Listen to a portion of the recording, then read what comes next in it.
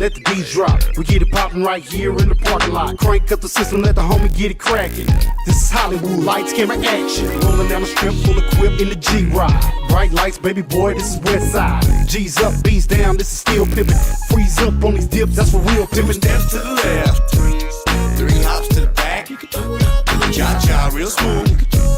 Now do your step, do your step.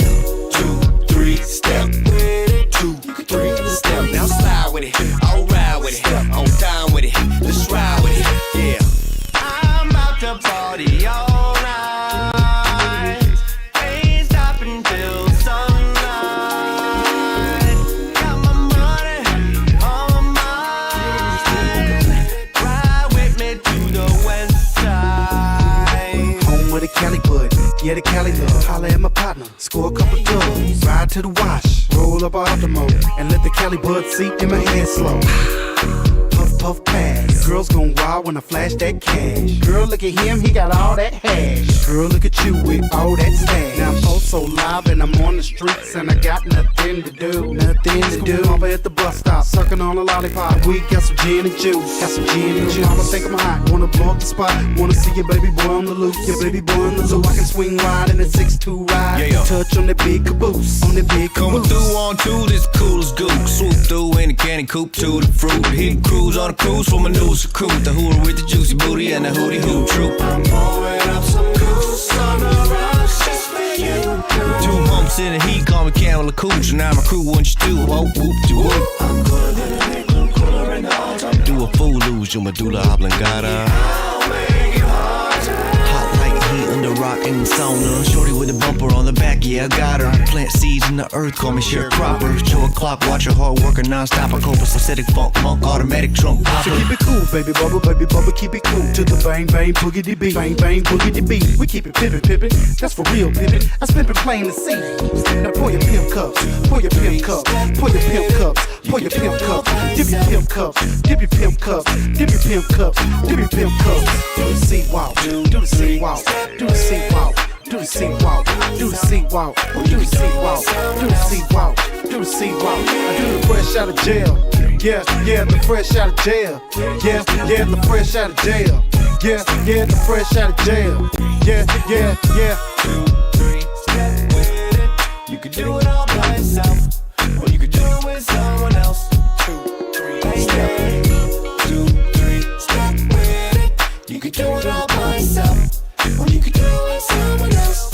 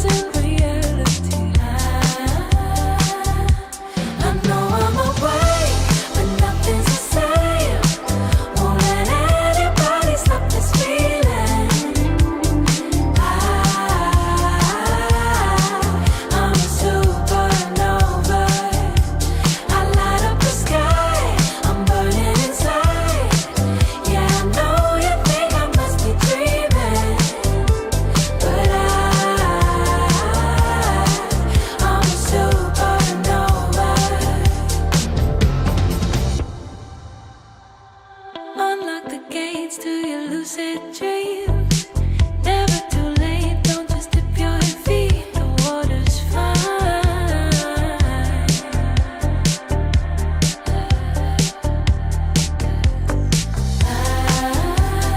Heaven's a part of me. I need you so close to me. Losing reality. I know I'm away, but nothing's the same. Won't let anybody stop this feeling. I'm a supernova. I light up the sky. I'm burning inside. Yeah, I know you think I must be dreaming, but I'm a supernova.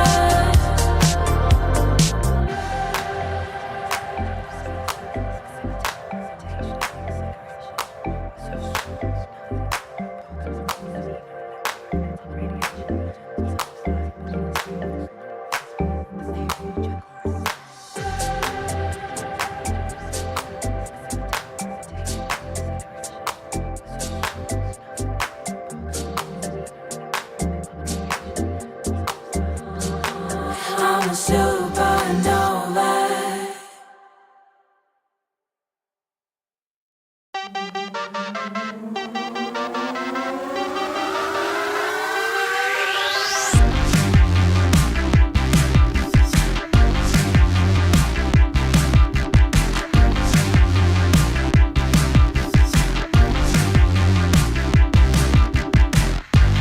I'm hitting platinum while you rockin' the chrome.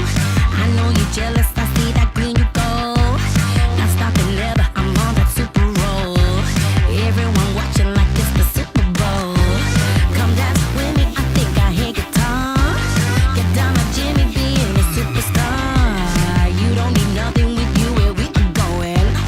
Everyone knows it, that's your cover blown. Maybe we can both see I was just made like this. I'm a hot thing, it's true. What can I do? I was just made like this. I'm a hot thing. Woo, baby, and you know it. Just being super honest. I leave that motor running. Oh yeah, I know you love it. I'm getting shivers, my hairs are standing up. No, I am perfect, but think I'm near enough. Stand and deliver, you're on the highway. You're going nowhere till I get my way. So don't try to help me.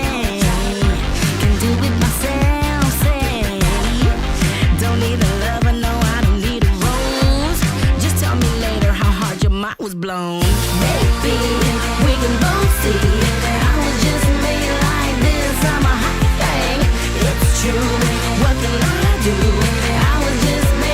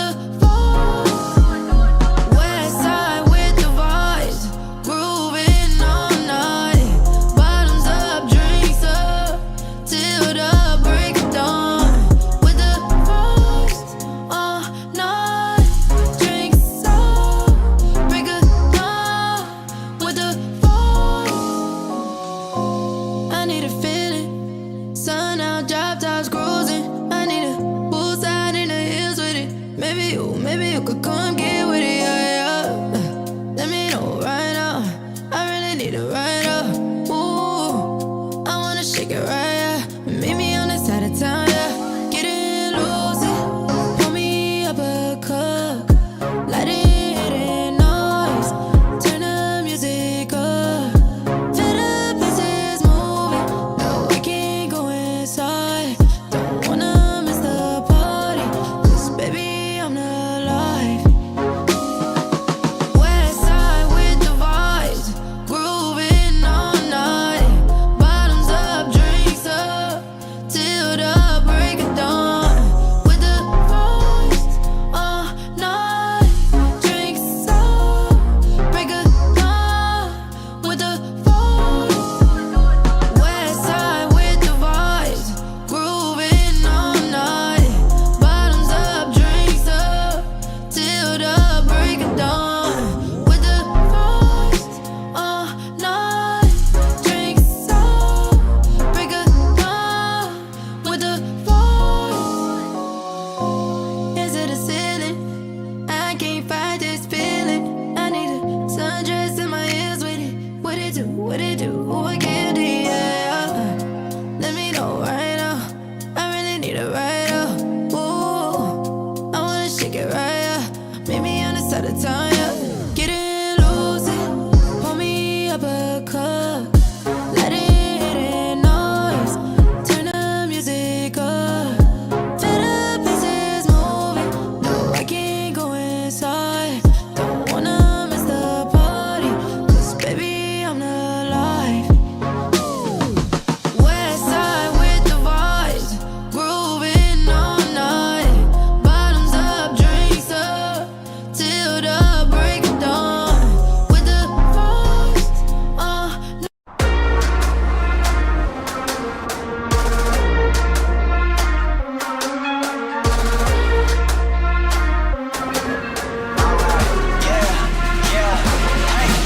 Yeah, can't stop, won't stop going till a player on top know it. Rooftop, penthouse suite. If you really want it, gotta own it. Fight through it, we was at the lowest. Blood, sweat, tears, the components. Riding all year, now's the moment. We are not friends, we are opponents. Yeah, I'm coming for mine. Yeah, I'm making a play, the game on the line. Yeah, I've been on the grind. Yeah, I jump in the spot, I made it my time. Yeah, look in the sky. Yeah, the stars align, no shade to shine. Can't stop it already. Emotional work and devotion, we put in this time. Look. You won't stop my stride. I'll just break your line. I'm torn. Tolerate wasted time. Take us down. Keep fighting. The Snapdragon Pro Series powered by Samsung Galaxy is brought to you by Snapdragon Elite Gaming, Samsung Galaxy S23 Ultra, Monster Energy, and DHL. Welcome to Mobile Legends! What is a winner? Make a promise, then I go and deliver. What is a great? He the favorite, any race that he enters. Look at their face, they all amazed. This ain't for beginners. Back in the days, we used to dream, but now we can get it. Work, work, work. We gotta push to the limit, then work till we finish, then push to the limit, then work, work, work, work.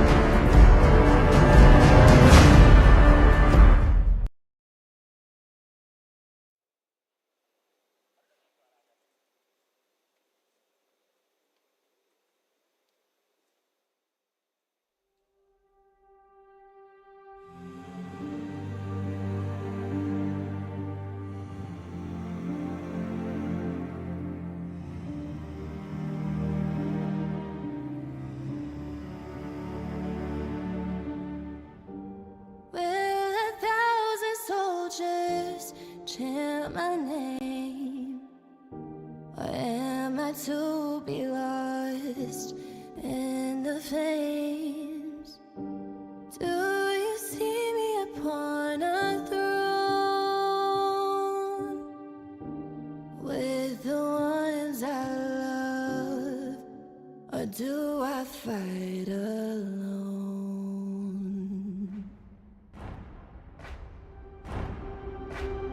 We won once early this year. We will bring home the trophy again. With the way the Dragon Breaks go back into it. It is not about winning, it's to prove a beginning of a new chapter.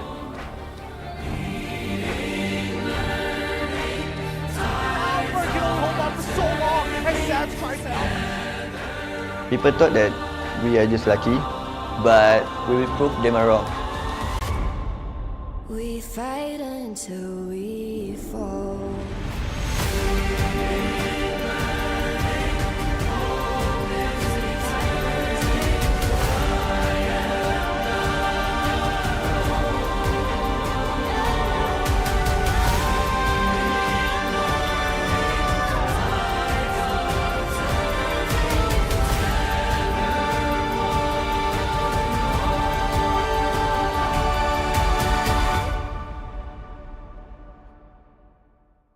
We fight until we fall.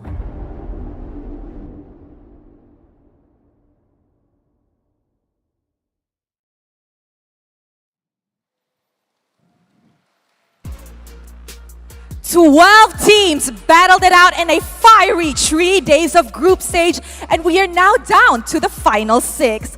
Welcome to the Snapdragon Pro Series Challenge Finals Playoffs. My name is Rose and I am with Clara as your host for today, and we are live from Istora Senayan, Jakarta. Yap, disiarkan langsung dari Istora Senayan, Jakarta. Bude Clara Mausar dan juga Rus tentu saja langsung menyambut para pencinta Mobile Legends di Snapdragon Series Pro Challenge babak playoff. Dan di sini kita sudah melihat bahwa 16 tim mereka berjuang dari babak group stage, dan pada akhirnya tersisa 6 tim terbaik yang akan memperebutkan gelar juara. Dan dari 6 tim ini kita sudah memiliki 3 perwakilan dari Philippines, 2 perwakilan dari Indonesia, dan 1 dari Malaysia. Yes, now for those of you who actually missed out on the group stage, we will be having 6 teams in this playoffs, whereas 3 are representing the Philippines, 2 are representing Indonesia, and 1 will be representing Malaysia. Now, Clara, I'm pretty sure everybody is excited to witness the first match. How about we ask the audience if they're ready? Apakah kalian siap untuk menyaksikan match hari ini? Yeah, I can hear them. Aku bisa merasakan semangat mereka, Rose. Yes, I agree. I hear the energy. I love the energy. So how about let's show it over to our panels to break down on what's going to be happening today on the first day of SPS. Panels, kindly take it away. Let's go. Alright. Istora Senayan, suara yang mana? Wow. Yes. Hari pertama kita sudah langsung disambut dengan pertarungan yang sangat luar biasa. Tapi sebelum kita melangkah lebih jauh, izinkan saya untuk memperkenalkan diri saya, Mas Ger di sini, dan juga ditemani oleh 2 orang yang sangat luar biasa. Ada Profesor KB dan juga Om Wawa. Apa kabar teman-teman? Halo Mas Ger. Alhamdulillah biasa.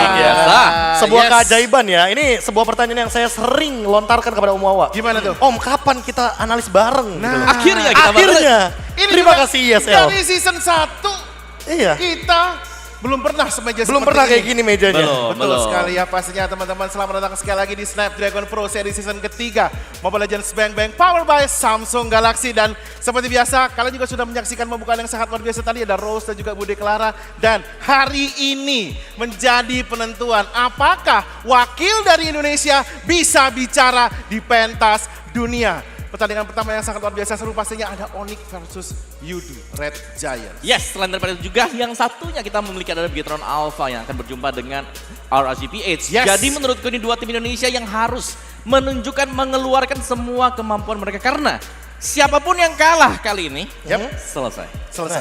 Tapi kalau kita berbicara sedikit ya soal match yang kedua nanti, aku punya fun fact sedikit bahwa memang terakhir kali Bigetron Alpha bertanding di sini, ya kan? Dan kebetulan aku analis juga sama Umawa, mereka menang. Apakah sejarah akan berulang? Istora Senayan ini emang bener-bener jadi saksi kita semua loh untuk beberapa pertandingan yang sangat-sangat penting, Umawa. Betul sekali. Dan Itu kalau Mas kita Gian. melihat juga Istora Senayan adalah salah satu venue kebanggaan Indonesia yang pasti. selalu melahirkan pertandingan-pertandingan yang sangat menarik, dan semua pertandingan Mobile Legends Bang Bang yang digelar di sini menyisakan sebuah rasa yang gak bisa dilupakan. Gak bisa terutama sama pecinta Mobile Legends yang ada di seluruh Indonesia. Nah, gini teman-teman, ini adalah sebuah bahasan yang menarik. Kita langsung jump in ke pertandingan pertama kita, Onyx versus Yudo Rejani. Siapa yang sangka sih Onyx jalan dulu lewat lewat pertandingan, nggak langsung lewat seeding 1 masuk ke semifinal. Ya. Dan mungkin buat teman-teman yang kebingungan ya kan, secara poin oke kita lihat mungkin Onyx ini lebih banyak poinnya, tapi kebetulan secara head to head itu lebih diutamakan. Nah, betul. Sehingga mau tidak mau kita harus mengakui bahwa Onyx dikalahkan Epi Brand pada saat di babak group stage, dan memang Epi Brand lah yang berhak untuk melaju ke babak semifinal upper bracket. Betul sekali, tapi sebelum kita melangkah lebih jauh soal ini aku potong dulu karena kita akan menyaksikan dulu video journey dari 6 tim yang berhasil lolos hari ini. Silakan.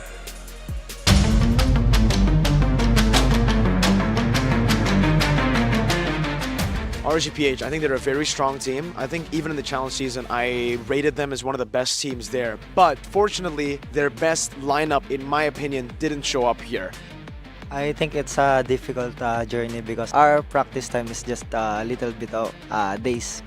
Okay, RSGPH is a really aggressive team who plays on the early game. But I think during this challenge final group stage, their problem are how to end the game. It's kind of several things that needs to be done during the playoff, because if they keep doing like this, I think it's gotta be dangerous for them. Echo has always been just a powerful team, but this time I actually lowered my expectations down a bit because no Carl Tizzy, no Benny Cutie, it's Zaida and Outplay this time, but I see him taking the right steps now. I think with Coach Tic Tac and Coach Treb as well, they're going to be able to rise and improve from their shaky challenge final group stage performance and be even better. Even then, they're beating all these top tier teams. So it's still scary. And of course, this break between the group stage and the playoffs, they're going to have a little bit more time to just really iron those mistakes out. And yeah, really excited to see them coming into the playoffs. He's going to respond the same as well. But he has the back middle one and alongside Zaida. In day 1, we were just adjustment for our 2 rookies because their first time to play in the international tournament. In day 2, we're just comfortable and we just play our gameplay. Teams in our bracket. At first, we stick to our strengths, and as the days goes on, day 2, day 3, we adjusted our drafts, we adjusted our gameplay, and we experienced from our losses against EVOS Legends, against BTR, and even if we lost, we still believe that we're still the best in our bracket. AP Brand, wow. They only lose from the Bigatron. That's why they are the contender, I think, to be the champion of this SPS, but they need to learn a lot from the enemies. So there's a bit of a concern for Bren, for me personally, is their inconsistency. If they can fix that, no doubt they're going to be one of the best teams in the world. I think there were a lot of things that they needed to address, which was the fact that Sans was unwell for the longest of time.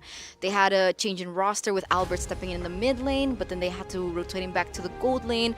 He's been adjusting really, really well. Onyx, they're one of the teams that actually are scarier once they lose. Once they lose, they will adapt, they will adjust, and they will prepare even better. They will be more motivated to win. Comes back to call Alpha to keep him alive, but it's too late. The deadly catch does too much damage. Kita di grup B ya, yang pasti itu banyak yang bilang juga itu grup neraka lah. Ya itu emang dia emang timnya kuat-kuat juga. Mungkin ya kita sering ketemu juga kan banyak tim-tim Indo yang pasti ya nggak gampang lah buat mereka. Yang pasti ada kesulitannya sendiri sih. For Bigatron Alpha, I said it during the challenge season. I'm going to say it again. Still looking like a top contender to be able to get SPS, the championship title. Kita juga bisa dibilang dapat grup yang emang timnya isinya kuat-kuat. Emang naik turun sih di grup stage juga kita banyak ngelakuin mistake-mistake. Jadi kita ada beberapa kalah dan juga syukurnya kita masih bisa lolos ke main event lah. The combo from the veteran and the new rookies from the Bigatron Alpha, it works on here. Bigatron Alpha are a very shaky team right now. I think they're pretty similar to Bren, actually. They're not as consistent as you would think. Once you get them tired, once you get them drained, that's when you can strike. And if Bigatron Alpha don't fix that, man, my favorite team might go home. And now we got to look at the teams again. Udo Red Giants, Echo, AP Brand, Bigatron Alpha, Onyx, and RSG Philippines. Yeah, it's been an amazing road here to the Challenge Final playoffs. Group A and B had their fantastic share of options or actions, and this is it. This is them right now. Yeah, I mean, looking at the group stages, right? You must be happy, Raptor, Oh, knowing hey. that Yeah, I am. Philippines team topping their group. So they're low-key in a safer place. They will not play today. Yeah. Right now, I gotta say, I'm feeling a bit lonely here.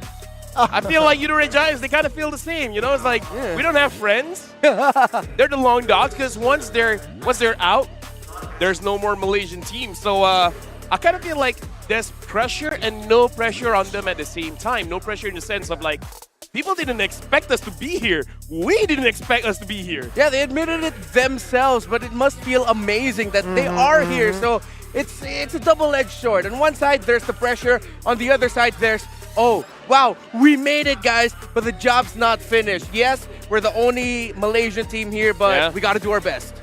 Now we got to see what they are fighting for. Let's look at the prize pool, because again, these are the top 6 teams. And now if you look at the prize pool, even number 6, 5,500, and whoa, we actually have the winners here. So looks like Burning Splash and Dota are 11 and 12, EVOS Legends, RSGSG, Sim Spot, EVOS Icon and EVOS Aura. Icon and Aura Fire, 7th and 8th. But again, you want to go for that number 1, because number 1 and number 2, what a big difference, man. Yeah, that's a massive jump. That's More than double. More than double. Slightly more than double. That's a huge gap, and even the You're a sixth huge place- gap. Wait, thank What? you. Should Yeah, I? Thank you. I don't know. I don't know. Let's look at the bracket. You know, like that one is less confusing. So right now we're gonna look at the bracket. Okay. So in case anyone is wondering why there is a bye, they are the number 1 team in their respective groups. So they're just waiting for the 2 matches to be over, and then they know who will they be facing against. Yeah, and really quickly, there are a lot of people asking how come it's Brand that advanced and not Onyx. It's because of the head-to-head. Although Onyx technically got the nicer record at the end of it all, but because Onyx lost their match to AP Brand was the one who moved up to the second round immediately. Yeah, it's a very interesting group bracket as well. But again, 2 Filipinos team, they will be in the upper bracket semifinals 1 and 2. But you know what? Seeing Onyx and Udo right now, Echo, BTR later on, they will play 2 matches today. To Actually, confirm. you were talking about that. So let's look at today's schedule to Okay. see when they are fighting, because you've already kind of gave a little bit of sneak peek there. But yeah, today's schedule, we will be starting Onyx against Udo Red Giants. Afterwards will be Echo going up against Bigatron Alpha. Winner continues fighting the winner, and the loser has to go down waiting for someone else. Yeah, I also saw this question going around on the social medias. No one will be eliminated today. The teams that lose today will be going into the lower bracket. It's a double elimination bracket we have here in the MPL regions. I think for some of us, especially the franchise regions, are used to seeing first round of the playoffs, elimination right away. That is not the case. No one's getting eliminated today. So, you know what? Stick around, guys. Stick around. If your team loses, they will play another match tomorrow. So, there you go. You can chill for today. Yeah, not over yet. I gotta say, it's good opportunities for the coaches as well, because just because you lose doesn't mean it's over. You have opportunities to learn and to readjust and to possibly build up a new strategy to keep pushing on. Yeah, exactly. And that was one of the biggest factors, not only throughout the SPS, but mainly there in that group stage. It was the members of Brand themselves. I believe it was Pandora who admitted that, yeah, first we went in with our comforts, but then eventually we started adjusting more. It started to be more of a case-per-case basis, match per match. So the draft, the gameplay that we're going to see for this first day, I feel like as it goes on in the next 2 days, it's definitely going to grow and evolve. You know what? Looking at the evolution as well, right? From the open, from the final season to the challenge finals, a lot of changes, a lot of adjustment from the both teams. So looking at the first 3 days yesterday and seeing it now, it's going to be very interesting because Onyx, they changed rosters as well. Yeah. Yep, so now let's look at the videos for both teams.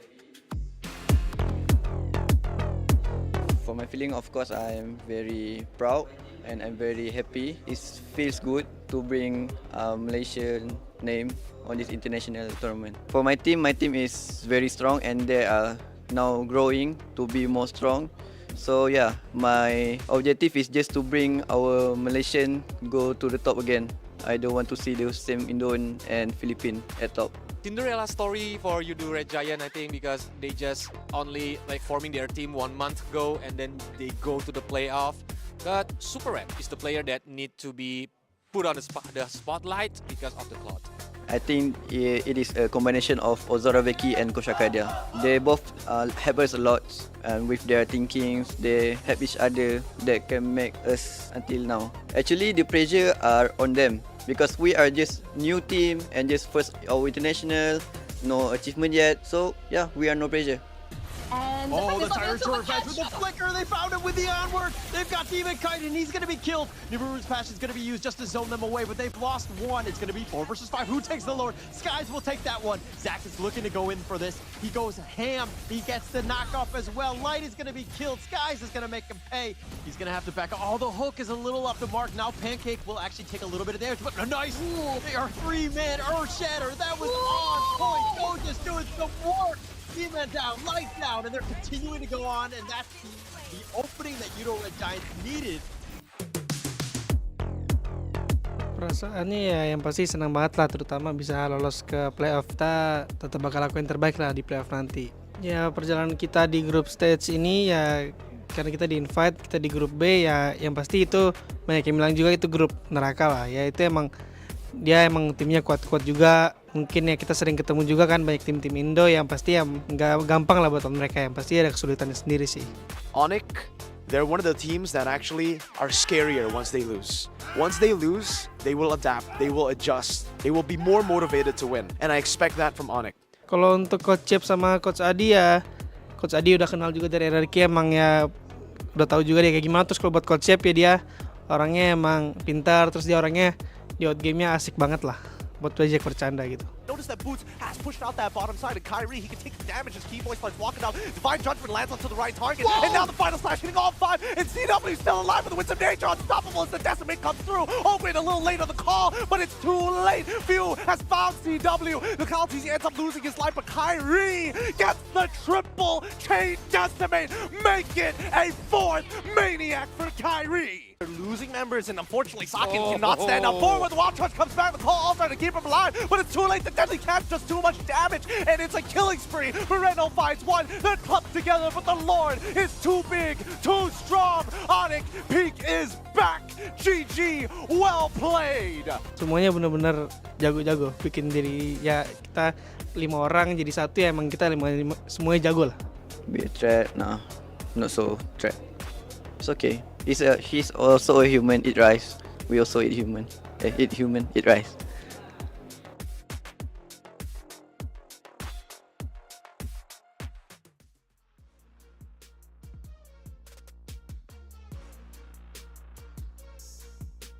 Dua tim sudah bersiap untuk membuka match hari ini. Perwakilan dari Indonesia dan juga perwakilan dari Malaysia. Yes, I agree. Now, we saw in the video that Yudo Red Giants is the only last Malaysian standing team over at the Snapdragon Pro Series Challenge Finals playoffs. And as a Malaysian talent alongside Lafell and Gideon, I'm pretty sure we are super duper excited for them. So how about let's call on Yudo Red Giants up on stage.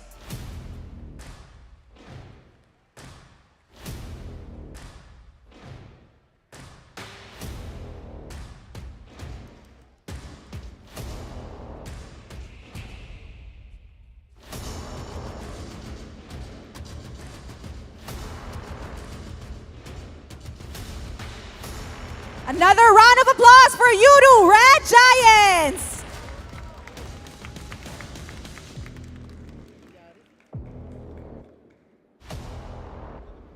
Dan tentu saja Tim tuan rumah, tim berperforma dengan sangat memukau. Dengan line up yang tak bisa terbaca dan nyaris saja menjadi pemuncak grup B.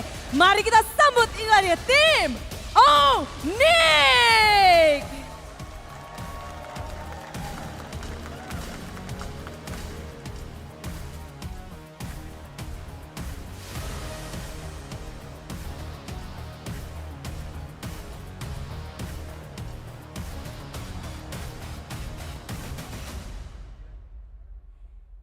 Sobat Onyx Indonesia, sekali lagi untuk tim Onyx. Okay, there we have it. The first match of the day. Two teams battling it out on the first day. It's already very spicy. Ini antara kita berdua. Malaysia dan Indonesia harus bertemu untuk membuka match hari ini dan siapapun yang menang akan meranjak, melangkah maju ke depan dan yang kalah harus turun ke lower bracket. Yes. The winning team will advance further, but the losing team still has another chance to redeem themselves. So Clara, I'm ready. The players seem like they're ready. Yes, dan the caster, panelis, semuanya sudah siap. Kalian pasti sudah siap, Sobat Onyx Indonesia. Bentar lagi kita akan menyaksikan match pertama dalam Best of 3 Series. Yes, so how about let's throw it over to our panelists to kickstart the first match of the day. Panelists, let us hear you over there. Silakan. Not sure which start to kick, but here we go. Because both teams are already on stage and they look ready enough to eat each other according to Goges. Yeah, that What is was that, by the way? the most unexpected Freudian slip from an esports pro of all time. We eat human. Oh, we also eat rice. How do you mix that? How do you mix that up? Hopefully that was a joke, right? Because if not, Hopefully. if No. not, So I'm pretty sure it is. No, Hopefully. I mean, like, to be fair, the wording is, we eat rice, they eat rice, we're the same. So it's like, they eat rice, we eat humans. Wait, no, we eat rice, though. Yeah. All right, since we both eat rice, we're human. Exactly. Okay, It's the all slip right. of the tongue. He wanted to say eat rice, but he actually said eat humans. Yeah. I mean, it's true. He doesn't do that. He doesn't. I hope. He doesn't. I bet he's a funny guy, LFL. Oh, he's a Goges. funny guy. He's a funny guy. But speaking of being a guy, we got to talk about the two teams here because we got to talk about the dynamics because Goges is a very, I would say, he likes to play for those team fights. Yeah. I would also say that Boots likes to isolate the EXP laner, make sure that he doesn't move around. But first, let's introduce you to Red Giants, Goges, Sakai's, Zach Cutie, Super Red, and Pancake. Yeah, I'm pretty sure everyone who's been following the Snapdragon Pro Series knows or has heard a lot about Super Red, how he's shined for Udo Red Giants, how in a team that going into this, I was hearing from the Malaysian casters, yo, watch out for Goges. No, Super Red comes out of nowhere and has made himself a bona fide star for Red Giants. But Goges, yeah, he is still amazing for Udo. You know what? A very strong EXP, but one player that I feel like is underrated in that team is the guy's because he can pull off the assassin, he can pull off the utility, and it seems like why he's so reliable is because he is so strong in contesting those neutral objectives. Yeah, currently actually Sakai's is tied with Super Red for the most MVP performances in the game there you go. for Red Giants. So yeah, Super Red, Goges, but don't definitely watch out for Skies. Yeah, honestly, nearly every player were basically aces from different tier 2 teams brought together. So that's why every single one of them can bring an MVP kind of showing. And now looking at the stats as well, top banned by opponents, 44% for the 1-1. I kind of feel like that will change drastically because I kind of feel like maybe in this series he will not be getting the Claude because Super Red on the Claude is a little bit too cray-cray. Yeah, it's cray-cray. In the Philippines, we call it matic, automatic. When he gets that Claude, you know he's going to show up. I love that. And I believe these two teams are definitely going to be fighting out for the Beatrix and the Brody more often. You mentioned Skies, Gani. That's your guy. That's your man right there. I mean, he loves the Martis. I love the Martis. 71% on this guy. This is why he is so lethal. Yet again, because Martis here can pull off that anti-CC, that is also the reason why he's so strong in contesting those neutral objectives. Here's the thing. He idolizes Kyrie. Oh. Now he has to fight against him. The idol. Oh, like he said that himself. Like he looks up to Kyrie. You know, the funny thing about this match is you have a team called Red Giants, but in a David versus Goliath matchup, they're David. This is Goliath. Yep. Let's introduce Onyx Boots, Kyrie San, CW, and Keyboy. You know what? Another roster swap here. Because yesterday we saw a lot of Albert playing in that gold lane, playing a lot of Harrods, bringing the Claude as well. But now with CW, is this the real main lineup here is the question. Because I love seeing Albert performing. But then again, it seems like with CW, he adds more stability in this team, which I preferably, in this current stage, I love. No, I would say this is their very best lineup, and I appreciate that going up against Red Giants. So they're like, yeah, we're going to face you guys as seriously as we can. So that's why, right now, looking at the team statistics, I'm really interested to see, in terms of the bans, what are they going to ban out from Red Giants, because I do want to see if they have been paying attention. Looking at the situation here, their top pick, which I personally am slightly afraid of, is the Cho, because Keyboy on the Cho, on the Kufra, forget about it. Yeah, he's insane. Cho, Kufra, Franco. It seems like whatever roamer you give him, he's gonna thrive. They did try to give him a Florin roam, but it doesn't seem like it's the Onyx flavor just yet. And it's He's also a playmaker, man. Yeah, he's a playmaker, and it's difficult to playmake as a Florin. Now it's interesting that we're actually seeing Joy as the highlight hero here for Kyrie, 100% win rate alongside his Lancelot. He's been wanting to play more Fredrin and Martisis though, but it seems like he's still really thriving as an assassin. He's still able to pull off that Joy here, it seems like, not just the assassins. And yeah, you're right, he is able still to pull off the assassin, even though he prefers the quote-unquote the fighters. But then again, remember that Joy, why is it so hot in Onyx? It's a flex pick. Boots can pick it up, but then again, it's leaning more towards Kyrie. So if you draft against Onyx, a lot of questions will be asked. Yeah, and when you are now going to be considering the Joy as a presence in the draft, now you're going to be thinking, are we going to open up the Kaja? Because Kaja's another hero you don't want to give to Keyboy, but then you want to have a chance to get the Kaja for yourself so that Kyrie won't be able to get his hands on a Joy, because we all know Joys don't really like going up against Kaja. So yeah, a lot of things to consider here. And something I want to add, gentlemen. We all know Kyrie, handsome, champion, hell of an MLBB player. I saw him playing pool earlier. I think we found something that Kyrie got to work on. No human is perfect. So you're saying has a flaw. He has a flaw. He's bad at playing pool. I'm not saying that. I'm just saying he's got something to work on. He's not amazing at it. Yeah, Coach Yet was teaching it, but give it maybe a month and then suddenly he's beating everyone at pool. Yeah. That's just It's Kyrie. Yeah. Actually, I'm pretty bad at pool as well. I can teach you. Really? Yeah. Legit, you know what happened before? There was one time I was hitting the white ball and I hit another ball and it went to the other table. The other, like it jumped? Yeah. And the other table was kind of angry because they were having a serious game, and I'm like, okay, I'm sorry. Oh my god, I can imagine. Yeah. The I'm sure they understand that. It was, hey. No, they didn't. They didn't? They didn't. All right. They didn't care. I can't salvage that for you, bro. There's nothing I can do to paint that into a better picture. Either way, talking about this game, I really feel like, so we got to talk about the win conditions, because I feel if Red Giants can actually minimize the amount that Keyboy can do, that's going to be a big deal. Yeah, definitely. How he can set for the roam and the rotations. You do Red Giants, instead of trying to match the aggression of Onyx, I want to see them try to at least minimize the Onyx snowballs.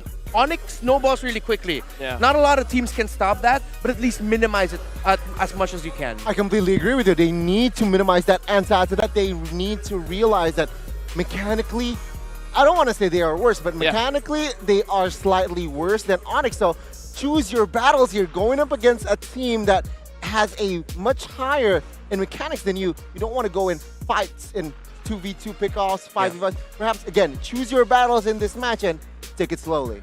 Here's the thing, you guys watching at home, especially on Twitch, make sure you guys give us your predictions. Who do you guys think is going to win? Because this is the first match of the day, and it's really going to be setting up the tempo.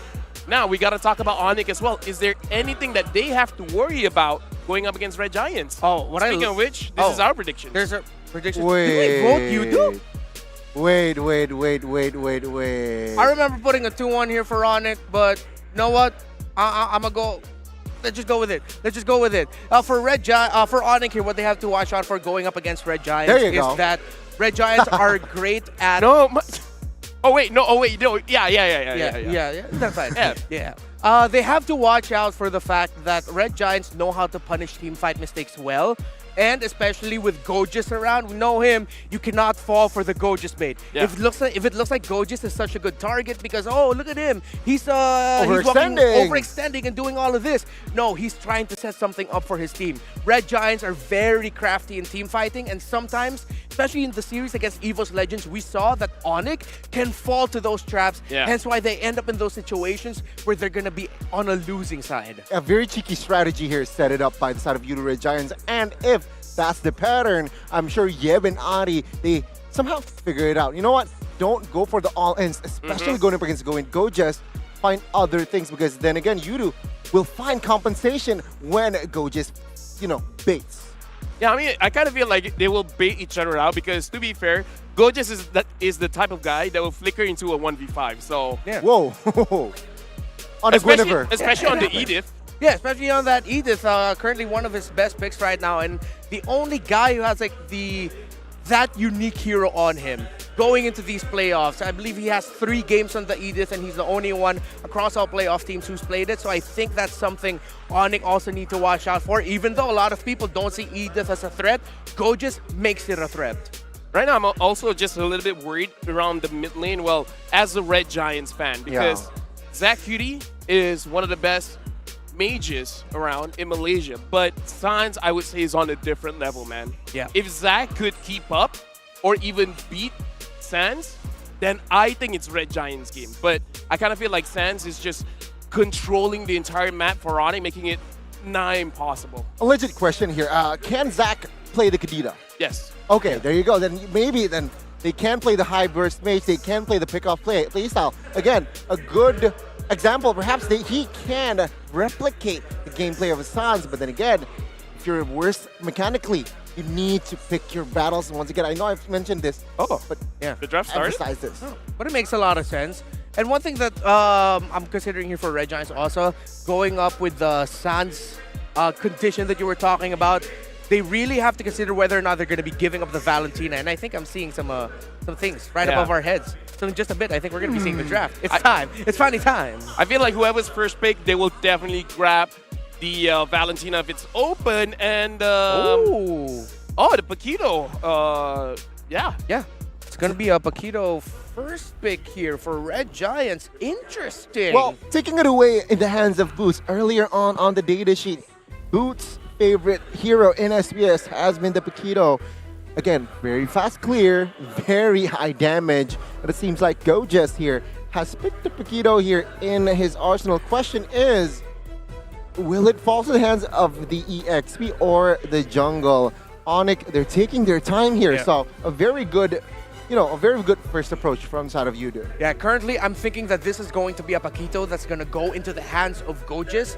We were talking about Gojas earlier. That gives him the opportunity to go for his solo plays, be able to manage a minion wave on his own, and at the same time, do those bait plays in team fights that we were talking about. Now Onyx, we talked about the Valentina, they picked it up. We talked about the Joy, they've prioritized it. Those are 2 deadly picks right away on the side of Onyx. It'll make Yudo Red Giants consider about picking up the Eve, picking up the Farsa, but I think they're hovering over it and they still want to pick it up. Honestly, I want to see what this Paquito can do, because you just traded one Paquito for, like, you got a Paquito and you gave your opponent a Valentina and a Joy, which is like one of their best heroes, 100% on the Joy for Kyrie. And I kind of feel like Sans, if the Valentina is open, I'm not going to choose anything else. So this is very interesting, and I think it is very bold. I want to see if it works out, because that's a very expensive first pick, man. That is right. And look at the response here. Yves and Kaja, 2 ults, 2 huge ults that can be taken away from Sans. Question is, does this overwhelm the IMU, or does this create more chances here is the question. A very good pick here going up against the Joy. You talked about the Kaja will counter the Joy, but whoa, all 6 heroes here, I feel like all tier S's. being picked up by both teams. Top tier heroes picked up, and not only that, it's the favorite heroes of the players we've been talking about.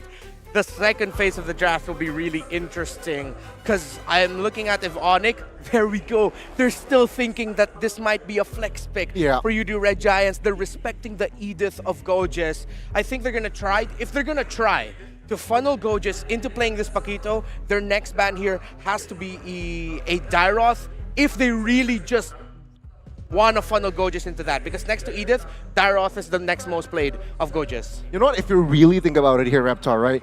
The two heroes that has been picked up by the side of Onyx is also flex pick.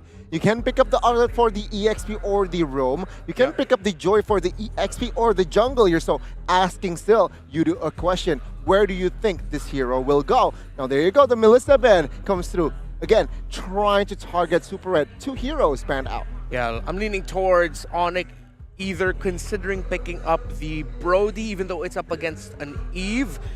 Considering that will probably be the best marksman pick for Red Giants as of now because of all the dive and the close range that Onyx has to be able to get close to their back line. The Melissa ban was great, so Red Giants now are going to consider taking out another Kiboy hero. If I'm them, I would consider, I was going to say Grok, but they take out the Terizla instead.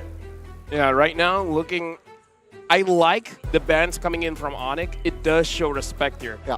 But now, if they really want to hide things up, I kind of feel like, is it safe to pick a marksman now? Seeing the composition coming in from Red Giants, is it safe enough to pick a marksman? Something like a Beatrix, because maybe you don't want to give that over to Super Red. But no, they're picking up the 1-1.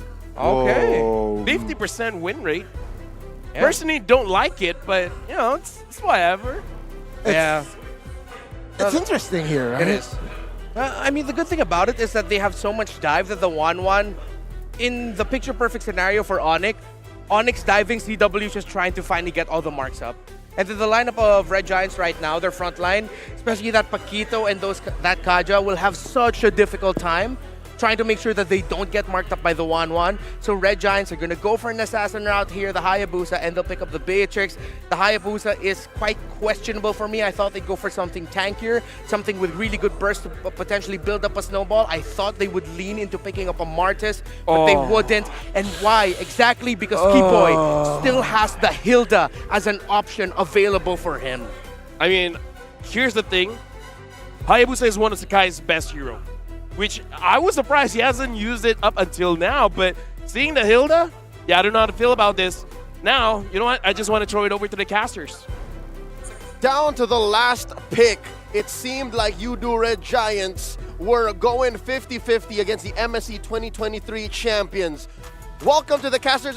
Gideon, get up! I'm scared, man! The MSC 2023 champions are looking so good in Red Giants. Their Cinderella story might just end here. Dude, Gojes wasn't scared. You heard what he said, right? It's true. They eat humans. It's the only way that they can actually stand up against these giants. And unironically, man, this draft is already looking very interesting, right? A lot is going to be riding on this Valentina, and the same could be said for Gojes. That's right. Gojes, I agree with what our panel said, is great when it's a hyperactive hero. Nay, a hero that actually forces your opponents to respond. I've been watching him all throughout the group stages, and when you give him heroes that just buy time, that allow for boots, that allow for his opponents to call the shots, that's when things get shaky for YRG. So yes, hoping that him right now on his back brings the heat.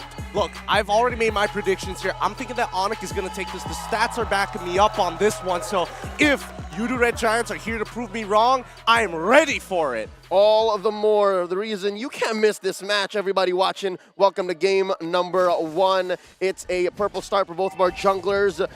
Interesting to see that Kiboy at minute 0, when the game starts, didn't go straight for Sakai. That's what you usually do, right? When you're a Hilda, you just try to look for that assassin jungler that so badly needs these earlier resources, and then you just compromise them. Exactly, but I think, you know, with the winning, I wouldn't even say winning lanes that you can force priority on. Even if you try to go for these invates, you can see that there is coverage from the EXP laner. If it was gold, it'd be from the Beatrix, but First Blood might just fall over to Kyrie's side. Flicker coming in for Pancake, and it's gonna be a double with the electrifying beats. The one takes 2 this early on. Just barely a minute passed, And we didn't even get to check out the emblems. Yeah, real quick, let's scan the landscape. And so far, nothing out of the ordinary, save for maybe Boots' choice of Brave Smite. He wants to stay hardy. He wants to be here when Gorgeous tries to call for things.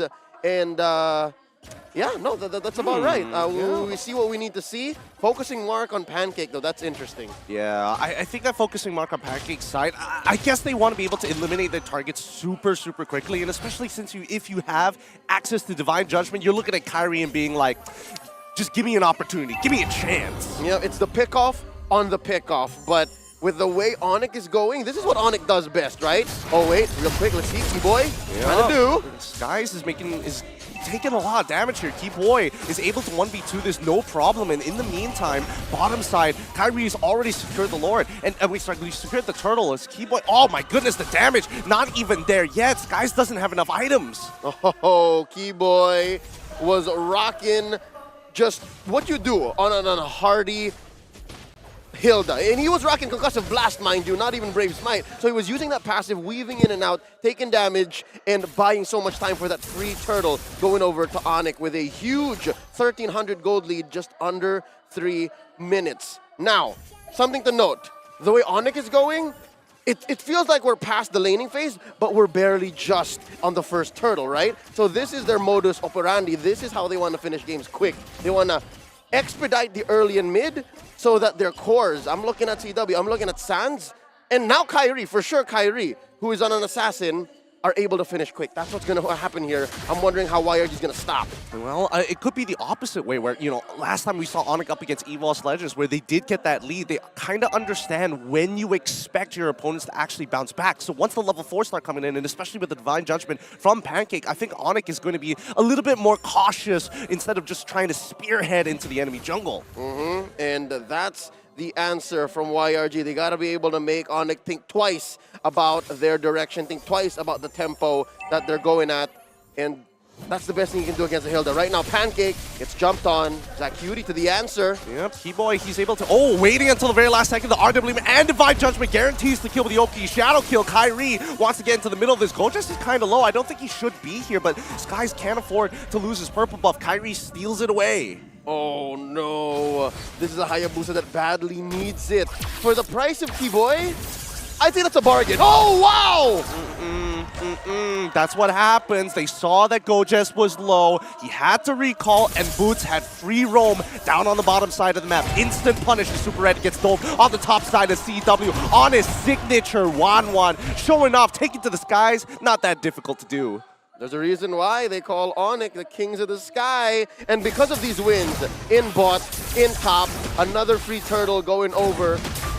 And this will now grow their lead to about 2,000 plus, right? There you go. You just saw the screen reflected. Just under 5 minutes, we're looking for Onyx to turn these into permanent gains. So far, they've only been getting kills and turtles. And now CW just up to the task, chipping away at that gold shield. Oh, it's a tough position to be in for you to Red Giants, right? That was a very pivotal point for them as they lose another turtle in the process, and more importantly, they're down levels. Like every single lane is feeling the oppression, and Skies has not stopped as he gets chunked out by Keyboy in his own jungle. Every possible resource that Onyx wants, and every single way they want to choke you, the Red Giants, they get it. And it comes at a price, right? So far it was Keyboy going down, but something else to note. Gideon, did you see this? Revitalize? What? Yep.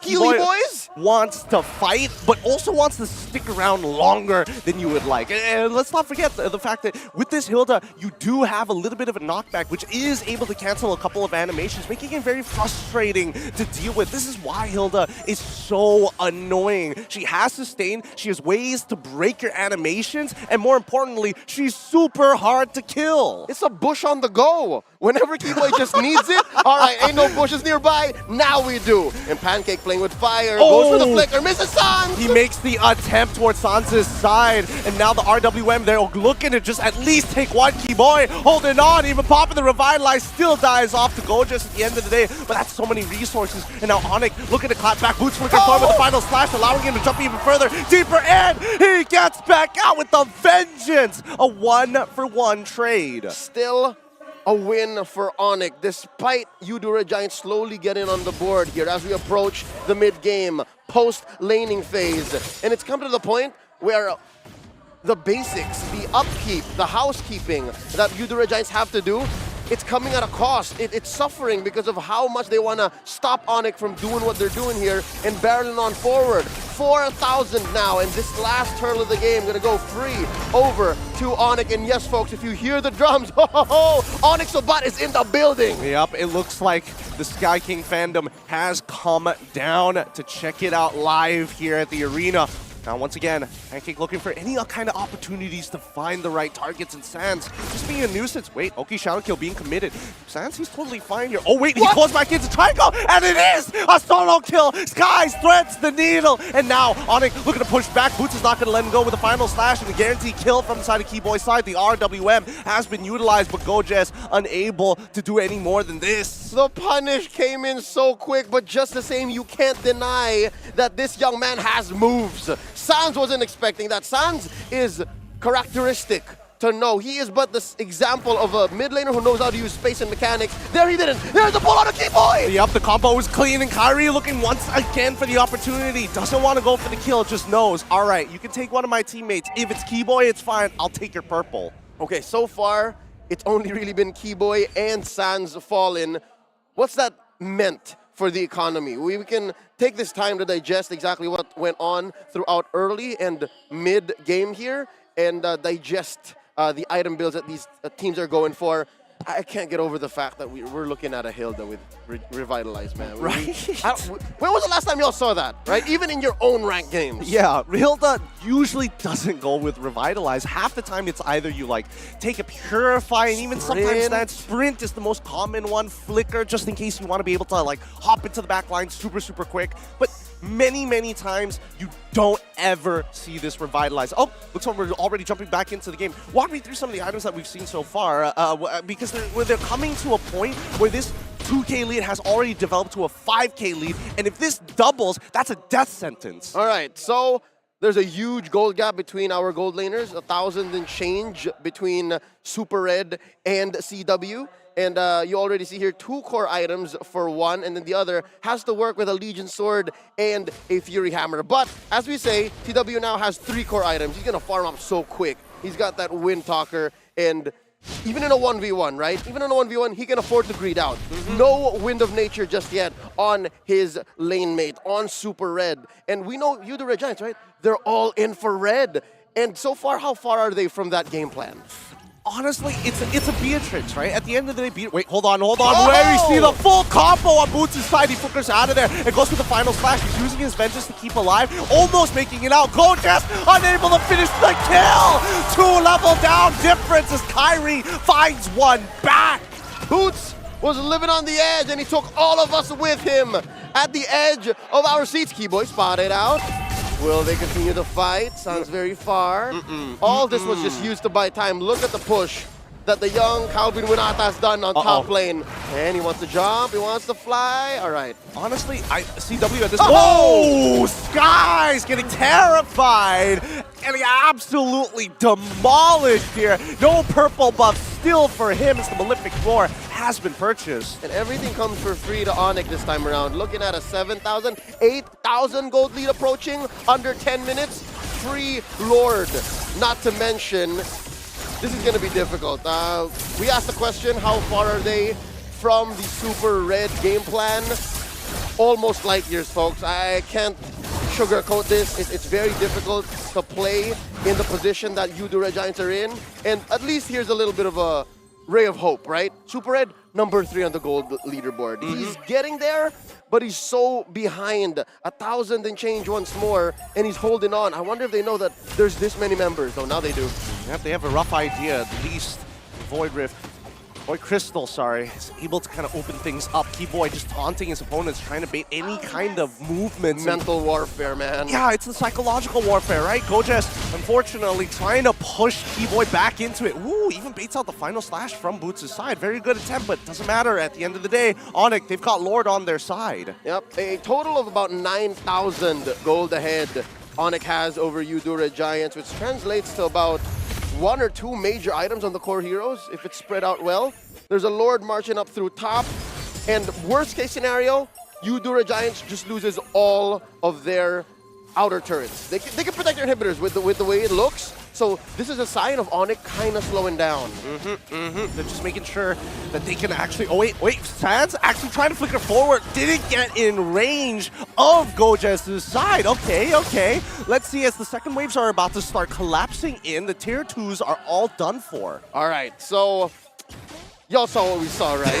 The final slash, wasted. The flicker, wasted. Maybe Eudora Giants can build up these small advantages and use these resources to kind of climb back in. I know, easier said than done.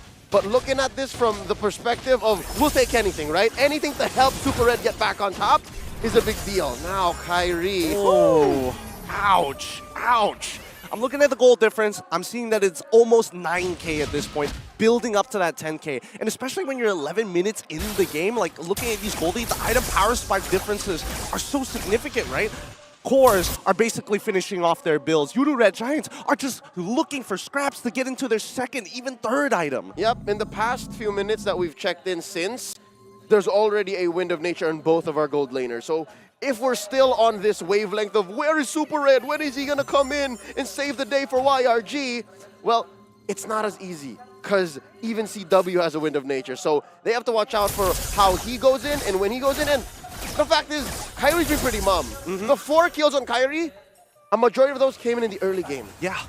I mean, that's what allows him to snowball. And it's not even, it doesn't really affect him the most. It affects his laners the most. Like, Sands had the greatest time in the world. He's a level up in the early game. And more importantly, he gets the snowball out of control. And that can be applied to every one of the members of Red Giants, right? You want to get that return kill? Guess what? You're 2 levels down. You don't have the numbers. Yep, and I think Red Giants understand that dynamic. And that's key to staying in the game, and that's key for the comeback. Look, they're respecting Onyx lead, their dominant start all the way now up until the late game as we approach the late game, but wait, conceal play. Pancake finding Boots, RWM as well as the Bandit spray to final slash hits all 4 as Gorgeous tries to peel down backwards. Boots still alive, ends up falling regardless, and here comes CW chasing them down, running them one by one as Kyrie gets that final kill, 3-4-0. The Giants were outgunned. Despite as good as an engage as you can find, they just weren't dealing enough damage. And they still were on the receiving end of an amazing final slash. Now the base, final siege. Oh, Kyrie already takes out Gorgeous, didn't even break a sweat. With this Lord walking on through, Zach QT knows it's just, we gotta wait for the next game. GG, well played, as Onyx take game 1. 13 minutes, 40 seconds. Only took one last push, one big fight. The eventual cleanup took 2 Lords. 2 Lords. So there was a window where in tempo might have gone to YRG side. I don't know. I disagree. With the 10K gold lead off of the first Lord, the second Lord, it's a freebie at that point. It is a checkmate. Most teams can't even bounce back. And to be fair, I think I agree with you. They should have stayed in their base. They had high ground defense. That's probably what they should have played for. That's where they missed their window. That's where they let go. And eventually, Onyx understood. Even if they slipped up a couple of times prior to this final push, their margin of error was just so big it didn't even matter. I'm wondering if our analysts are ready to break down game 1 here, because Onyx, our MSC champions, the strongest team currently in the eyes of many, are just going in strong. Honestly, looking at that game just now, there's a lot that we can talk about, either from the draft, from the gameplay. After this, we are going to look at the itemization, so I kind of feel like we should start talking about the draft first. Yeah, again, very questionable that they decided to favor the Hayabusa pickup over an open Martis. The Martis would have provided a lot of control, and at the same time, you can't pick Hayabusa in that scenario because, again, the lineup that Onyx showed isn't like the typical hero matchup that a Hayabusa likes to go up against. And most importantly, Kiboy's Hilda was still open. That is also why your Yeb and Adi, they picked Keyboy's hero last. That is also why Coach Yeb really likes the red side, because they will exploit that last pick, and more often than not, is towards Keyboy. And there you go. The Keyboy after the Hayabusa, very smart, very effective in that early game to give pressure in the jungles. And it's all said and done. The snowball effect is full effect. Yeah, and before all of that, the Paquito first pick, still, I feel like it could have been another power pick. I mean, look at the first 3 picks that Onyx got. Valentina, Arlo, Joy. Their first pick, Udo Red Giants, could have been at least one of those. Although Gojes was one of the few players who didn't have a difficult time and actually was able to shine in this game. So I'm somewhat okay with it, but I'm still leaning more towards the fact that Onyx, Udo Red Giants should have drafted one of those power picks Onyx got. I'm more towards the whole letting Keyboy have Hilda when you have an assassin kind of pick. But yeah. We also, after this, will be looking at a little bit of the highlights where the last fight, it seemed a little bit, you can use 2 words here, either greedy or desperate, right? Yeah. But now looking at the stats, Kyrie is showing up why he has 100% on this Joy, why the Joy should be banned, and Keyboy, I think it's just one of those rumors. Just give me anything except healers, and trust me, I'll do well. Yeah, look, they gave him a healer, but not really, because it's a tanky Hilda who had the revitalize on her. It's like, I will heal myself. Yeah, I will heal myself. And people just accidentally heal around me. Yeah, if you're close, then you're close. If you're not, then too bad for you. Boots is the MVP of the game, 1-0-7. Final slash is on point, rotation's on point, but again, it's sad, really, because this was a game that Onyx won not only in the draft but within the first 5 minutes. Kyrie got a double kill at around 120, and that killed Pancake and Zach QT, meaning that Onyx opened up the path for them to constantly pressure the jungle even better against the Kais, with the Hilda just constantly going in, and then because of it, them being focused on helping the middle of the map, Super Red got no help in lane, and Super Red lost lane. Eventually, that was just it. Yeah, I mean, in hindsight, it was a very hard game for Beatrix to shine there. Going up against a 1-1 in lane, going up against a Hilda who will crash you down as well. Yeah, it's very hard if you're a Beatrix. And what, minute 7 here already, Onyx with a almost 5,000 gold lead. That says a lot that Onyx is just really controlling one saving grace force out of Udo Red Giants. If only this game was perhaps a little bit longer, but then again, there's the 1-1 to deal. So I think even from the drafts, Onyx will win, has gotten the early, mid, and late. Yeah, to put it simply, Onyx just got everything right. Exactly, yeah. I would say Boots is really insane, because looking back, all of those final slashes, man, like, it's all highlight material, and this is the point where we really have to talk about, where I see what Udo Red Giants is thinking about. It's like, they get the Lord. If we can get one kill, maybe, you know, a bit greedy 2, we can stop them from ending the game. Yeah. But then they're like, yeah, no, it's okay. We'll catch all of y'all because they have the Arlet. Yeah, the final slashes by Boots there in the final team fight really set things up. But before that, the highlights were just him final slashing from the side, setting things up there for Onyx. So they didn't have their traditional setter roam in the Hilda. So they said, yo, Boots, can you be the guy who sets up? And Boots said, I already am. Right, congratulations to Onyx for winning 1-0. We do have to see if Red Giants can equalize and pushing us to a game number 3, or Onyx is just going to be like, yep, quick work, what's next, right? Because looking at that game, it looked very one-sided. Yeah. But to be fair, I think Arcadia will look at that game and he will have a very good idea about what to do game number 2. But the question is, what? Yeah, it has to be an on-the-fly adjustment, specifically with their priorities and draft, what they're willing to give. Because, okay, let's be honest here, this sort of felt like a game by Udo Red Giants of, number 1, why are you giving all of the power picks to Onyx? It seems like it's them trying to understand Onyx just a little bit more. Yeah. These two were not group mates. They were in separate groups. So they didn't have the chance to face off against each other before. Not to say that they did it on purpose, but I felt like they went into this with that mentality a bit, knowing that, guys, it's best of 3. We can use the best of 1 as a way to understand the limits of Onyx. Testing waters, exactly, God. Yeah, perhaps then again, there a lot of adjustment they need to do in game 2, not just from the drafts, as well as the execution, because Super Red didn't play that game. Usually we see group stage, all of the other 4 members are played to set up around Super Red, but in that particular game, it was very clear that Super Red was left alone, was play the independent lane, it wasn't really in the identity of Yudu that we saw 3 days earlier. Actually, looking at the draft here, I think it will be much more optimal if Yudu Red Giants can get the second pick. Because if you do want to secure the Paquito, then I think second pick is much more better because whatever Onyx gets to have, like even a Valentina, then just answer back. Because looking at the way that they've been drafting, I kind of feel like they should be trying to get a second pick. Yeah, let's see if that will be the case. If ever in that scenario, Paquito would be great, and then you'll already be able to take away a power pick. And then going into the second phase of the draft, at least you get the first pick. And then... You like that last pick? Yeah, like that last pick. If you do Red Giants, if that's their mentality going to this, where, okay, we want to counter punch, then second pick would be better for them.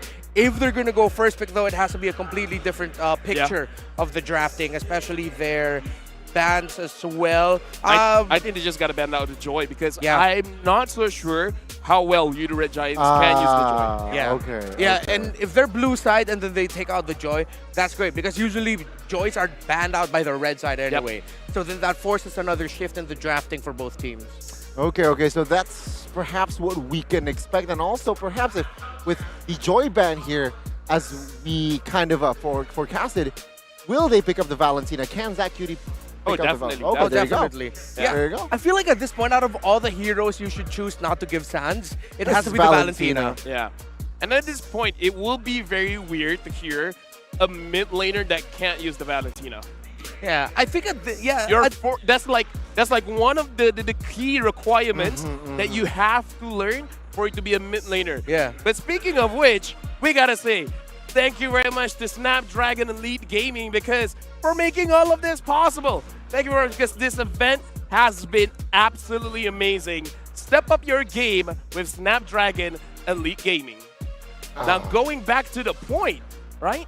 Because looking at the entire situation, Valentina has to be prioritized in a pick or ban. I almost want to say ban.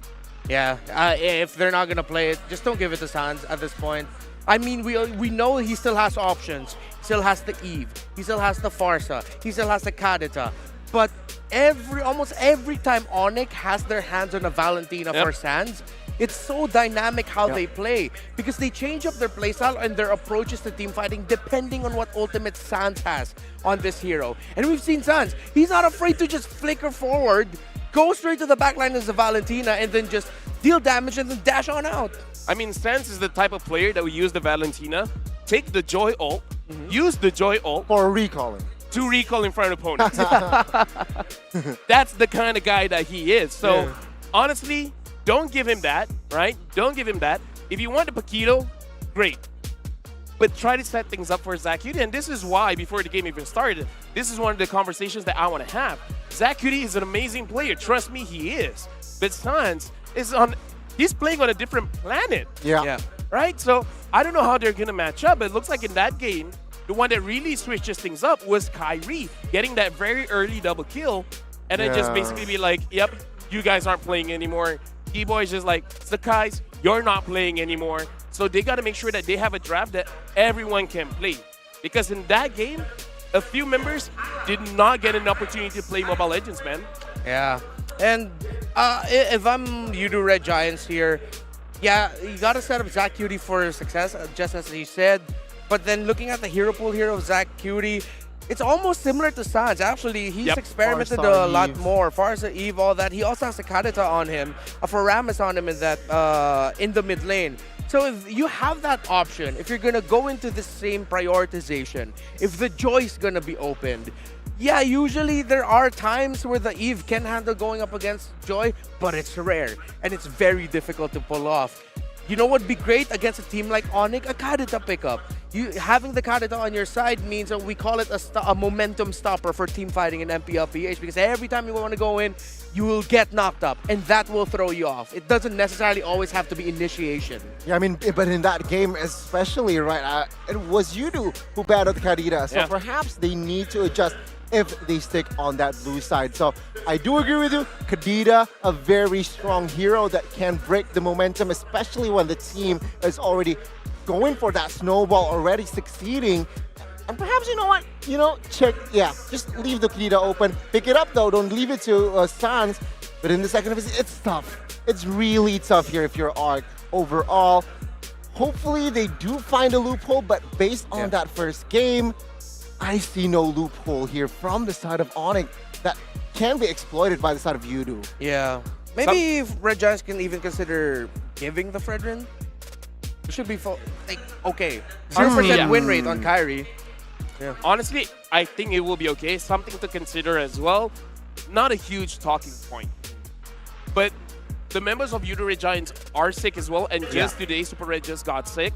So I really want to see if they want to go all in on Super Red, which I would say this draft, I would not call an all-in Super Red kind of draft because you have the Hayabusa.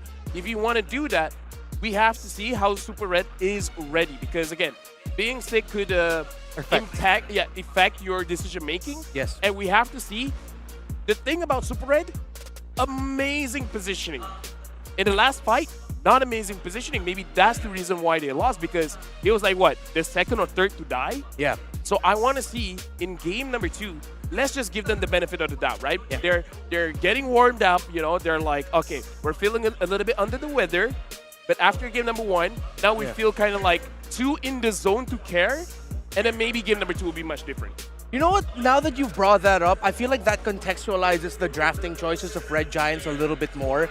Because instead of being an all-in for Super Red type of composition, they actually went for a lineup that allowed Gojus to carry. Maybe that's why they picked up the Hayabusa, although I still think it could have been a Martis for Sakai's hub because the Hayabusa can also carry the team as well so that it alleviates some of the pressure of Super Red from Super Red. And you know what? I feel like that might actually be a good thing for Red Giants if they can pick their pieces properly here. Because now the Onyx is going to be going up against a team that's like, oh wait, I thought they were all Super Red. Why suddenly is there an XP laner pick or a jungler pick that can carry the game for Red Giants? Yeah, I think perhaps, again, that might be the case, right? The feeling under the weather here. Yeah. Again, testing the waters can also be a very huge factor on why the draft isn't really Yudu style. Yeah. So let's see here, second game, second draft. How will Yudu approach this game? Will they stay in the blue or will they change? Because I feel like blue side, red side really affects the approach of a team going up into the draft. Yeah. Looking at both teams, Onyx, I'm guessing there's not much that they have to change, correct? Yep. Now, Red Giants, game number 2, maybe this is going to be the real draft. Now, Onyx, usually we see them trying to snowball the game, trying to make it like a very, very fast, where, okay, I thought we were going into the draft, but now we're just looking at the players, looking at everything going on. Gorgeous is looking happy. Sakai is looking happy. Arcadia is smiling, so at least they're still in good spirits. And I think Gojus is doing everything he can right now to lift up the spirits. He seems like, is he like the loudest guy in Red Giants? That's why. I think he's doing some motivating right now. Boosting up the morale, Yeah, exactly. relaxed position. Oh, meanwhile, Onyx, they're the ones who are not smiling. Yeah. Oh, wait, what? Oh! Super stiff. All right. So Super Red is really sick, so now Super Stiff has to go in, and this is very new, but to be fair, in MPM Malaysia, Super Stiff is, how do I say this? He's reliable. Yeah. He's not as super carry oriented like Super Red, but he can get the job done. What type of marksman does he like? The Claude, Beatrix, the conventional marksman? Yeah, from what I remember, it's pretty much all conventional marksmen. I would say when it comes to mid laners and gold laners, there's not much variety between them. Yeah. You should know the Beatrix, you should know the Claude, Brody for feeling it, maybe the Moskov. Other than that, you're good. Melissa. Melissa as well. Okay. So then if that's the case, in that point we were talking about how Red Giants can now draft for a less gold lane focused type of lineup. Should do good for them. They can balance out the distribution of power and importance a little bit more. Yes, at the end of the day, gold laners are still going to be the cream of the crop, but then you can put in other options. I really want to see them pick up something like a Martis here, something who can snowball for a team. Okay, but wait. Oh, Onyx first pick. Onyx first pick. Onyx on the right side, okay. Well, I mean, this is what we asked for Red Giants to be the second pick. So, first picking Ling on Kyrie. Why That is not? scary. Why not? Yeah. Now I want to see the Hilda. Yeah, And Hilda. Just pick up someone who can lock down the lane. Yeah, maybe, but they can save it for later. I like this pick. We talked about I Valentina. mean, Onyx could get Hilda later. True, So that's kind of dangerous as well. True, but my God, Valentina and Claude here for their first pick from side of Yudu. I like it, right? They try to somehow give the heroes that can play around here, but then again, Super Sif, I haven't seen him play. Yeah, So hopefully he is that reliable, right? Let's see the response from side of Onyx. Kaja is open, and also a good hero. Why not Kaja and Arlet again? I think Arlet, sure.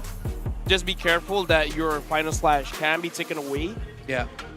Honestly, both are fine. Both are fine. If they want, they could pick up the Hilda themselves, so he doesn't have to worry about it. Yeah, so right now, Onyx are really looking at Red Giants and saying that, okay, we're going to be looking at Sakai's. We're going to be looking into pressuring him and giving him a difficult time to play here. This needs to be... It's a big problem right now for Red Giants because now they want to pick up something that can match your rotational speed and see what the Ling brings to the table. But then you're up against a Hilda and you're paired up with a Valentina. So if you pick up an assassin, it's still gonna have a hard time. Feel like at this point they really should just pick up a fighter jungler and just accept the fact that they're not gonna be able to match the rotational speed of the Ling. Martis or Fredrin should be fine. Martis or Fred, If they exactly. want, they can pick up maybe even a Florin. Just have a little bit of healing, making sure that they don't get bursted very, very fast. But they're picking up a Cho, so it looks like Pancake just wants a comfortable hero for himself. But they're gonna face a huge problem here, right? Onyx will ban the fighter junglers here in the second phase. The Marches is the Fredrin, they will definitely ban it out. And asking a huge question to Sakai is here. What are you gonna play? Are you still going to commit to another assassin here? I would say the other one might be Bane. Yeah. Yeah, it takes time a little bit to scale, but I think it's still alright, you know? Yeah, should be better. If they want something that can deal a little bit more damage, a Bane would be great. If it's not going to be something like a Martis or a Fredrin, yeah, I'm all in for the Bane as well for Red Giants. Meanwhile, for the side of Onyx, they can... I like the ban of the Harith, honestly, by Red Giants. Onyx, though, they still have the Brody available for them, but I think Red Giants might consider taking it out. If it's not, then they might pick it up for themselves. If it's not going to be the Brody, then it's just going to be the Matrix so that they have that wave clear. Or banning on the Eve. Oh, 1-1. Oh, 1-1. Okay. So they're focusing on CW here, which I don't know if that's the right approach or not, because CW has a plethora of hero pools in their side, in his side, and Onyx, I don't know. They definitely want to pick up a burst mage here for side of Onyx. A Grok band though, makes sense. Right now, looking at this, okay, so EXP, jungler, kind of feel like you already basically seen your EXP matchup. Yeah. So maybe this. I guess you couldn't go wrong by taking either. So here, Martis, Fredrin, or the Bane is going to be very good for the jungle. For EXP, I don't know. What are we thinking about? Terizla? Terizla. I like it. I'd want to see them have a little bit more wave clear. Maybe something a bit faster than that. Lapu, just in case. Very backline heavy kind of.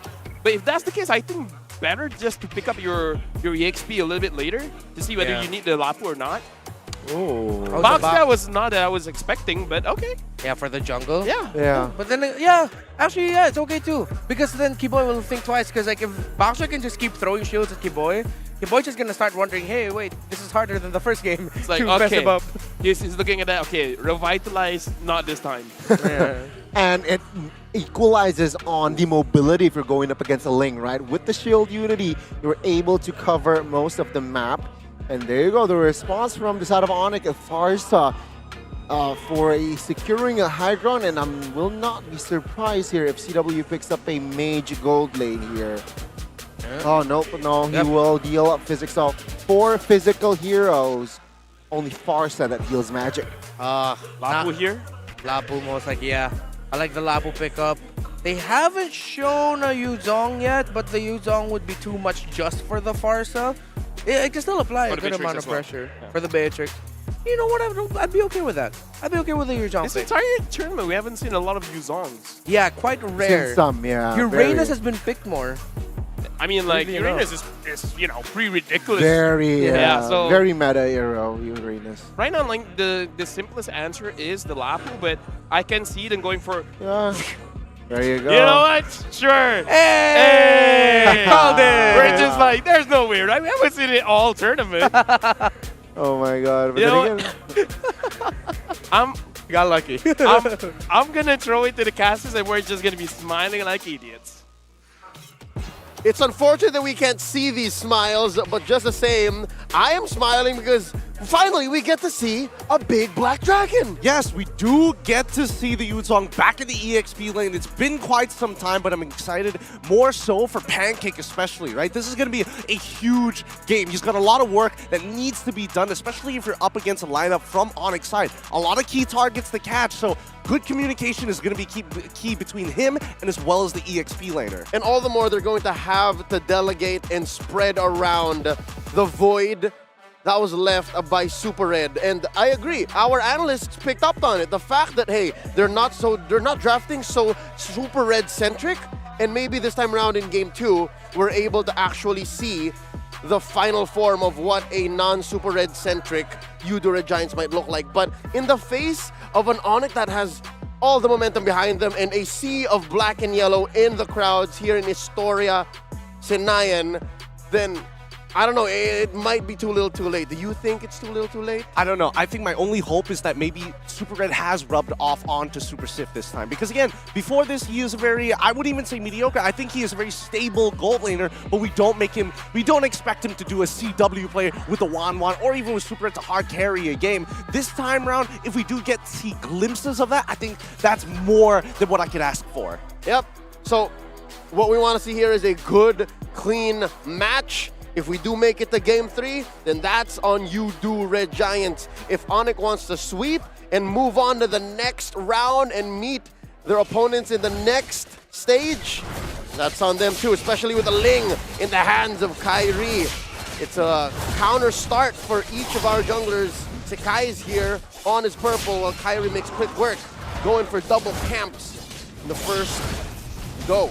Well, I think for Skies, he knows what his job is going to be. It's about oppression, it's about speed, it's about outpacing your opponent. And I think this is one of the very few matchups where it's not a question of mobility, it's a question of oppression. But the early kill might just fall into the hands of Sans so far. Both Keyboy as well as Pancake trading blows as the Lethal Wanderer will fall into the hands of Yuju Red Giants. And that's off of the back of Pancake's respect to the early game damage. If you'll recall, in game 1, there was an early kill, right? In mid by Kyrie, 2 for none. And here Pancake says, you know what, we can't go at that pace. That's unacceptable. If we want to make it to game 3, we got to face game 2 first. And we do it this way. We play it safe. Now Gorgeous, at least this hasn't changed, right? Gorgeous is very good. Now here comes Kyrie. Yep, he immediately falls for it. The Shaw residue is keeping him alive, but eventually first blood will be achieved as Sky's unable to find boots in the process. Now, Lady Tempest is already out. He's already dropped the Turquoise Poissons. He's hoping to get a kill back, and literally any boy, Keyboy, is willing to take it for the team. Quickly uses that sprint. Imagine if he has that Revitalize. Imagine, but with good Purify from Keyboy, keeps him alive this entire fight. Imagine if game 1's battle spell wasn't on purpose. What if he just thought the Revitalize was Purify? It worked anyways, right? But regardless, 400 gold ahead, approaching 500 here.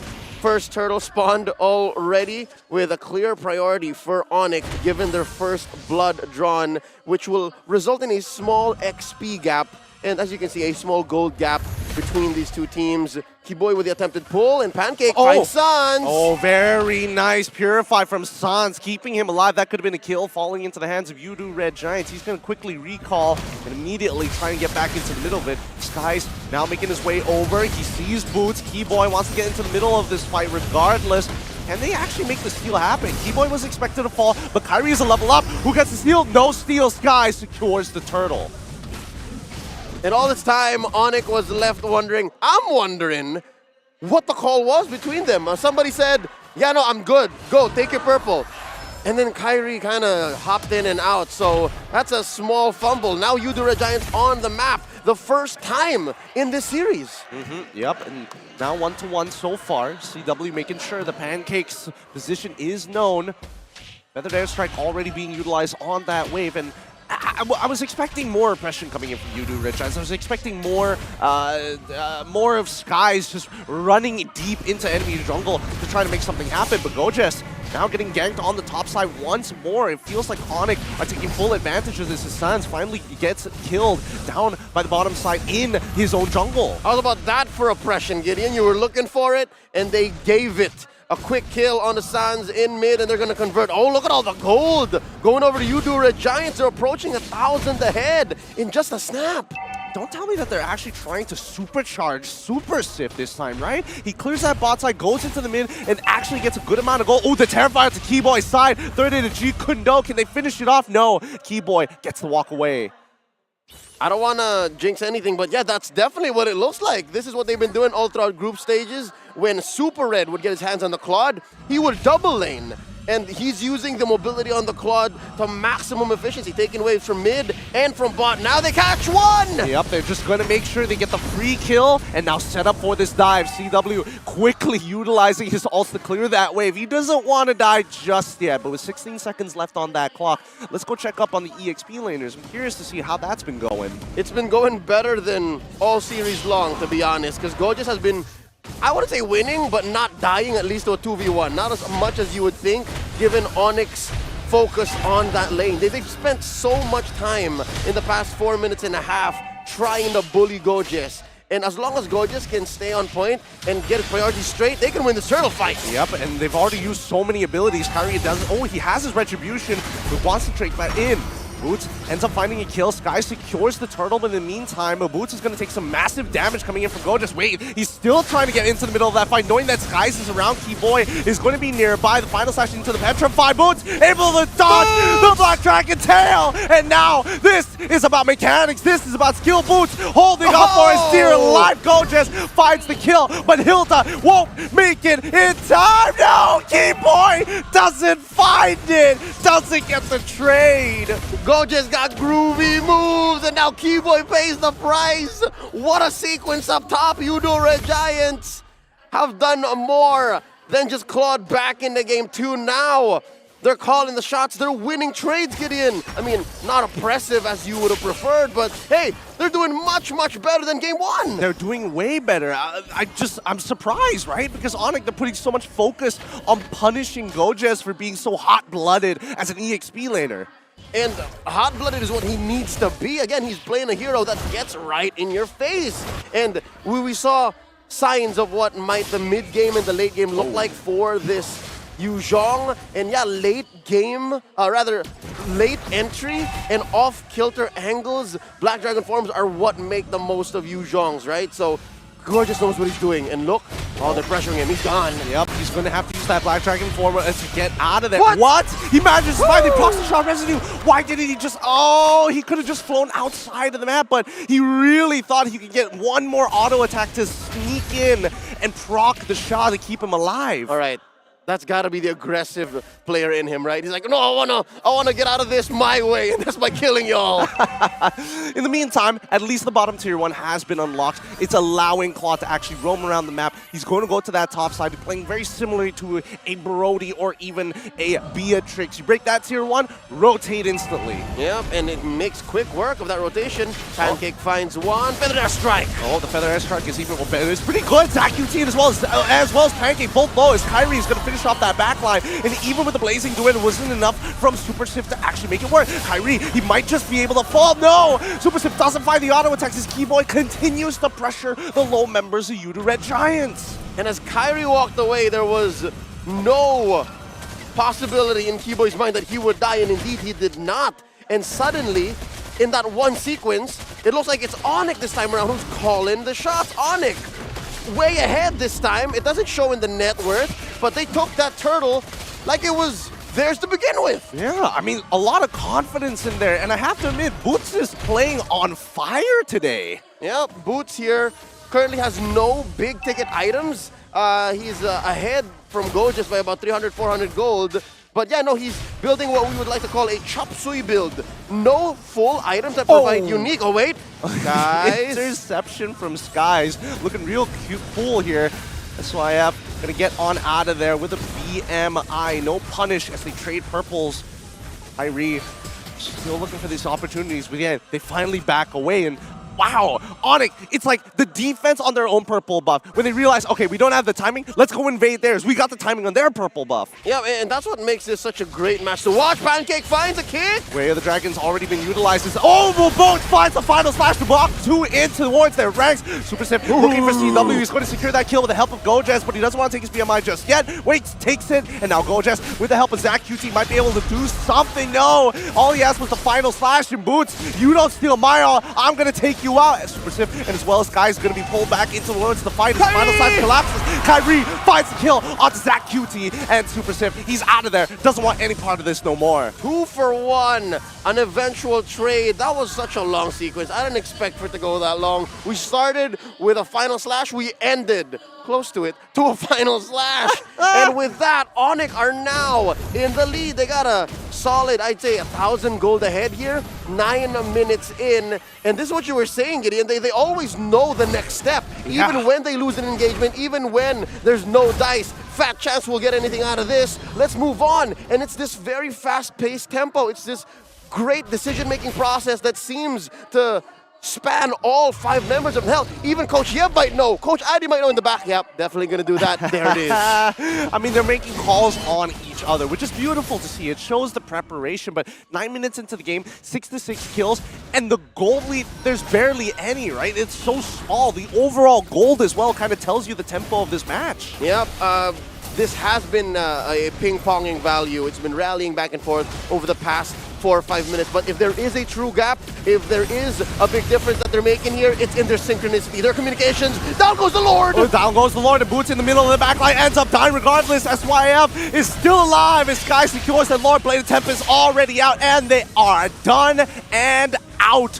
Woof! Boots, he's playing hot, but he can't deal with all 5. Yep, when it comes down to it, when it all goes to the collapse, it's still all about you do Red Giants. They take not just the Lord, they take a mid lane tier 1 and Boots along the way. Yeah, Onyx have been threading the needle. They've been living on the edge as we could be talking about how it's a comeback for them. But no, Red Giants still asserting dominance. They have a very small lead, mind you, but the map expected to go turn red in the next minute or so. Yeah, and in terms of EXP, not too far away as well. Once again, trying to look for that punish on towards Boots' side that the Toys Boy saw, making sure that Vengeance isn't really going to get that much of a heal. But this Lord, oh man, look at the mid lane. It's getting cut right in half straight away. They're not going to have Lord Power minions in the mid side, and even the second wave is about to start collapsing too. Oh wow, Kyrie stole the orange buff there away from Sekai's.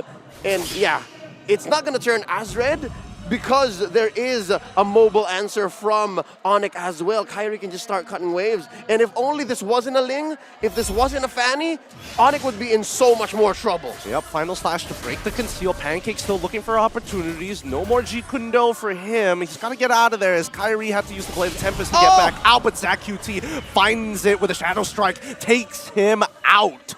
Okay. Oh, Super Sip, he might get the kill. He gets it! He gets the kill! This is such an important one for Seth. Their high ground defense! What? I wasn't expecting, of all people, why Super Sip? Looks like Super Red has been rubbing off on him. He just shook off the rust, man. He's been waiting to play, and now Boots is in trouble! He gets ping pong, knocked up into pushback, and Keyboard wants a kill back, but ends up just throwing his body at the wall. Just like that, it's just CW left on the map. Red Giants taking everything away from Onyx. And Super Sip fails to take the orange there. All right, so something tells me he was high off of the last sequence. Like, I can't believe I did that. Anyways, we're good. We're good. Moving on. This is great. This is great. Super Sif making a debut, putting Onyx up against the ropes this time around. Looking at the items, that explains why Zach Cutie just knocked out members of Onyx so quickly, man. He's got a Lightning Truncheon, a Divine Glaive, and he can go many different directions with the current items he has now. 700 gold up from Sans. Yeah, well, actually, now that I notice it, not a majority of people don't actually have MR. No magic resist to protect themselves against it, right? The only person who actually has MR is going to be the Athena Shield coming in for Boots. Yep, and Sekai has an Athena Shield himself. Oh. So they're the only ones who can really sit around in front of the opposing lineup. Lord here, pulled in, slightly favored to Eudora Giants, down to a fifth of its health. Yep, Final Slash is already going to put Zach QT out of position, but not into the position that he wants to for the Fatal Links. Oh no, Super Step, he's in trouble, BMSI just out of there, but into Kyrie, who's looking for the kill. His Boots still chasing him down. The Lord is secured by Eudora Giants, but Boots will fall. Gojess and Pancakes continue to peel, and Kyrie, running out of energy, needs to regenerate himself. Gojess still in the middle of that fight, hands the kill over on a silver platter. 3-4-1 in favor of Onyx. Eudora Giants kept their focus on the Lord, and you could see how quickly Onyx made that call, how quickly they changed targets, and we all know the concept of the turn, right? They turned not just on their opponents, but even on the wave. That's what made that tier 2 push up top possible. Sans here, helping win with the fight, popping Sekai's immortality. Can they peel him off? No, CW secures it with Relentless Apathy with a good kick towards that QT. They secure at least a trade onto Kyrie. Kyrie falls, and so does the Lord in mid. Eudora Giants didn't make the most of that major win. A Luminous Lord didn't even get to crash on anything big, but just the same, the past couple of minutes have been Onyx bounce back. This is Onyx coming back into this 14-minute, 30-second game. Look at the damage leaderboard. Kyrie on top with your boy Super Sif. Man, Super Sif is making a believer out of me. Yeah, I mean, he is building up fast, and Pancake looking for opportunities. Sees Keyboy and Boots is like, nah, don't really want to go for it. Let's back out of this. Way of the Dragon, Feathered Airstrike coming out. Wait, no, Boots pulls it back. Pancake getting punished for his sins. They flattened my boy Archie. Oh, well, he has been finding amazing kicks, that's for sure. But right now, you can't afford to lose your life. More so in about 5 minutes from now when we hit TikTok timers. Onyx has a small gold lead here, 1,000. But Gideon, I think you'll agree with me. In this game too, the gold lead meant very little to nothing. Yeah, it meant very little to nothing. And more importantly so, I think, especially for Onyx, this is their time where they can actually press advantages and really start to develop their leads, right? Or not even their leads, but at least play the game how they want to. They've got the core items to do so. Yep, and their lineup gets punished less, especially when you're talking about Kyrie and Keyboy. Oh wait, another fight broke out! Yep, Keyboy getting on top of Zach QT4 now, but this allows space for Kyrie to get a purple buff for himself, stealing it away from Skies. Now they can't really do too much about it as they're forced all the way back into their base. All outer turrets are gone. Yep, from both teams. So now we can definitely say it's deadlock. And so far, this is just how the coins fell. This is how the tables are laid out. The cards on the table have fallen. Onyx is calling the shots. Onyx is the one choking Eudora Giants out from the resources. And YRG can't cross the river right now. This is what I was going to say. It's so hard to punish Onyx given that their two main independent, I'd say, patrol heroes in Kyrie's Ling and Keyboy's Hilda are so hard to catch. You have to commit so much to get these two guys down, and they're the ones who's making a difference on the map. They're the reasons why it's so blue. Yeah, and more importantly, fact is, it's hard to catch Kyrie. He is a slippery boy, right? He is just pushing sideways, getting back into the neutrals, and then rinsing and repeating all over again. But Keyboy and Pancake, this is a completely separate battle, a battle of vision and information. That's right. And it's very different. The consequences if Pancake falls and if Keyboy falls. And aren't they both a perfect folly to the ones that they're trying to catch? Pancake for Kyrie, Keyboy for Sekais, right? If you're able to, as the Hilda, pin down Sekais and say, no, he's over here, he's over here. There's so much that you're saving from Onyx. Wait.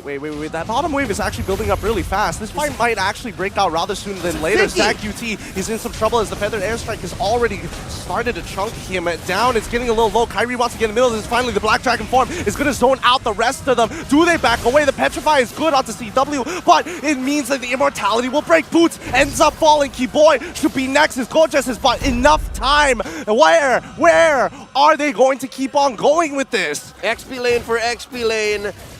And luckily for Onyx, bad news for you, the Giants, the bottom lane didn't do much. Oh wait, The down goes T-Boy! duet of a lifetime as Super Stiff ends up dying and CW gets traded for Pancake, a 3-for-2 trade in favor of Yudu Red Giants. Huge developments. I could swear I hear all of Selangor roaring from all the way here in Jakarta. Yudu Giants win that engage. And another look once more. Super Stiff is on something else right now, man. He really is. Oh. Wow. How did that? The timing of that could not be any more perfect, but let's jump back in because Kyrie is trying to slow down this Lord take. Sans, he's got the damage for it, but Kyrie's already chunked out Feather Airstrike, forcing Zach QT to flicker out. Watch out. He's got no mana, but he's already got the Retribution off guard. He's running, but Gojas is here to save the day, to slow them down. The take is good, and now this is the end game. Onyx has taken no Lord so far, and every single time Yudu Giants had a clean stake, a clean go at it. And you could chalk it up to what? Sekai's amazing retributions, or to the fact that they are so in sync, they all understand that if they're gonna turn Devil May Cry, I don't care, we need this Lord, and so far that's what's kept him in this game. Looking at the item builds, look at how far ahead Zach QT is of Sans. This is not a Sans game. No. This is not the usual way Sans plays. It really isn't, but more so because he doesn't have that mobility, right? But here it comes. As they try to make into towards the final inhibitors. Feathered Airstrike is already out. They're looking for opportunities to get back in. The Super Stiff is getting some good shots. Feathered Airstrike to zone the rest of them out. It's good. Gojas is low, but Pancake's trying to make it out. So SYF quickly using the Winds of Nature to keep himself alive. But Keyboy, he wants to get some kills. He wants anything. A good kick. But no, this forces Gojas over the wall. The Black Dragon Tail and the Shao Residue keeps him alive. Surprisingly enough, this is working out. Black Dragon form as well. Oh my god. How did nobody die there? Oh yeah, how about that push by Kyrie down bottom? Do you see that coming? Yeah. What?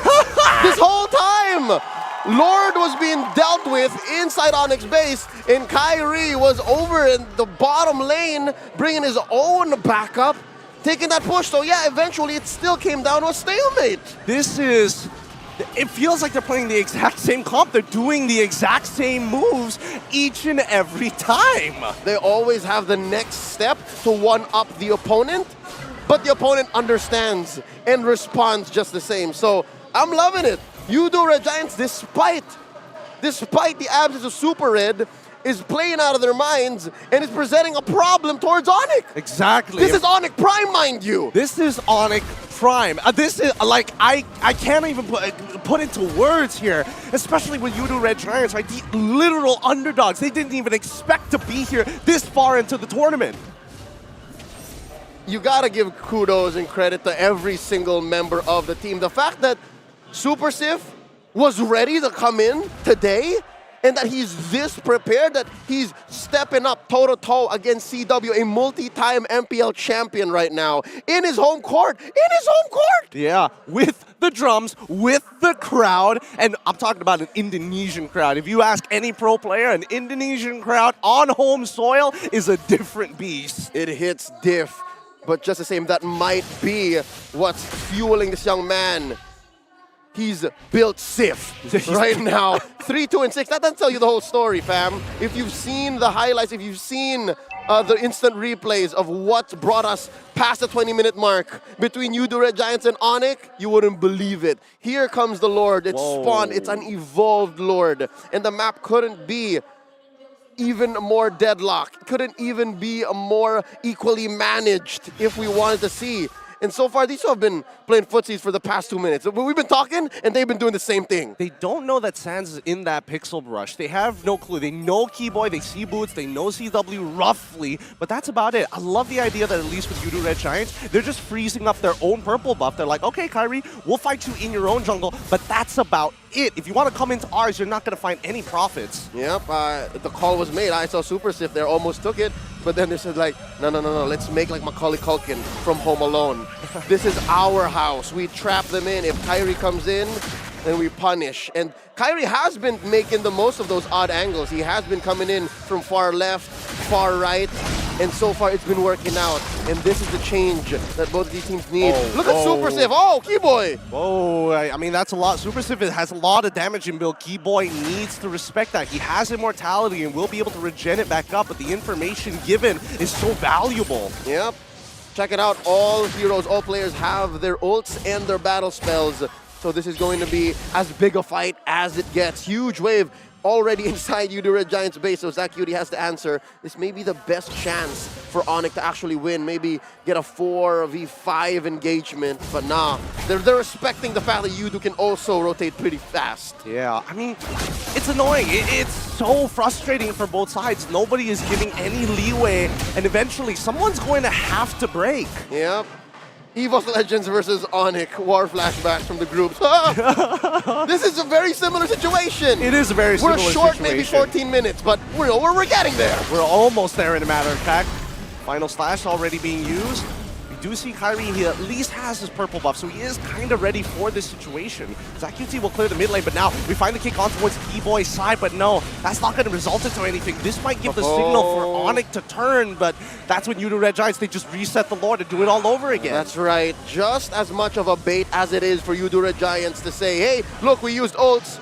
Onyx is reading into this situation. Maybe that's exactly what Red Giants want him to do, and they do the exact opposite.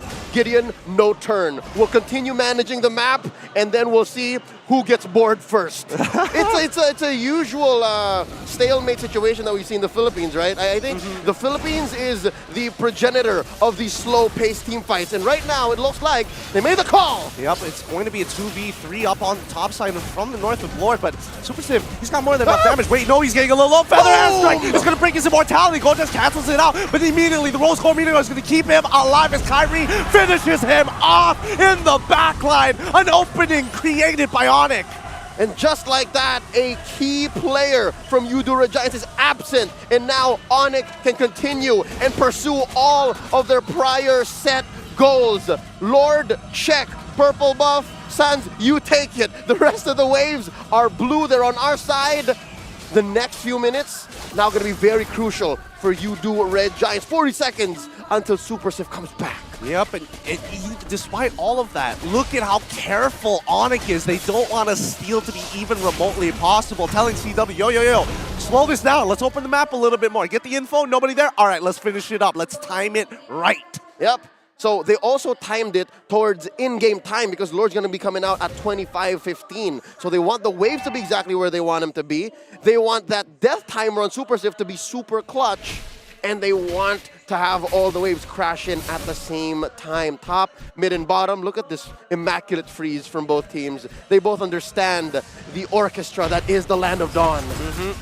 Super Sif, he's now back. This could be the potential final fight here. 5 minutes into the game, this Lord isn't one tough cookie to crack. Skies gets pulled out. Doesn't really matter. So tanky. He's going to get that reset off as the top inhibitor will eventually fall to CW. Mid inhibitor also down. Lord coming down from the bottom side. UD Red Giants, they're willing to sacrifice, take everything. As long as this crystal holds, we have a chance. And that's all they've got going. It's a bare base, and the members of Onyx marching in. Final slash used up. Flicker from Boots. Yep, Gojes goes into the Black Dragon Form. See Sans and Kyrie's side. They need to cut this down faster, quicker, but no, the second wave is coming in. They keep on zoning Feather Airstrike onto one Zacute's side. Winds of Nature is out, and that is going to be GG for Onyx. A slow-paced Cold War, but they are more experienced. It hit critical mass, the amount of minions, damage, and bodies underneath their base. A valiant effort, no doubt, and an amazing performance by Super Sif. But it can only go so far. This is still prime Onyx we're talking about. Prime Onyx continues to show why they're one of the best teams in the world as they move on to the next stage of the competition.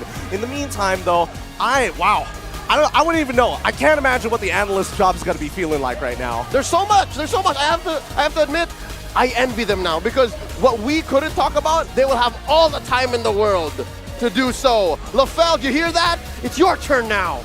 Dude, I gotta say that was a very close match. Yeah. And it looks like even without Super Red, the identity doesn't change that much. Yeah, as Leo said, built Sif, but still pretty much the same, man. We didn't expect it to be that competitive, but Red Giants did not give up. They held on, but eventually they would crumble. But man, that was an entertaining game to watch.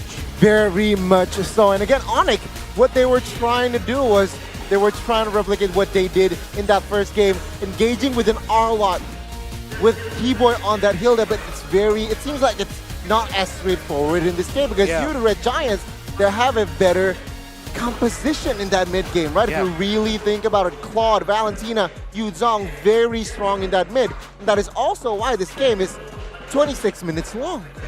I gotta say, looking at everything, both teams, they have a lot of ways to basically win the game.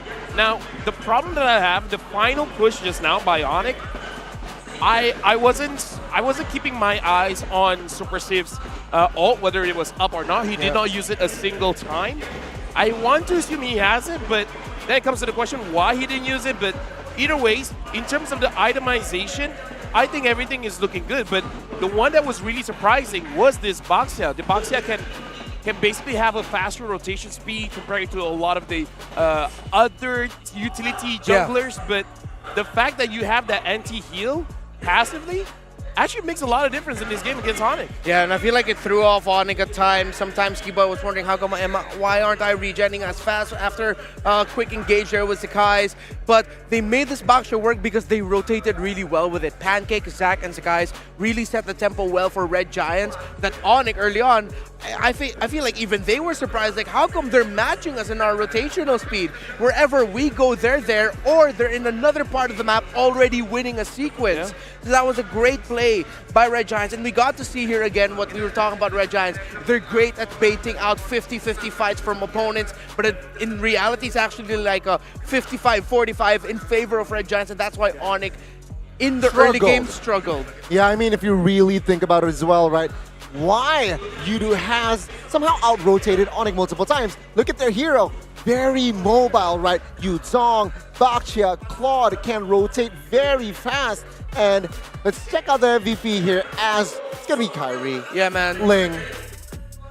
No question. No question. What In he game was two. doing in this Ling, split pushing that bottom lane, split pushing the entire map. At around 8 minutes and 20, CW was hunted down by the members of Red Giants, but Kyrie left the fight just to open up the bottom lane and get the tower, the inner tower in the bottom lane, and then he came back even into that fight to kill Zac QT. He was everywhere. I would say this is the difference in terms of experience, because even though they were quote-unquote kind of down, you know, getting pressured by Red Giants, they completely understood. It's like, we still have the macro game. Yeah. And because of that, I feel like that's where Red Giants started to crumble. Yeah. They started to panic a little bit. They're starting to force things out that should not be forced. Yeah, and that's the thing. When you're a team that likes 50-50 fights, when you're up against a hero that has near global presence because of how fast it can rotate, those 50-50 fights turn into like 70-30 in favor of your opponent. Yeah, it's very evident to see that Red Giants, that after minute 15, they were starting to get lost, right? They exactly. were starting Lost. to don't know what to do. Should I commit to this Lord fight, Lord dance, or what should I do here? Meanwhile, Kyrie is so proactive no matter what state he is on, ahead, below, and this is where the final push is. He has the ult. Oh, he didn't commit it. Why didn't he use it? Because look, like they're getting Battered. pressured so much. Yeah. Yeah, he chose not to commit it. It's like he was just thinking, oh, I'm going to wait for my perfect moment, but that was a perfect moment. I think he overthinks it, right? Yeah, he overthunk it. Overthought it. Overthought it. Yeah, Oh, either ways, I know perhaps he was like, okay, Go goes in, everyone gets knocked up. I'm going to use my Blazing Duet, and then we're going to get a wipeout, which is a fine strategy, but when the bottom as well as the mid minions are already there with the Lord, I kind of feel like you don't have a lot of options there. Just use your ult, clear the minions, and then try again. So I would say that was a big mistake. That was a huge mistake because I kind of feel like they should have been able to defend that. Yeah. It still would have been an incredibly difficult defense. Exactly, yeah, but still. But clearing it up would have helped so much more. Yeah, if only that Lord was taken care of more earlier, Yeah. they would have focused on other things, right? So yeah, but then again, it's GG here for Onyx 2-0. And again, I kind of feel like they understood that Super Sif really wanted Keyboy, really wanted Boots, so they're just like, here we are. Yeah. And then once they show their face, they can delay it long enough, and then Kyrie's like, I'm coming. And then he just dealt the rest. That was a really good Lancelot impression. Not No. Lancelot, Ling. Ling. No, but Guys, just dashing for that. Oh, that's true. Pinch voice. Running for the blades. Yeah. No, the second skill. Oh, the second skill. Yeah. All right, you still do it better. You still do it better. I concede. And Sans as well, even though he didn't get a lot of kills, he just stayed in the back. If I'm not mistaken, he dealt the most damage in his team. Yeah. 99,000 damage, something around there. Somewhere around there. And that's the effect of having a Farsa that knows the perfect timings of when to use the feathered airstrikes. He isn't always saying, oh, look, a lot of enemies. Let me pop it off right away. No, sometimes he just waits. I mean, he waits for the right rarely times. shows on map as well, right? So Yeah. it's very hard for this side of for Baxia, for Yuzong to really target unless he opens that feather airstrike. So very smart and effective Farsa displayed by the side of, Sans. Honestly, that's why when I saw the Farsa, I'm like, dude. Either ways, let's go to the interview. Dia pemenang dari match pembukaan kita, Onyx. Dan sudah ada Sans God di tengah-tengah kita, Ros. He used to play 5 phones. That's why he's cut. I didn't manage to interview him in the group stage actually. So this is my first time interacting with the God. Yes, dan emang ini mungkin banyak yang penasaran. Gimana keadaan Sans sekarang nih, Sans? Udah sehat kah? Alhamdulillah sekarang udah sehat. Udah bisa main. 5 HP? Masih 1. Satu dulu. Just one. Yeah, so I'm pretty sure not a lot of you guys could understand what Clara said, but I understood. So I Thank shall you, Rose. translate that to English. Okay, Rose. Okay, so she asked if Sans was feeling all right because a few days ago he was feeling under the weather, hence he wasn't playing in some of the matches, and he said he's much better now. Yes, but gimana perasaanmu kayak harus membuka di match babak playoff? Apakah ada sesuatu dari Onyx mungkin yang berbeda dengan membuka match ini? Nggak ada sih, ya itu sesuai coach kita. Tapi kita di game ini sesuai plan kita dan sesuai ekspektasi kita juga. 2-0, alhamdulillah. Do you know that? You asked him how's it like opening the match for Snapdragon Pro Series for the playoffs, and he said that everything went according to plan because it was 2-0 in the bag. That's right, Rose. Oh my It is God. smooth. I understand Bahasa Indo now, and I've been here for 1 week only. Selamat datang di Indonesia. Terima kasih. Mawar, sekarang Rose. But yeah. Okay, so I have a question for you, but this one I will ask in English. Okay? I'll translate it. She will translate. Okay, Sans. So after this, your second match of the day will be against RSG Philippines. Now, Onyx is the MSC 2023 champions, but RSG Philippines is the 2022 champions. So, how are you feeling? Is it a little more stressful, a little more intense? Lebih intens gak sih ketika kamu harus melawan salah satu juga juara dari MSC. Kalian juga juara, tapi nanti kalian akan bertemu di match yang ketiga, Sans. Ya kita percaya diri bisa kalahin dia juga. Kita champion MSC, kita bisa. You know that? You translate that. I Okay. understood, but you translate that. Okay, he said that he's really confident they can win because they are also the champion, not only RSGPH, but also Onyx from Indonesia. They're champion as well. Yeah, I agree. Onyx put up a really good fight just now, and I think also props to Udara Giants. They did really well for that second game. It gave Onyx quite a harder time closing that game early. But I think we should leave Sans first, let him rest because later on they will have another game. So how about we go on to a short break before we start the second match of the day? Is that okay? It's okay, but maybe one word from Sans to sobatonyx.com. Alright. Kata-kata untuk Sobat Onyx yang dari tadi tuh ramein pakai genderang dong, Sans. Boleh disapa-sapa dulu nih yang udah pada datang ke Istora Senayan Jakarta. Halo, makasih Sonic yang udah datang. Dukung kita terus, kita masih ada match lawan RSG, kasih energi ke kalian biar kita lebih semangat. Makasih juga yang udah nonton dari manapun itu. Dukung kita terus, makasih Sonic. Terima kasih Sonic, thank you Sonic, and keep cheering Onyx and the energy they need it for the third game later. Yes, indeed. So we will now let Sans rest because we will be coming right back after a short break to start the second match of the day, which is gonna be another intense one, which is gonna be against Echo and Bigatron Alpha, another Philippine and Indonesian. It's gonna be fun, right, Clara? Of course. So don't go anywhere. We will be back soon. See you guys.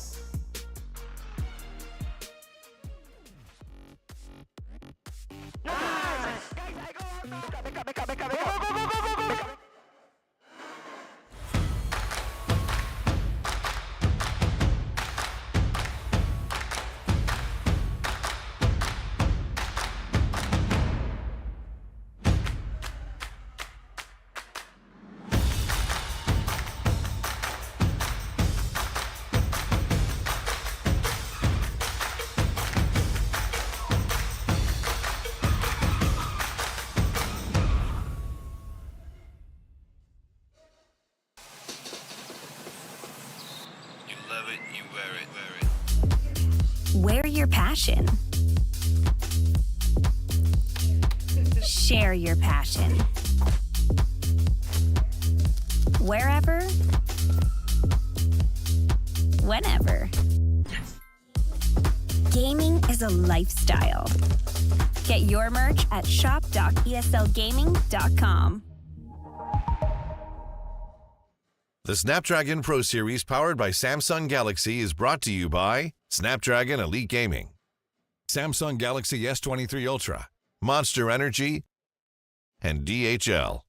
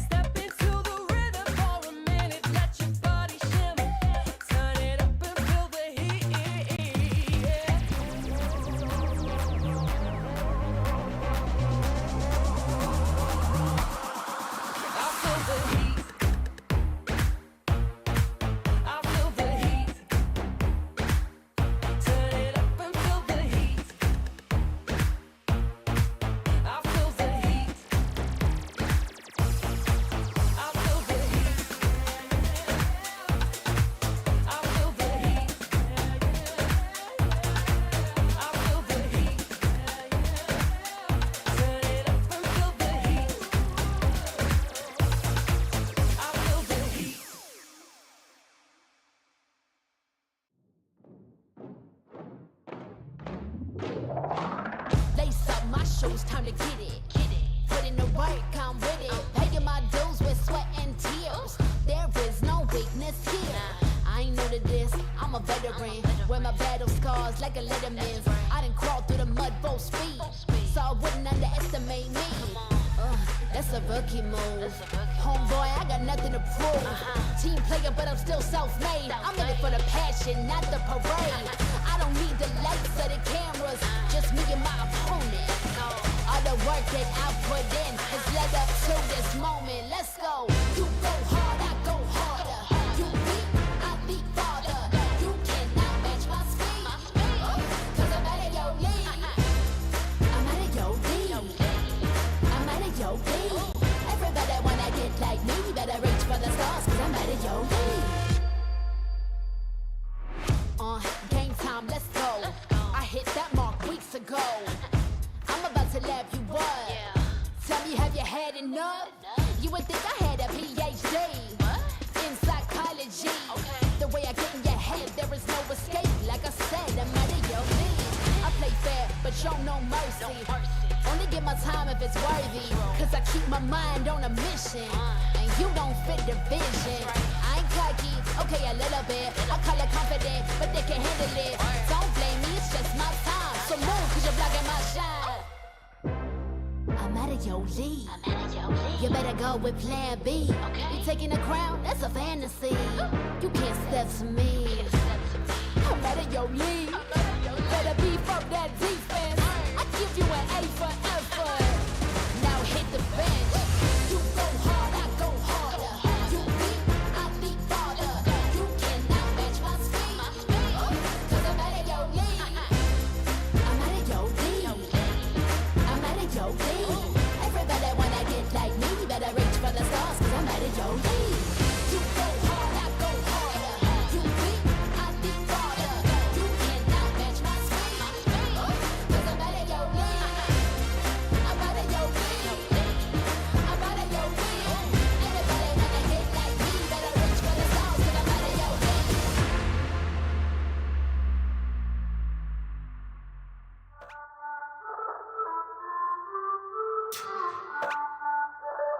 Fire! Fire! Yeah.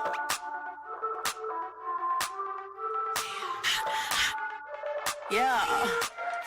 We be hot, mama got game. Check my team, we like the flame. We be bougie, y'all sound the same. We be mama got game. We be hot, mama got game. Check my team, we like the flame. We be bougie, y'all sound the same. We be mama got game. Yeah. We be cooking something new. Hear us knocking, coming through. Push the limit on them rolls, 'cause we don't do it like you do. We be cooking something new. Hear us knocking, coming through. Push the limit on them rolls. Yeah, mama got game. Mama got game. Yeah, mama got game. Yes. Yeah, mama got game.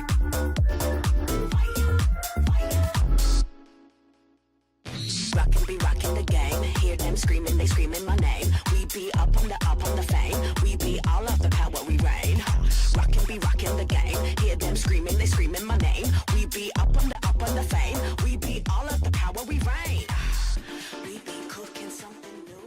Hear us knocking, coming through. We gotta push to the limit, then work till we finish, then push to the limit, then work.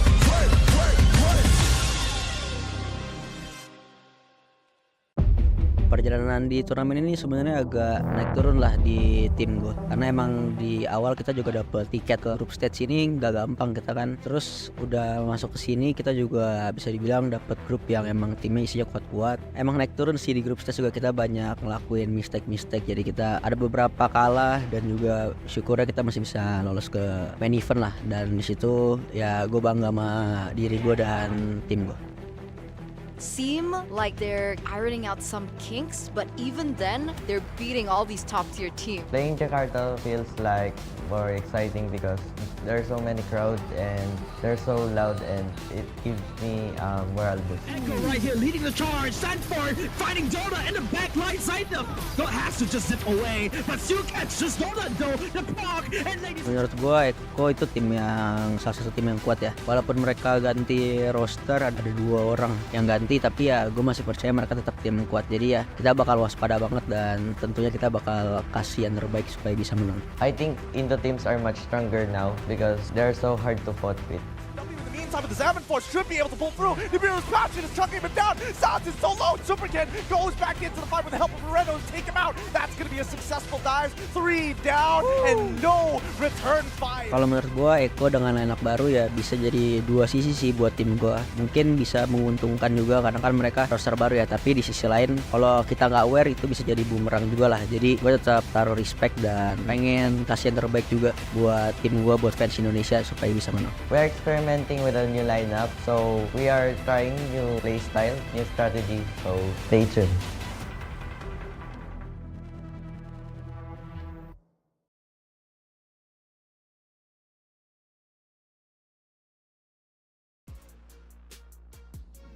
Dan yes, selamat datang kembali tentunya, di mana kita masih berada di match yang menentukan siapakah yang berada di upper bracket dan siapakah yang akan turun ke lower bracket. Di sini Bude Clara Monster dan juga Rose akan menemani kalian tentunya.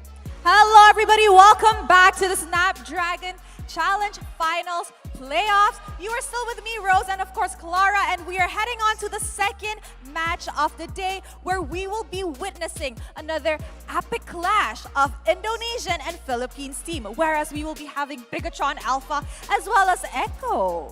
Oh, betul sekali karena Bigatron Alpha, tim tuan rumah kita, akan bermain langsung di match kedua ini dan juga Echo karena ini adalah best of 3 series. Jadi kira-kira seperti apa dari kedua tim ini? Semuanya pasti pada penasaran, jadi yang ada di rumah, yang ada di sekitar langsung aja ngumpul untuk masuk di sini. Yes.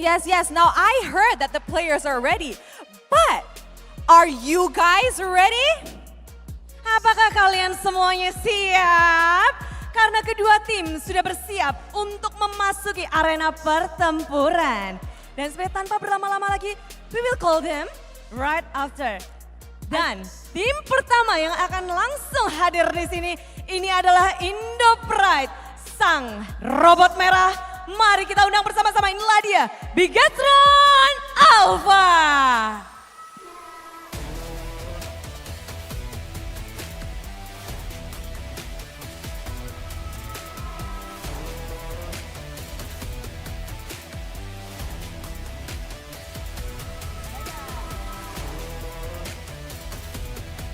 Bigat Troopers, sambutlah Indonesia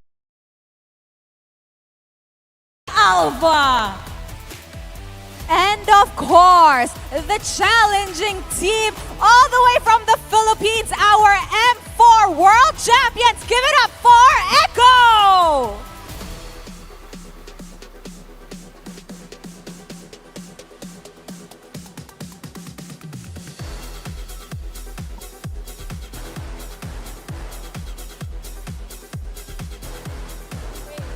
Once again, give it up for Echo, everybody!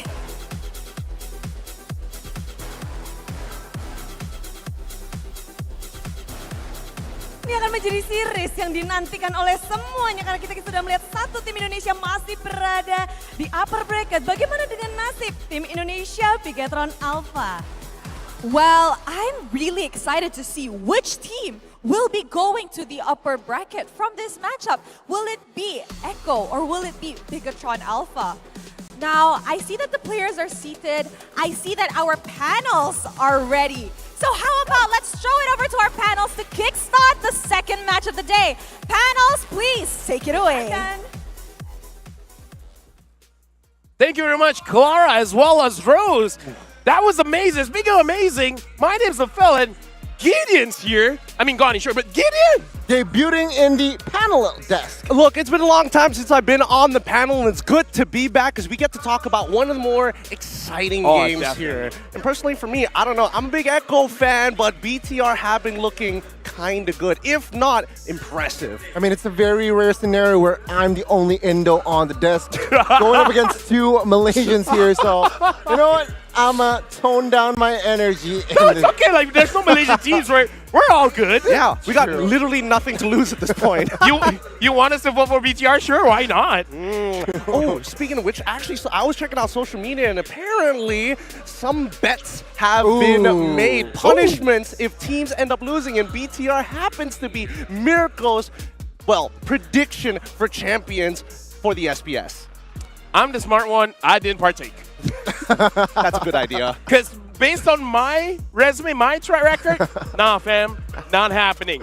But these two teams, we gotta say, BTR, because Gani, I'm gonna let you talk us through this, because they weren't always this amazing team. But then all of a sudden, like, starting last season, all of a sudden now they're like super strong. This is why they're a special team here back in Indo, right? Super Ken recruited at 15, cannot play in the Pro League. They have to wait and invest on this young kid for 2 years. 17, there you go. Starless, the CEO, finally was able to, you know what, Super Ken, go into the jungler, and it seems like his investment, quote unquote, has results, has positive outcome. And here he is, the prodigy jungler from Indo, leading this young team. It feels like last season, they need something more. They need leadership. That's why they recruited Supervin. I don't know. For me personally, I think the most impressive things, especially if you're not like one of the favorite teams to actually win it all, such as Onyx, is the combination of veterancy plus new hot blood. And together, somehow, it's this working machine. Yeah, no, I just feel like it's a sense of balancing brains and bronze and balancing the ego, because I kind of feel like new bloods, in terms of mechanics, usually they're the best. Yep. But the thing is, they're not entirely sure what to do, and you got to keep their egos in check. And who has a bigger ego? Veteran MPL players, you know? They'll make sure that it is kept in check. Now we got to look at the team statistics. In terms of the fastest game duration, 12:39, very, very fast. Super Ken as well as Supervin, both of these have to be paid attention to. But I kind of feel like Saken on this Melissa so far has been having way too much fun. I'm not sure whether he will get the Melissa or not. I think if he gets the Melissa again, he's going to be making people suck at these nuts real quick, because, bro, I'm telling you, Saken is disgusting when he has a good lane matchup, and especially with the leadership of Supervin. He's very used to it, right? Previously on RRQ, you talk about the biggest egos in the business. He knows what he's talking about, and I think he's going to shape the new minds, especially when we're looking at Super Ken, for the next generation to actually surprise the world. I'm not gonna say it. You know, I'm still laughing on the inside. I'm gonna laugh a little bit more. Okay, I'm gonna let it marinate. But yeah, I mean, Super Ken, right? A very good. Again, a very good young recruit, and I do want to say this because it seems like Supervin and Key is playing. So the approach from Aldo is player around Saken, right? You mentioned Saken. He's also a very good player in that gold lane mechanically, especially when on that Melissa. So with Key and as well as Vin, both quote-unquote roamers, they expect a lot of a combination of Cho Angelas if possible. Expect a lot of roamer type in that mid and roam to rotate fast clear and rotate towards that gold. I mean, like, we've seen BTR, but if we're gonna talk about their opponents, Echo, they're kind of more or less doing the same formula, where this time they're using a new roster where they are trying to balance the veteran as well as the rookies, but in a little bit of a different way. We got Sanford, Zaida, Sanji outplayed, and JP. Oh, JP's playing for this one? Yeah, it looks like JP is going to start taking the helm this time around. Wow. At least I'm expecting that JP has been playing with Outplayed and Zaida even more so than Yaoi himself. And we saw based on the group stage, what Echo likes to do is team fight you so hard, so much, that they get underneath your skin. And once they're underneath your skin, oh man, the irritation, you just have to bounce back. You have to fight them back. You have to challenge them. I mean, I think they're fighting this mental. You're fighting the mental of your opponent as well, trying to frustrate your opponent, right? With their very aggressive playstyle as well.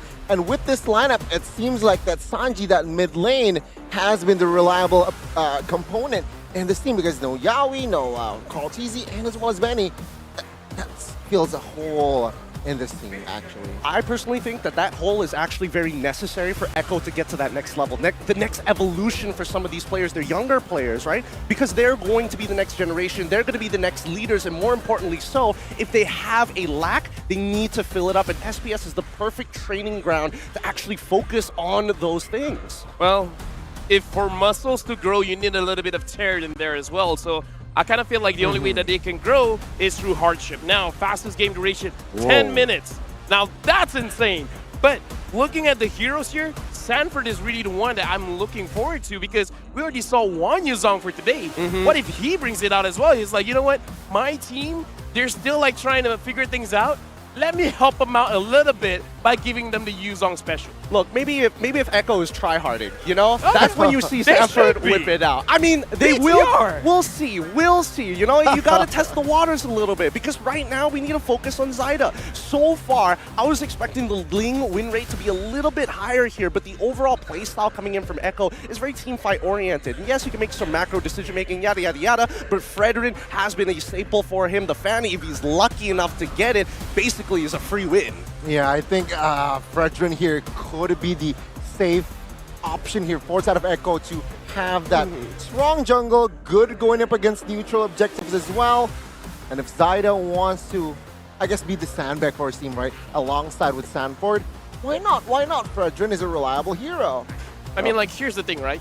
We got to see what are they really aiming for, because the jungler and the EXP laner can have the same jobs, or do they want different jobs? For now, we got to look at a player head-to-head between Super Ken as well as Zyda. Looks like average KDA ratio is for Zyda by a lot, and the rest is for Super Ken, but not by a lot. It's interesting, because when we look at the stats, right, the average KDA kind of gives you an idea that the success rate from Zyda's side is a lot more. But then when you start averaging out the numbers with the damage dealt, the damage taken, in a matter of fact, it's pretty similar. Both teams like the team fight, so it makes sense. But even if the results are in Zyda's favor, the fact is that Supercan is keeping up to him. He might not be the quote-unquote hard carry, but the job is getting done. He's the soft carry? He is a soft carry. I like that. Soft carry. Soft serve. All right. I mean, like, to be fair, even looking at their favorite heroes, Super Ken has been using squishy heroes. That's why he's soft carry, because he can go and get the kills, but just the same, he could die very, very fast. Now we got to look at a team head-to-head. In terms of difference, I'm not seeing too much of a difference. Not much that we would really generally talk about. Dang. Right? Yeah. It's way too close between each other. I mean, if I closed my eyes, hide the logos, you wouldn't be able to tell which team is which at this point in time, right, Donnie? Yeah, I mean, on paper, though, it still favors Echo, but then again, it's a very 50-50 match. One thing from the most banned and as well as most picked, though, that's the Claude here. It seems like Bigatron, they really don't like going up against Claude generally, so it's a tough I don't like question. going up against the Claude. It's just such a meta hero in that gold lane. It's annoying. You beg to differ? I mean, I'm looking from LaFell's perspective. He is more of a mid support, so I can get it, but I relate to Sanford, right? You're playing Terizla. The one thing you hate is the fact that your penalty zone gets negated so quickly by a BMI. So I can understand the sentiment there, right? If you're going to play catch, you better make sure that marksman doesn't have a lot of tools. No, honestly, even when I'm playing a roamer, I don't like the Claw, because unless I have a... Because you have to use basically a Kaja. Until he could use a Purify. And it's like, okay, then I guess I gotta wait for my Wave Dragon again and then try again. But during that time, they're just gonna be playing safe. That's also fair. I mean, at the end of the day, it's about team fighting, right? So we haven't seen too many of those Lolitas as well, the knockups. Even the Minotaurs has been starting to die down after the day two of the SPS Challenge Finals. Day one, we saw a lot of experimentation. Day 2 and 3, that's where it kind of like streamlines the draft. Yeah. Actually, what do you guys think? Especially those over at Twitch. Who's going to win this one? Is it going to be Echo or BTR? It's going to be very interesting now that JP is playing, and no wonder, because I've been seeing social media and be like, why are they hyping up JP quite a lot? And it's like, oh, he's playing today. Well, they're hyping JP a lot, but also I think they've got something special to bring to the table. And if there's something special works out, I can't wait to see Miracle do the Kaldug. I'm waiting for it, baby! Hopefully, finger crossed indeed. But yeah, I mean, JP here, you're excited to see we're JP? going for Echo? Wait, what? Wait, no. You. What is going on here? Hey man, I'm an Echo fan. Echo loud, Echo proud, all the way. I love seeing the next generation of Echo. I mean, they already were quote-unquote building that super team, and now they're setting up the B team to be the next super team. I mean, he is an EXP laner. How can he not? How can he not go for the team that has Sanford? So there you go. True. Well, you know what? I have nothing to say. Bigatron 2-1, Indo team. It's okay. You're not going to get Mirko's hurt. favorite. But I mean, Bigatron showing a lot of potential. 3 days, first 3 days as well. I feel like they will get stronger here, more matured as well. I feel like their bond here is what has the advantage because Echo, they're young guns. Their chemistry might be a little bit shaky. That's actually a good point because when we see Echo play, it's getting under your skin. But when you see BTR play, it's like they're like machines. They're literally machine gods, a hive mind that just works together in these 5v5s. I mean, we have to see whether their batteries are charged or not because that's also going to be something that we have to look at. So looking at both teams, I'm looking at the roamer specifically because Super Vin as well, he likes to use those catch-oriented heroes. In fact, the crazy thing is, before in RRQ, people criticize him by saying he doesn't have a lot of mechanics. Going into BTR, he's using Joe like a god. I'm like, yo, what's going on? And then JP, I do want to see, has he really kept up? So now, the bans have started. BTR will be first pick, I'm assuming, and then Echo will be second pick. Valentina as well as Karita getting banned out, so a lot of focus on Sanji. Yep, a lot of poke, and it looks like good preparation coming in from Echo's side. They're banning out the Melissa super early on. I don't know if they really want to actually dive. It's one of those things where it's like, I know you're good at it, but do I want to build an entire composition just to punish banning out that pick? I mean, I can't remember which day, like, was it the first 2 days or the last 2 days that basically Saken has just been exclusively using Melissa and he's won every single game? So, perhaps, yeah? I'm going to double check that for you, but I'm going to say our belief, yes. Yeah, I think that, I mean, rinse and repeat, right? If the opponent doesn't ban the Melissa, why not go for it? If it ain't broke, don't fix it. And there you go, Bigatron finally opted for a marksman ban here. As like the theme, we mentioned that earlier as well. Most ban is the Claude. It seems like Echo will be the casualty yet again to not play the Claude. Paquito, though, will be banned out. So it says what? Arlet, Fredrin open. Perhaps the Kaja as well. Joy as well. Joy, yeah, Joy. I don't know. Uranus is open as well. Yeah, a lot of good stuff is open. I double-checked it, and you're right. They actually did exclusively win a majority of their games on this Melissa. Now, we see the first pick. We see the Joy. I don't think anybody's going to deny that Joy is really, really good right now in the meta. No, yeah, I mean, it's a flex pick as well, right? EXP, jungle, where are you going? EXP has that vengeance option and that spell. Jungle, very sneaky, very powerful. But Kaja is still open here, a suppression that can counter the Joy. Will they insta-pick it? But it seems like they're taking their time here. He first. If not the Kaja, Brethren is going to be the option, but no, they will stick to the Kaja here, countering that Joy. All right. So they have answers. They have a way to kind of set up for a potential team fight. I kind of like where Echo is leaning and posturing themselves, right? But looking at the bans, the fact that they're already getting rid of the quote-unquote safe marksmen does tell me that it might be a little bit more pick-oriented for the side of BTR. I mean, if they're going for it, I would be totally fine with that because now something that they have to consider is that Echo has an opportunity to pick up the carry, which is very deadly alongside with the Kaja. If not, I kind of feel like carry will get banned out because, let's face it, the top marksmen right now are carry, Beatrix, 1-1 if you can use it really well, and other than that is the Harv and the Brody. Brody so far, if I'm not mistaken, throughout the Snapdragon Pro Series final group stages, only won once. Okay. What do you think about this? Where is your stand on Leslie? Do you think Leslie is also a hot pick? I think it's pretty hot, but I also think it's generally situational, right? Because it takes so long to get to that, like, critical mass point where you're looking at just two-tap people, ultimate snipe, one-shot people at the same time. But and then when you really think about it, right? The farm is why exactly is he so good? Yeah, you pick Leslie, man, I can tank shots for you and my entire team. But that doesn't change the fact that the flexibility of BTR, it's very evident here. Plus, I just want to say, if you're going to pick up a Leslie for BTR early, that's a huge mistake because your opponent is Sanford. The moment he sees a Leslie, that's when he's like, okay, you know what? Use all the way. And there's nothing that they can do. So I kind of feel like picking up a Leslie against a very strong EXP laner, very, very hard thing to do. But I can already hear the sigh of like, I know it's a strong hero, but goddamn, is he boring? No, just don't do Sanford dirty like this, man. Like, unless they're doing some kind of wacky nonsense where they kind of shift things up and not put this Uranus in the EXP lane. No, it's the lightning truncheon on Uranus.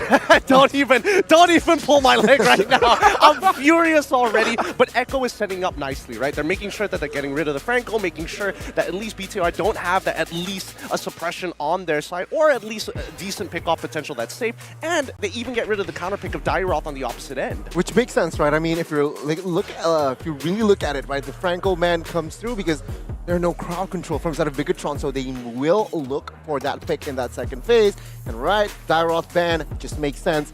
Hard counter towards that. Uranus asking a question here towards Orizo, what are you going to play? Going up against that Uranus, but Bigatron here. Okay, the Hereth ban comes through. Outplayed. Targeted somehow.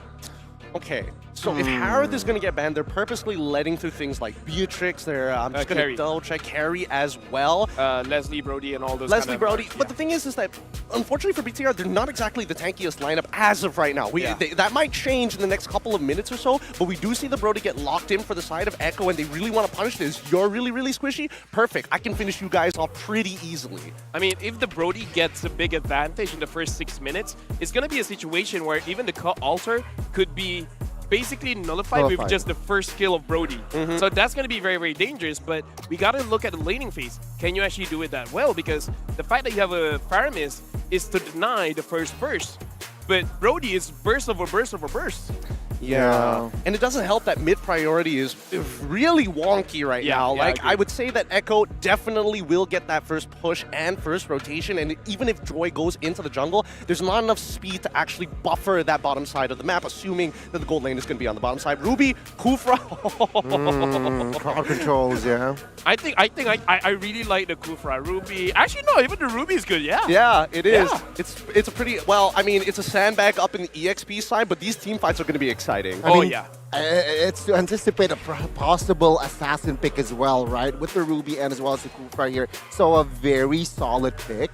But I don't know. I'm feeling kind of iffy with the 3 picks. Redrin is still up, sure. I don't know. Or Marthas. You like Marthas. I was thinking, that maybe Echo wanted to be a little spicy for game number 1, just like knowing that Joy's on the opposite end, like Ishin Ranger. Like you show up the marksman, be super fast on it, and maybe look to outscale your opponent. But it's a good draft. You know what? I agree. And now, casters, do you agree? Yeah, we completely agree over here. Not really sure what he said earlier on because I was adjusting my seat, but yeah, entirely we do agree.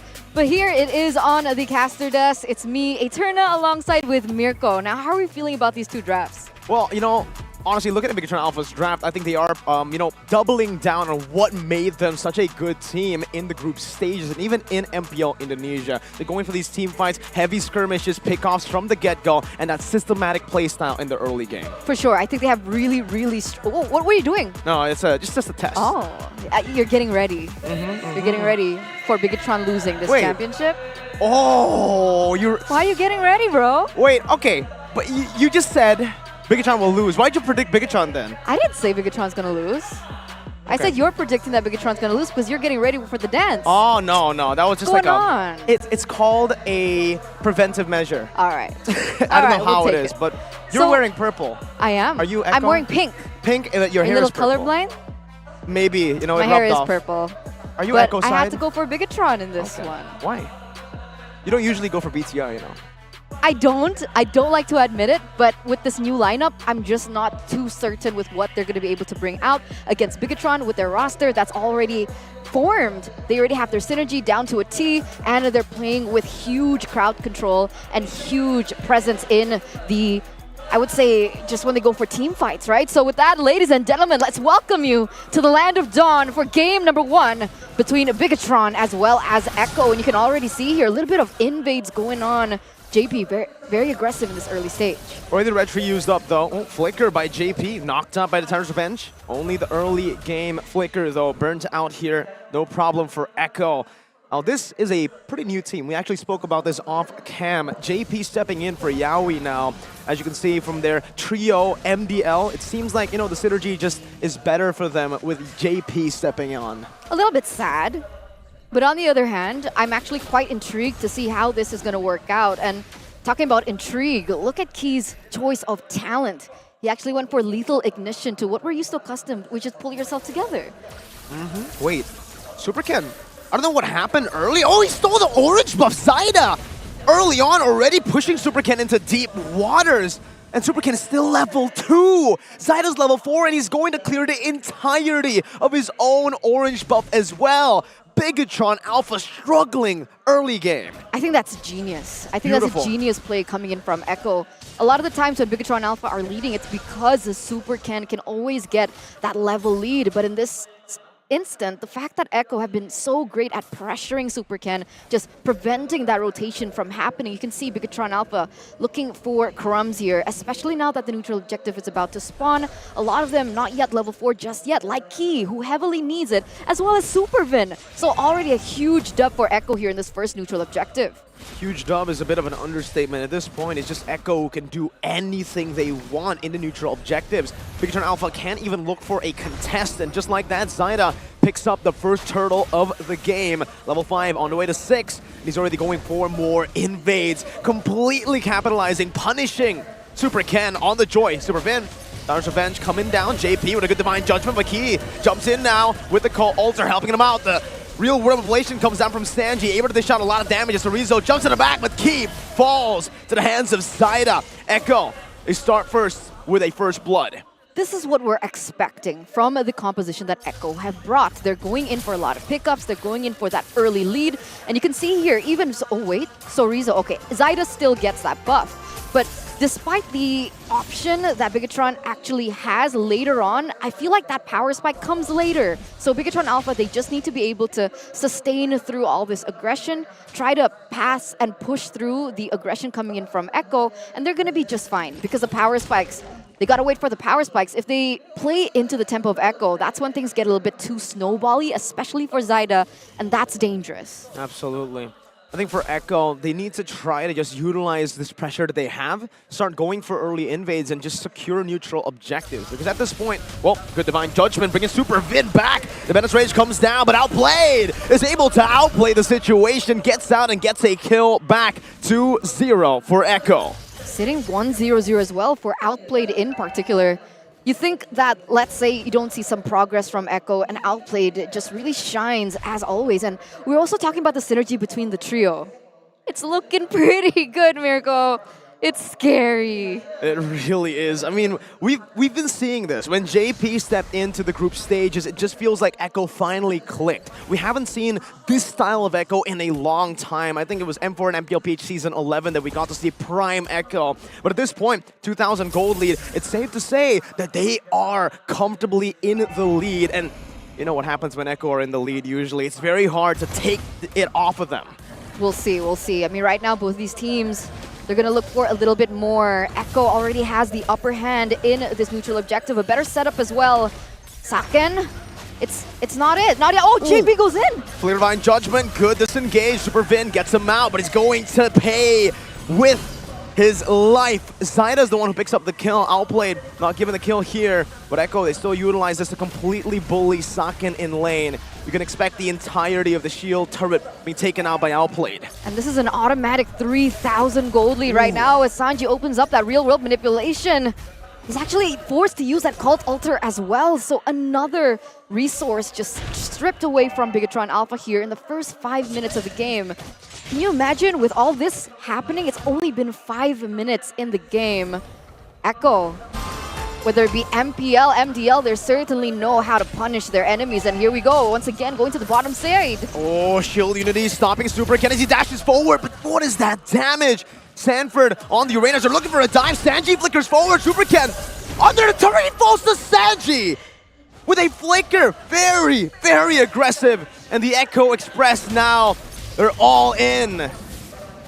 Oh, they're going all in as well here. Key forced to flicker out of that aggression coming in from Zyda as he doesn't mind going under the turret. He's not deterred with the damage from the turret here.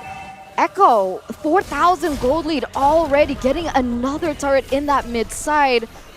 It's not something that we're used to seeing from Bigatron. Super Ken at 3 levels below Zyda right now. Certainly isn't a good game, but that's just it, right? Sanford 2v1ing Saken, the main damage dealer, dealing 0 to little damage. How are they supposed to play around this? I mean, at this point, Echo completely just, forced Bigatron Alpha into a corner, right? It's just Echo doing everything on the map. You don't see any sort of counter play for Bigatron Alpha. They're not even able to contest for anything, even their own orange buff. Heck, Supercan, I think he's only gotten 1 orange buff this entire game, and that's the one previously from this one. Zyda was able to steal it away with the Retribution, and it's perfectly timed for the turtle that's coming up. Sanford eats a few turret shots, but it's all good. Zyda picks up the turtle for free again. And Echo are just rolling through Bigatron Alpha. Dude, no way. Saken just picked up the Blade of Despair. He's so far behind, outplayed. Brody already picked up the Malefic Roar in comparison, so you can already see the difference in damage coming in from both of... Oh, wait a minute, JP! Flicker Divine Judgment onto Cerezo, but it's a good pull into the Bandit's Rage. Now the Alter saves them, and they find a kill. Superfin in the back finds 3 members, and now Saken is on a roll. They pick up a triple kill out of nowhere, and Bigatron Alpha, somehow, some way, they found an opening in the game. The venue roars. They're so happy to see this really come to this point. Like you mentioned, with 4 members taken down from Echo, now that's the beauty of the composition that Bigatron Alpha brought to the table. They have so much CC, they have so much potential and resources that they can utilize in these team fights to outplay Echo in these circumstances. And taking a look at the items here, this is what I was so concerned about. With Brody already picking up the Heptases and the Malefic Roar, that's already enough damage. Meanwhile, the Beatrix just picked up that Blade of Despair, Mirko. We mentioned this earlier. We said maybe this is going to be a late power spike for the Beatrix, 7th minute BOD, but then they just got a triple kill. So it kind of equalizes everything that Outplayed has been doing. All the gold lead that he had, now it's only down to 10 Eterna. And Saken, he's in the same level as Outplayed. Even Superken has been given enough time and resources to catch up by a bit. But Zyda is still very much in a comfortable position, 2 levels ahead. It's going to be 3 after he clears this mini wave up. That's not good at all here coming in from the rotations. But like you mentioned, there is still a possibility for Bigatron Alpha to come back. And so now Echo, they're put in a position, they're given the question, how are you going to be able to close this as soon as possible? Because with the laning phase already done and dusted, these teams, they're going to clump up as 5. And in this 5v5 kind of situation, I feel like the composition for Bigatron Alpha works a little bit better. And now we'll see exactly how this is going to work out, because 8 minutes in, 9 minutes in, you can see that Echo, they're already starting the Lord. You can see the positioning coming in from Cerezo. Even if he doesn't land his skill shots, there's always Key, there's always Supervin as well. So they also need to be aware of where Supervin is in these particular team fights. Oh, Casino by JP. He's looking for Superken. Sanford spots Superken right now. JP has the flicker. Not going to be able to go in just yet. He's holding on to it, but Supervin jumps in. Now finds the Tyrant's Rage on the JP. Now it's an all-out fight as Cerezo was able to pull Outplayed, but he's able to flicker back out. Lord taking very low right now, and it's Zyda who secures the tournament memory! Into the back by Outplayed, and he wreaks havoc upon the robots. Cerezo running for his dear life, and Echo, they're able to secure another massive neutral objective. And a 2-for-1 trade in terms of the teams. Echo getting all the right picks, all the right trades, and all the right places here. You can see the Lord already marching there in the mid side. Sanji already being super annoying. The slow is there. You can feel the damage start to come through, especially since he already picked up that Holy Crystal. And there you go, Outplayed with that BOD. You can expect that to land. Super high damage coming into the siege. Lord's still going to be dealt with though. However, Echo won the team fight, but unfortunately for them, they weren't able to take Saken down, who is basically, for Bigatron Alpha, the only sort of really reliable wave clear. On this Bennett, you saw it with your own eyes. JP though, Flicker, oh, he catches Superfin, brilliantly played. Bringing him back now, outplayed, dishing out the damage on the Tornapot Memory, taking him out with a killing spree. Saken able to dash out, Key as well. Oh, what is that damage from outplayed? Saken just stands his ground with the Mirror's Passion. I'm offended, bringing JP back, but the turret should still fall. Outplayed, just hitting, munching on these turrets. All right. No casualties from the side of Echo, but Supervin had to go out because of that engage. But here we see start of a silver lining coming in from Bigatron Alpha, right? As this game progresses, like we mentioned, things are getting a little bit more equal. You can see here Saken on the gold earned leaderboard, really catching up to Outplayed. I think there's 1,000 difference, but now Saken already picked up the Malefic Roar. So in these team fights, when they're expecting Saken to deal the damage, he definitely can, but they need to be able to protect him long enough, which he was able to do previously.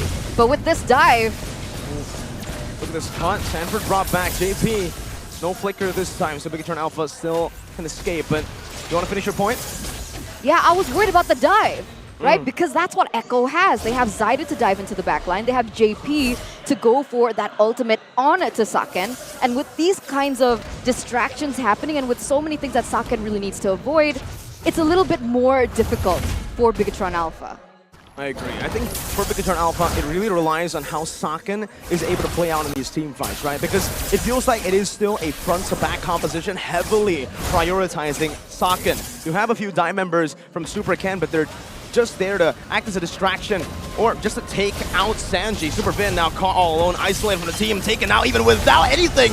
Flicker, I'm offended, and Tyrant's Rage coming down with a Bennett's Rage.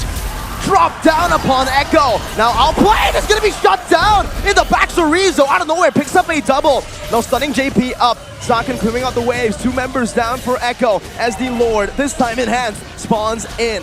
Oh no! 4 members still alive and well for the side of Bigatron Alpha. The lead that Echo have built from that early game now is going to be tested here in the 13th minute of the game. You can see, oh, Chorizo goes in with I'm offended. He's still able to get out though, but this is the Lord Dance that severely favors Bigatron Alpha here. Outplayed is respawning though, Supervin as well. Now with Sanji and Outplayed back, Bigatron Alpha, that window has closed to go for the Lord. Echo will go back. They have a slow push down below as well. I'm offended with the Bennett's Rage combo down. JP almost losing immortality. Is able to dash away, but the real world manipulation has been used. Shielding it now, jumping onto Chorizo. Is still able to escape for a bit, but they're looking to hunt him down. Slowed once again. Chorizo gets out. Echo, they've committed 2 ultimates. Tortoises, Poissons, and the RWM. Bigatron, they've committed 1 now. I think it's worth it. I think it's worth it, right? They're able to buy some time for their team. They were able to zone the members of Bigatron Alpha away. And even if they committed and they at least get a pick onto the side of Bigatron Alpha, the Super can really want to go for a 50-50. He's still a level below Zyda right now. So I don't know how far Bigatron Alpha are willing to contest. I think they need to buy some time for Super Ken in particular to catch just a little bit up before they go for a 50-50. I'm wondering why they still want to commit onto this. Why not look for something else on the other side of the map? Simply put, it's Echo that is forcing it. You can see it's Echo that are holding the Lord down. They are starting this Lord Dance. So Bigatron Alpha, they have no other way, no other response but to try to match it. Sure, 1 level lead. Zyda definitely has the advantage, and it's a big one here, especially considering Echo have a Divine Judgment within their arsenal. But it's a fight that Bigatron Alpha needs to take. They need to try to push these waves as well, and so far, take a look at the slow push down below. Bigatron Alpha have done their due diligence here, clearing out the waves, getting good setup down for this Lord Dance. That's true, that's true. You can see here already Zyda forcing to clear that mid wave as well. I guess that's an objective that they're willing to let go. Because of the short side, they are going to be able to clear that top, but look at this. JP already with concealed play. He used Flicker as well. JP used Flicker, has the Divine Judgment, so Rizzo now caught in the midst right now. As the Divine Judgment comes through on the Super Cam, but the call Alter saves his life. In the back, you can see Superfin jumping in with the Rage, but Chorizo falls first. The Rage doesn't connect onto anyone. Sanji's able to withstand it with the real world manipulation. And just like that, Echo, they will secure another neutral objective through their chaotic team fight. If it was Leo, he would be saying how the Orcas know how to tango, and that's exactly what they were able to do. Make it a little bit more messier, not a pure 5v5. Use the fact that their composition was built for pickoffs and getting 2 in the process, plus a Lord as well. all in all, it's Echo with the advantage and as well with the map pressure. And Bigatron Alpha still looking for ways to punish the Orcas here.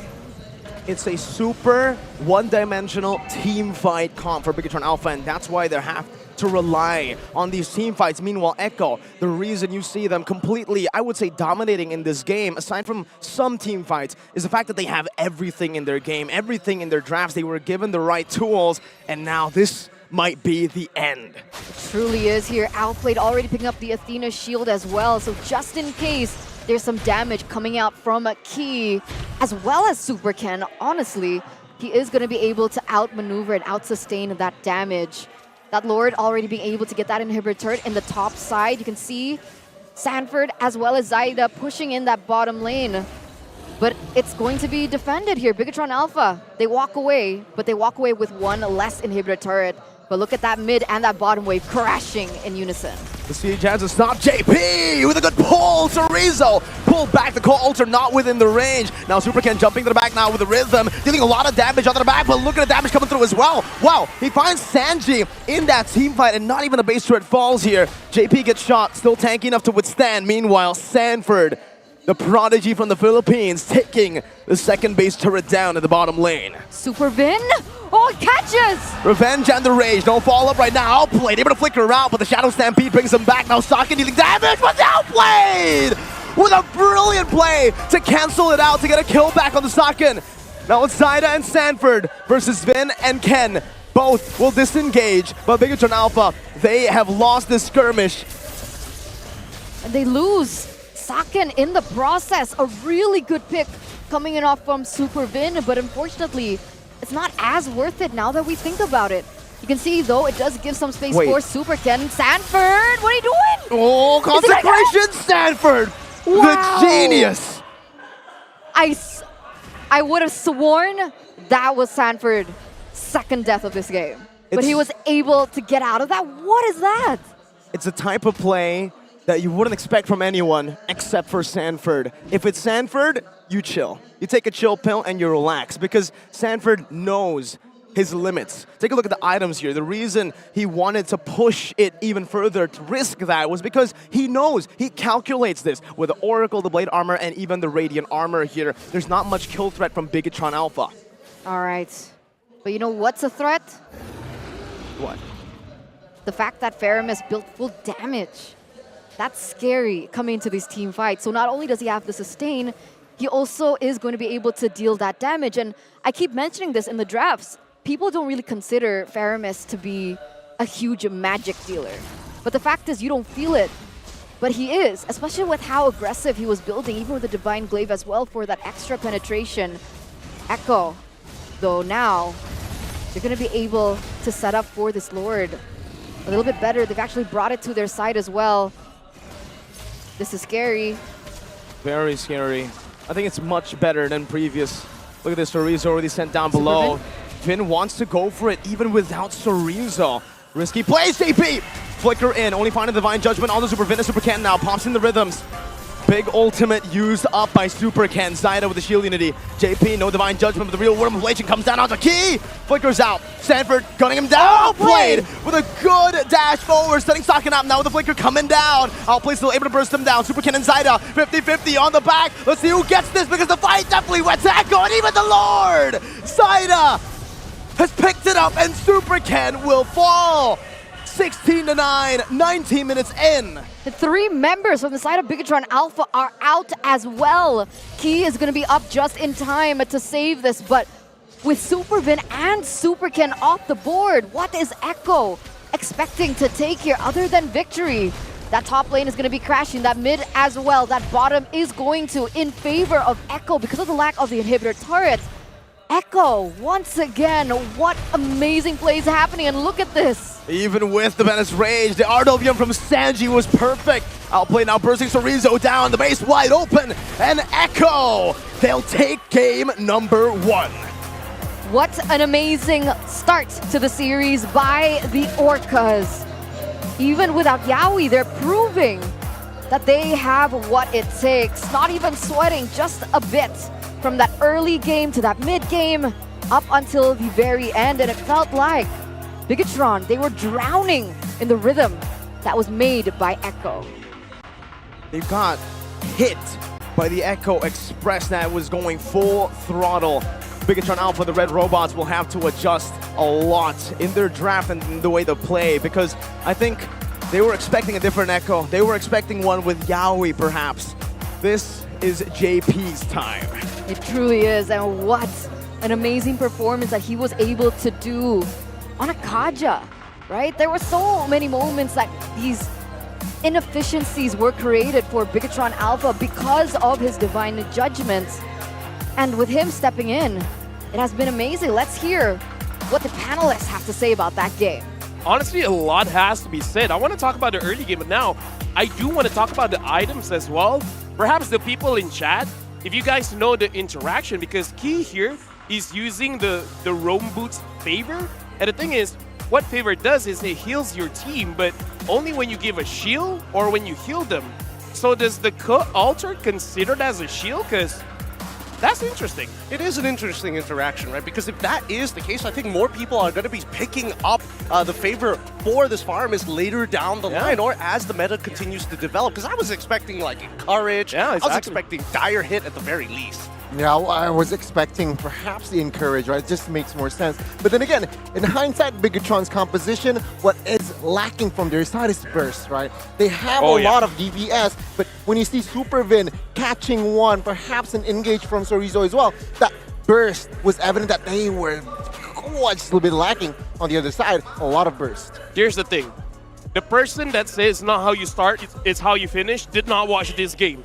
Because I believe for Bigatron, the burst that they were looking for was from Super Ken. But the fact that you're starting the game, you're level 2, and your opposing jungler is level 4, that's insane. Because I watched back, you know, the replay. In the early game, JP prevented Super Ken from clearing very fast. And then it's not just Zyda, it's Sanford as well. They were both clearing the jungle. Yeah, no, this just shows how the composition and what Echo's game plan wanted to do, right? When you have Zyda on this box here, it's all about being oppressive, but you have a collaborative effort. Outplay is strong in the earlier stages of the game, and especially with JP roaming around and constantly forcing it out, Sakin has to be very careful, right? He doesn't want to get caught out, but at the same time, he can't just let people like Outplay hard shove the lane. And then there's Sanford, who's like, I don't care, I'm going to shove this out, I'm going to instantly invade, and I'm bringing the whole squad with me.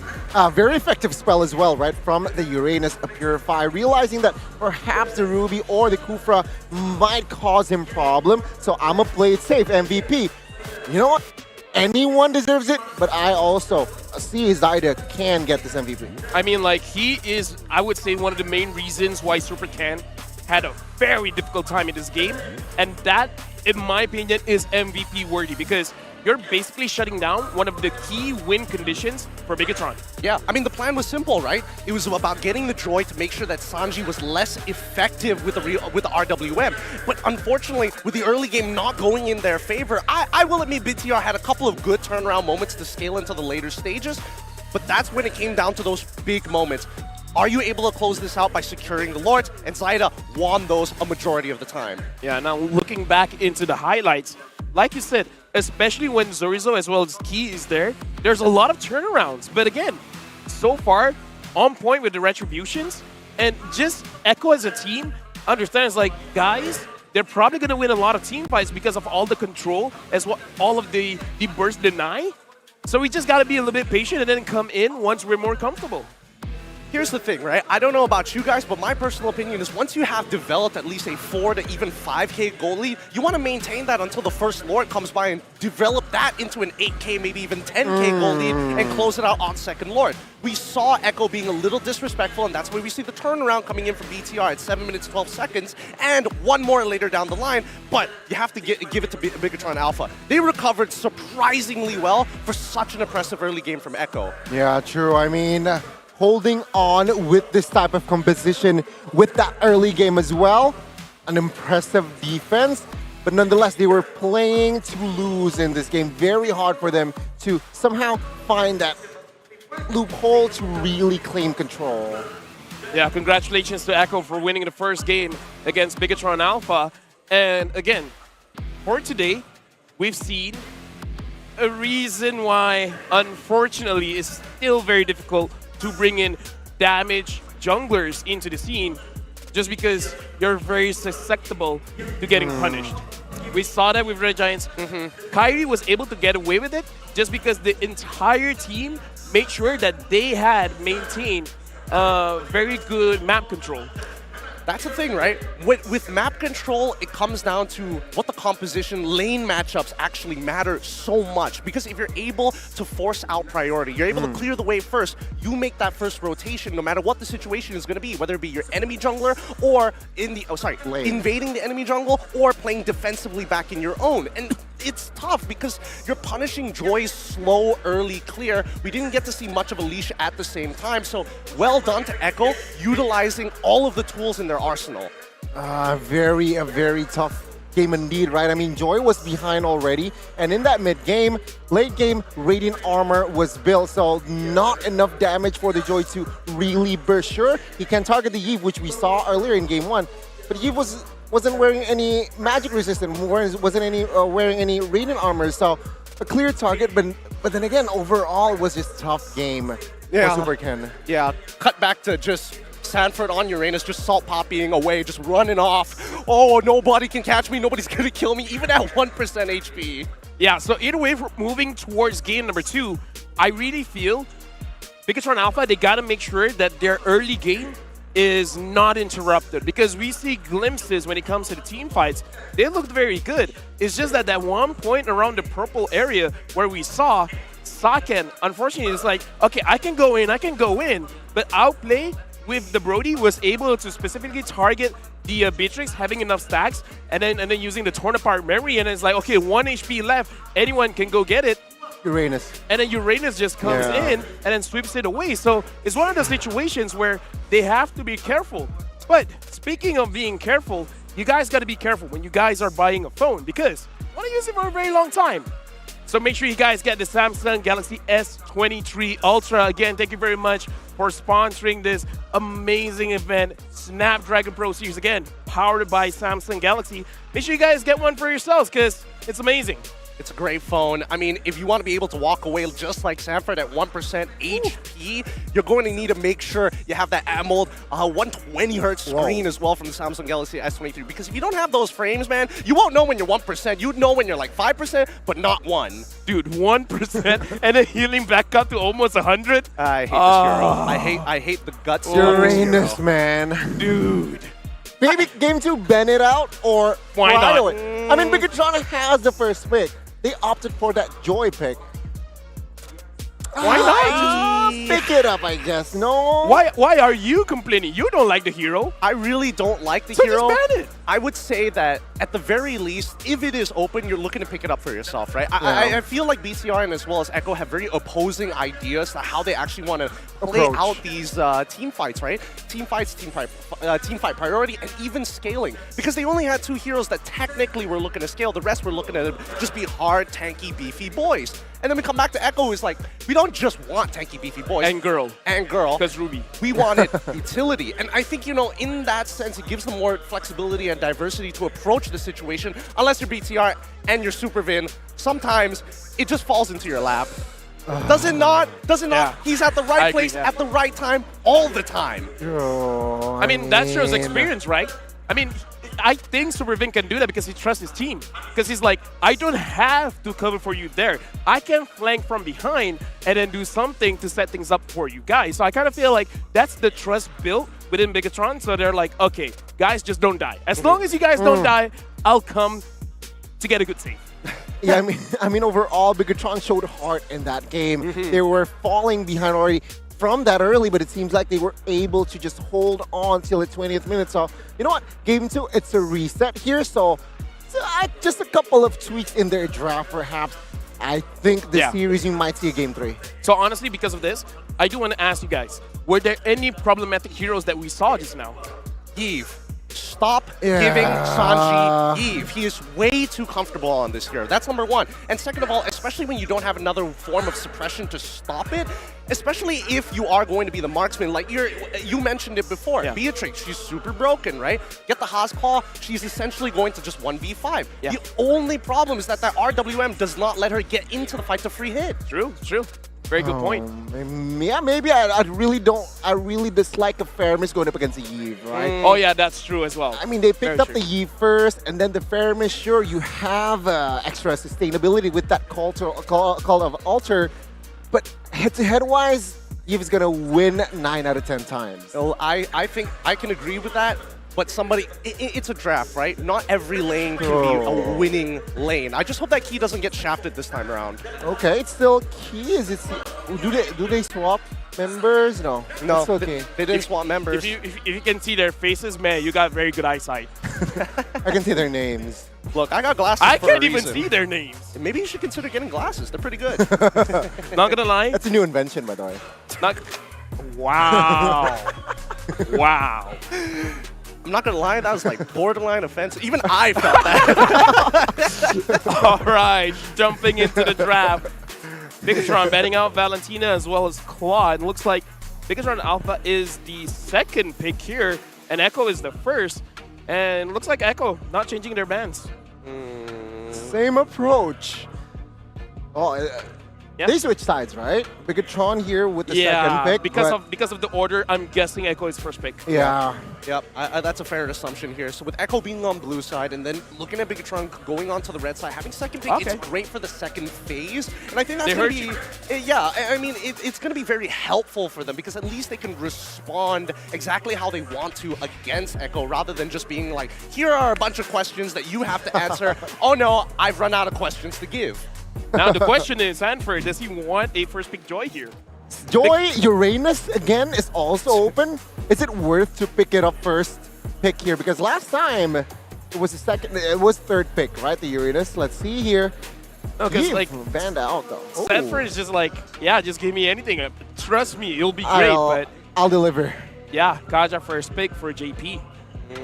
Okay. Kaja super early on.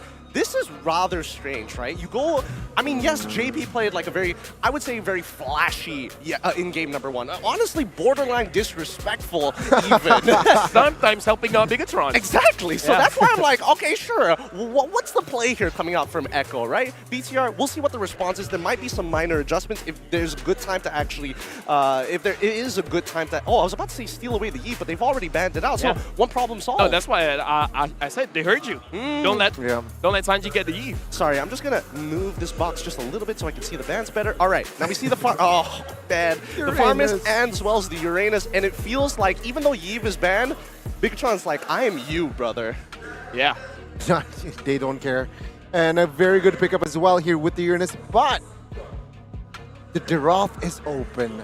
Here. Oh, yeah. Do they really? Yeah. There you go. Deroth, and perhaps one good hero. You know what? Sakura Claude here just makes sense. I mean, if it wasn't banned out, they would have guaranteed locked it in, bro. You have to move your box as well. Yeah, I need to move my box. Yeah. as well. All right. So the Farsa. So we see the Farsa. Once again, an artillery mage coming in for someone like Sanji is always going to be devastating, but at least it is punishable. Yeah. You know what? That's what Wait, I'm talking what? about. I was about to say they need some kind of burst. It's kind of bursty. Easy backline access, and more so, at least the early game is probably going to be a lot better for Bigatron. Now they got to ban out those very annoying junglers. Yeah, ban out the box, ban out the Fredrin. Because you don't want to get invaded, man. Or Brody, right, who also is good in that gold lane. True. Going up against a Fanny, perhaps one Fredrin, one. I almost want to say Brody. Boxia, man. Right now, Boxia feels more annoying than the Fredrin, but never mind us. We're not good about the game. They're banning out Martis. Okay. Interesting. Okay, so they ban out the Martis. They know that they have like a lot of damage from the 2 picks from Echo side, the Dairoth as well as Farsa. I kind of get it. If they are going with Gani's idea, they're probably going to ban out the Boxia alongside it. But let's see what Echo does. They get rid of the Franco. Okay, so suppression, same situation again. I mean, Joy is still open. Joy is still open. I mean, Joy jungle if they want it. Joy Jungle is a possibility, but Brody, why I feel like Bigatron has an option to let it go is because they have the first pick in that second phase, right? Which perhaps they might pick it up for themselves here. So, yeah, they might commit to another fighter jungler here towards the ban. Fredrin? Or it's personal preference, right? Whatever Bigatron decides to ban out, there's got to be a very good reason for it. It's not like, yeah, get rid of the flex pick, making sure that it's not awkward for them, and now Echo has to respond. Ooh, I don't know. What will they ban? Kadita is still open, by the way, guys. Yeah, I was thinking about that. Do they really care about the Kadita? I feel like, yes, you could put Farmers in the support position and then Kadita into the mid, or vice versa. It really depends on how they want to play it.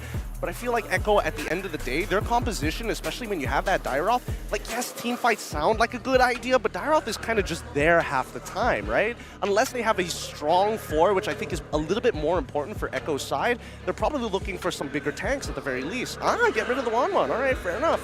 Yeah, Wanwan getting banned out, so here, again, I kind of feel like Saken's Beatrice just now is pretty good. Don't know whether they want to lean on that again or just like what Gani said, just pick up the Brody so that the Fanny will have a better time. And again, Brody is still pretty good, legit pretty good. And you kind of don't want to give that again with the Kaja. Because Kaja flickers in, catches anyone, and then like what, 2-3 basic attacks and it's done? I mean, if it's not done, then just torn apart memory. I guess. I mean, if Bigatron wants to deny it away, that'd be perfectly fine as well. We'll see how this goes. Beatrix once again, yep. Whoa, so they will ignore. If it ain't broke, man. If it ain't broke. The answer to all your problems, just have a lot of money. Yeah. If you throw enough cash at it, it probably will disappear. Yeah. True. Advice for you kids. Advice for the next generation. Study hard, work hard, get a lot of money.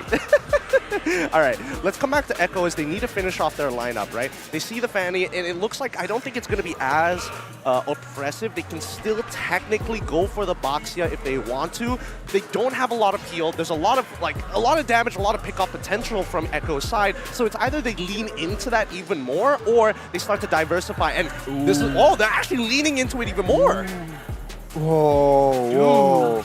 I mean, it makes sense because the lack of CC, which finally they respond with an Atlas. The Karina was picked. Wow, okay. But now with an Atlas, it's going to be very interesting.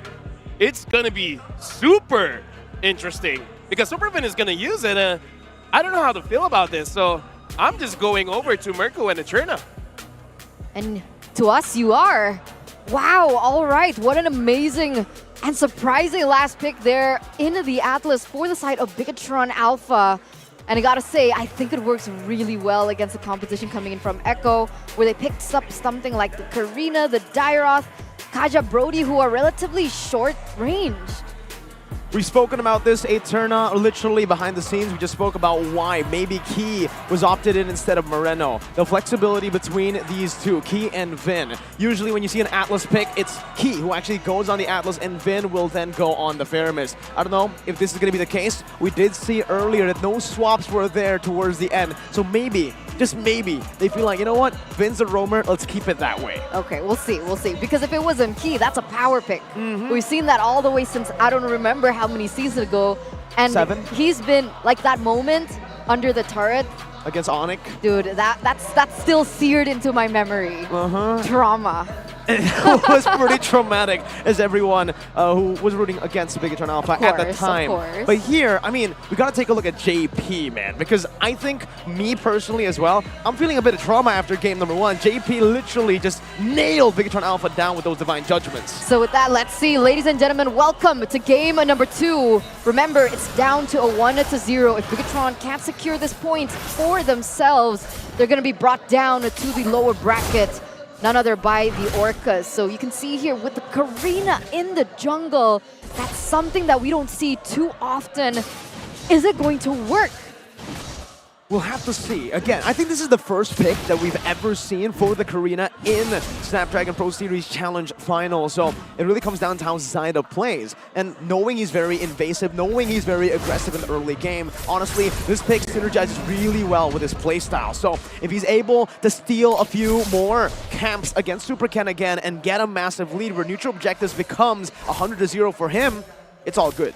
Okay, and looking at the emblems here, looking very interesting. You can see that Zyda on the Karina opted for a little bit more penetration that I thought he might go for boots instead, but I guess he's looking for the damage here. Yeah, so it's not going to be Karina tank, I believe, unless he wants to just rely on the base damage with some more penetration and even the mage emblem. We'll have to see about that.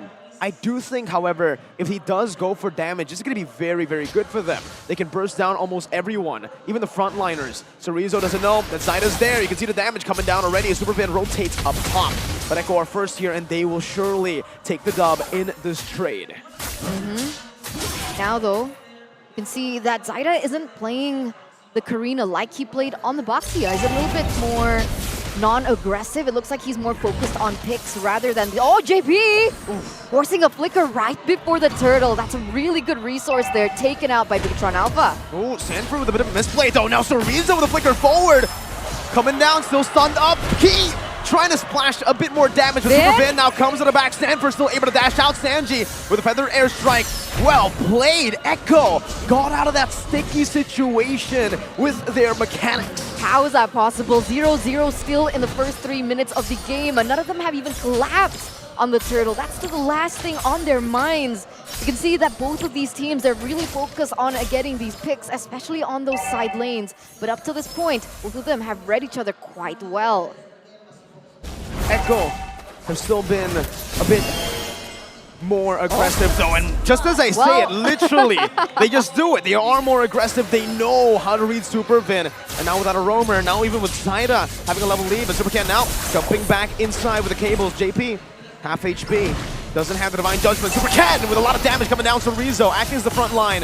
But the airstrike coming down now onto Cerezo, soaking up that damage, has the Consecration, has yet to pop it off. And it's going to be the turtle dance this time. Bigatron still holding on to it. Vin's back though, Vin's back with the Fatal Links as well, so they can't go in for a, I would say, unthinking protrusion into that turtle, and so they don't, right? Super Vin's presence alone is enough to stave off Echo there, but that was almost a good play for Echo. Meanwhile, on the top side, you know, Cerezo being able to get a little bit of an advantage in that lane, especially with how fast Super Ken is on the Fanny. The fact that he's able to mobilize onto the top lane, to the bottom lane, give a little bit more pressure here and there. Certainly what we saw from game number 1 with Echo holding most of the map pressure, we were really not going to see that here in game number 2. Yeah, Bigatron Alpha definitely adjusting toward what Echo were able to bring in game number 1. But it still stays true though. Echo, they're a team who likes going for these neutral objective skirmishes even while behind, back at M4. With this lineup, it does seem like they're a bit more calculated, right? Not going for the neutral objective contest early on, understanding that they do not have as much pressure early, so they're waiting for that power spike. And when it hits in the mid-game, the Brody and the Forrester, heck, even the Karina and the Dyra, the whole comp, it's a mid-game power spike comp. But I like what Gideon mentioned during the draft. What did he mention? He was like, Sanji is given a high artillery mage with a lot of damage, but this time, because it's not on the Eve, it's on the Farsa, that allows and gives a little bit of space for Bigatron Alpha to punish. And we see that, right? Sanji opens up that feather airstrike. You can finally see the dive coming in through. Maybe Cerezo was one of the things that we saw on the top side, and that alone is enough to prevent that damage from going through. So it really depends on how these teams are. Oh my god, well, not like that! Oh, maybe like that. Zyda, follows through. Buys a Sarlium site now, but hey man, I don't know. I say something, it happens. You say something, it happens. Maybe we should stop saying things. It's not a curse though, because I was saying good things about... We're blessing, yeah, technically? Well, I guess it depends. I mean, if you're an Echo fan, that was definitely a curse. You don't want Sanji to be picked off like that. I didn't mean it like that. Okay, it's fine, it's fine. But the Echo fans will take it that way. No, you won't. All right, you love Yaoi, so it's all good. They need to check this thing that I just uploaded, right? It's on the back of my phone, but back into the game here. 5 minutes, 6 minutes has elapsed. already a hugely different picture that we saw in game number 1. It's a new drawing coming in from Bigatron Alpha. Already with a 400 gold lead, it's kind of going back and forth at this point, but this time around, we don't see outplay popping off too much from that early game, right? We don't see that snowball, and you can see Bigatron Alpha now already setting up for the next neutral objective. All the resources are up. The one thing that we need to highlight is the fact that both Zyda and Superken are on the same level, but even so, Echo, they're not going to commit. Calculation, remember what we mentioned earlier. This Echo isn't the Echo we know from M4 and MPL Peach Season 11. It is an Echo that is a bit more calculative in the way they take these team fights. Bigatron Alpha, though, if you want to play systematically, if you do not utilize that chaos, Bigatron Alpha are the systematic team. They understand how to utilize early game leads, neutral objective takes, and play it very disciplined and slow. And that's what we were seeing here with the lack of team fights. Oh, there you go, JP! He wants team fights! He wants to get in! And that's a lot of damage put onto him. And so that's going to be a good pick there for Echo on Cerezo. But once again, look at Bigatron just trading back in advantage to them as Superken. No way! He gets outplayed in a 2v1 against Zyda as well as Sanji. So now that is a good trade back for Echo, 2 for 2. See? Make it chaotic. That's the Echo Express. That's how you play the game for Echo. That's their signature style. Their oomph. The oomph. Even from the items you can see the Yeah. We kind of said it. Zyda will go damage. Yes, full damage. No longer tank Karina. The boring Karina is no longer. I mean, we don't know yet. No. Right? We only see the Starlium side so far. So she might go for hybrid later on, build a little bit of more defense. Or, you know, like you guys keep saying, you know, the best defense is a good offense. So full damage. Exactly, man. Exactly. That's what I've been saying in my streams as well. Just go full damage, fight it out, and don't be a nerd. But what if you're behind like this? Oh, Echo in the bottom lane. Oh, short of our memory. Cerezo still surviving now. Full on engage. Superfin with a good, perfect match on the JP. Cerezo jumping in. Superfin! Oh no! He goes for the fatal ace, but it's onto the air. JP still falling. Superken picks that kill up. Bigatron Alpha still holding on to the lead. Nobody saw that. It's fine. It's fine. No one saw that. No one saw that. Okay, now you guys can look back at the screen, right? Because that was so unfortunate for Echo. They went in for a pick, should have worked out. But how Bigatron Alpha worked was they were able to counter-engage so well and actually take JP down in the process. So he's not going to be around just yet. Okay, well, now he's up. And both of these teams, they're looking and eyeing for the next prize, which is definitely this Lord. So Rizzo already there, trying to bait out Echo, trying to give information for his team as well. And there you go, Zyda, Holy Crystal, damage! I love Zyda. You know, you mentioned Zyda, he's good, but he's no Carl Teasy. Yeah, he's not Carl Teasy. He goes full damage this time around. Say that. Someone clip it, play it, or it was in group stage, somewhere in Echo game, all right? So with the Holy Crystal, though, we saw the burst to Superken without the Holy Crystal. Yeah. Now with the Holy Crystal, these members, if they are ever caught low, the team's gonna get wiped.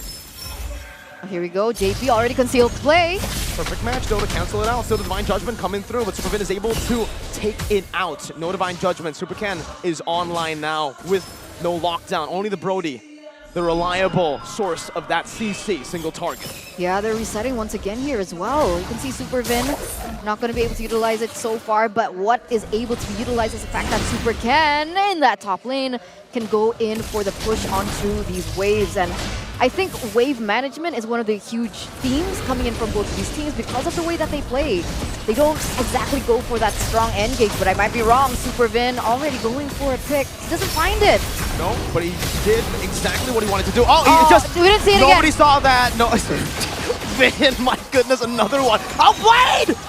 Wow! I thought it was just the Benny special. Turns out it's every gold laner who plays for Echo. Ken gets out. Echo with 1 kill to trade for that Lord. Oh man. We went blind twice. Yeah, that was a... it was blinding because Echo were able to sidestep away from everything. Yeah, I agree. If you want to be optimistic about it, but here it is. Echo, they unfortunately aren't able to get that Lord, so it is still going to be pushing there in that top side. And meanwhile, they are looking for trades elsewhere, but Bigatron Alpha really quick for the read. And the cool thing about the Karina is that we haven't seen the Karina too often, even though that she's technically a counter towards MMs, like basic attack MMs. So let's say Bigatron Alpha, Saken, does a lot of damage. That's Zyda being able to push through all of it, no? Yeah, it's going to be actually really hard to get through to the Karina, but if you are a marksman, if you are Saken. But the thing is, there's so much ability damage coming from Bigatron Alpha. Whoa, with Divine Judgment, only on the Super Vin though. Still able to escape here. Again, back to the point, so much ability damage, fair miss. Even the Bennett coming down with the Bennett's Rage, that is an ability. Even the ultimate, I think that you cannot actually immune from that with the Karina. So Bigatron Alpha have kind of drafted in a way where the Karina can only evade from Saken. All right, we'll see. Feather Airstrike already opened up. You can see the damage. They're just using it to be able to clear so far, because if we're looking at the map, it's definitely red this time around. A completely different story than what we saw in game number 1. It really all depends on JP here. Honestly, he needs to find a good pickoff. Really tough this game, right? There's so many frontliners. Good dodge away from the perfect match. JP looking for the Divine Judgment, but Cerezo's kind of baiting it as well. Conceal, Super Vin, back into the bush, bush control. Bigatron Alpha picks up the tier 2 up in the mid lane, and it's all tier 2s taken out. Wait, look at Zyda. He's been there for so long. I don't think Bigatron know where they are right now. No? He's looking for a pick. He's looking for Saken. Oh, he spots him again. Super again? Oh, Zyda! Oh my Zyda! God! Zyda! Oh, Zyda gets out. Zyda gets out. 3 calls. And it's almost as if nobody was there. No, they'll never know. Echo are usually loud, but in that case, they were just proud. And quiet. Yeah. Did I ruin it? Sorry. I mean, it was supposed to be a play on their name, but I know, sorry, but Turna. It's okay, it's okay. I mean, right now, Bigatron Alpha, healthy lead, 3,000 here in the 12th minute of the game. Quite curious as to how the items are shaping up, but it might have to wait here as the Lord already spawning here in the Land of Dawn. You can see Super Vin already looking for a pick. The only person that can evade is Sanji with that Purify. But with that Feather Airstrike opened up really early. Interesting. Yeah, that was an opener Feathered Airstrike. I think he's relying on getting the cooldowns here. Sanford knows where Super Ken is. The whole team knows where he is. JP has a flicker. Conceal, popped it. Oh, JP! Beautiful! Lead done. Now Echo have the lead. Bigatron Alpha, they can't even contest this. I think they want to though. Look at this. Key conceal plays. They're going to go for the fatal links. On the JP, Benetrate's coming out with an airstrike on the back. Sanji instantly cancels it out right now with 2 members. Knocked up by the Lord. They're going to go inside up, picks up the Lord. 1, 4, 2. Sanji in the midst of it all. Saken getting him down. Super Vin running him down. Perfect match connecting to Rezo with a flicker forward. Outplayed. Now going to be brought back to the team. 4 for 1. What is Shadow Stampede coming out from a Bigatron Alpha? That's 4 members taken down for the price of 1. A Lord as well for Echo. But it looks like Bigatron Alpha with a healthy 5. They're going to look to end. Zyda now jumping it. Oh my goodness, almost does it. But Bigatron Alpha equalize in game number 2. 1-1. 1-1. A GGWP by the Red Robots. Cold, calculated, and sublime coming in from them as well, forcing Echo a game number 3. And that's just how we want it, right? We want it to be this competitive. You can hear everyone roaring at the stage as well. This is the passion. This is the level of Mobile Legends that we woke up for. Oh man. This now is back to a best of 1. Yes, let's see what the analysts have to say about that game.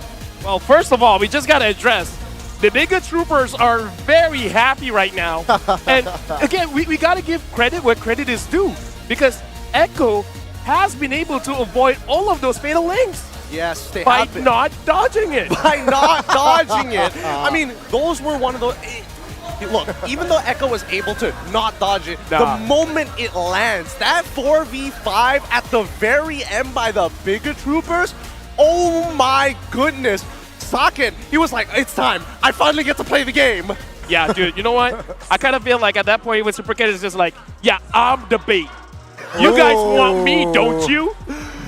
Now let's look at this. Relatively, it's a very low score kill game. Like 5 kills, 7 kills. So it's all about the macro. It really is. I mean, the high mobility coming out from Bigatron allowed them to get a couple of early turrets, but then afterwards, like Echo, they're just looking for those pickoffs. Yeah, I mean, looking at the composition from Echo, why they struggle here is JP. I feel like, okay, sure, he got 4 assists, but then again, his Kaja doesn't seem invasive. Very passive Kaja, and which allows Bigatron, again, utilize their mobility to gain more map control. I mean, it's not only just that, right? Like, look at Sanford. The fact that he's taking lethal ignition on that Dyrov, he's like, I want to win this lane, and I want to win it really hard. But Cerizo's like, I'm Uranus, bro. I don't ever lose. Because of this kind of things, even as an analyst, I say there's no absolute in any kind of thing. Because everyone says, and it is true, that Dyrov is the counter to Uranus. Dyrov is the counter to Esmeralda. Dyrov is a counter to a lot of those bruiser-type heroes. But still, if you're just good enough, kind of doesn't matter. And it kind of did show here. So it does seem like Echo, in this particular series, they seem to be a little bit slow in terms of like, guys, what are we supposed to do? Because I don't see a lot of proactive plays from JP as well. I mean, when you want to be proactive, you have to know when the counter engage is coming up for BTR, right? And that's the big problem with Atlas. You never know when Supervin, I mean, we saw in game number 1, Supervin comes up from very awkward positions and catches people off guard. It helps that he's on Atlas, who can hop over walls to make those angles even tighter. So it was Fatal Links that they were most worried about, and that's what got them at the very end. Yeah, a very good mind game there for the side of Supervin with that Atlas as well. But MVP, it's gotta fall to the hands of Faramis. Okay, here's alter. After this, during the break, I need to test it out. What does favorite do for Faramis, you know? So far, it's been doing a lot of good for Key because he has been making sure that even when he goes into these fights, he minimizes the amount of potential damage that Echo is applying onto the team, right? A 4v5 is never going to be easy. A 3v5, guaranteed loss in a particular team fight. So it's great that Key is able to kind of help disengage the team, or sometimes when they want to go even further, that's when they can really start pushing themselves in. I mean, Key in this game was just everywhere, right? Helping the team out on the very tightest moment as well. This is where the final engage happens, I believe. JP caught it was 4v4, and there you go, the call alter there was just really done, and the Shadow Stampede towards that end as well was made was why Bigatron Alpha was able to just crack their base open wide. Actually, looking at that fight, I think it's very easy to say that communication was the MVP. Wanna know why? Because communication is key. It really was. It really was. And looking at this, how these machine-like players, they're not bots anymore. They're a hive mind. They know exactly what they want to do. And with the shot calls that have been thrown out in this game, these are very high-stakes, high-pressure moments that they're able to overcome against Echo. Oh, what would I do to see Merkel and Cherna's face just now? Were they cringing? Really wondering. All right, well, we can ask them later. But yeah, now it's a best of one because now we see a lot going on. Now the question is, both teams are able to do roster swaps here, right? Player swaps. I'm interested to see if JP is gonna get subbed out by Yaoi or anything, you know? Do I think it is more of the compositional problem or a player problem? I feel like it's more of a compositional issue at this point of time, right? Because when you're thinking about it, oh yeah, I'm just going to latch on to one person, I'm going to pull him back in, you have plenty of combo, you have plenty of damage with the Dyrothan as well as the Farsa. But then you look at your opponent's side, the counter engage, the safety precautions and safety measures that they have in place. Maybe we're expecting to see, at least instead of going for that Kaja, turn it into a Kufra, look to be the aggressors rather than playing a little bit more passively than usual. Yeah, I do see both of your points here, right? I mean, in game 2, JP wasn't really extracting what the Kaja could do. But then again, if they really want to commit with JP, I feel like they should just, you know what? Don't worry, JP should just play. Very tough. The thing is, though, Bigatron Alpha, will they swap out Moreno now with Key? But then again, Key got MVP, so you know what? I think we will stick with the same 10 rosters here. Game 3, adjustment-wise, Uranus here. That's the problem. Oh, yeah. Game 1, Echo got it, they won. Game 2, Bigatron got it, they won. Will they contest again, or will they just, you know what, Uranus too much, ban it out in the first phase? I feel like if I was in Echo's position, the amount of flexibility that they try to position themselves in the first half of the draft is a little difficult. Like Arlet, why is Arlet not even a consideration? Look, I really feel because of the Uranus, they're just like, yeah, let's just counter. And if you have the counter and it doesn't work out, doesn't work out. But if you guys want to work out, you guys need a lot of energy. Make sure you guys get monster energy, unleash the beast, because with more energy, there's more that can be done. And both teams need a lot to get done. So thank you very much, Monster Energy, for sponsoring the event. Now, talking about it, again, okay, fine. We talked about the players. Should they swap it? Should they not? We'll see it a bit later. In terms of the heroes, I do agree with your point. I kind of feel like at this point, ban out the Uranus. Don't give that advantage to either side. I feel that yes, and no. And no, because I mean, like, again, Dyrov couldn't do it. I mean, to be fair, it's because Uranus is real. His numbers are really inflated at this point in time, and especially with the new emblem system, it makes it even better. Look at that stage, though, dude. Monster Energy for the win. Monster Energy. But yes, I do think it's more of a compositional problem more than anything else, right? You are streamlining yourself. It's like saying the Samsung Galaxy is only good at one thing. That is not true. It is extremely flexible, and that's what you need in this game. I think for that first half of the draft, start positioning yourself flexible because you know Bigatron, they want a team fight, right? So why does Echo just want to streamline themselves to just playing pickoffs? I do see your point here. I feel like Echo, again, I don't see the proactiveness from the side of Echo in game 2, which perhaps we should see from Kaja, from JP. So I think JP needs to be more, do the gambling play, do the ballsy move with the Kaja if they do want to commit to another Kaja. Any hero that JP plays, he needs to be the aggressor, the proactive. Take the risk. I mean, it is risky at the end of the day, and I understand where he's coming from because you don't want to get that counter. You don't want to be the linchpin like game number 1, pulling the wrong person. Oh no, they're all coming at us, and then the big turnaround after having a 4K gold lead in game number 1. Here's the thing. I feel all of these points is going to be good because we're going to see a video of Bigatron Alpha for us to get a little bit more idea about what's going on as well.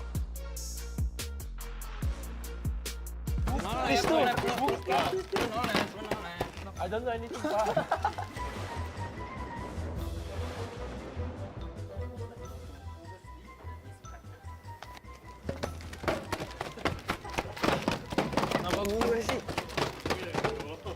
This one. What?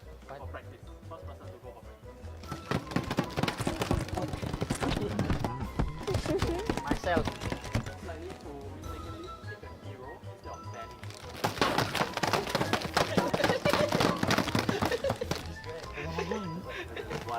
Because when tournament I wrong ban the hero. Dia enggak. Oh ini sering nge-lag dia nih. Ini nih. Sulit. Always late bang. Sulit to ready. Throw game. This always throw. You win. You throw man. When's the last time you throw again? Yesterday. All playing as a team. Then this guy is just doing his own thing. Siapa sih? Ini aja deh gue pukulin. Udah amat. Yang suka main sih.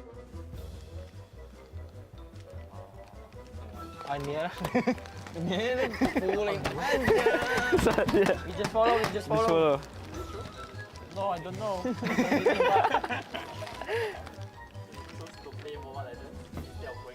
Ini nih. Ini girlfriend. No left. Oh, this too. I don't know anything. What surrender? Oh, ini. Nah, this always surrender, people. If I so many die, I want for surrender. Let's go with for surrender.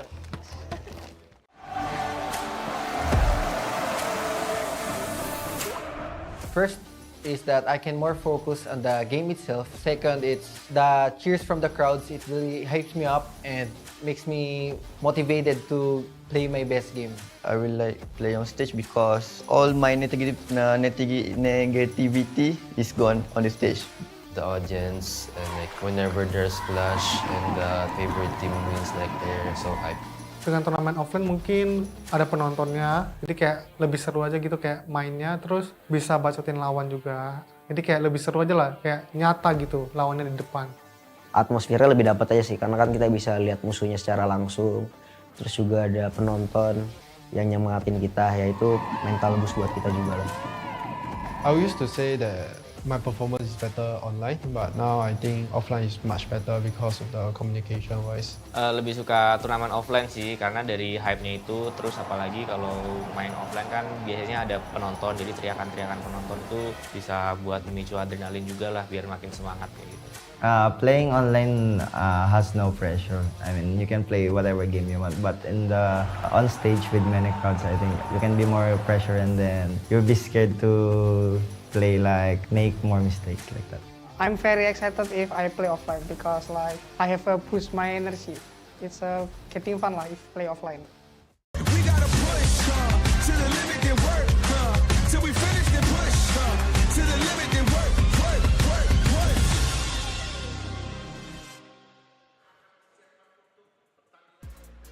So it looks like the players love the crowd, and I personally like them hitting themselves when even Dame is like, okay, yeah, guys, my bad. It's like, one of the one that I remember was something like, who's the most likely to throw the game? It's like, yeah, it's me. It's me.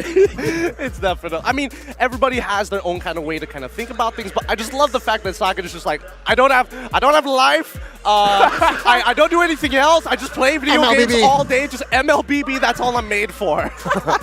Very entertaining video indeed. Oh my God, that was I like those type of One day video. maybe we could do it.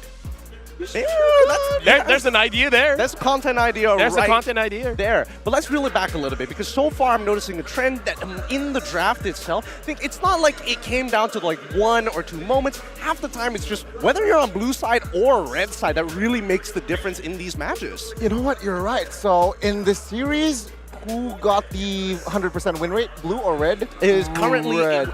Currently, it will be red side as of right now. Wow. As of right now in this match. And I think, that's a very key point here, because again, when you are looking for those first picks, you are looking for opportunities to ask your opponent the question. Man, Uranus, he is quite the problem so far. But I also have to say, they got to be very careful, because the first pick so far, you got to be careful on your first pick. Because so far today, we've seen some mistakes being happen when you have the first pick, like, because you're talking about not to be too narrow-minded in the way streamlined, because I kind of feel like picking up the Kaja as a first pick, honestly, Kaja is like an anchor for your draft. Everything has to center around the Kaja now, right? So I kind of feel like that's a big mistake. Yeah, it's literally a flagpole. It's saying like, I want to play a pick-off composition, and you're just hoisting up that flag for everybody to see. I do think that maybe we might see some adjustments from Echo side. We know that they're more flexible in comparison to BTR, but then the big questions start to come in. What do they release? If you ban out the Uranus, does that mean maybe the Claude or even the Valentina might just slip through the draft? Maybe, right? Because it has been a lot of varieties has come out as well, and we saw that that particular game, Kadita was not banned nor picked, where we usually saw Kadita banned in that first phase, if I'm not mistaken. Usually. But even then, it's still a tough matchup. At the end of the day, it comes down to what the teams have been scrimming, and I feel like with JP right now, Echo has a very clear idea of what they want, but is that going to win them this final match? So looking at Series 1 and Series 2, I would say Series 1 is quite the snowball just because Echo could control the jungle. In Series number 2, the fact that they could not do much in the jungle and Super Ken was able to go wild with his Fanny, I kind of feel like that's a big difference. So one of the other big differences here is jungle control. If Super Ken has space, it's going to be looking very good for BTR. But if he's already having a very losing matchup in the Yeah. jungle, then it's going to be looking really bad. So Uranus, sure, we talked about it, but the jungle is going to be super key as well. And now BTR, they're the one picking up the Kaja. And you were talking about Kadita, and instantly Echo picks up the Kadita. Come on. I mean, this one, it's got to be Uranus here, right? Yeah. It's got to be Uranus for Echo, right? Why not 100% in this series? Again, very typical, very meta. Sanford really likes the hero as well. Why not the Uranus? Now, with the Kadita though, still a question. Will it fall to the mid side or the roam? Bigatron though, the Kaja first pick. Now they're saying, hey yo, I want to play the Hey, pickup yo. game. Hey, yo. Hey, yo, JP! Hey, yo, JP! Can you only play Kaja? Let's see what the reply is going to be, because now Paquito gets to go through, and this is I love this flex pick, right? Yeah. Fredrin, I think is a little boring. At least with Paquito, there's a little bit more give and take here. Honestly, like, even as an EXP laner, it's really strong because the fact that the second skill now, Jab, damages the minion as well, makes your clear speed super fast. So, with the Kadita, with the Paquito, if they put Paquito in the EXP and maybe a Baxia in the jungle, the rotation speed coming in from Echo is going to be way too much that BTR may not be able to respond. I don't know. Uranus is still up because at the end of the day, if you have a big, bulky tank that just literally plants his feet down, stands in front of the wave, he can just take it. Fanny is going to slip through their fingers again. Uranus is going to slip through their fingers again. So BTR, they're setting themselves up for success. Should the Hilda be shown here? Hilda or Carry here? Is Carry a good pick? Going up against Kaja and Uranus, it will melt the tanky units. I don't know. I don't know about the Hilda though. No, based on Red Giants going up against Onyx, we see how strong the Hilda can be because a lot of people tried to kill off the Hilda. It did not work out. Look at Fanny as well as Uranus. I don't think that they can kill the or punish the Hilda early on. I agree with that. I totally agree with you. But this also comes down to the big question of what the side lanes are going to be. Because in that previous matchup, they had side lanes that could not push out. They could not win their 1v1s. So immediately, you can see that the side lanes rotate with the Hilda to kind of cover her when the situation starts to get dire. I think this Franco is a much better pick because at least you can slow down the buffs. You can really start forcing out motions from your opponent early from a safe distance rather than putting yourself at constant risk. And to add to that, right, with this Franco pick, it adds a sure single lock towards the Fanny who will deal damage towards the backside here. So to protect your marksman later on, to protect outplayed, it does just make sense here. Second phase, Echo. I think they will ban the mages here, right? Seeing that BTR here, so perhaps a Barca Yves ban here. There you go. Good bans so far. Now it's all about taking out the scaling, right? Because so far, it's like, yeah, you kind of scale, but you still need the damage at the end of the day for the side of Bigatron. So for now, both teams have Suppress, and when Suppress is there, Carry and Brody will have a very good time. Darov gets banned out, thinking that this Paquito most likely will go to the jungle, or just forcing this Paquito, making sure that it goes to the EXP. So now what other thing do they want to ban out? Do they want to ban out the Fredrin, or are you looking for a particular marksman that they don't want to give out? Maybe a Brody, because so far, Outplay has been using Brody twice. Don't think it's that big of a problem, but you know, just putting it out there. I think that the only reason why you would get rid of the Brody is because, yes, at least you have a secondary way to lock down the Fanny for a short period of time, but also because with the torn apart memories and with the way that we're expecting Echo to play, it's all about pickoffs, it's all about quick bursts, in and out, guerrilla tactics, get the kill, and you're out, profit. That's the overall game plan, and Brody definitely works in their favor. Oh, Baxia, I like it. I like the Baxia ban, honestly. Yeah, I mean, you mentioned the rotation, right? So that means that Bigatron is like, we want this early game to go smooth, like really, really smooth. It does make sense. We saw the head-to-head Fanny and Baxia, and there you go, the Brody. So it will be a Brody three-peat force out of Outplayed.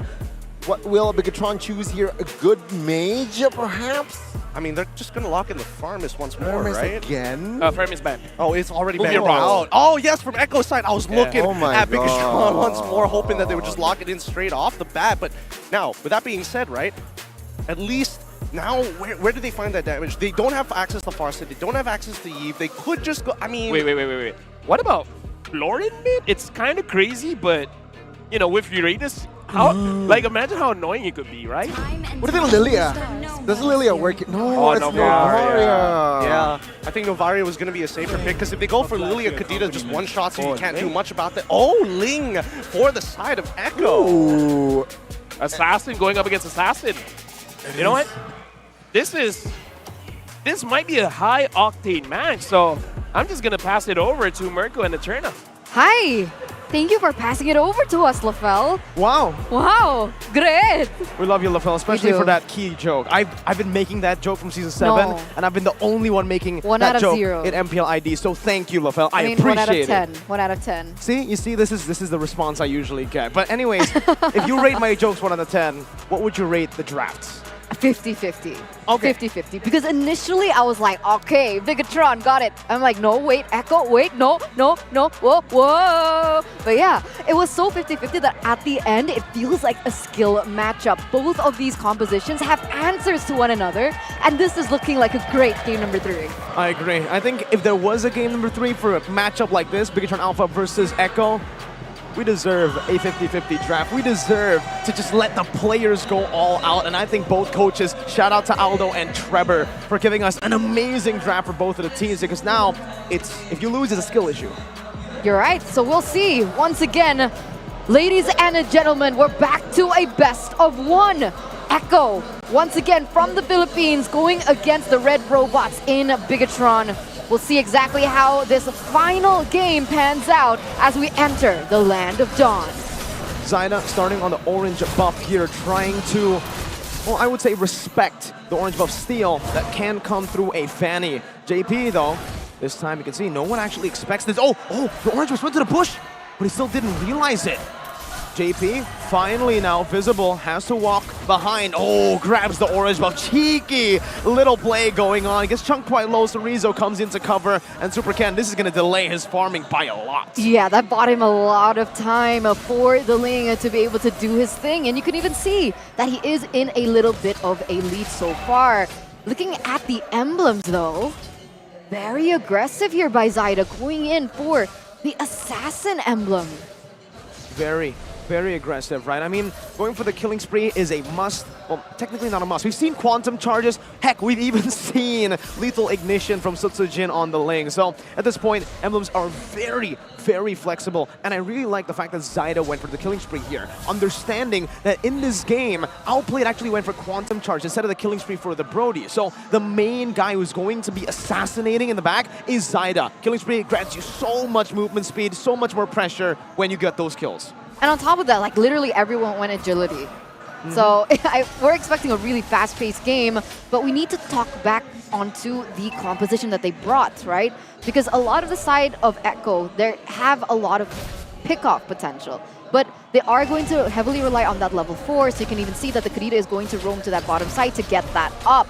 Meanwhile, Sanford and Zyda already very quick on their toes, looking for that next neutral objective. Well, knockout strike coming down to Rizzo. Forced to run away now. Beautiful first neutral objective secured by Echo. But on the top side, you can see the pressure placed down onto Outplayed with Saken popping into the Mirror's Passion. Even Super Ken, ooh, dodging away from the hook. Might go for a dive, but understanding Outplayed has that second skill, he will respect it.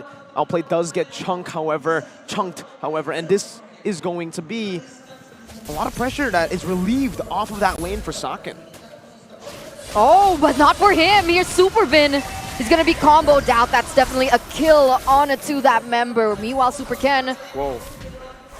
Very aggressive. This is a bit too aggressive. Gets caught in the breath of the ocean. Wow, Echo. He definitely didn't expect Sanford running all the way from XP to the top lane. That's pressure there. That's punishment coming in from Echo. Their 2 members already taken out from the side of Bigatron Alpha, going to push that lead to 1,000 here in the first 3 minutes of the game. And this is it. This is the give and take that we were talking about. The fact that both of these teams have a lot of similarities to their composition, and the fact that the Ling really answered a lot of the problems that Bigatron Alpha had for them, right? They were banking on Key to deal that damage from the backline, so as well as Saken. But with the Ling being able to dive into the backline, what's to stop Zyda from really popping off? Supervin, but he got caught out earlier on. Here though, Super Ken going up against Sanford. Getting a few good jabs. Zaida's looking for the kill right now as Super Ken is able to get out with the cable. Sorizo chasing Sanford down, looking for a punish. But Sanford's a bit too slick with it. Just jumps around, gets out. JP caught him in the Divine Judgment, Bennett's Rage, and even the Astral Sphere. Not enough though. JP flickers out to safety. I wonder if we're going to get stats on hooks this game. Because we got it during the challenge season. I hope we're going to get it as well. Because I'd really like to see how many times JP lands his hook. What is his impact in the game so far? But now with Sanji already picking up that Clock of Destiny, starting to scale, needs that second item as soon as possible to be able to maximize on that pickup potential. But meanwhile here, Bigatron already first on the turtle. And that's why I love the Paquito so much, right? If Super Ken gets mispositioned just a little bit, Sanford's going to be there to burst him out. But with 3 versus 4, let's see who gets the turtle. Well, JP's walking up now. Super Ken still waiting in the bush, jumping on the Sanji right now, but he finds, oh, he doesn't. So he's always able to escape from that. No Petrify used up just yet. Retribution battle coming through. The Bloody Hunt locks him down. Beautiful secure by Zaida as Super Ken's now caught. Able to escape for a bit. Astral Echo revealing all of them now. Super Ken coming back. Astral Sphere connecting onto the back, and now it's a Flicker Divine Judgment to bring Sanford back. Sanford, though, is still able to escape. Not for long! Sorizo spins his way to another kill. Oh my god! Mirko actually spun! I'm so sad that nobody saw it. But yeah, that's a 2v1. No, that's a 2v1 because Bigatron Alpha. Oh, wait a minute, Zaida! Is really gonna go for this? This is very aggressive. At least there's no lockdown there in the bottom lane, is what I meant. Echo lost 2 members, but they got the turtle. All right, so that's a little bit of trade going on here. Zaida already caught very low here with the damage coming in from Sorizo. Meanwhile, you can see that they want to be able to punish Key in this mid lane, but the hook doesn't connect onto Supervin as well. Oh, he spots 2 members as well there, Key. Now with the Astral Echo, 3 members spotted out around that top lane. Beautiful Bloody Hunt there to stop any sort of engage, and Supervin gets caught. That should be a kill over to Outplayed with the torn apart memory. And Echo, once again, take back the gold lead. With how many resources that was spent on that pickup, if he didn't die, that would have been really unfortunate. But look at this. Once again, Uranus just being Uranus, doing Uranus things, already has that dominance eyes on him as well to help him out in that lane against the Paquito. But otherwise, it's still all fun and games for him, still being able to cut. Stop talking about Uranus. Stop complimenting Uranus. Gideon hates that. Why? Gideon hates Uranus. But it's a curse. Oh, okay. Continue. If it works that way. Really depends. But yeah, back on this again. What differences do we see that is big for the gold laners here? I was quite curious.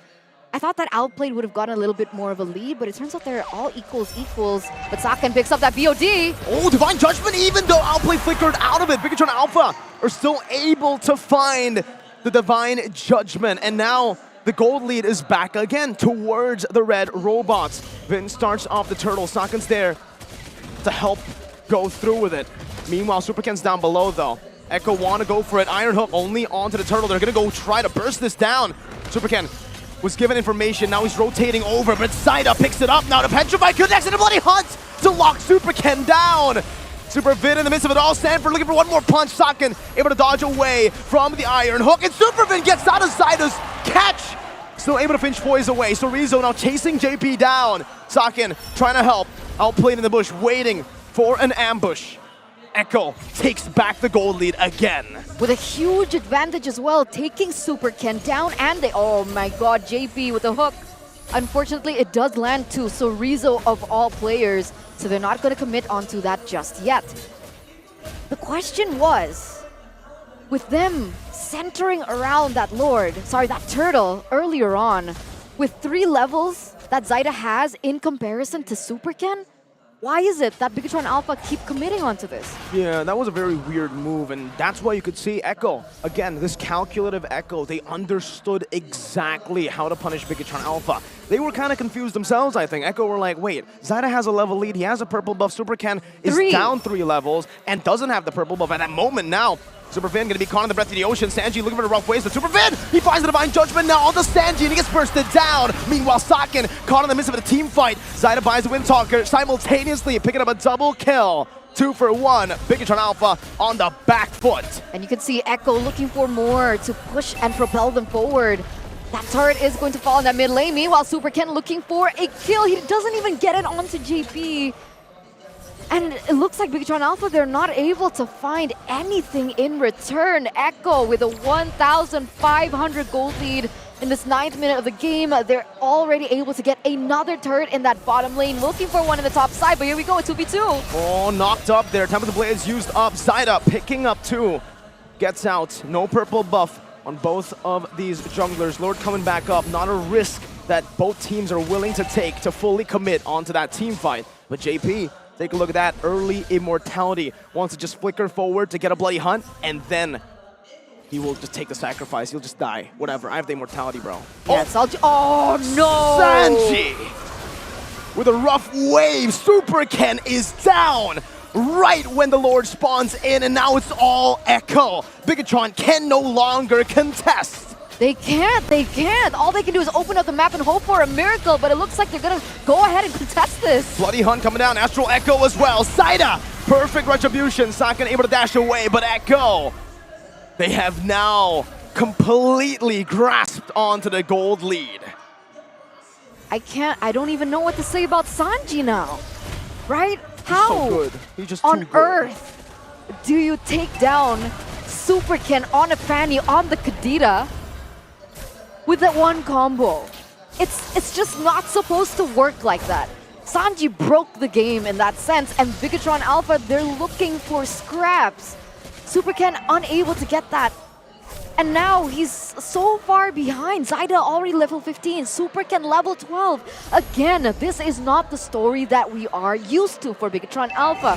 Whenever BTR play, it's always Super Ken with 2-3 levels ahead of the enemy jungler. But somehow Echo are able to really punish Super Ken and out-rotate Bigatron Alpha. And this is what we get in return. It's through that chaos, and even up top again, Super Ken almost gets taken out by another ambush, a 2v1. Turrets, tier 2s falling across the board, bottom and top. Bigatron Alpha, they committed onto the defense in the mid lane, but it is inevitable. Echo now pushing into that mid lane with JP sandwiching them, trying to look for an angle for a good iron hook. Conceal coming down, Astral Echo to reveal them in this position, but Echo will just take what is rightfully theirs and leave. Can we see the items real quick? Like, please, just a second here, producers. Because did Saken just pick up that Malefic Roar in the 11th minute of the game? I think it's safe How to say far behind is he? he's pretty behind here. I mean, in this game, you can see, even though he's only been picked off once, the map control says everything, right? The fact that Echo have taken all the tier 2s down shows you that Bigatron Alpha haven't been given enough space to farm on this Beatrix. Saken is severely behind JP with a brilliant iron hook into the breath of the ocean. Now Super Vin in the midst of it all with a better range coming down into the back line. Zyda! Now caught in the Divine Judgment, gone down! Zyda! Able to escape as Echo demolished the front line of Bigatron Alpha. Did you see what Zyda did just now, ladies and gentlemen? What in the world? He was able to use that Tempest of Blades in the final. JP! Again with the iron hook, it's it! It's over! Super Ken jumping in desperation, the base wide open! Bigatron Alpha! They have fallen to Echo! They have been knocked down to the depths of the lower brackets. What a play! What a game! What a series by Echo! With so many doubts surrounding this new roster, this MDL team against Bigatron Alpha, full of MDL players, Mirko. It looks like that was not a deterrent. That was not a factor whatsoever for the Orcas. Not at all. It's going to be a red bloodbath. It in the lower really brackets. is. Yudo Red Giants, Bigatron Alpha. Wow. I have no comment whatsoever. I'm still astounded by the play coming from Zyda. With that, let's throw it back to the analysts. A lot of things have to be said. Wow. I would say Zyda got away because he got lucky. Because at that point, if I'm not mistaken, Beatrix, all of the bullets were used, and she had the cooldown tactical recall was more than enough. No, was on cooldown, so you cannot reset the basic attacks. Yeah, he was reloading basically. Yeah, right? yeah, reloading. So, And I want to jump on our topic before the game even started. Jungle control. Look at how JP slowed down Super Ken. And that made quite a bigger difference. I mean, these were the objectives that were learned over the past 2 games. In game 1, it was all about that jungle control. Game number 2, we saw how BTR looking to respond and not lose that early game. Echo, they just, I mean, look at the composition, right? BTR, with what they have, their main spearhead is Supervin. When you see Supervin, you know exactly what BTR want to do. Echo, you never know. They're going to stick as pairs.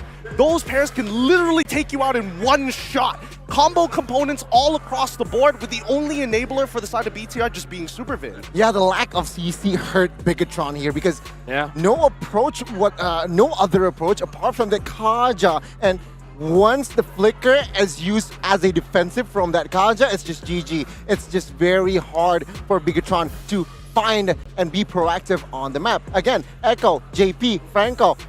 Wow, this is what I expect on him when he was on that Kaja game too. But it seems like he was able to give that invasive pressure on towards the jungles of Super Ken in this game. I just like the different way he did it, right? It's not like usually, okay, go to the purple buff, pull it away, and then you're done. This one, he was waiting at that bush that no one was expecting, but now we gotta look at the MVP, Zyda 3, 0, and 4. The fact that he went Corrosion Cypher's item make me feel like he's like, okay, you know what, in this game, I'm not going to get caught all that much. Exactly, and I think more importantly, like Zyda was going with a playstyle that wasn't hyper-aggressive. It was actually just to kind of manage the sideways because Super Ken, he's highly mobile, right? But with Ling able to kind of keep up with his pace, they didn't lose any side turrets super early on into the game. They didn't lose any loose gold, in a matter of fact, so that Bigatron couldn't run away with the early 2 mid-game. Yeah, I mean, in the highlights itself, you can see here the rotations from Zyda being very effective, being very, here, this is where Zyda got lucky, as LaFell mentioned. Suppression comes through. Oh, never mind. He had one bullet, but at that point, he was able... a blade. Because I thought there were no bullets, but apparently he had one. But he had one. Yeah, still, he was able to get out of the Divine Judgment. Dude, that was insane. It really is insane. It felt super, super bad, right? Even if you are slowing down this Fanny, there's going to be a point where Fanny has like at least 1 item, sometimes even 2 items that she can look for some low targets, look for those dives, like how we saw Outplay getting dive on the top side of the map to instantly die. But with Echo's lineup, it's really, really tough. You come on in, oh, guess what? Petrify into full combo from Sanji. Oh, I'm going to go back in Iron Hook, Bloody Hunt. All right, maybe this isn't the play. Oh no, Corrosive Strike into Knock-Up Strike. Everything stops me. Either ways, congratulations to Echo winning against Bigatron Alpha 2-1. So far, the matches today, Game 2, Game 3 is all intense, man. It really is. I love the small adjustments that are being done. Nothing too drastic until... Well, I wouldn't even say it was that drastic in towards the end. It's like learning what gave you success, but also understanding how your opponents have been being... how they adapt towards your playstyle in game number 3. Honestly, well done to Echo. Well done indeed. And this is what I feel like game 3 was... Bigatron, why did you drop Novaria in that last pick, right? I agree. Sure, it opens the map. Sure, it has range. It doesn't solve a problem. You're exactly. I mean, even if you had things like Lilia, even if you had Kagura, I don't think they would have solved any of those problems, right? I mean, look at the bans. The fact that they got rid of the farmers is, okay, we can't really team fight as well. They got rid of the Farsa. All right, I think we're losing out on a lot of damage. Oh no, we've already banned the Eve, and Valentina is already missing. It's too late. You already have 1 foot in the grave. Yeah, because either way, what they're lacking is crowd control. Yeah. So at that point, I almost would be like, I wouldn't even mind a Minotaur mid. At least you have more crowd control, right? But either ways, it was an amazing match. After this, we are going for an interview, as you guys can see. Yeah, behind me there, Rose and Clara are ready. So let's throw it over to them. Masters. Hello, everybody. This is Rose again, over with Clara, and we have the winning team, Echo. Of course, we have Outplayed with us here today. So, hi, Outplayed. How are you? Okay lang po. Masaya kalaban, yung BTR. He said he's good. BTR gave a very good fight. He's very happy with it.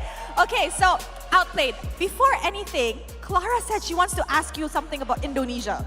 That's right. How about, I want to ask about how do you feel playing in this grand stage with Echo right now? How do you feeling? Is it comfortable enough or do you have something? Masaya po kasi mababait po yung mga tao, tapos masasarap naman din po yung mga pagkain. Parang nasa Pinas lang din po kami. He said that he loves Indonesia because the people here are very amazing and the food is just as good. He feels like he's just back home. Dia seneng banget ternyata di Indonesia karena orang-orangnya dan juga makanannya. Jadi ngerasa kayak balik lagi ke rumah, berasa kayak di rumah. Oh, they're happy. Okay, so Outplayed, I want to ask, in MDL, you are the captain, right? In this lineup, who's the shot caller, who's the decision maker, who makes all the calls in game? Nung kasama pa po namin si Yawi pa yung shot caller. Pero ngayon, si Daddy JP po. Oh, okay. So previously in MDL, actually, he was the captain for their MDL team. But when Yawi is playing, Yawi is the shot caller. But since Yawi did not play just now, Daddy JP is the shot caller. Oke, menarik karena pada saat di MDL dia itu jadi kaptennya. Tapi kalau sekarang di Echo, pada saat di stage ini, Yawi ketika bermain, dia akan yang menjadi shot callernya, dia yang akan menjadi kaptennya. Tapi kalau nggak ada Yawi, berarti is JP. Yes. Okay, I have another question. Since you mentioned it, why is Yawi not playing today? Abangan na lang po nila siguro. He said the reason why Yawi is not playing, because I'm pretty sure a lot of people want to see Yawi, right? He said, stay tuned for it. I'm pretty sure Echo has a surprise coming out. Jadi ditunggu aja buat yang kalian lagi nungguin mana Yawi. Nanti dia akan muncul, tapi pada saat yang mungkin tidak disangka-sangka. Tunggu aja. Okay, so one last question. Winning the game against Bigatron Alpha means you guys will be facing AP Brand later tonight. Last match of the day.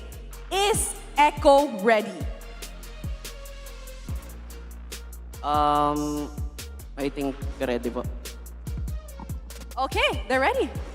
They're ready to meet AP Brand. Ooh, how about the scores? Is it gonna be 2-0 or 2-1?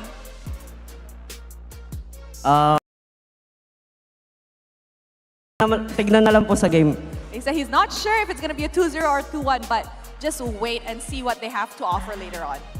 Okay, one last words to the Echo fans that's coming here with the drums and everything. Thank you so much for the support. Keep supporting us. Love you all, guys. Alright. Support terus, dia cinta kalian dan mereka benar-benar menikmati dengan suara sorak-sorai dari fans Indonesia. Terima kasih. Thank you so much. Maraming salamat. Alright guys, so I think that's it. We're gonna give Outplay time to rest because they have another match coming on later. With that, let us stroll to a short break before we continue on our third match of the day. So, we will be right back. Don't go anywhere. Jangan kemana-mana, kita akan kembali lagi.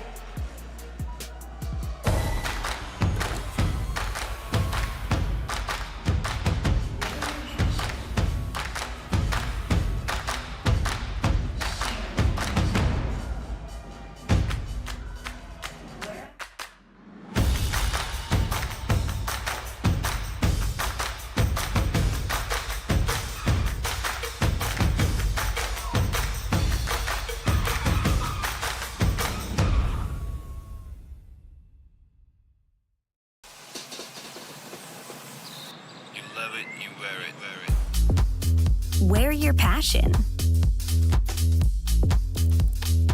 Share your passion. Wherever, whenever. Gaming is a lifestyle. Get your merch at shop.eslgaming.com. The Snapdragon Pro Series powered by Samsung Galaxy is brought to you by Snapdragon Elite Gaming, Samsung Galaxy S23 Ultra, Monster Energy, and DHL. This I wanna so good, this I wanna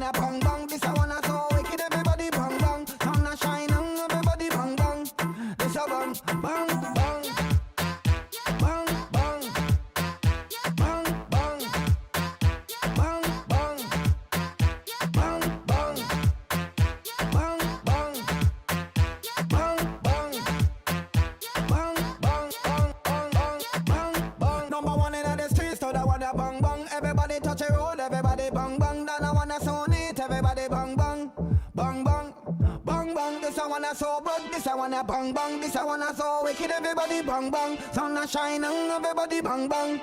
This a bang bang bang.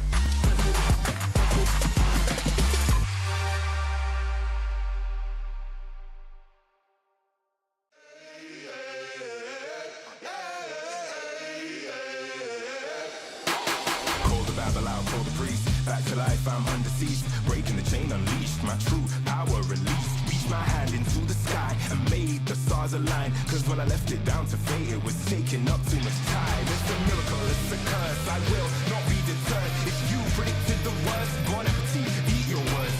Keep my score, fire the gun. Watch me how I overcome what they said could not be done.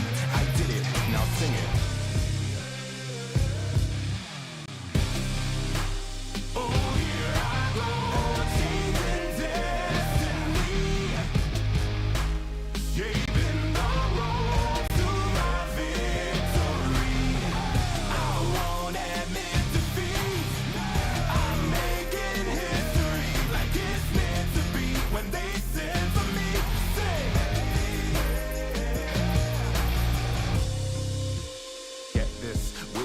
The birth of a legend, the past tried to trap me too bad. My future beckoned, I crashed, and yes, I burned. Hardest lesson that I learned was how to take a fall and crawl back out the dirt. Now I'm back from the grave, revived. Time after time, they tried to take my life, and still I wouldn't die. Survive, now come salute him. No man can dispute him. Back and I am biting, street fighting, Ryu Hadouken. What they said could not be done, I did it, now sing it. Oh, here I go, changing destiny, saving the road to my victory. I won't admit defeat. I'm making history like it's meant to be. When they said to me, say, no man can dispute him. Might as well salute him. What is written isn't done. Watch me how I overcome.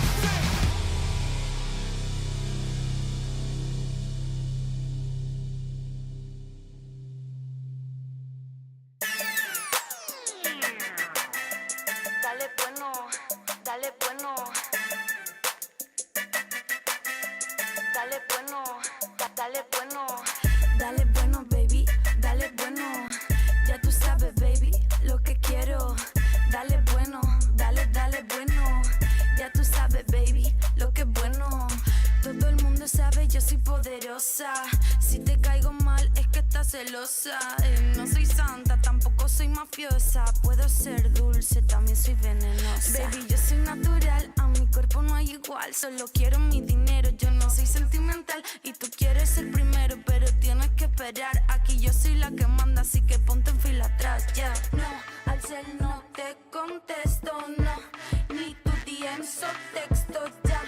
Ya tienes que saberlo, yo vine a subir, subir al cielo, Dale bueno, baby, dale bueno.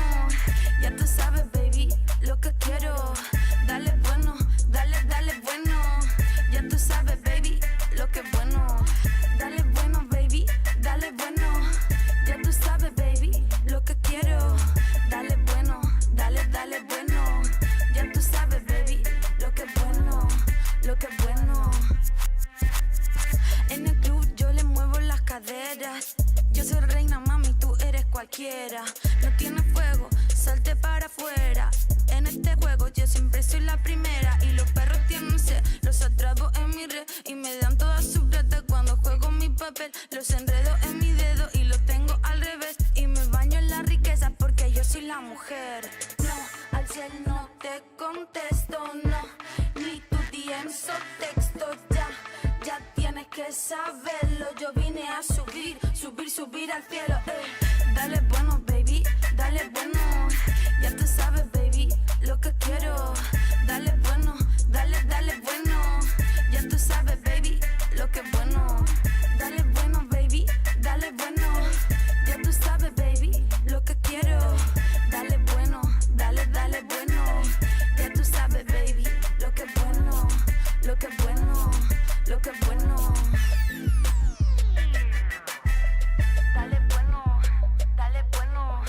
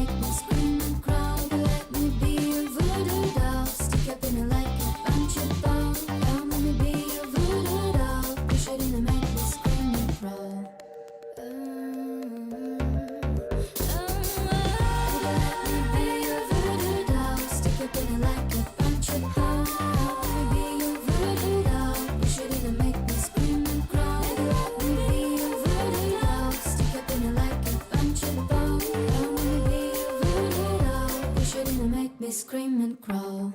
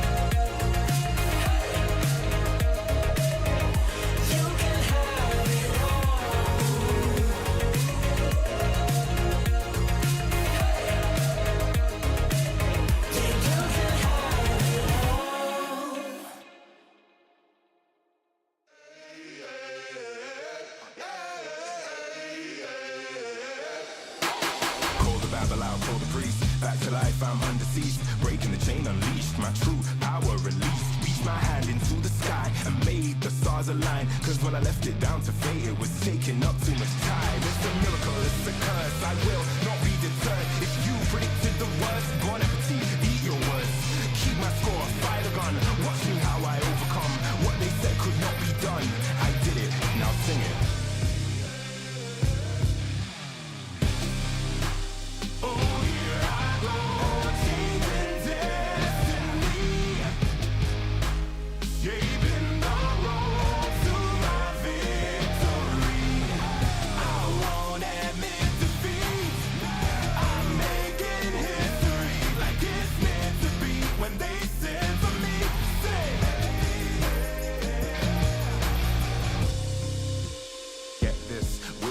The birth of a legend, the past tried to trap me too bad. My future beckoned, I crashed, and yes, I burned. Hardest lesson that I learned was how to take a fall and crawl back out the dirt. Now I'm back from the grave, revived. Time after time, they tried to take my life, and still I wouldn't die. Survive, now come salute him. No man can dispute him. Back and I am biting, street fighting, Ryu Hadouken. What they said could not be done, I did it, now sing it. Oh, here I go, changing destiny, saving the road to my victory. I won't admit defeat. I'm making history like it's meant to be. When they said to me, say, no man can dispute him. Might as well salute him. What is written isn't done. Watch me how I overcome.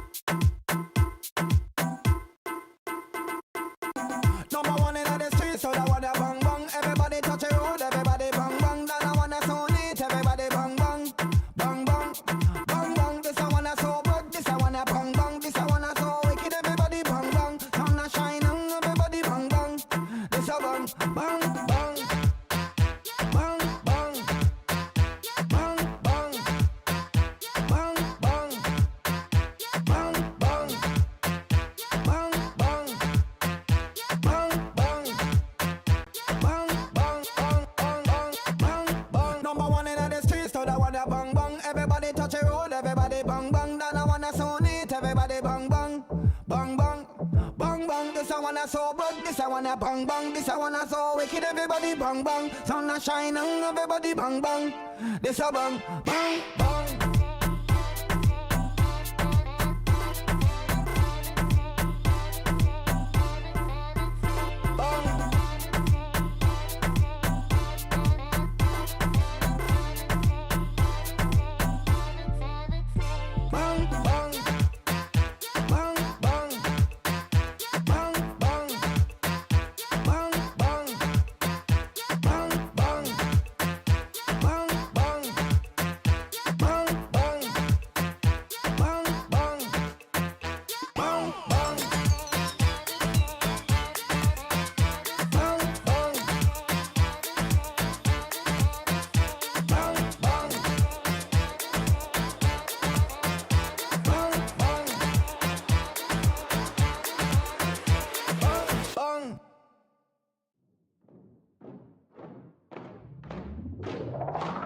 Lace up my shoes, time to get it. Put in the work, I'm with it. Paying my dues with sweat and tears. There is no weakness here. I ain't new to this, I'm a veteran. Wear my battle scars like a Letterman's. I done crawled through the mud full speed, so I wouldn't underestimate me. That's a rookie move. Homeboy, I got nothing to prove. Team player, but I'm still self-made. I'm in it for the passion, not the parade. I don't need the lights or the cameras, just me and my opponent. All the work that I put in has led up to this moment. Let's go. You go hard, I go harder. You leap, I leap farther. You cannot match my speed, cause I'm out of your league. I'm out of your league. I'm out of your league. Everybody wanna get like me, better reach for the stars, cause I'm out of your league. Game time, let's go. I hit that mark weeks ago. I'm about to lap you up. Tell me, have you had enough? You would think I had a PhD in psychology. The way I get in your head, there is no escape. Like I said, I'm out of your league. I play fair, but show no mercy. Only give my time if it's worthy, cause I keep my mind on a mission, and you don't fit the vision. I ain't cocky, okay, a little bit. I call it confident, but they can handle it. Don't blame me, it's just my time. So move, cause you're blocking my shine. I'm out of your league. You better go with plan B. You taking the crown, that's a fantasy. You can't step to me. I'm out of your league. Better be from that defense. I give you an A for effort. Now hit the bench. You go hard, I go harder. You leap, I leap farther. You cannot match my speed, cause I'm out of your league. I'm out of your league. I'm out of your league. Everybody wanna get like me, better reach for the stars, cause I'm out of your league. You go hard, I go harder. You leap, I leap farther. You cannot match my speed, cause I'm out of your league. I'm out of your league. I'm out of your league. Everybody wanna get like me, better reach for the stars, cause I'm out of your league.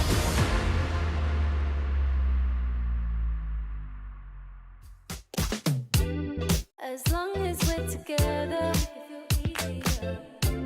yeah, this right here forever. Won't let you down, I'll never. I think I found my treasure. Oh yeah. Always get the feeling that you feel the same way. No, you're never gonna leave my side.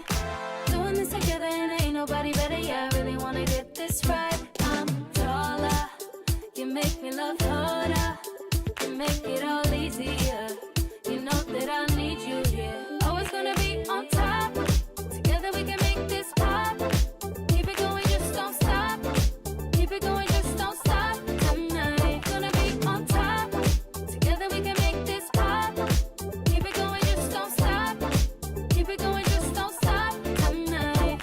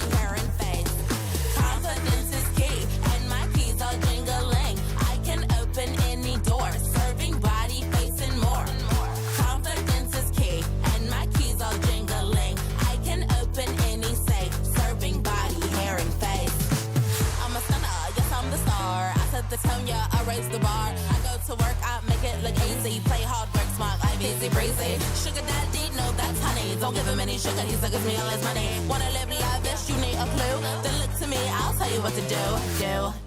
Repeat after me. Confidence is key, and my keys all jingling.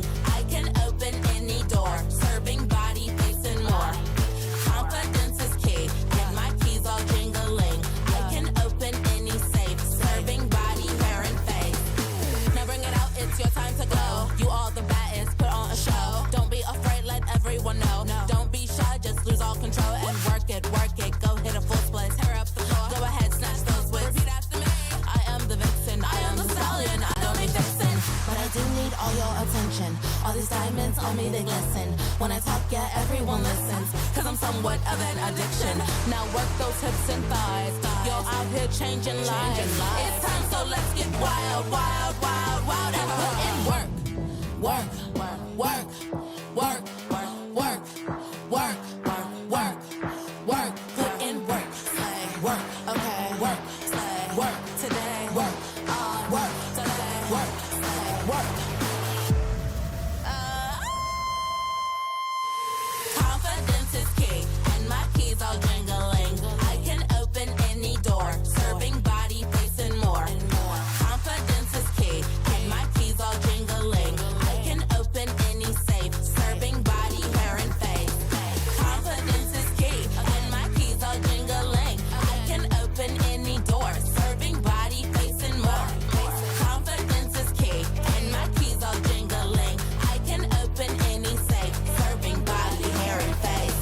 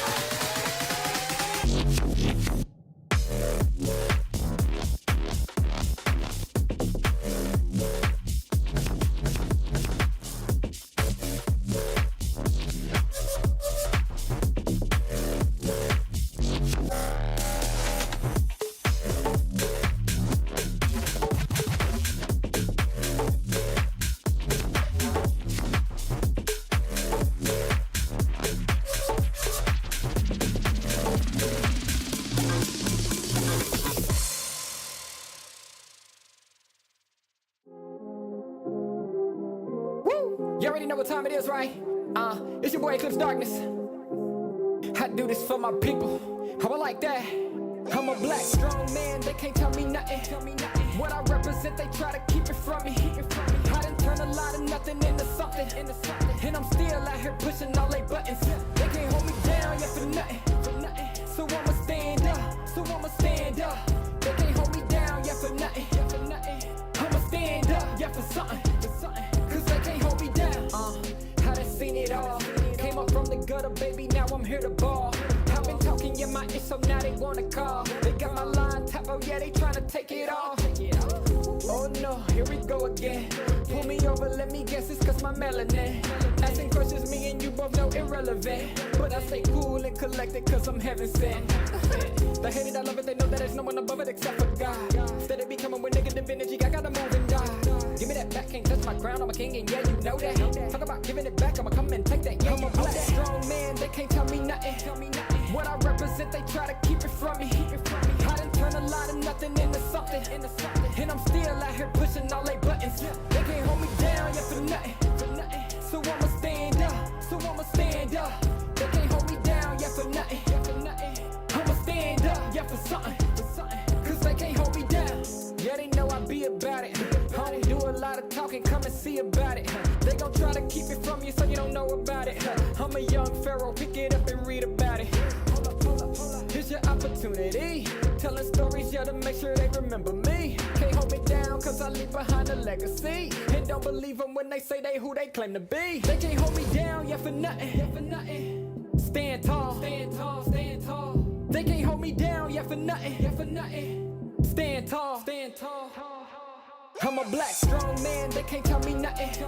What I represent, they try to keep it from me. I done turn a lot of nothing into something. And I'm still out here pushing all they buttons. They can't hold me down, yeah, for nothing. So I'ma stand up. They can't hold me down, yeah, for nothing. I'ma stand up, yeah, for something. Cause they can't hold me down. Say you're looking, keep looking for it, but you can't find it. Can't find another one to get around with. You try, but never find someone who's mine. Keep looking for it, but you can't find it. Can't find another one to get around with. You try, never find another me.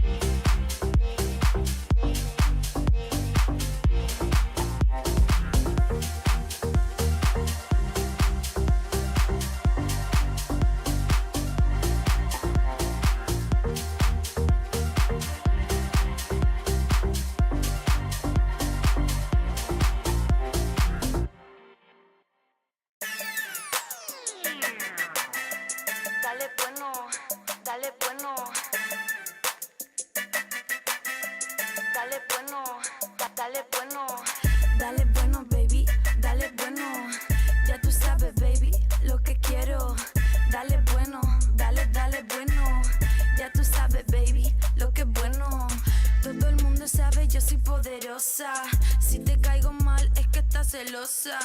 No soy santa, tampoco soy mafiosa, puedo ser dulce, también soy venenosa. Baby, yo soy natural, a mi cuerpo no hay igual. Solo quiero mi dinero, yo no soy sentimental. Y tú quieres ser primero, pero tienes que esperar. Aquí yo soy la que manda, así que ponte en fila atrás, yeah. No, al cel no te contesto, no.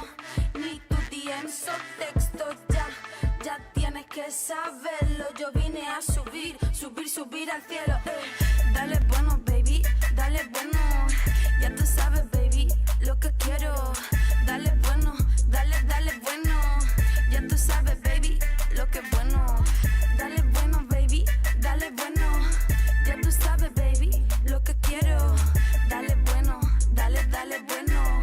Ya tú sabes, baby, lo que es bueno, lo que es bueno. En el club yo le muevo las caderas. Yo soy reina, mami, tú eres cualquiera. No tienes fuego, salte para afuera. En este juego yo siempre soy la primera. Y los perros tienen sed, los atrapo en mi red. Y me dan todas sus bretas cuando juego mi papel. Los enredo en mi dedo y los tengo al revés. Y me baño en la riqueza porque yo soy la mujer. No, al cel no te contesto, no. Ni tu DMs o textos, ya. Ya tienes que saberlo, yo vine a subir, subir, subir al cielo. Dale bueno, baby, dale bueno. Ya tú sabes, baby, lo que quiero. Dale bueno, dale, dale bueno. Ya tú sabes, baby. We gotta push to the limit and work till we finish the push to the limit and work, work, work, work.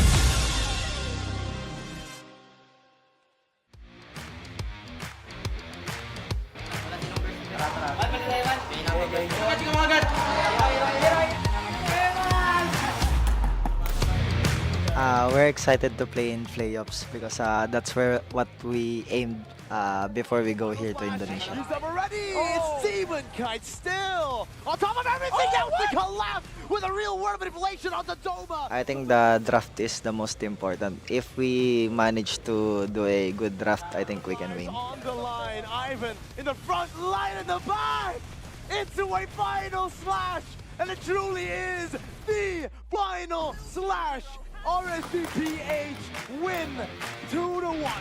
I think right now they are getting stronger, especially BTR and then Onyx. We're not afraid to go against Indonesian teams again, and I think we can defeat them. Menurut gua mainnya cukup bagus. Mereka juga terbilang tim baru tapi mainnya bagus. Lateral-nya, post final slash bakal diacak-acak.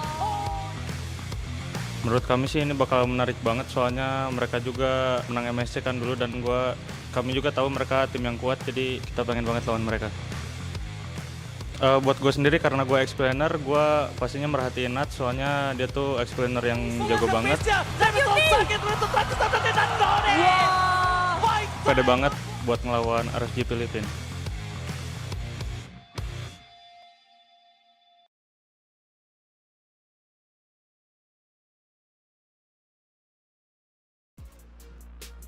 Snapdragon Pro Series calon final babak playoff sudah memasuki game atau match yang ketiga. Game semakin menarik karena hari ini, detik ini juga kita akan melihat lagi perwakilan dari Indonesia. Tim Onyx yang akan berhadapan dengan tim RSGPH. Yes, yes, yes. In case you guys have just tuned in, welcome back to the Snapdragon Pro Challenge Finals. You are still with me, Rose and Clara, as your hosts for today as we enter the third match of the day, the very long-awaited clash of the MSC champions, Onyx Indonesia versus RSG Philippines. Yap, dan kita sudah melihat bahwa Onyx membuka babak playoff ini dengan sangat gemilang 2-0. Tapi bagaimana halnya dengan tim asal Philippines yang mereka memuncaki di group stage dan sekarang mereka belum bermain di babak playoff. Apa yang akan mereka berikan dari RSGPH? I wonder what RSGPH has up their sleeves too, Clara, because we already saw Onyx with a spectacular performance, clean sweep of a 2-0 match. But Can RSG to sweep the current MSC champions, or is the former MSC champion still the better one? Ya, siapa yang bisa memberikan siapa yang terbaik karena mereka sama-sama adalah juara dari MSC.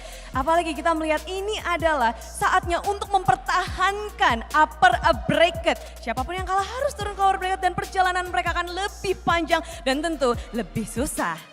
Alright, so I think everybody's ready because I am ready. So Clara, why don't you invite the first team up on stage? Yap, tim pertama yang akan langsung beranjak inilah dia. Tim dari Indonesia yang sudah menunjukkan kekuatan mereka. Mari kita sambut inilah dia, tim Onyx.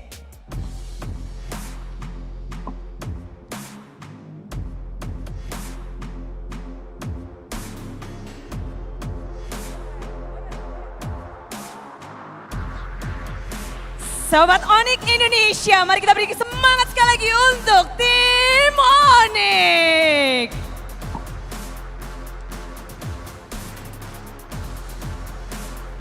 And now that Onyx is up on stage, let us now call the MSC 2022 champions, RSGPH. Come on up on stage.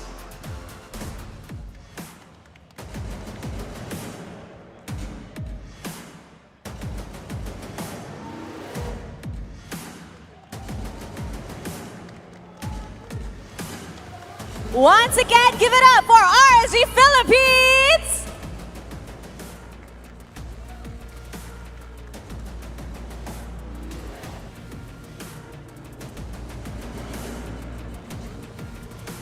Immerse in this best of 3 series, best of 3 yang pastinya dinantikan oleh semuanya karena semua seperti penasaran akan seperti apa pertarungan dari kedua tim yang sama-sama punya kekuatan dan juga gameplay yang sangat menarik.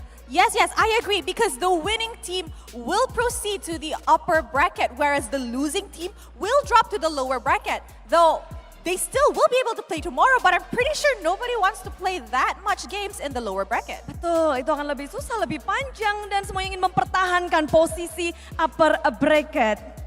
Yes, so I think they're ready. I see them sitting down, getting comfy. Clara's ready, I'm ready. The panels seem to be ready. So let us kickstart our third match by throwing it over to our panel to break down this matchup. Panels, take it away. Here it is, things are about to go down as former MSC champions are going to be colliding up on stage in RSGPH as well as Onyx as well. And with that, ladies and gentlemen, welcome back to the Snapdragon Pro Series. As on the caster desk, it's me, Eterna, alongside with Reptar and Mirko. Are you guys ready? Yeah, we're ready. I just had to teach him something. He's What was that? Could you elaborate? It's a dance step. Yeah. Oh, I mean, with Bigatron falling down to the lower bracket, I think you got to get that practice in, Mirko, because their next opponent is not going to be easy. But, ladies and gentlemen, our focus is on this match. Onyx, the Indonesian powerhouse. MSC 23 champions. Yeah. I don't know my years, but that's okay because they're going over against, once again, the RSGPH, the former MSC champions. How are these two going to fare against one another after what we've seen from the challenge season group stage? Oh, you know what? Honestly, I just expect a fight, man. Like minute 2, minute 3, they're just gonna death ball on each other, snowball on each other. These are what these two teams are known for. Honestly, for me, this feels like a fan fiction dream come true. Finally get to see RSGPH versus Onyx. I think after MSC 2023, a lot of questions arose, right? From Onyx winning and beating both Echo and Blacklist International. How would Bren do against Onyx? How would RSGPH do against Onyx? 3rd and 4th in MPLPH Season 11. A lot of questions were asked, and finally now, like you said, it feels like fanfic. It feels like it was just brought up from a comment section comment. And ASL, SPS, they were like, you know what? Let's take that. Let's do that. It'll somehow happen. And here it is. It's about to happen. I mean, you mentioned it, right? Bren, RSGPH. Yeah. Bren was not an enemy that they could overcome. So the question is, can Onyx do it here against RSGPH? Because it looks like they're at their prime. It looks difficult. I'm worried as an Indonesian. You're worried? You are at home in his Taurus and 9, surrounded by fellow Indonesians. I am a lone Filipino in the English panel desk because Leo's gonna be casting.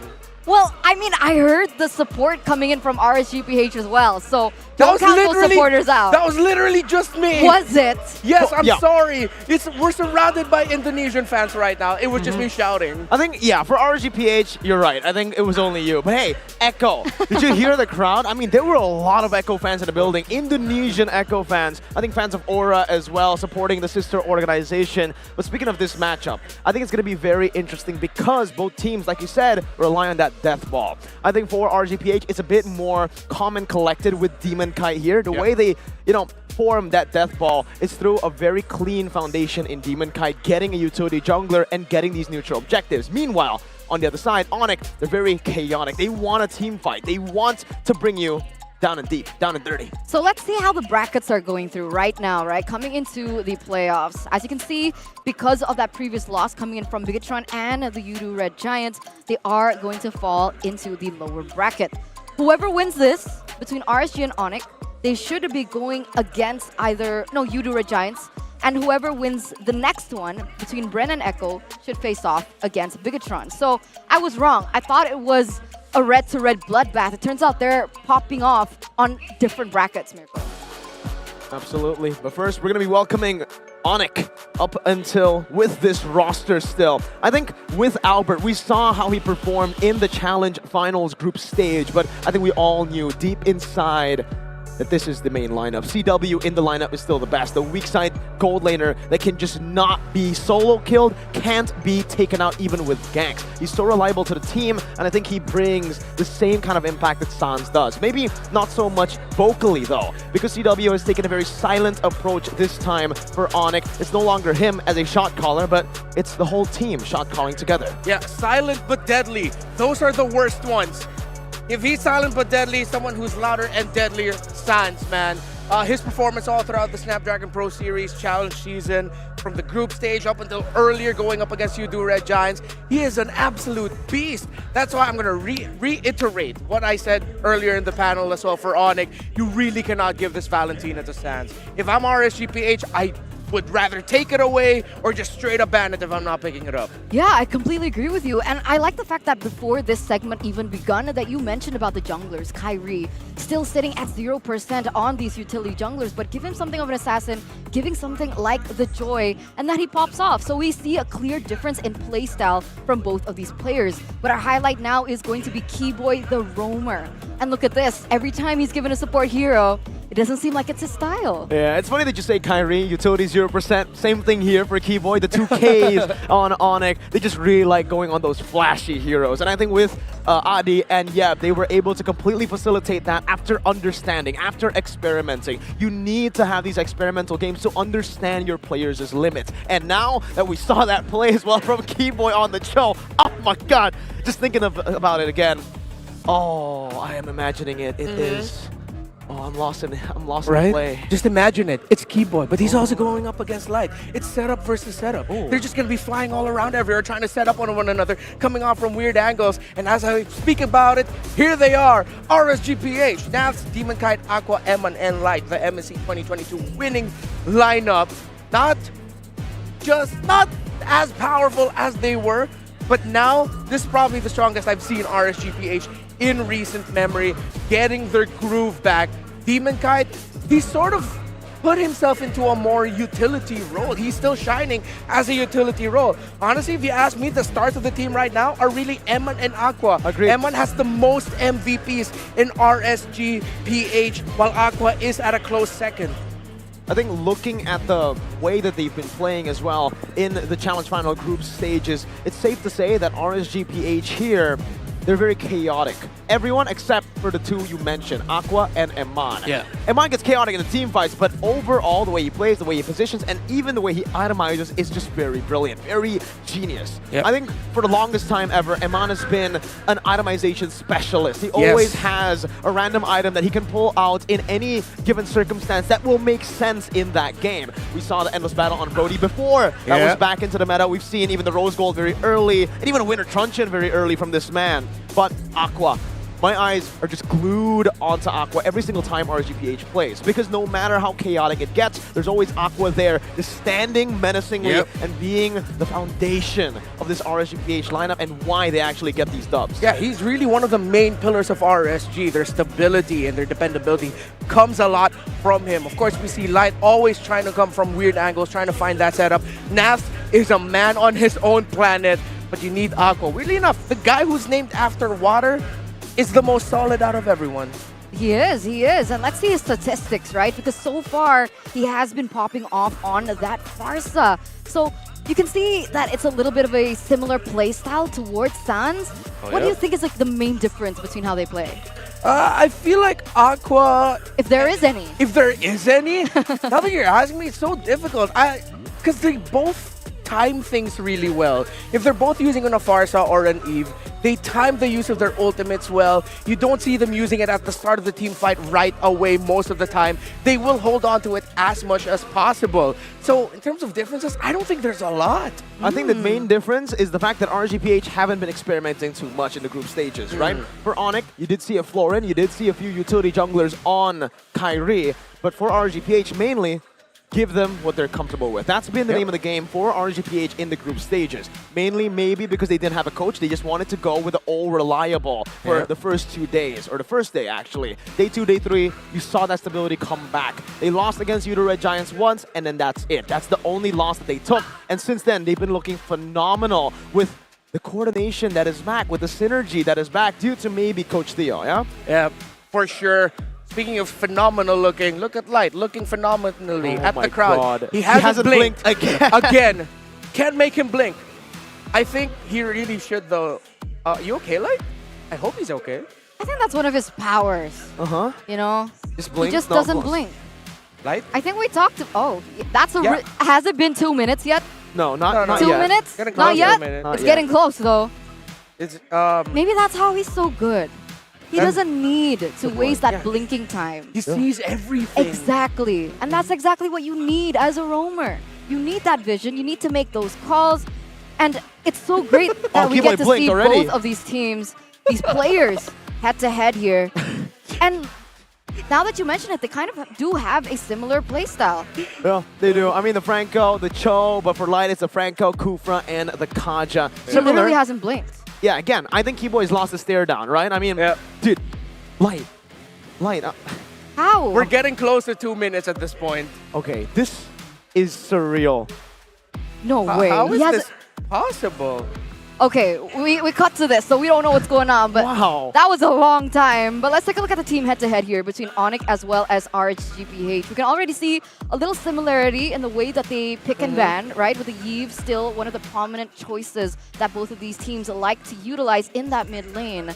So definitely going to be contested or banned. Yeah, when I look at this matchup and imagine like all the possible scenarios going on, I feel like there's a matchup where we're not going to get an in-between. We're either going to see these two teams at their best or at their messiest. These two teams are susceptible to taking 50-50 fights. They're susceptible to when their formation or when their lead is lost, they start to crumble, but then they both can snowball, they both can take control of the game early on. There's just something about these two, and when you think about it, they're really way more similar than they'd want to admit.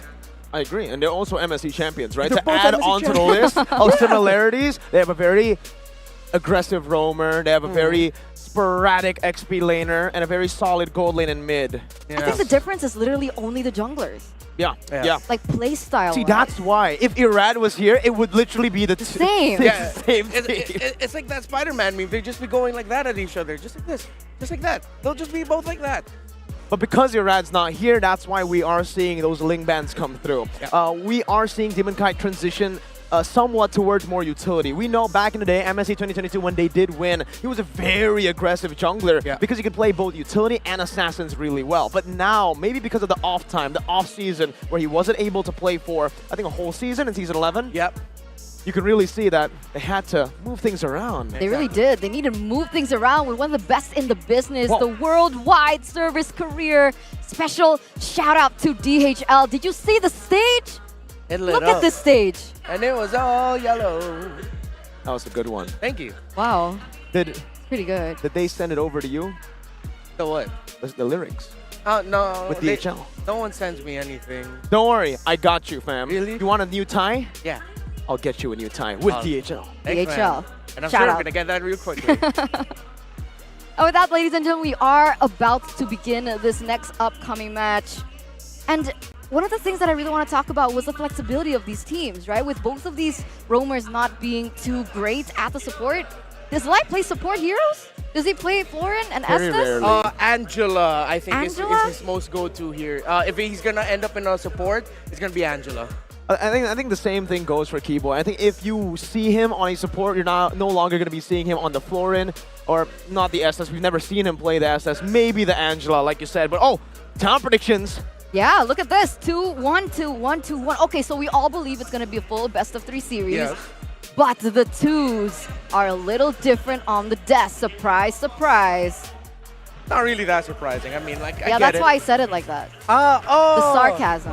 All right, sorry. I sometimes have a problem with sensing tone. It's okay. But here it is. The drafting phase here for game number 1 between both of these MSC champions. They're a little bit shy, so they're going to hide it for just a little bit more. Aw, a little shy. A little shy. It's Shows okay. It's draft. It's okay, RSG. It's okay, Onyx. It's okay. It's okay, guys. Don't be shy. And hopefully people can hear the Sonics right now. Yep. Going wild. It's those drum sets, man. Absolutely. I mean, again, this is the Indonesian support that you are hearing live from Istora Senayan and Jakarta. Hey, if you guys are in Jakarta, come and visit us. Come and join. Experience the MLBB. Please do. Goodness. Yeah. Because when else will you be able to catch these casters and ask for a photo with them? People ask for Renmar. photos from you guys? Especially Reptar. Are you kidding me? Out of all the three of us, you two are beyond way more popular than I am. It's like That's not true. my numbers doubled, barely scratches your numbers on its own. That's not true. It's objective. Yeah, it's Remnar. objective. What are you talking about? And we're talking about numbers. It's objective AF. But like even in the game, it's not all about numbers. Yeah, you're right. I mean, stats don't mean anything. Exactly. Reptar. You get me, Renmar? I'm dying right now. Reptar. This is my worst nightmare. And also my best dream. All right, I but can't explain it. Can we touch on that? You being the only prediction for RSGPH. Yeah. Let's hear it out. How do you think they get it done? Yeah. Well, if they're gonna get it done, first it has to be in the draft. If Kyrie's gonna end up in an assassin role, we're gonna need to see a little bit more movement from Nats. I think Nats lately has been somewhat low-key, but I think this is gonna be the series where he pops off. Because the style of him and Boots sort of are a little bit more different. Boots likes to isolate the opposing XP laner by constantly pressuring split and split and split. Meanwhile, Nats isolates because he just wants to fight, man. Yeah. If he's not doing 1v1, he's doing like 2v1 or 3v1 because he's the only one diving in the backline. So we can expect that this EXP lane matchup is going to be super important, Oh, yes. especially the picks, right? Because even for Onyx, if we don't see Boots given a hero that he can be aggressive with, like you mentioned, it doesn't seem like Onyx find their footing in that mid game. Yeah, it comes down to how both of these coaches facilitate their XP laners. I think, like you mentioned, Boots, one of the foundation for Onyx as well. The fact that he rotates around very aggressively, sometimes just sacrificing his entire lane. A full wave, a full turret goal just to get his teammates ahead. He's really the enabler for Onyx. And that comes down to how Yev is able to take it out of him. What heroes do you give him? Give him the Uranus, give him the Paquito, give him all these active, very mobile XP laners. Meanwhile, for Nats, in this game particularly, you want to try to nail Boots to the lane. You do not want to let him roam across because it's his game. Nats, give him a good matchup that can really just force these fights, force these trades to happen, and you're going to see a good match. I'm gonna add a little bit there, Okay. right? Especially with CW in the gold lane. Yes. It's even more important for Boots to win that lane. Yeah. So if Nats can overcome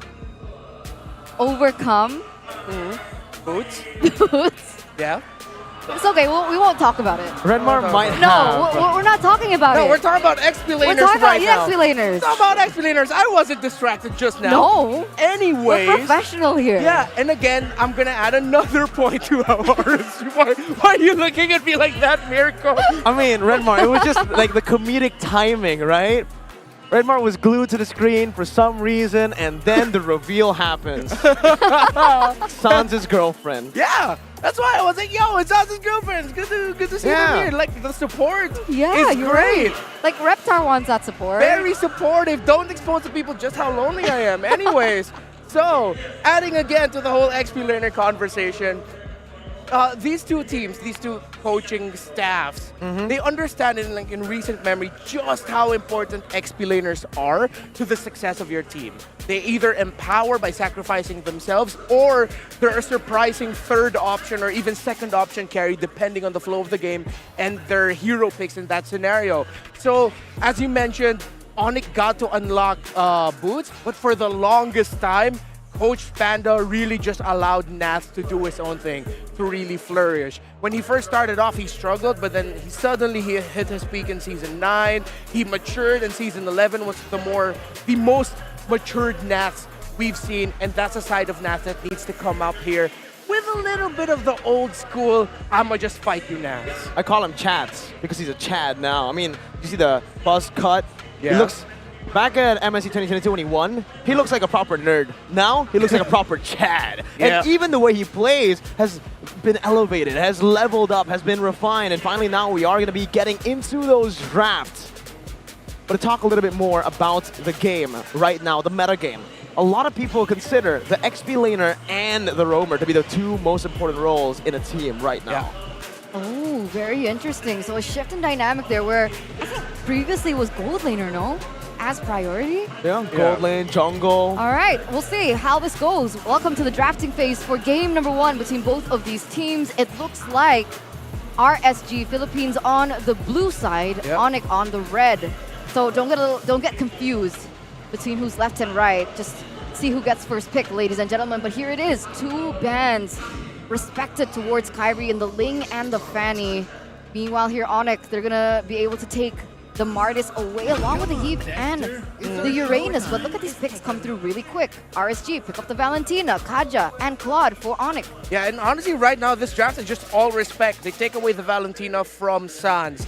They make sure they don't give something like the Kadita that can be flex into mid or roam. They don't want to give assassins to Kari. Meanwhile, Onyx said, yep, we know about Nas. We're definitely not giving Uranus to him. We also don't want to give Eve to Aqua. And I feel like one of the sleeper picks for RSG, if you're not careful with it, is that Martis for Demon Kite, so they know each other so well. They also picked up the Kaja, just so Light wouldn't be able to do his pick-off plays with one of the strongest suppress abilities here. I wouldn't be so remiss if they go ahead and pick up Franco as one of their first 3 picks right now. Maybe if not the Franco, the Kufra can come through with the Arlet here. Just a lot of displacements to try to go up against the Claude and the Kaja. But it is the Arlet with the Franco. Why the Arlet? The displacement, the final slash. If CW isn't careful, the Blazing Duet can be instantly cancelled out. So does the Bloody Hunt. It does the same thing here, and it's also great lockdown. So it's a battle of who taps that ultimate first, Divine Judgment or Bloody Hunt. Yeah, and that's another thing when you're playing up with a Kaja or a Franco on your side, you're gonna need either the XP laner or even the jungler at times to sort of have like a set-up potential. That's why they also put in the Arlot along with the points that you brought up. And look at Onyx, now they're gonna be playing everything we discussed about these two teams, how they want to play the game, how they want to empower their XP laners. That Masha pickup is just another great example of it. Definitely, definitely. I think the Masha pickup has an advantage over the Arlet, not in CC that it kind of lacks compared to the Arlet, but the mobility, right? The fact that the Masha can be utilized in several different ways. One is what we saw from Boots before when he just goes really aggressive onto the lane, clears it, and looks for pressure on either the mid lane, even the enemy jungle, or even just all the way down to the gold lane. So we need a solution towards how fast this Masha can rotate, and that all comes back down to the second phase of the drafts. Onyx will take out the 1-1. What about RSG PH? What do they want to take away? I mean, looking at it now, should be the jungler, right? I mean, force him out. Lancelot ban coming through, Hayabusa, even Joy makes sense here. Just try to force or hack a Kyrie. That's something that we have been seeing a lot now. It seems like Onyx, in a lot of people's eyes, have gone back to that Kyrie Esports kind of nickname that was made at M4 because of the performance from kind of the rest of the team. I think against EVOS Legends, it was mostly present there. Fanny was literally the only thing that was going for them. Yeah, I actually really like this ban by Onyx with the Baksha. Because right now, usually, the trend that we're seeing for lineups like drafted like this by RSG is that they pick up the Baksha in the jungle. Because he mentioned there earlier, Eterna, in terms of matching the rotational speed, Baksha does that great. We saw that earlier in the series of Yudu and Onyx, where Yudu almost took down Onyx in game number 2. So now, Joy might actually be the jungle option here for RSG. If not Joy, they might even consider out a Karina at this point.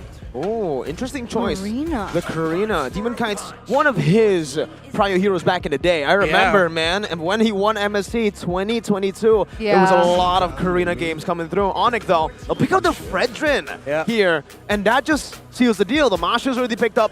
No, there's no way. I think there's no way it's flexed here. No. It's Fredrin in the jungle confirmed. So they're going to be relying on Kyrie, on CW actually, heavily to be carrying this game from the damage department and also Sans. So getting Sans a comfort pick is going to be massive. And right now, RGPH, they kind of have Onyx number. They know the only other pick that Sans has been playing has been the Farsa. Yeah. They left it open for a reason. They have a counter. They know how to fight against it. It's not a good pick.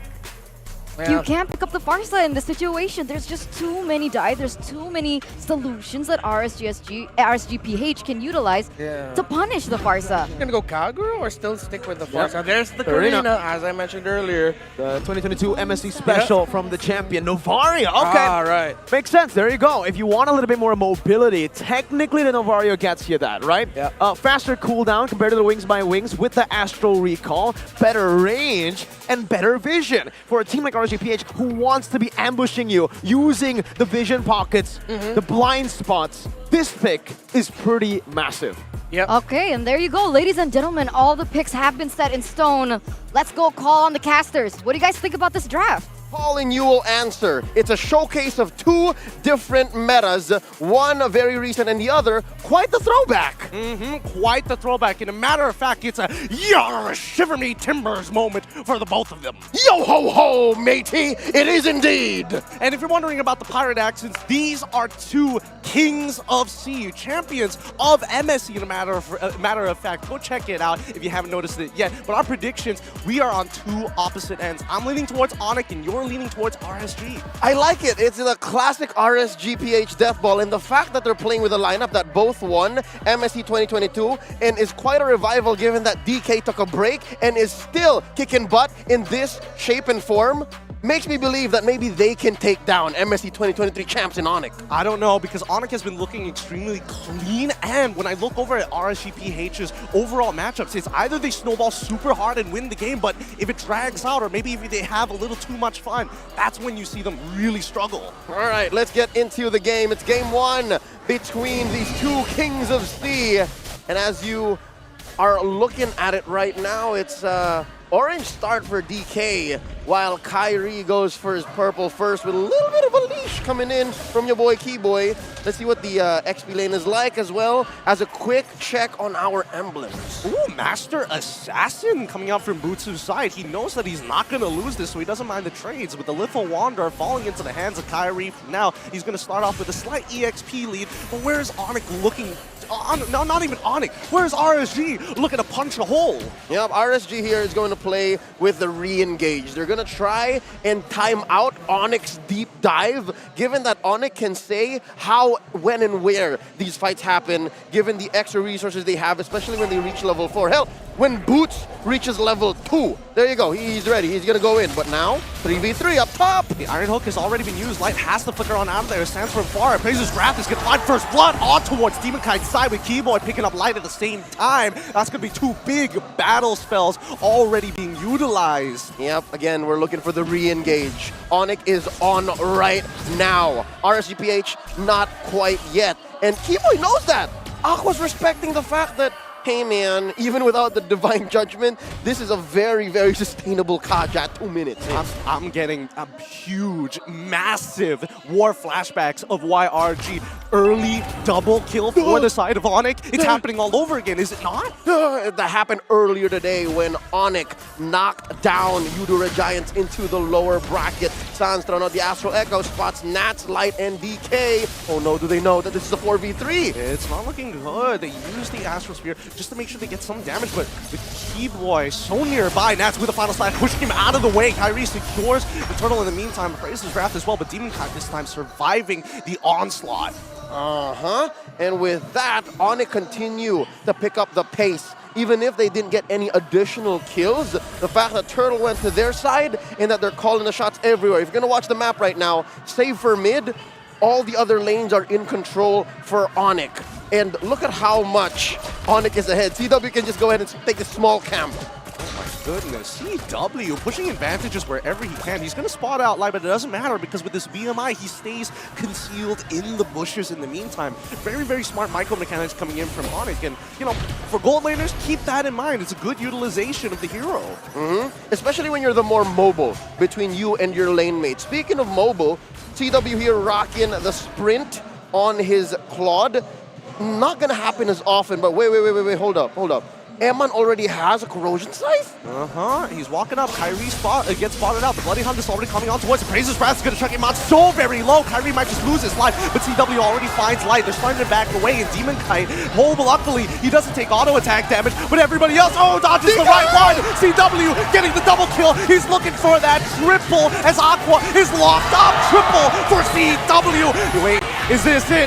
Could this be his maniac? It's a maniac for CW. 3 minutes, 46 seconds into the game.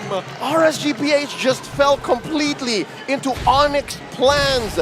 As Onyx Sobat's drums beat, so did Onyx forward march, and RSGPH just danced to that tune. And it's not a tune they're used to. I'm looking at Aqua this whole time and saying, why is he walking that way? Why is he moving there? What's the game plan? It seemed like they were so scrambled. Watch it right now. Look at how much and how, you know what? Rather the word, how little RSGPH put on the map as early as now. What's going on? Yeah, I'm not 100% sure, right? Aqua just jumps into the middle of it. He had the Divine Judgment. He knows that he doesn't have enough damage, but more importantly, cooldowns were already spent, so why go deeper in? But let's hold up here.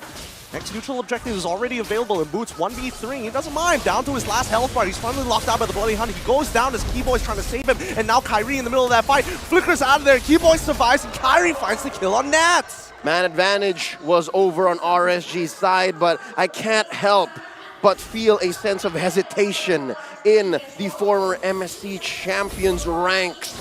And they have to hold it down. This can't come from mid.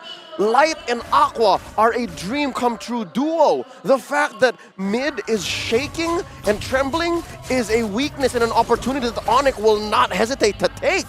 Iman forced to recall because of the 4 kills achieved by CW. He's just so far ahead of the economy game, down by gold lane. It's a tough matchup. He'll never win any of these 1v1s for the next 7 minutes. 4-0-0. If that mid lane duo is a dream, at least for the majority of the past year, this start for CW is an amazing one. It's a dream come true for most gold laners. And look at how much Onyx is just asserting their dominance. CW can get whatever he wants. And this whole time, Keyboy is just roaming around. Like, I don't think there's any fight that Onyx took in the past 5 minutes that they're not sure of. That's what I'm seeing right now. Onyx is just so confident, full of conviction, every single movement. RSGPH, I can't say the same. Yeah, I mean, it's tough for them to get that sort of, that level of information, in a matter of fact. Like, Keyboy gets the move wherever he wants, but whatever he doesn't check, Sans covers for him. Like, look at that. They're making sure every single area of the map is checked. Here's a telltale sign. Here is a telegraphed message coming in that Onyx are so sure. Instead of the usual, oh wait, they got a pull on DK! DK, he's trying to get on out of there as Demon Kite is going to use his ult to get on the opposite side of Kyrie. Dodges the spear as well. Nicely played by Demon Kite, but can they actually get out? No, the Appraiser's Wrath is going to kill Demon Kite. Nobody can actually peel for him. Yep, As I was saying, first item on Keyboy is an immortality. So he's just gonna keep throwing himself at RSGPH. If a Divine Judgment hits, so be it. If it doesn't, then he's bought time for the rest of Onyx. So, looking at the map right now, I don't think RSGPH would want to ever cross the river. It's that bad here. 7 minutes in, 7 kills down, 5K. Gold ahead. They got a pull! Yep, the Bloody Hunt is already being utilized. Even the final slash, he catches Kyrie at the same time, who's able to press him. But now Aqua finds the Divine Retribution. It looks good, but CW is able to fall up instantaneously. The Divine Judgment, rendered useless. Oh. And even with that shutdown on Kyrie, Onyx still walk away with something they're happy with. That's a trade I'll take any day. Look at the gold on CW, 6,500 compared to Eman, who's sitting at just under 5,000. That's almost 2,000 ahead. And wait, does he want to take this fight? No, I mean, Boots, he could if he wanted to, but really, just look at the privilege that CW has here, right? In the face of Demon Kai on a Karina. He's just, I'm going to take this away from you unless you use Retribution. All right, interesting build on Demon Kai's Karina as well. He's rocking the tank emblem alongside Lethal Ignition, Season Hunter, and Swift. So it's a DPS tank Karina. Interesting. We haven't seen one of those in a while. The last Karina we saw was full magic damage. He was looking 100-0. This time around, Demon Kai, he wants to be able to absorb and bait things out. And I don't know how that's going to help from a losing perspective. A lot of junglers these days, especially the ones that are super meta, know exactly what to do. But here, DK, 3v1? Yep, Boots is able to disarm Iman, which calls Light off from actually using the Bloody Hunt. So at least we're Iman. Oh, the damage from Sans, continuing the oppression. No matter what move RSGPH, Onyx continue to disrespect them, even in no man's land. Oh no. It has come to the point where even orange buffs are scarce. They have to send 5 men to make sure that the map is clear, that they're here in the Lord Pit, and that DK can actually secure the small resources that should have been his all this while. Again, 6,000 gold ahead. Are they considering a contest? Maybe. I mean, they're starting to walk up here, all of them as well, and Kyrie, he's able to secure it instantly. Once the ult is down, wait, hold on, they're actually chasing Demon Kai down. The Praise's Wrath comes on through. Boots gets hit by the Iron Hook, but he's got so much HP. He's just gonna punch him and down, and RSG, at least they didn't lose any one of their members. I guess that's a silver lining. That's a little bit of hopium for all of the Raiders watching, but Onyx Obat here in Istora Sinayan, here in Jakarta, all around the world know that Onyx is going to make the most of this Lord marching through top. Not a single turret conceded, not a single major objective taken by RSGPH.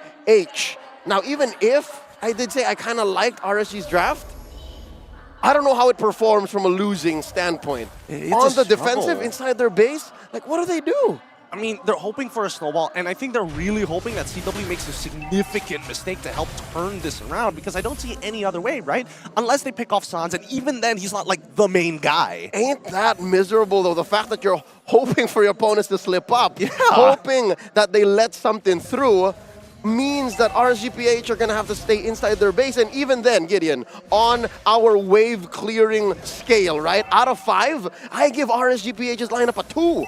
Look at it. I would honestly even rate it to be a 1, because there's not a lot of AoE here, and these cooldowns are important. I'm being very generous then. It's quite generous, as a matter of fact, but this is going to be the first inhibitor that's falling as Divine Judgment once again landing on Keyboy. He's willing to die. He's got immortality, but he still survives, not even losing the resource as well. Nats, very good idea to get on top of CW, but CW's like, no, BMI out of there. I ain't slipping up this time. And that's what's difficult. When you're hoping that your opponent makes a mistake, and your opponents are Onyx, Onyx Prime, that's very slim pickings. Keyboy, though, very low. Loses his immortality, but Aqua's already been chunked out. Blazing Duet already comes in as the big ultimates are down. That's with a shot. Iman nearly getting taken out. Another inhibitor still holds on. Demon Kite is low, but doesn't give the kill. All right. Let's calm down here as Gilak Sands. All right, close call. And they're going to continue to pressure him. Look at how Stans is just drawing a line between RSGPH and the rest of his teammates. Astro Echo out, 4 big targets. just the same, even with this 1-rated wave clear, they're still doing their best. Sans is playing aim labs right now. That's what he's doing. He's playing a completely separate app. He's practicing his skill shots because he knows he can't be punished that easily with the lead. 10K is a death sentence for most pro teams. This is difficult. Even in a ranked game, you don't often see 10K. And that's just how oppressed RSGPH is. That's how aggressive Onyx is at choking them out. Here, look at this orange. It's not a safe. See, look at Kyrie just stepping up the Demon Kite. Make my day. Hello. Oh, walk up to me, forcing out every single time.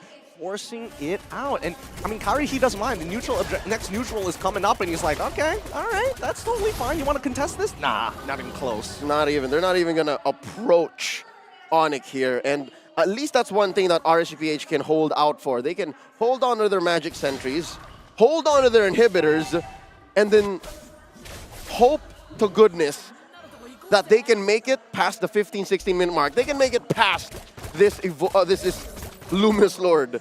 Because this Lord is going to march on through top, hopefully maybe crash into the base once, and then they'll deal with the rest of the waves. They're about to lose an inhibitor, maybe all of them right now.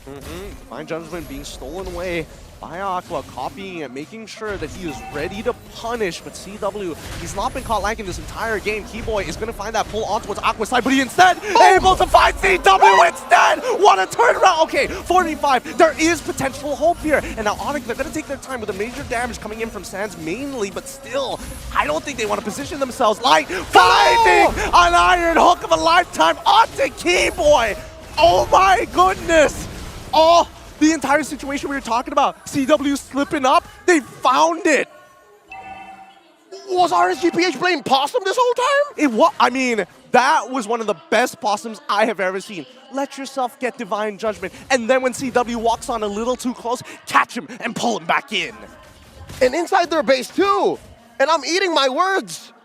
I address the whole Raider Nation when I say, I made a mistake, I made the wrong call. They lost just mid-lane inhibitor, they kept bottom. That's definitely a huge win for RSG. Not to say that they're out of the woods quite yet. If anything, there's still a half a dozen things they need to check off on this long grocery list of ways to come back. But Gideon, they've somehow closed the gap. I'd say even if we're looking at a 9K, 10K gold lead still, this is the most time they've spent outside their base in the past 5 minutes. Here we go, conceal play. This might be a full team fight. Catches no one, but no! Keyboy, he finds it! He gets the suppression, and CW with a blazing joy gets canceled by the final flash. Double kill coming from CW. He's still too far ahead with the Winds of Nature as well. That's it. Whenever Onyx loses, they come back stronger. Outgunned is still outgunned. It's just a matter of time. The inevitable shall come. Demon Kite just buying time, but ladies and gentlemen, that's it. Onyx takes game 1. Oh my goodness, after RSGPH coming up with a literal 300 IQ play from Aqua, Onyx is like, no, never again. Moments like that open up the opportunity for a comeback, but you still have to crawl all the way, and Onyx didn't let them. Onyx just stopped it, nipped it at the bud, and just said, yeah, no. Still a 10K gold lead, you're still trapped inside your base, and I think RSGPH just left out. They went out too soon. I think our analysts are going to have a field day on this. There was so much going on. What do y'all think? I think that was an intense game by the Yellow Porcupines, bearing their teeth for game number 1, leading this best-of-3 series 1-0 against RSG Philippines. And that was a 15-minute game, but it doesn't do how much dominance that Onyx had in that game.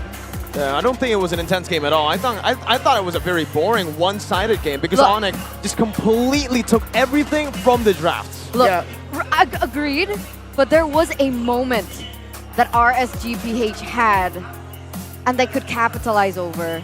But Onyx, they knew better, man. Yeah. I think even in that moment, it wasn't really like a threat at all. Because looking at it, sure, it was a kill, it was a good shutdown. But 2 base turrets, that's still everything. Map pressure, control, almost everything. You can take a look at the items here. And there's not much to say about the items. Why? Because it was so one-sided. Yeah, Onyx got everything they want in that early game. Sans played out of his mind on this Novaria. Yeah. One of the things you do against RSG to stop them from being able to play the game they want to play is to make sure Aqua and Light don't get into position. And early on, Sans over and over again just kept hitting those Astral recalls that RSGPH, when they would finally get into position, Onyx knew where they were and they'd be low, and then it just snowballed and snowballed until we got a Maniac from CW at 3 minutes and 45 seconds approximately. Yeah, and it was so crazy, right? Because even in the drafts, we were like, oh my god, with all these heroes banned out from Sans, what the heck is he gonna play? The Farsa? Farsa, too vulnerable. And then just under their nose, they picked up the Novaria and it had the exact impact. And yeah, Maniac for CW. I think coming back, we have to just kind of ignore what's on screen right now. And again, talk about the drafts, because the Novaria, MVP, 0, 0, and 15. Yes, he didn't get any kills, but who needs kills when you're always dealing enough damage, when you're opening up the map, when you're stopping any sort of ambush, any sort of pickup from happening? That's literally the whole game plan from RSGPH. Their game plan was shut down as early as, what, the 4th minute when he got level 4. Yeah, wasn't even like the 4th minute at that point. That was still like at around 3 minutes where it was already a massive lead for Onyx. That hurt to see, but it was a beauty to watch. This was gonna be, or this was the Maniac of CW earlier. And yeah, all turtles going to the side of Onyx, the vision, the damage, even the play that I'm sure we'll see at the end of this highlight reel of Sans near the end, that it was his Astral Echo that confirmed it for Onyx. They're all there. Let's punish it. Kiboy, go get your Divine Judgment onto Eman. This was one of the best Novaria games I've seen in recent memory. A near perfect Novaria game in terms of what you can do with this hero and how you should do it. Yeah, it was a perfect KP. 100% for Sans. Just being able to field out that vision and facilitate his team. And when we're talking about facilitation, that was a huge, huge facilitating play in, like you mentioned, 3 minutes and 45 seconds. The fact that they were able to feed that Maniac for CW as well just really propelled that lane and really hindered Iman from popping off in already a very, very difficult matchup. Carry versus LeClaude. Yeah. I think it's even harder now. Yeah, way harder. And this is really just a story of Onyx knowing how RSG likes to play. There's like one thing we were all talking about behind the scenes, how Onyx knows how RSG wants to play, the types of heroes they drafted to make sure that that stops, that doesn't get to happen. I think it was a bit more than that, right? Because, okay, the mid duo was a double down from Onyx. They knew where to focus their drafts on. But this is a common occurrence to all the mythical teams, the teams that everybody look up to and say they're unbeatable. It happened now for Onyx, it happened way back for Blacklist, it happened way back for Echo. It's almost as if the drafts were completely dictated by Onyx when it shouldn't have to be. RSGPH, look at their drafts again. Let's take a look at the pattern here. Yep. What do they pick, right? First, it was the Kaja and then the Claude for Onyx. And instantly from RSGPH, they try to counter it. It's always just counters. They're trying so hard to counter Onyx that they completely forgot what makes them special, what they have to secure. And they got too comfortable by knowing that the Farsa was a pick. Even we stated that the Novaria went completely out of their heads, and this is where, again, it happens to these teams. They need to focus more on their draft instead of focusing to try to counter Onyx. I agree. And with that being said, fun fact is Onyx, they always opt for red side. They always opt for second The pick. Yep special. Exactly. Every time they try an experiment or they get caught in first pick or blue side, blue side, they falter in the draft. So that's something that I do believe that RSGPH need to take into consideration coming to game 2, because from what I know, how it works is whoever loses that first game will be able to choose between red or blue side. Yep. Now coming from the draft, I'd want to see one thing from RSG. Chill out a little bit, yo. Because they were taking fights or overextending their welcome in those early skirmishes where you're really just there going, you don't go for a full-on fight. Not just yet, but then there were some moments where I really thought, what are you guys doing there? You're up against a Kaja, you're up against a Novaria. When you get hit by their slows, there's no getting out of that. And you're up against a Frederick. And after level 4, when you're stuck in an area with a Kaja, with a Novaria there, and you're slowed down, you get the heck on out of there. You don't continue to fight. I know RSG want a death ball. I know RSG are a type of team that want to take the initiative, But similar to what we said about Udo Red Giants earlier against Onyx, you gotta learn when to pick your fights. Because Onyx, when they know they've got a good fight in the early, they will snowball from there. So it poses the question, if they do want to play that aggressive, does Karina really fit into that play style? See, that's the point that I was getting to, right? I mean, the fact that they just tried to counter the Karina, on paper, it makes sense. You're up against a Masha, you're up against a Claude, two basic attack, reliant heroes.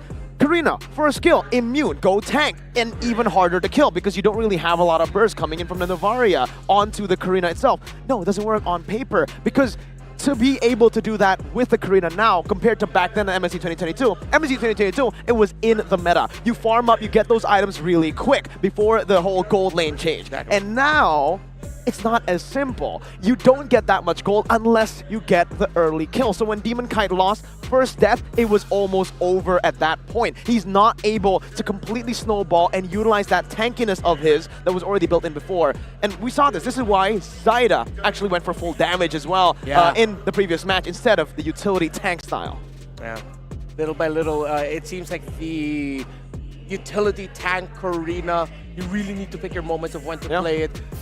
Now even more so, especially with the changes, the damaged Karina just sounds a little bit better. Although I understand why they wanted to go that build path. But again, I feel like this is one of those things where if this was a game where Sans didn't hit his skills, it might be a different story. But it was, and that's why he became the MVP of the game, and that's why Onyx took control. Yeah, and with that in mind, right, let's take a look at the last 5 games that Onyx have played and how they were able to win or even lose it out. Wait, no, they won every single one. Yeah, they're in a massive streak right now. That's a 5-game win streak for Onyx. This was, again, it was a phenomenal performance from them in the group stages, only losing once against Bren. But you gotta remember, this was also Onyx that was kind of still experimenting, I would say, because in some of these games, it was actually Albert, not CW, who played. In this first match here, Onyx versus RSGPH, there was the drafts coming in. But from the last match, I do believe that is Udo Red Giants, yeah? Second match is supposed to be Onyx versus Udo, right? But I don't remember seeing. Oh, yeah. Wait, Onyx picked up Lunox and Hylos? Exactly. I don't remember seeing those two heroes. It must have been on the other stream? I think it was the in-game remake that we saw from the draft earlier. Oh, remember? Maybe actually, yeah. Saw that remake. But they are on a win streak because after losing to Bren, they've swept EVOS, Aura, BTR, technically 2-0, but it was a 1-0 against Todak because Todak, of course, unfortunately had to forfeit game 2, and then the 2-0 sweep against Udo Red Giants. Yeah. They're back to their MSC form. Remember what happened right before MSC? They lost to RQ. This time they lost to Bren, and then the switch. And it's the Onyx switch. That's why we keep mentioning, right? It's scariest when Onyx loses something rather than winning. Because then you see that they learn, they adapt, they address what was going on, what made it that way, and then they come back even stronger. So the question is, does RSGPH have a similar way of thinking and how do they function? Oh yeah, I think so. RSG are a team that are great with in-series adjustments in the drafting. But then again, what I'm going to be looking for here is, okay, if you're still going to be reactive to the drafts and it's not that favorable, you really just got to have to make up for it in the in-game and what you do in the early game. The first 5 minutes when you take your fights, when you decide to go into the opposing jungle or when you decide to help out your gold laner, just those early game decision making. I think so. I think it comes down again to how they start from the drafts, right? I mean, we're talking about the early game, but it has to be facilitated. And it comes through the draft. If they're able to get a mid-duo, that's a proper mid-duo, this time they can actually win. We mentioned in the game as well while the casters were talking, Aqua and Light. These are the 2 core members that make the rotations work for RSGPH. Once they got shut down, the entire team just struggled to find what they were supposed to do. Yeah. What surprised me about how Aqua and Light played is like, Light was playing, they were playing as if Light had the Kaja, forgetting that they were going up against the Kaja. Just those a little bit too greedy in the positionings for my taste in the early game. All right, let's see how they're going to address these changes coming into the second game. And once again here, RSGPH on the blue side. So Onyx still on the side that they favor, right? With these bans coming through, nothing much has changed. And even in the picks, Valentina, Kaja, Claude, completely the same. So now RSGPH, they're in a corner now. They're being asked the question, how are you going to change the drafts? Because last time they went in with Franco and Arlet to be able to counter this Claude. Are they going to go the same route or are they going to go a different one? No. In terms of their picks earlier, it was Arlott and a Franco. Mm-hmm. Honestly, I don't see so much problems with picking those up again. Again, they were just the victims of a great game by Sans and at the same time some questionable early game decision making, but we'll see. Arlet Kufra makes sense as well now. Maybe they just change it up a bit, but no, they change it up completely, but they still double down on the fact that the carry is the way to go up against the Claude. Now, we mentioned this earlier a bit already, but the carry really doesn't bully the Claude as much as you would think. Again, back in the previous patches, it does.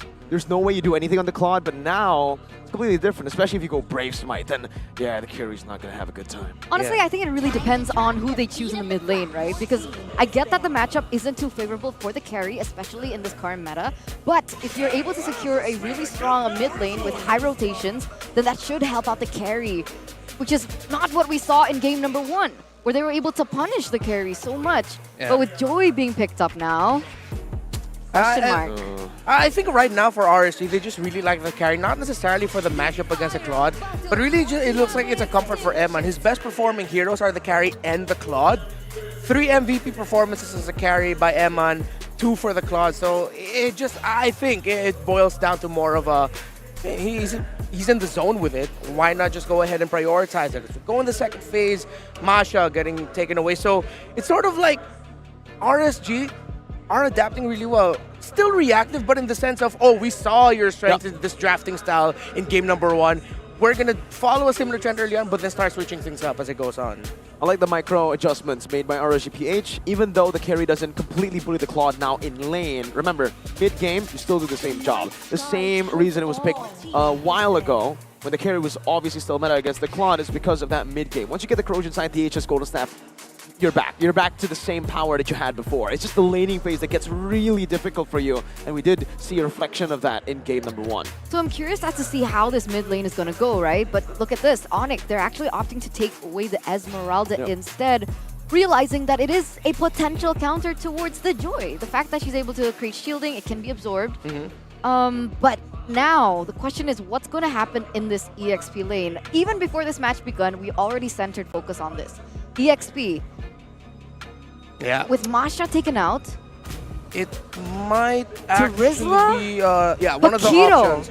Paquito, Terizla, Uranus are some of the best options for NAF still available right now. So with Terizla gone, it's going to be either the Uranus or the Paquito. If this comes out as Paquito for Onyx, then they totally set it up. Yeah. But no, they go for an Arlet instead. I mean, again, the carry here, if you go on the Arlet, you're kind of forcing the carry to go Purify. Once you do that, yeah, Claude's even gonna have an even better time than in lane up against the carry, bullying her even more. And the fact that if she goes for the Purify, the reason they want to force a Purify on the carry is because they also have a Joy. Yeah. It's much harder to catch someone with a Flicker than a Purify. Joy's gonna eat her up. Yeah. So for RSG here, I'd like to see them pick up the Uranus. The Uranus pickup would be relatively okay. You see, Stand out. Unfortunately. Stand out. Ah, my goodness. It's the box. Yeb's got you too. Yep, got me too. So yeah, it might be the Paquito here. Unless they really want to fight, then they just end up picking a Dairoth or Glue. But Faramis is still open.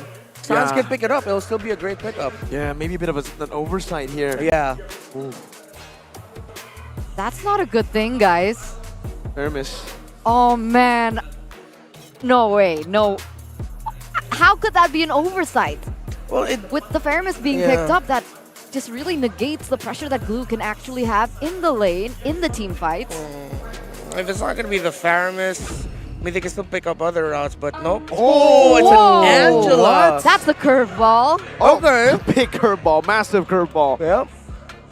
All right. I'm scared. Onyx draft looks so good. So that's why they banned the Esme. Yeah. That's why. That's why I don't think anyone expected that Angela last pick. But that is the beauty of flexibility. Let's go call the casters. How do you think this is going to go out? You know what? Something tells me Coach Yeb may have even played us over here, and we can't help but discuss what else is left. Because Gideon, paint me perplexed. I don't know what's going on. Yep, I'm already getting into the Yeb post. Hopefully, walking in his footsteps will help me understand his brain because, man, the first half of that draft was good, but that second half took it another level. Welcome back, everybody. In case you are just tuning in, this draft, I wasn't expecting to see it, but Sans this time is going to have to take a step back. He's going to be on this Angela, and he's going to be playing a support role rather than getting information and hard carrying the team. We've seen a couple of mid-lane Angelas in the group stages, and at best, I have mixed feelings. But I'd like to echo just what you said. The second half of that draft, we got M. Night Shyamalan. It came out of nowhere, and the answers that we thought were so obvious, even in the minds of these world-class coaches in Coach Yeb and Coach Theo, weren't as simple. It wasn't as black and white. So with an out-of-the-ordinary draft, we can expect an out-of-the-ordinary game. Does the logic follow? Yeah, the logic follows perfectly fine if people get our drift, but let's get into it. I want to see how these interactions are going to work because I love the idea of banning out the Esmeralda. We've seen Nats pull it out before, but to set it up as a way to, you know, really force down onto this Angela, even smarter. The real question is, who does Angela uses the Heart Guard on? Is he going to go look at CW, or is he going to put it onto Kyrie in the jungle with Joy? Here's the thing. I think everyone but Keyboy is a valid target. Here we go. Let's get into the Land of Dawn for game number 2. It's match point for the current reigning and defending MSC champions as they vie to knock down the recently revived, rejuvenated, and reactivated MSC 2020 roster in RSGPH. Something to note here, Gideon, and this is an opinion of mine. I don't know how you feel about it and the folks back at home, but the lineup on RSGPH, even with the Angela, especially with the Angela, feels like they're going to have to take their time with the damage. Nothing comes quick. There's a lack of burst. There is a significant lack of burst, and you know, this is a little reminiscent of the previous series where when Bigatron Alpha are very much dedicated into making sure that their marksman is going to be the overall carry and majority damage dealer for their team lineup. And it makes sense, right? Like RSGPH, their lineup is literally all about peel. If they have a traditional front-to-front, it might be a little bit difficult for Onyx, but Coach Yeb, with the way that he's drafted and the way he set up boots on this Arla, he is getting ganked, but can he get out of this? Force the flicker, at least they got a resource out of him.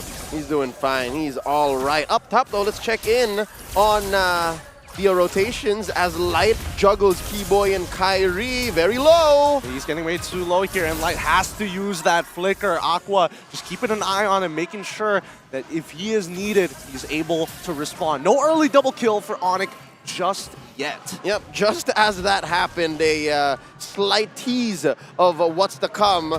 We showed the emblems, and there's nothing much out of the ordinary, save for maybe the fact that Nat's Glue is rocking a common emblem. The biggest problem nowadays, especially if you are... Wait, hold on here. Nat's having to use split super early on to hold them hostage for as long as possible. He's going to get on top of Boots here. Ooh, doesn't pull him back into the pit, but instead Boots able to use the Vengeance to close the distance towards that Gold Crab. Looks like Kyrie, if he's thinking about it, one last dash. Hard guard activated. Like Divine Beast, and he takes it away. Demon Kai trying to run, but Puppet on a string immobilizes him. Final slash coming in for Boots to try and catch anybody. Onyx back off, and RSGPH, they lose a turtle. That which RSGPH lacks, Onyx provided. You see that burst? You see Kyrie taking the stacks from the gold buff and like, already 3, 2, poof, plus the red tree. Could have sworn this young man had 2 thumbs on his right hand.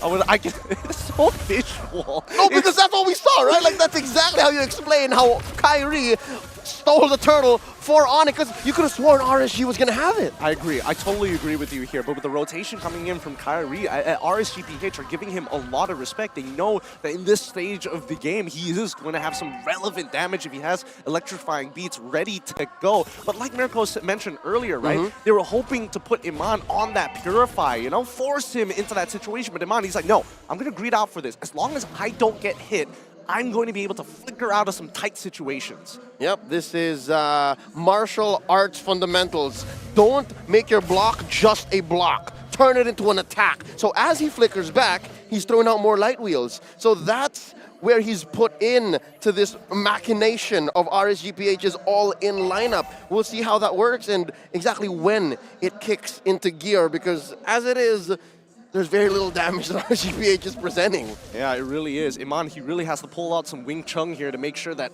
Onyx it doesn't really get to punish him. But it's tough. It's really, really tough, right? Because if we're talking about deep striking missiles, Kyrie #1. And it's reinforced with the extra bit of shields coming in from the hard guard. Aqua flickering forward, but doesn't find enough distance to land the Divine Judgment. Oh, since game 1, and this is coming from a big Aqua fan, Aqua's been playing on Aqua-like. This is uncharacteristic of this mid laner. I'm a big fan of him. Could have sworn he was going to get the nod for MVP in MSC 2022, but here, it's difficult to imagine how they're going to ramp up into the mid game. He gets caught by an ultimate splash! Yep, he pulls on in, and here we go! A Numenor Blast onto 3, but Kyrie's walking right on up. Demon Kite's able to take the turtle just in time. Electrifying beats, healing some decent damage, but really isn't enough. Aqua's death allowing RSGPH to take a turtle. All right, it could have been worse,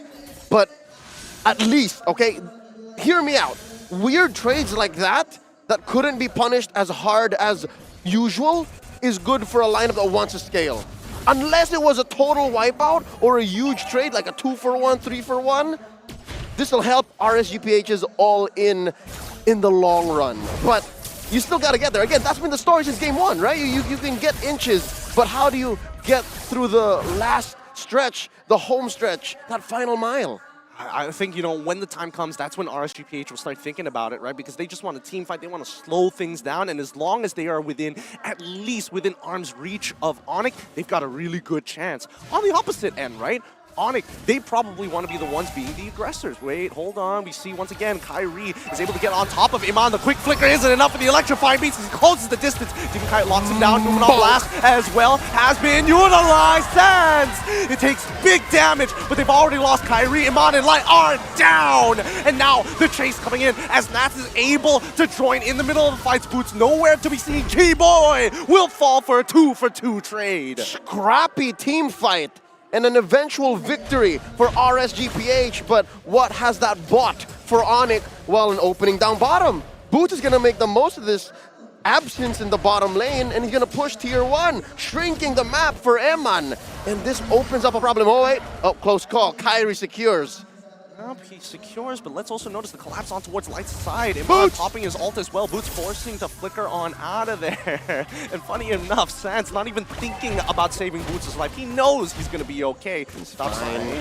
Potential dive coming out as CW. Oh, the Heart Guard is going to save his life from this dive. Nats and Aqua, they're on the run. But CW is like, no. Yes, pull me closer. I want to get closer to Aqua. But no, it's fine. Keyboy down, and as well as calling in Kyrie. They want to dive 2v2 electrifying beats as well. Locking him down. They finally kill on towards Aqua's side, and now Nats all by himself without Split is left to dry underneath his turret. That's going to be 2 kills for the side of Onyx. Oh man, art imitates life. Just like how we are in the home of Onyx in Jakarta, they're making the Land of Dawn the same thing. It's like they're in control of every single entry point, and Onyx knew clearly that RSGPH were taking the turtle, and they made the most of it and punished top lane. CW is trying to clear out this wave. It's blazing too wet. Even Sans holding on to his trigger finger. Boots is taking way too much damage, and all right, he gets the back off for now. Even RSGPH respect the fact that the Heart Guard is quite the hair puller. All right, looking at the item game so far, Nats has a interesting build here. He wants to respect the damage that Kyrie and Sans are putting on the board, and then from there he'll build physical defense. Looking at Aqua, has a Clock of Destiny here. Eman at least is just down to 100, 300 gold. That's actually not too bad considering everything that's happened across the game. With the biggest lead going on to Kyrie so far with a 1.2K lead, it's great, right? Holy Crystal, 8 minutes into the game. And you can expect that the Blood Wings are up next, right? That's just how joys are built in the current metagame. RSGPH making the most of the relative silence in team fights for the past couple of minutes, pushes up top. This is already, Gideon, I gotta say, much better than game one. Significantly better, in a matter of fact. However, I am a little concerned for Aqua right now. Let's see whether he recovers from that sort of mental damage after not having to play the game at all to now, possibly being the key to breaking open Onic. All right. Some good news to that. Again, the bad news is exactly what happened already. The good news is something tells me maybe he's loading. Maybe he's downloading what happened in game one. And so far, what the early and mid game looks like here. And then eventually, he'll break out into those last moments from game one. Remember that wherein they played that defense in the base so well? And now it's all the more possible. The propensity for plays like that to happen in game two has just skyrocketed. And that's why RSGPA just making sure that mid-tier 1 does not fall. They don't mind having no side turrets at all, because that means Onic would have to go super deep in if they want to even put any points of damage into the inhibitor turrets. Yep, again, taken off from where they left off in game one playing Possum, but here they're keeping it closer to their chest. Onic with a 2,000 gold lead, and RSGPH says to that in their face, how about we dance? Lord Dance already up, 9 minutes, 30 seconds in. Boots?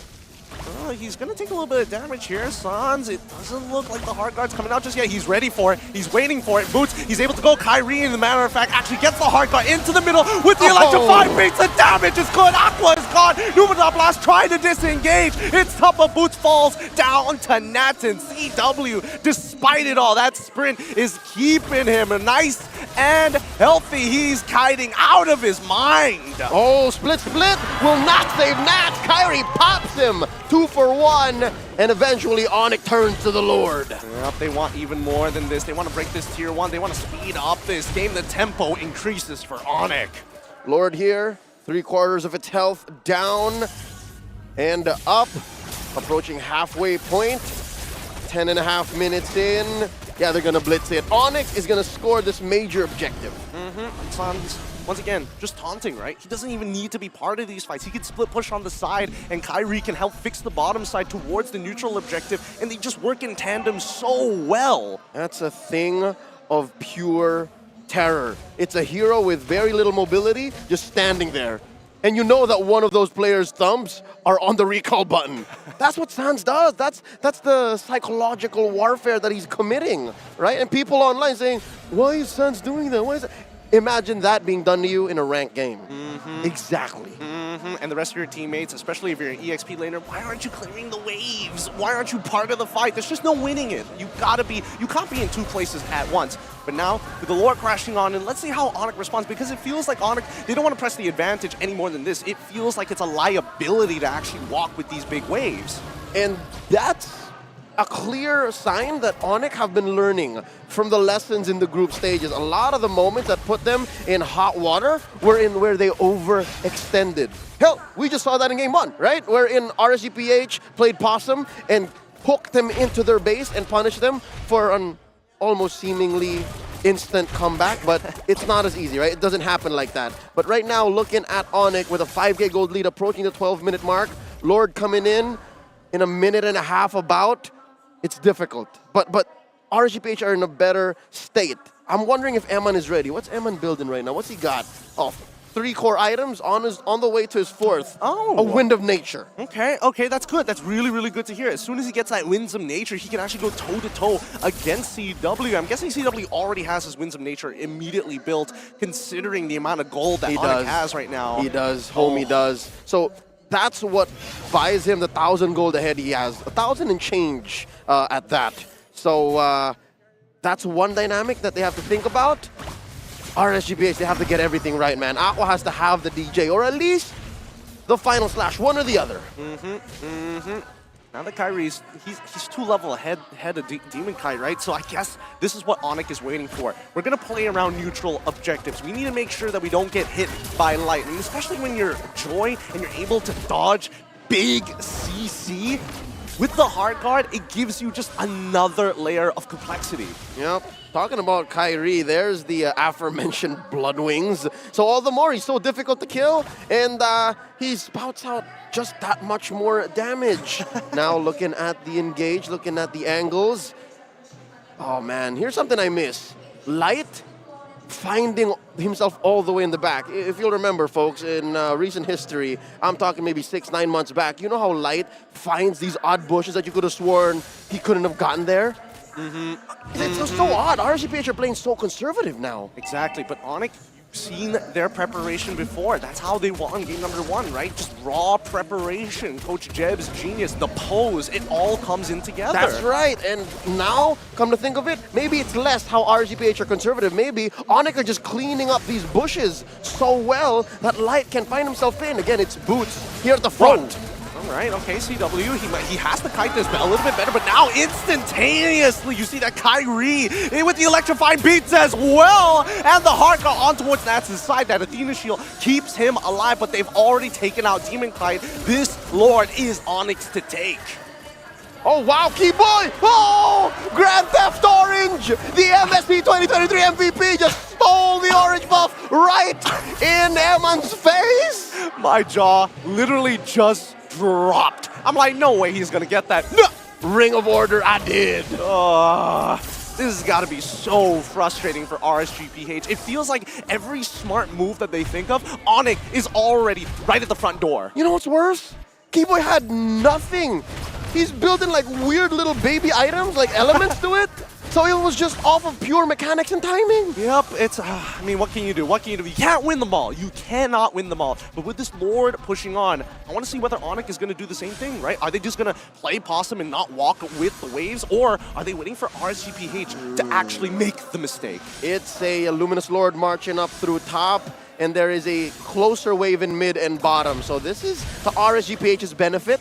They can actually do some damage control here, given that they have, again, relatively less than ideal wave clear, and Nats comes in. I mean, he gets pushed down now. Oh! Hey. Nearly a big turnaround for the side of RSGPH. CW, you gotta be careful there. He's gonna top himself up with that wave and with the help of Sands at the same time, but here we go. This is where it gets dangerous. Ooh, Keyboy. Iman needs to be respected as mid inhibitors down. Kyrie's coming in for the backline. The instantaneous Winter Truncheon. You're not even gonna be enough. Iman dies instantaneously. CW in the back line. A double for Kyrie. The Blazing Duet has chunked them all for Kyrie to eat them all up. Mistakes were made, and Onyx are looking to close it out. Just 2 defenders left, and the base goes down. Onyx sweeps RSGPH. Is it me, or is this one of the cleanest games we have seen from Onyx thus far here in the playoffs? Cleanest series in SPS that the back-to-back MPLID champions have put on. And boy, oh boy, what a show it is. You can see Onyx so bat. They have come in droves, and they are not disappointed. That was a disgusting match. I can't. In a good way. In a good way. In a really good way. I cannot imagine how the Raiders feel, especially in their saga of this tournament. They were just on the up and up too, man. Right? And again, this is a very, very, how do I say, fanficky match in the best way possible, but for it to end in a sweep, oh. But then again, congratulations, Onyx. Of course, it was an amazing performance. Let's throw it back to our analysts for them to break it down. The crowd goes wild here at Istoras Tenayan. As you mentioned earlier on, the Yellow Porcupine sweep RSGPH 2-0. The former champions of MSC showing what it means, the strength, the material to be here, this strong, this dominant, and they're looking strong with that 16-minute game. It was, again, very similar to what we saw in game number 1. Yeah, that's just the Kings of Sea right there. This is close to peak Onyx. I'm saying close to peak because peak Onyx means winning a championship. My goodness. A systematic destruction of RSGPH, knowing their tendencies, knowing where Light and Aqua needs to be, knowing where they need to be, watching out for key abilities. How else can you put it? This was a near perfect game by Onyx. We've mentioned it so many times, it gets kind of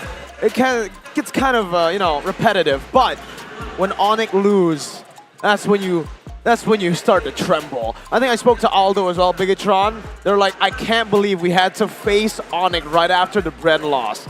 because that was just so different, right? I mean, Onyx here, we see it for our own eyes. It wasn't just against Big China, it wasn't just against Yudu. Teams now who are in the lower bracket, it's up against RSGPH, topping Group A, who had a similar run, losing against Yudu and then just stomping everyone. But now, Onyx, yeah, I would say close to their prime, close back again, because the drafts, a lot of questions, a lot of doubts were raised about Yeb's draft in the group stages. Why no Assassin for Kyrie? Why no this? Why no that? Why no Faramis was a question that a lot of people were asking in the chat, and even us for a while, up until, hey, RSG wanted the Faramis. They left it out intentionally. Yep. Because they had a Lolita. Now with the Angela, hey, the Joy can't get caught by the Numenon Blast, and the Joy got MVP. Yeah, 813 KDA, 100% KP on Kyrie. This man, he was everywhere. He was taking objectives left and right. He was getting picks left and right. He was dealing the damage. He was also utility in all these objective takes.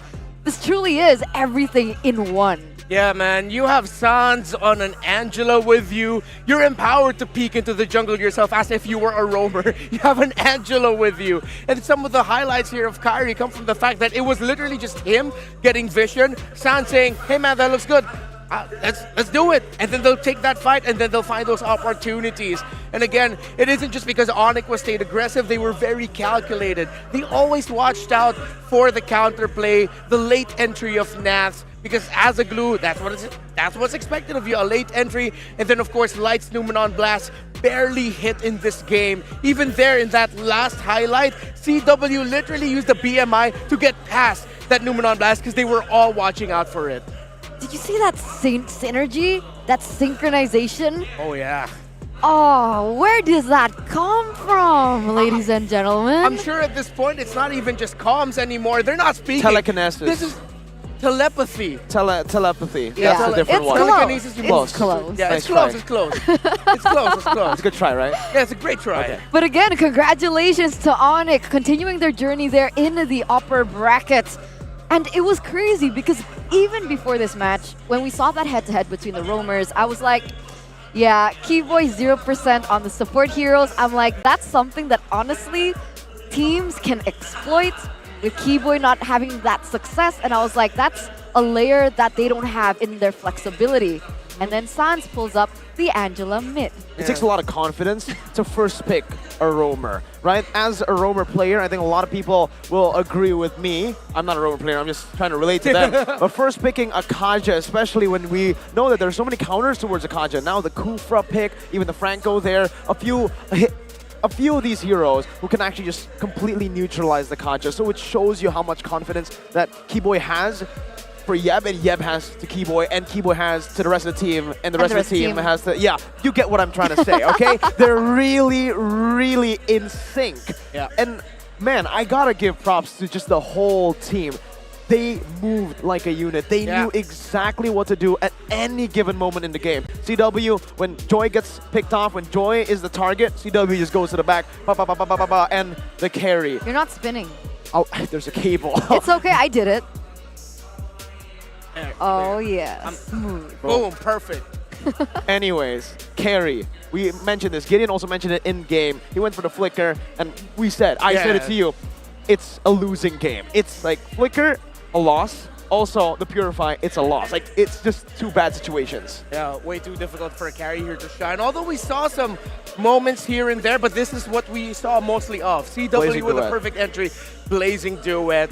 And again, at this point, it's not too much on what ours you need to work on. It's just that they were outplayed by Onyx. Onyx, it really looked like they prepared so well there for RSG. They understand their rotational tendencies, what they want to do in team fights, how they want to take the approach to drafting even. They were like, yo, Keyboy, just keep picking up the Kaja. You're going to be good. That'll empower us to be able to get Light out of his zone so that we can constantly just poke him down. What a performance there by Onyx. And it's scary. It's even more terrifying the fact that all the other members have stepped up as well. And with that, let's talk to them right now. How do they feel about winning that match against RSG? In a second, they're getting shy again. Right now, now. There you go. Dengan siapa lagi kalau bukan Kyrie. Hello, everybody. Welcome back. We are over with the baby boy of Onyx, Kyrie. You guys to finally meet him. Oh, congratulations. As a Filipinos, I heard them talk a lot with Filipinos. And Kyrie, 2-0 with all of the match. You sweep it. Kamu benar-benar ngebersihin semua game matchmu dengan 2-0. Kok bisa? How come? What happened? Onyx is super strong right now. MSC mode. MSC. Mode MSC. Yeah. I feel like they are showing everybody here that they are the MSC 2023 champions. He's like, don't look down on us. We won that. Yes. Okay, so Kyrie, I want to ask. She mentioned that 2-0 clean sweep the entire day today, which means Onyx is advancing to the upper bracket finals tomorrow, which means you guys will meet another Filipino team, either AP Brand or Echo. Who do you want to meet more? I think Bren because Bren because they defeated us yesterday. In the group stage, right? He wants to like get his revenge. Balas dendam. Do they call that? That's right. They call Balas that the same dendam. in bahasa Indo? Betul. Karena di group stage mereka kalah dan kali ini mereka ingin bertemu kembali untuk membalaskan kekalahannya. So I heard that Onyx won't lose twice. Yes. In MPL as well. In here, Kyrie? Maybe. Maybe.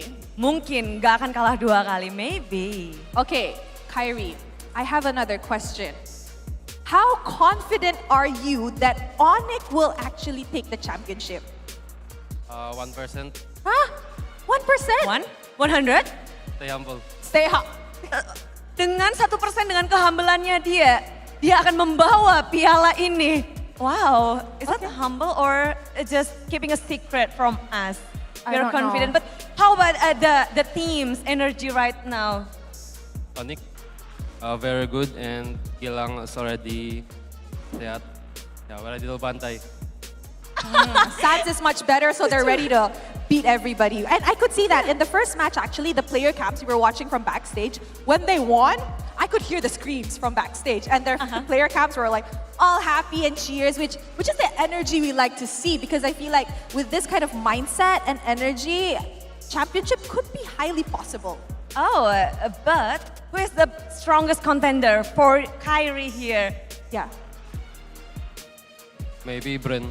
Oh, it's still Brand. Oh, masih dengan brand yang memang paling bisa jadi kontender terkuat juga untuk Onyx. Mengingat di grup stage kemarin, tapi memang Onyx sendiri sekarang benar-benar lagi energinya sangat baik dan mereka kemungkinan besar untuk menuju ke arah champion atau menjadi juara bisa menjadi jalan yang lurus. Yeah, so Bren is still the competitor that Kyrie himself thinks is a little bit of a difficulty or something difficult that they have to face. It's an obstacle, but with their performance, two zeros in a day, I think it's very possible that they can beat them tomorrow. But we shall see if AP Brand is at their A game tomorrow, if Echo is at their A game tomorrow, or is Onyx at their A game tomorrow. Okay, Kyrie, I know you're super duper tired because you've been here since this morning. So before I let you go, what do you want to say to all the Onyx fans who came over to this arena today to support you, or to those watching online? Thank you so much to the Onyx fans and my fans. I hope to continue to support us after MSC. Oh, support terus. In Indonesia please Kyrie, pakai bahasa Indonesia dong. Atau bahasa Jawa juga boleh. Bahasa Indonesia dan Tagalog. Kalau saya los Onyx fans, jangan lupa dukung kita guys. Dan lanjut, dukung kita guys sampai gua balik ke PA. Tagalog. Oh. Para sa Pinoy. Of course! Thank you sa mga sumusupport ng mga Pilipino. Sorry kasi sa Indonesia ako nag-aalaraw pero talaga pa rin yung bansa na Pilipinas. Oh, I don't know. He What does said, it mean? thank you so much for supporting him. He may be playing in Indonesia, but he is still carrying the Philippine flag proud and strong over here in Indonesia. Pilipinas, lang malangkas. Oh, I know it. That's All right, right. so we're gonna let Kyrie go off first because he needs to rest. Tomorrow's gonna be a long day for him. And we have one more match to go before we actually end today. So don't go anywhere because we will be right back for the last match of the day. We'll see you guys. See you.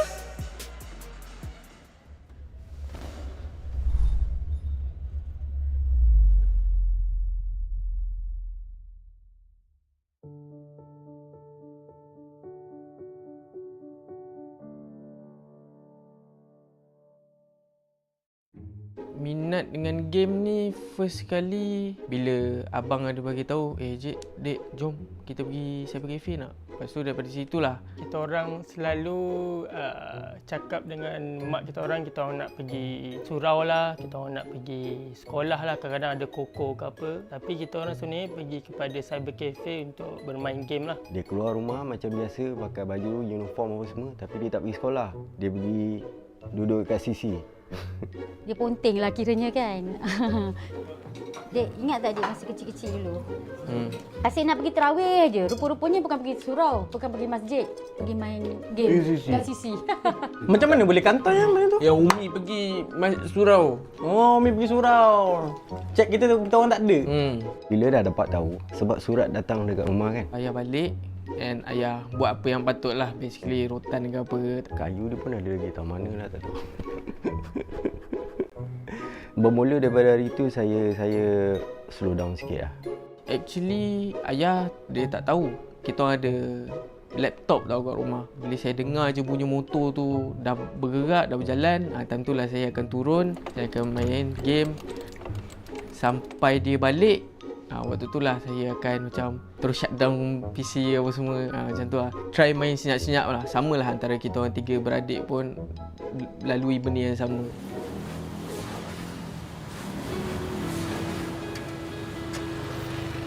Waktu dia sekolah dulu, dalam masa yang sama dia tolong jugalah bantu. Saya buat barang, macam barang burger kita orang ada macam secret recipe lah. Kat sos kita tambah apa, kat mayo kita tambah apa. So daripada situ ayah cakap, okay Dek, kalau kau tolong ayah kasih kau sehari dalam RM5 macam tu. Dekat sinilah tempat dapat pocket money lah from ayah. Dia ada banyak sisi dulu, ada kat sini, ada yang kat sana, atas sana. So itu antara sisi-sisi yang selalu pergilah. Dia tolong dia burger, tapi dalam masa yang sama dia akan cari ruang macam mana nak pergi sisi. Tengah malam sampai pagi pun ada juga. Saya tahu. Tapi nak marah pun nak buat macam mana kan. Bila kita suruh dia buat kerja, dia buat. Jadi kita tak marah dia. Dia tak ada nantilah, tak ada. Dia okey, dia macam tu. When he was younger, dia agak kelakar orang dia. He likes to tell jokes. Kita panggil dia Pak Lawa. Selalu buat joke sana, joke sini. Dia happy-happy macam tu lah. Kan? Dia lahir pun special. Apa ni? Dia lahir dalam kereta. Mana datang? Waktu tu saya dah start macam full time lah with kerja burger. Bila dah lama, Umi ayah pun tanya, Dek, kau nak buat apa ni Dek? Saya tak tahu nak pergi mana lah. Umi pun bagi idea try lah pergi kulinari kan. Saya jumpa beberapa orang yang membuatkan saya punya motivation tu tak ada. Waktu tu lah saya betul-betul start main ML lah. Saya tengok abang saya Amin tu, dia dah sampai tahap rank yang tertinggi at Mobile Legends. So disebabkan jiwa kompetitif saya ni, saya rasa macam dia tak boleh jadi ni kan. Aku nak kena main juga ni. So dari situ start slow-slow main. Dia jenis yang penyayang, dia suka kucing. Ini nama dia Along. Kita orang dulu memang banyak kucing lah, lebih daripada 10 ekor lah. Seronok lah kalau ada kucing kat rumah, dia rasa tenang, rasa happy. Best lah kalau ada diorang. Tu kenapa tu?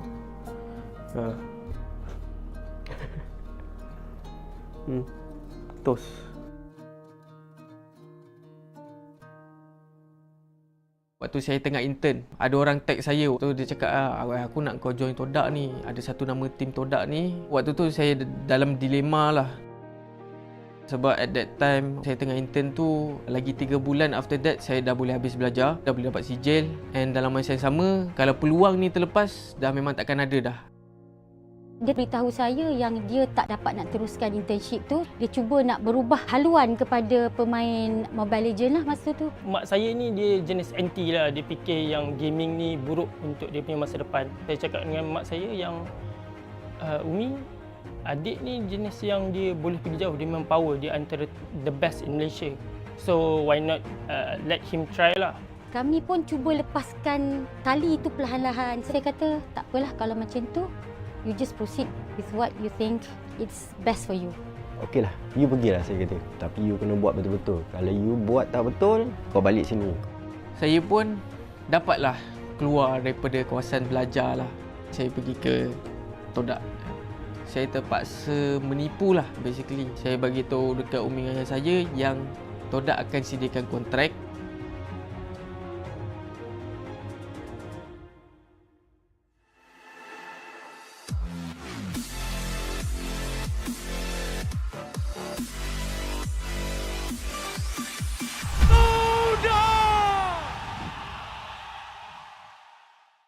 Permulaannya macam mana kita orang dapatkan kontrak is kita orang nak kena lepas that task, iaitu task kita orang kena lepas ataupun dapatkan top 3 lah untuk Todak Fest 2019. Sampailah satu tahap kita orang kalah game yang kedua. So kita confirm bubar lah. But actually benda ni Asia dia cakap dengan saya, aku still nak engkau dalam Todak. So biarlah diorang bubar pun aku nak kau dalam Todak. Saya stay dekat gaming house. Saya tak pergi mana-mana. Dengan lagi beberapa orang ni, kita orang tak ada makanan kat situ. Dia pernah telefon saya tak tahu dia tak ada duit ke apa kan. Dia kata dia nak pizza. Saya orderkan dia 2 kotak pizza. Dia makan dengan kawan dia 2 orang, large pizza. Actually pasal yang kontrak tu, saya bagi tahu diorang selepas beberapa tahun punya cerita. Saya sikit pun tak komplain apa-apa tentang that struggle that I've been through. Saya bagi tahu umi ayah saya waktu dalam kereta, random things. So waktu tu lah saya baru cerita mana datangnya, kenapa cerita, kenapa tiba-tiba adanya suruh order pizza datang ke rumah. Yang pertama reaction is diorang shock lah dengan apa yang saya dah bagi tahu diorang, sebab diorang tak expect saya akan buat macam tu and saya boleh sampai ke tahap yang macam tu saya boleh buat kan. Ayah dia sampai menangis. Ayah dia kata tak sangka anak dia susah, dia kata tahu. Touching sikit lah. So sedih jugalah. Saya dengan family support dia lah.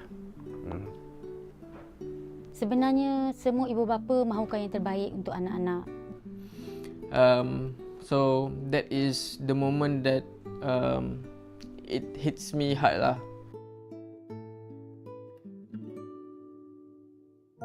Kalau saya tak follow my passion, saya habiskan study kulinari apa semua, mungkin saya tak dapat nak banggakan my parents, adik-beradik saya bangga, tak dapat nak wakili Malaysia untuk SEA Games, and saya tak dapat nak pergi tengok pun negara-negara lain like Vietnam, Singapura, Indonesia, Jakarta apa semua kan. So the choice is very unpredictable lah untuk kita buat ya. Saya harap dia pandai uruskan benda dalam kehidupan dia untuk menjadi seorang player yang betul-betul lah. Saya sebenarnya sangat berbangga dengan Moon, dengan pencapaian dia bukan saja untuk Moon tetapi juga pasukan teammates dia yang lain. I want to achieve to win international punya tournament lah. For once, at least for once lah. My things is maybe I nak menang international or dapatkan top 3, top 2 lagi sekali. Baru I rasa puas hati and no need to prove to anyone anymore lah. Yeah.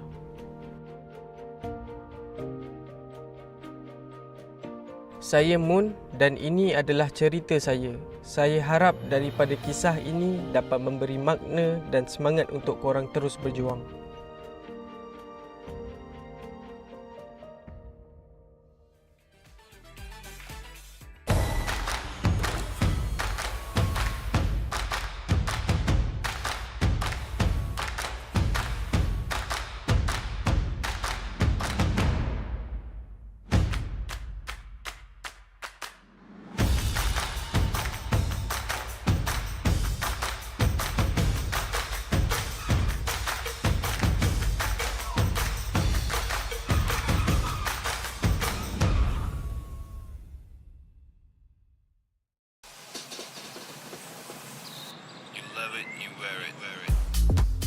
Wear your passion.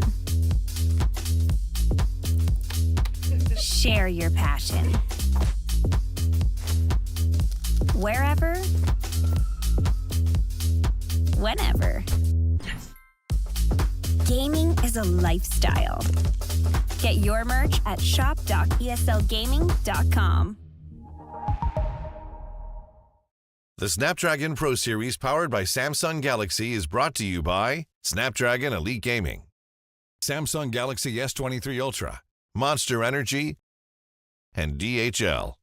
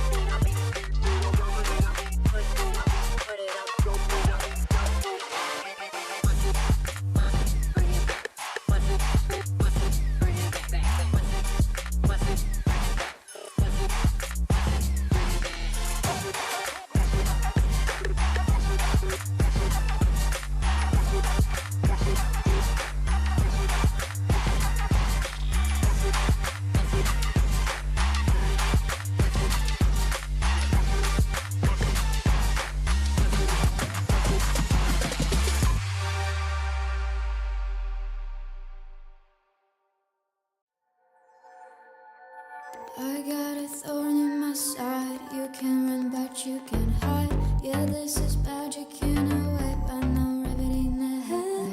Let me go where it hurts. Hold me tight while you inside. Grab my head for the holiday. We're gonna make a mess.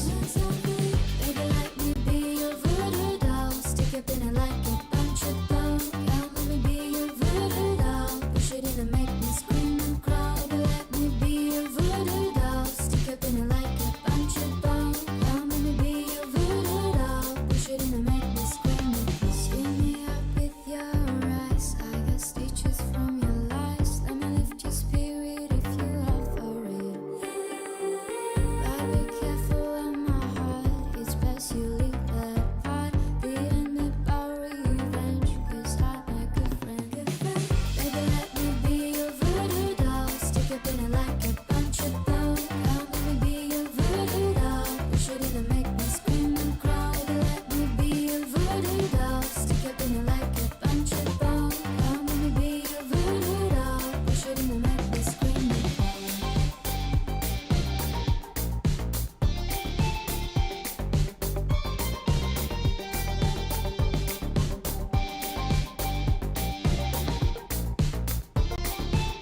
Let me lift your spirit if you are for real. I got pins and needles and spread like candy cloud. Give me the preservatives while I'm on all fours. This fabricy stuff, you know it's enough. And I bit out than hell, yeah. She's on my chair. Baby, let me be your voodoo doll. Stick up in it like a bunch of balls. Come let me be your voodoo doll. Push it in and make me scream and cry. Baby, let me be your voodoo doll. Stick up in it like a bunch of balls. Come let me be your voodoo doll. Push it in and make me scream and cry. Baby, let me be your voodoo doll. Stick up in it like a bunch of balls. Come let me be your voodoo doll. Push it in and make me scream and cry. Baby, let me be your voodoo doll. Stick up in it like a bunch of balls. Come let me be your voodoo doll. Push it in and make me scream and crawl. As long as we're together, it feel easier. Yeah, this right here forever. Won't let you down, I'll never. Won't let you down. I think I found my treasure. Oh yeah. Always get the feeling that you feel the same way. No, you're never gonna leave my side. Doing this together and ain't nobody better. Yeah, I really wanna get this right. I'm taller. You make me love harder. You make it all easier. You know that I need you here. Always gonna be on top. Together we can make this pop. Keep it going, just don't stop. Keep it going, just don't stop. Tonight, gonna be on top. Together we can make this pop. Keep it going, just don't stop. Keep it going, just don't stop. Tonight.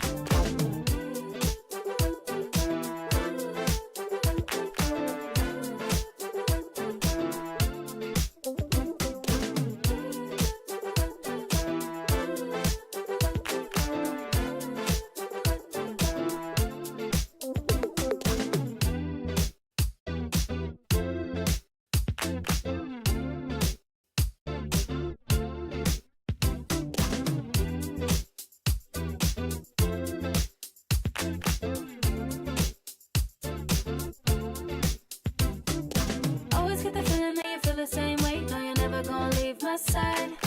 Doing this together and ain't nobody better. Yeah, I really wanna get this right. I'm taller, you make me love harder. You make it all easier. You know that I need you here. Always gonna be on top. Together we can make this pop. Keep it going, just don't stop. Keep it going, just don't stop tonight. Gonna be on top. Together we can make this pop. Keep it going, just don't stop. Keep it going, just don't stop tonight.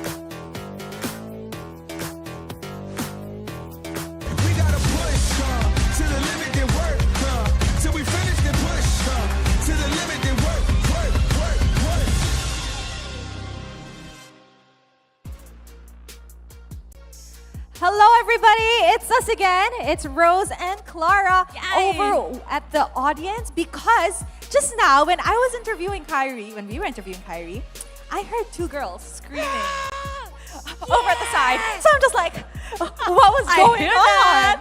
And we know that there is a Philippines fans over here. Yes, because that's why. they were screaming extra loud when Kyrie said he might be playing in Indonesia, but he is still carrying that Filipino flag with pride. So, hello girls. What's your name? Hi, I'm Kay. Good evening. Hi, and? Hi, good evening. My name is Joyce. Are you guys from Philippines, Joyce and Kay? Yes, but we flew in from Singapore today. Oh, so you flew. Mereka tuh dari Philippines asalnya, tapi Singapura dulu baru menjejakan ke Jakarta. Yes. For watching the teams or watching someone. It's actually supporting every single team. As long as there's Filipinos, yes. supported. Aside to that, of course, the experience as well. Oh, mereka jadi kesini mau ngedukung semua yang Philippines semuanya mau tim apapun yang penting Philippines dan pengen ngerasain atmosfernya, suasananya. And how is it? Yeah, how's Indonesia so far? Yeah. Love the food. Yes. We came Bebek here for the goreng. local food, of course, apart from the game itself. But yeah, everything is so good so far. We just arrived this morning, and unfortunately, we need to leave on Sunday after the game. Oh, so you'll be missing out on the grand finals then? We're flying, We're flying in the we're evening flying in the anyway, evening, so so hopefully missing out. we'll get to catch one of the matches before doing so. You mentioned just now that you love Indonesian food. What's your favorite Indonesian food that you've had so far ever since you've landed this morning? Let's start with Kate. One answer, bebek goreng. Yeah, we had bebek goreng the moment that we We landed love that food today so much. for lunch. Even in Singapore, we always had that food. Oke, jadi mereka sama-sama suka satu, bebek goreng. Dan sama dua-duanya, makanan pertama yang mereka makan dan itu adalah favorit mereka. Yes, even in Singapore they were eating it. Di Singapura juga mereka makannya bebek goreng. You don't have a bebek duck in Philippines? We do have, but it's a different way of cooking. It doesn't have that. It doesn't come with the oil chili, the chili oil. Yeah, that's one thing that makes it much more delicious. Yeah, I feel like Filipinos, they have duck in our cuisine, but they cook it more like gravy style. Yeah, they put it in caldereta, they put it in, I don't know, whatever, but like, it's not goreng. Oh beda, cuma beda sama mereka ada bebek juga. Cuma Indonesia dengan minyak hitamnya itu yang memang adalah rasa dan bumbu-bumbunya itu mereka suka banget karena kita punya bebek goreng. Okay, let's go back to the game. Now, after this, we're going to be seeing AP Brent and Echo. Since you guys said you guys came for the Filipinos, who's supporting who and why? Let's start with Kate. Me, I'll go for Echo this time. Why? I love Sanford. Yes. Okay. Say something to Sanford. Okay, say something to Sanford. Say something Sanford to is Sanford. confirm watching backstage right now. Say a little something for our baby boy. Okay, Sanford, just do your best. We're here always to support you all the way, regardless of the result.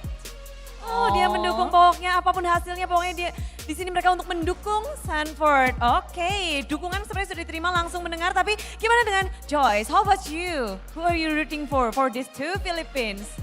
Then I'd go for Brandon. Yeah, I understand. So it's gonna be a good competition between us. Any special person in Brand? It would be either Few or Cal TZ. Oh, it's two. Either one. Either way. Okay. Anything to say to them? All the best and yeah, make Philippines proud. Hopefully you'll get this one. But whoever wins will be going against Kyrie. Uh-oh. Actually. Then we have to decide later then. Again, regardless. Support, yeah. Whoever it is, of course, as long as there's a Filipino in the team. Yeah. It's gonna Support be all a the way. good one. Okay, I like that. I really like that. It's like Filipino pride. Ya, mereka mendukung pokoknya nanti kalau yang lawan Kari yang penting yang sekarang dulu. Mereka mendukung keduanya. Yang satu Happy Brand, yang satu langsung dari RSGP Ace. Echo. Echo ya, sorry. Echo. I miss that because you guys have 3 teams here.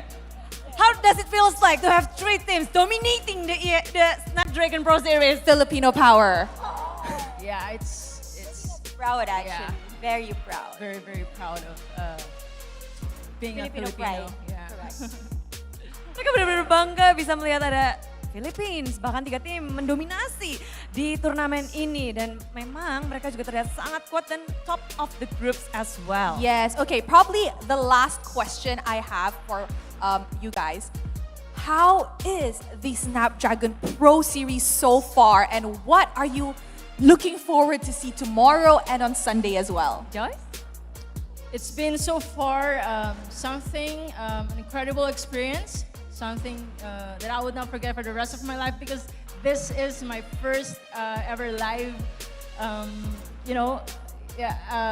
event, Mobile Legends event. So something, that would really mark in my mind. Okay, what about you? So far, it's very good. As I've said earlier, the place is very cozy. I thought it's gonna be a big one wherein I cannot really see the players and all, but it's so good. Yeah, great experience. So happy to be here. Thanks to Yudu, Red Giants, for the ticket. Oh! Shout out to Yudu. Shout out to Yudu. They have another game tomorrow. Pancake, actually. Oh, Pancake and Pancake. Isla. They're the ones who organize our tickets today. I see. Ya, betul, karena mendapatkan tiket untuk turnamen ini cukup sulit dan mereka ngedapetin dari Yudu. Mereka berterima kasih sekali dari Pancake juga dan mereka benar-benar seneng banget di sini karena experience-nya mereka bisa melihat dengan jelas pula, begitu nyaman dan apalagi semangat dari pastinya fans-fans di Indonesia. First time and they really like it. So I'm pretty sure it's not going to be the first time, not the last time. No. No. Okay, you, quick one.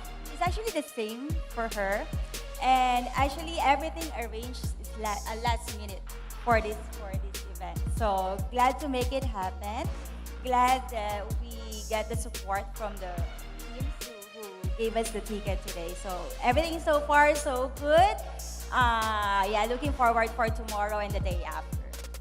All right, so I guess, we can stop disturbing them because the last match is going to start very, very soon. So thank you so much to Joyce and Kay. Thank you for allowing us to disturb you a little bit and ask you guys what you guys think about the Snapdragon Pro Series. Okay, so they say something. Dia mau melakukan sesuatu, mau mengucapkan sesuatu. He wants to do a shout out. Oh, okay. Sure. Go on. It's okay for our girls. What do you want to say? Basically, I just want to shout out. It's a special request from my good friends back in the Philippines. Shout out to Paula, Glowy, and Erica as well. And yeah, to RV, Rinderverse. That's it, I think. Okay. Message done. Clear. Yeah, Yay! message delivered. All right, so I think we're gonna go on a short break before we start the fourth match, the final match of the day. So don't go anywhere because the Snapdragon Pro Series will be right back. Jangan kembali. Sesaat lagi.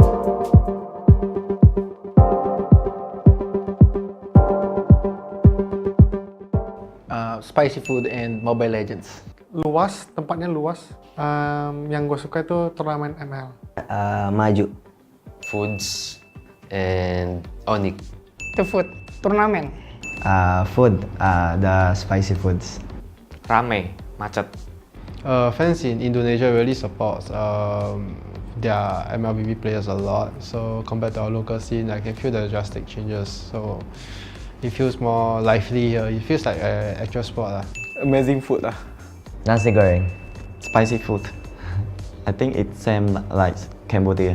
The weather and the people also. Nasi Padang.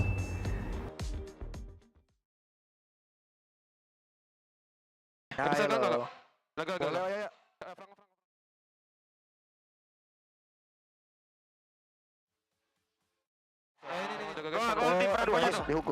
ada Imo.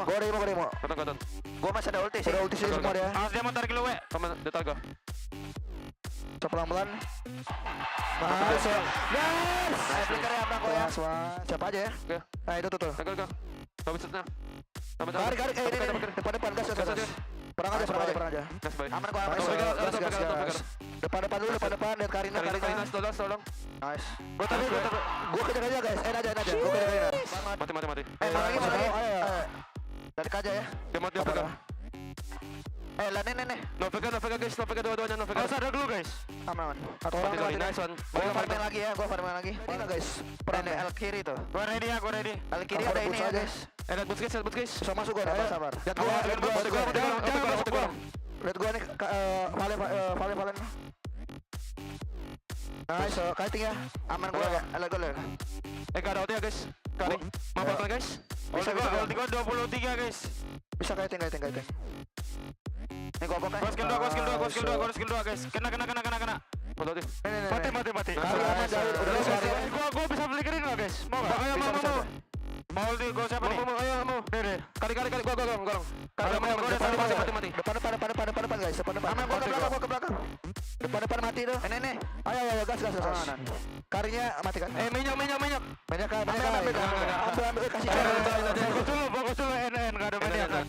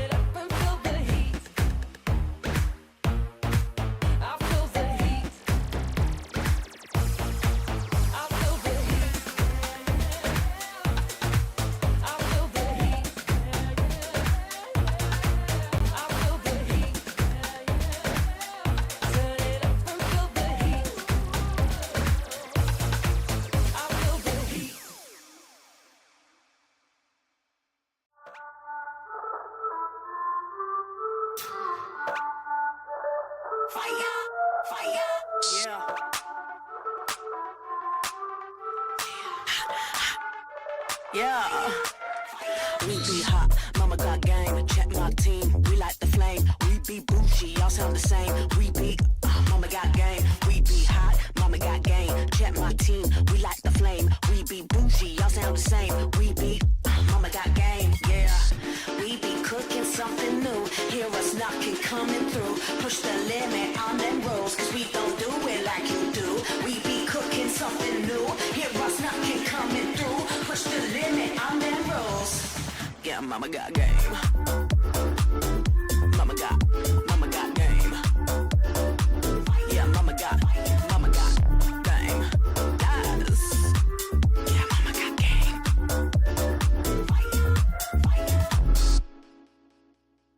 Rockin' be rockin' the game. Hear them screaming, they screaming my name. We be up on the fame. We be all of the power, we reign.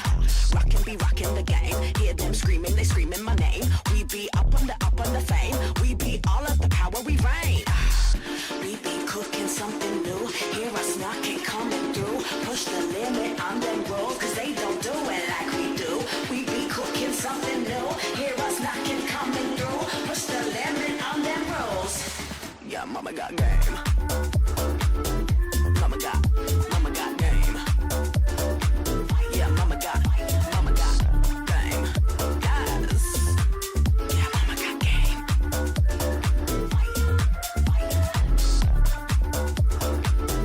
Mama got game. Yeah, mama got game.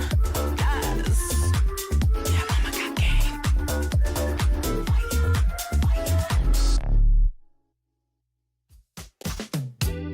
As long as we're together, it feel easier. Yeah, this right here forever. Won't let you down, I'll never. Won't let you down. I think I found my treasure. Oh yeah.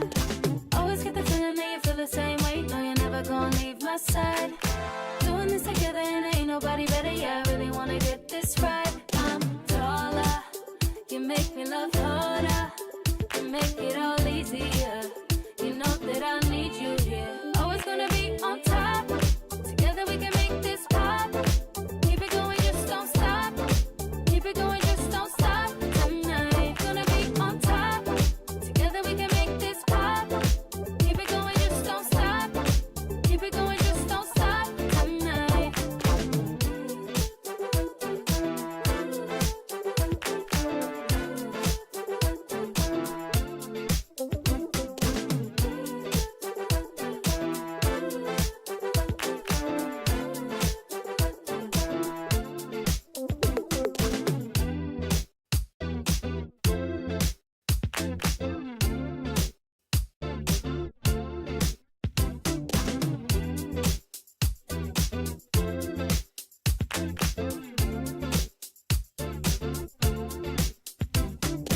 Always get the feeling that you feel the same way. No, you're never gonna leave my side.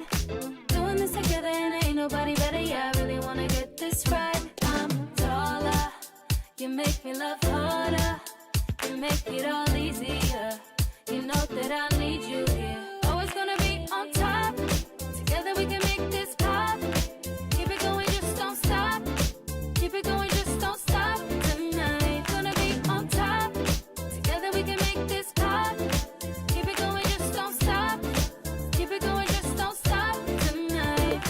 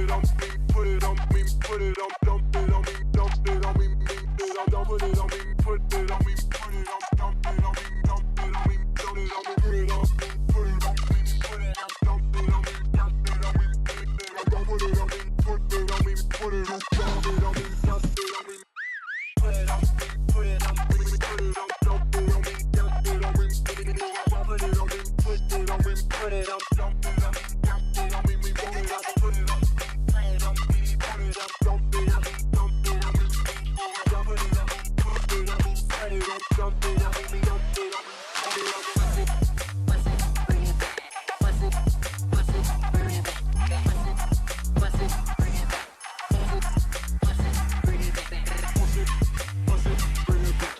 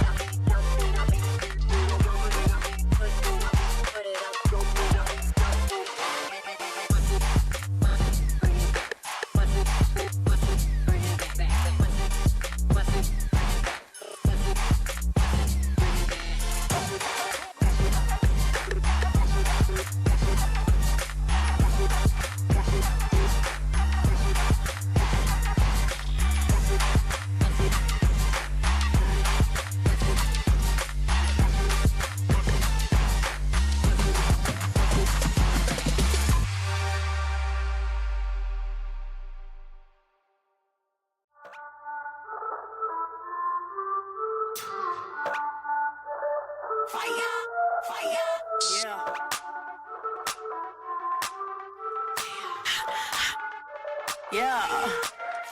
We be hot, mama got game. Check my team, we like the flame. We be bougie, y'all sound the same. We be, mama got game. We be hot, mama got game. Check my team, we like the flame. We be bougie, y'all sound the same. We be, mama got game. Yeah. We be cooking something new. Hear us knocking, coming through. Push the limit on them rolls, cause we don't do it like you do. We be cooking something new. Hear us knocking, coming through. Push the limit on them rolls. Yeah, mama got game. Mama got game. Yeah, mama got game. Yes. Yeah, mama got game.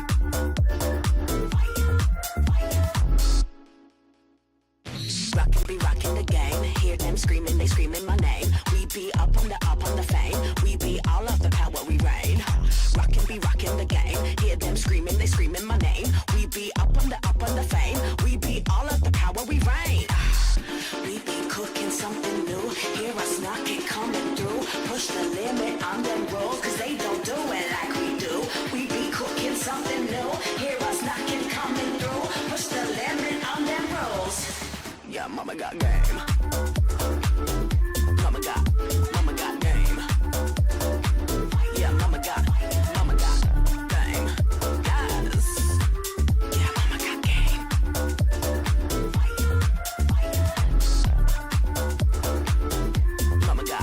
Mama got game. Yeah, mama got game. Yes. Yeah, mama got game.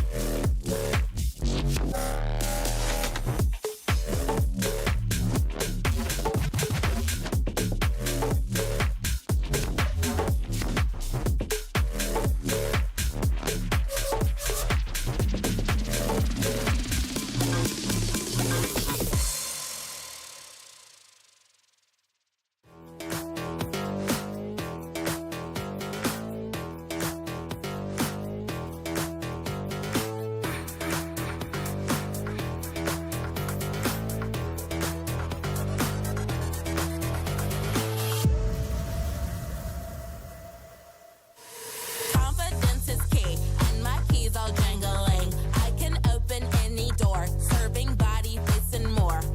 Confidence is key, and my keys all jingling. I can open any safe, serving body, hair, and face. Confidence is key, and my keys all jingling. I can open any door, serving body, face, and more.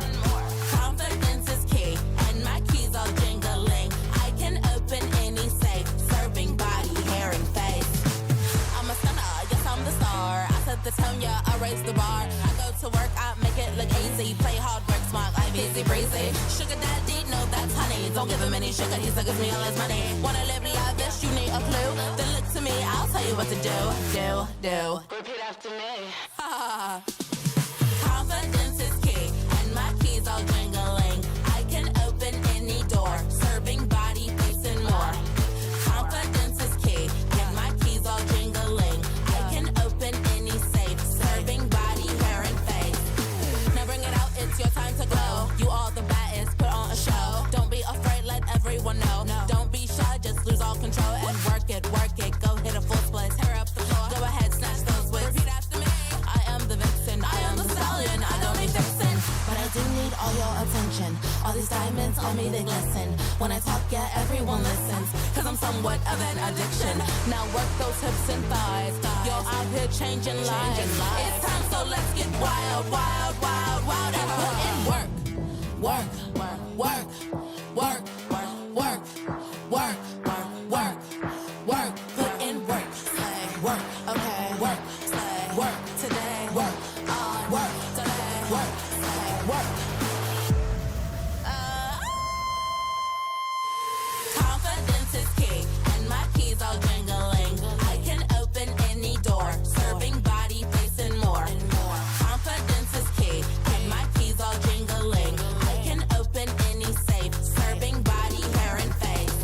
Confidence is key, and my keys all jingling. I can open any door, serving body, face, and more.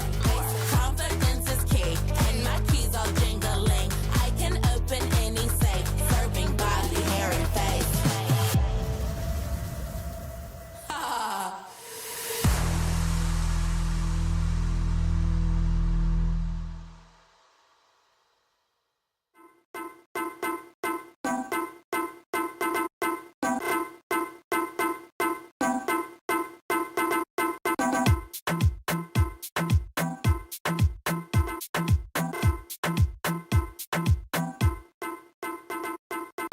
Number one in the street, so that wanna bang bang. Everybody touch a road, everybody bang bang. Then I wanna so neat, everybody bang bang, bang bang, bang bang. This I wanna so good, this I wanna bang bang. This I wanna so wicked, everybody bang bang. Sun a shining, everybody bang bang.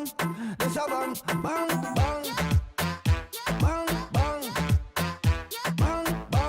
bang bang, bang bang, bang bang. Number one in the streets, so that wanna bang bang. Everybody touch a road, everybody bang bang. Then I wanna so neat, everybody bang bang, bang bang, bang bang. This I wanna so good, this I wanna bang bang. This I wanna so wicked, everybody bang bang. Sun a shining, everybody bang bang. This a bang bang bang.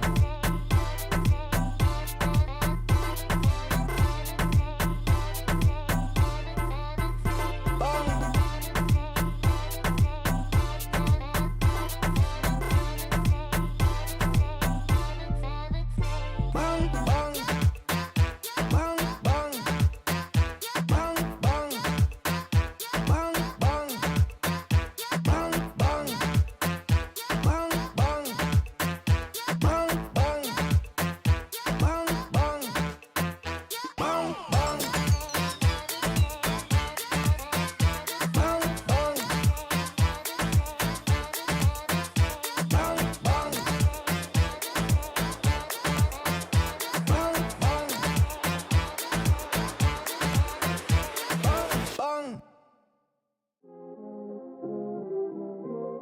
You already know what time it is, right? It's your boy Eclipse Darkness. I do this for my people. How I like that. I'm a black strong man, they can't tell me nothing. What I represent, they try to keep it from me. I done turn a lot of nothing into something. And I'm still out here pushing all they buttons. They can't hold me down, yeah, for nothing. So I'ma stand up. They can't hold me down, yeah, for nothing. I'ma stand up, yeah, for something.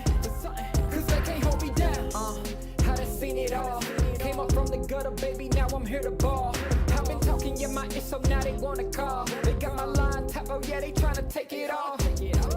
Oh no, here we go again. Pull me over, let me guess, it's cause my melanin. Asking questions, me and you both know irrelevant. But I stay cool and collected cause I'm heaven sent. They hate it, I love it, they know that there's no one above it except for God. Instead of becoming with negative energy, I gotta move and die. Give me that back, can't touch my crown, I'm a king and yeah, you know that. Talk about giving it back, I'ma come and take that. Yeah, I'm a black strong man, they can't tell me nothing. What I represent, they try to keep it from me. I done turn a lot of nothing into something. And I'm still out here pushing all they buttons. They can't hold me down, yeah, for nothing. So I'ma stand up. They can't hold me down, yeah, for nothing. I'ma stand up, yeah, for something. Cause they can't hold me down. Yeah, they know I be about it. I don't do a lot of talking, come and see about it. They gon' try to keep it from you so you don't know about it. I'm a young pharaoh, pick it up and read about it. Hold up. Here's your opportunity. Telling stories, yeah, to make sure they remember me. Can't hold me down, cause I leave behind a legacy. And don't believe them when they say they who they claim to be. They can't hold me down, yeah, for nothing. Stand tall. They can't hold me down, yeah, for nothing. Stand tall.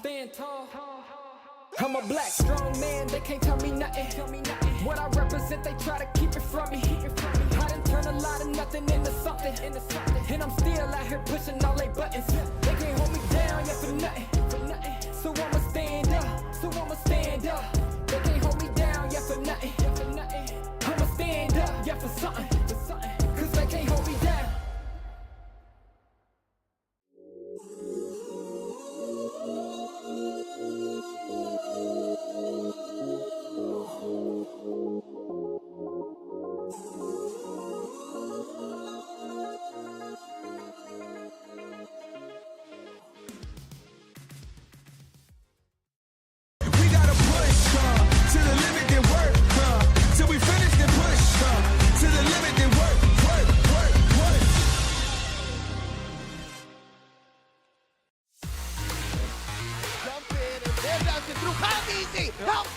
The Lord is still crashing down the base. CW tries his best while Chong knocked him up, and it's too late. AP Brent takes the game. Very excited heading into the playoffs for top 6. At day 1, we first adjust to the environment, adjust to the game style of the Indonesian team, since there are 4 Indonesian teams in our bracket. And personally, I think the Indonesian teams are stronger at this moment because the meta favors them with the assassins and the fast-paced gameplay and the engaging. I think the meta really suits them. But I still think that the meta in the Philippines is better because we're still more disciplined than them. Echo in this tournament has a different roster than the M41. And even if they're not the top in the group, I think they're still hungry and they're still one of the teams to beat in this tournament. And if we may face in the playoffs, I think it will be a good series.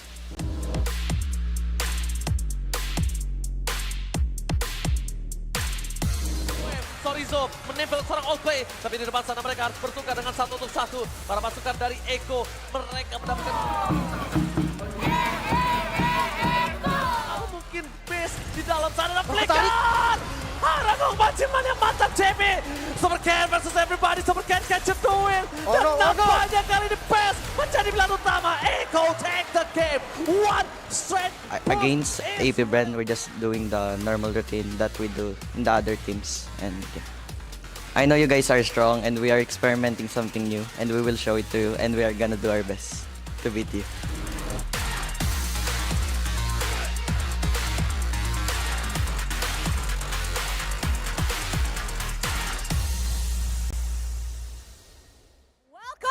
The Snapdragon Pro Series Challenge Finals Playoffs. You are still with me, Rose, and of course, Clara.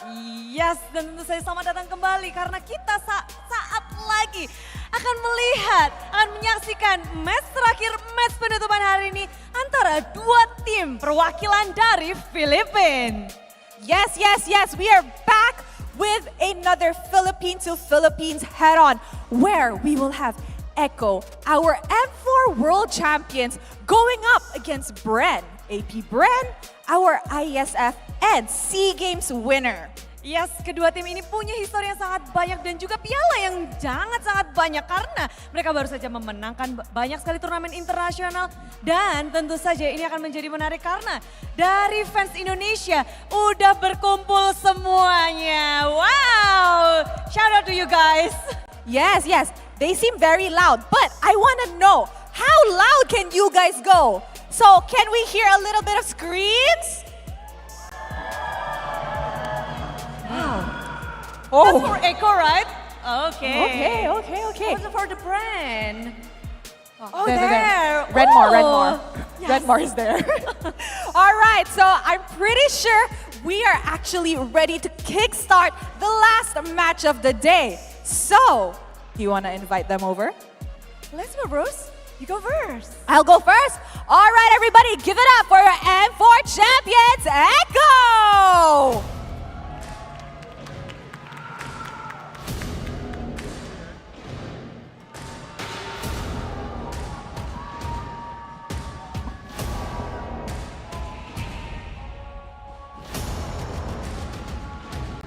All right, everybody, once again, Echo!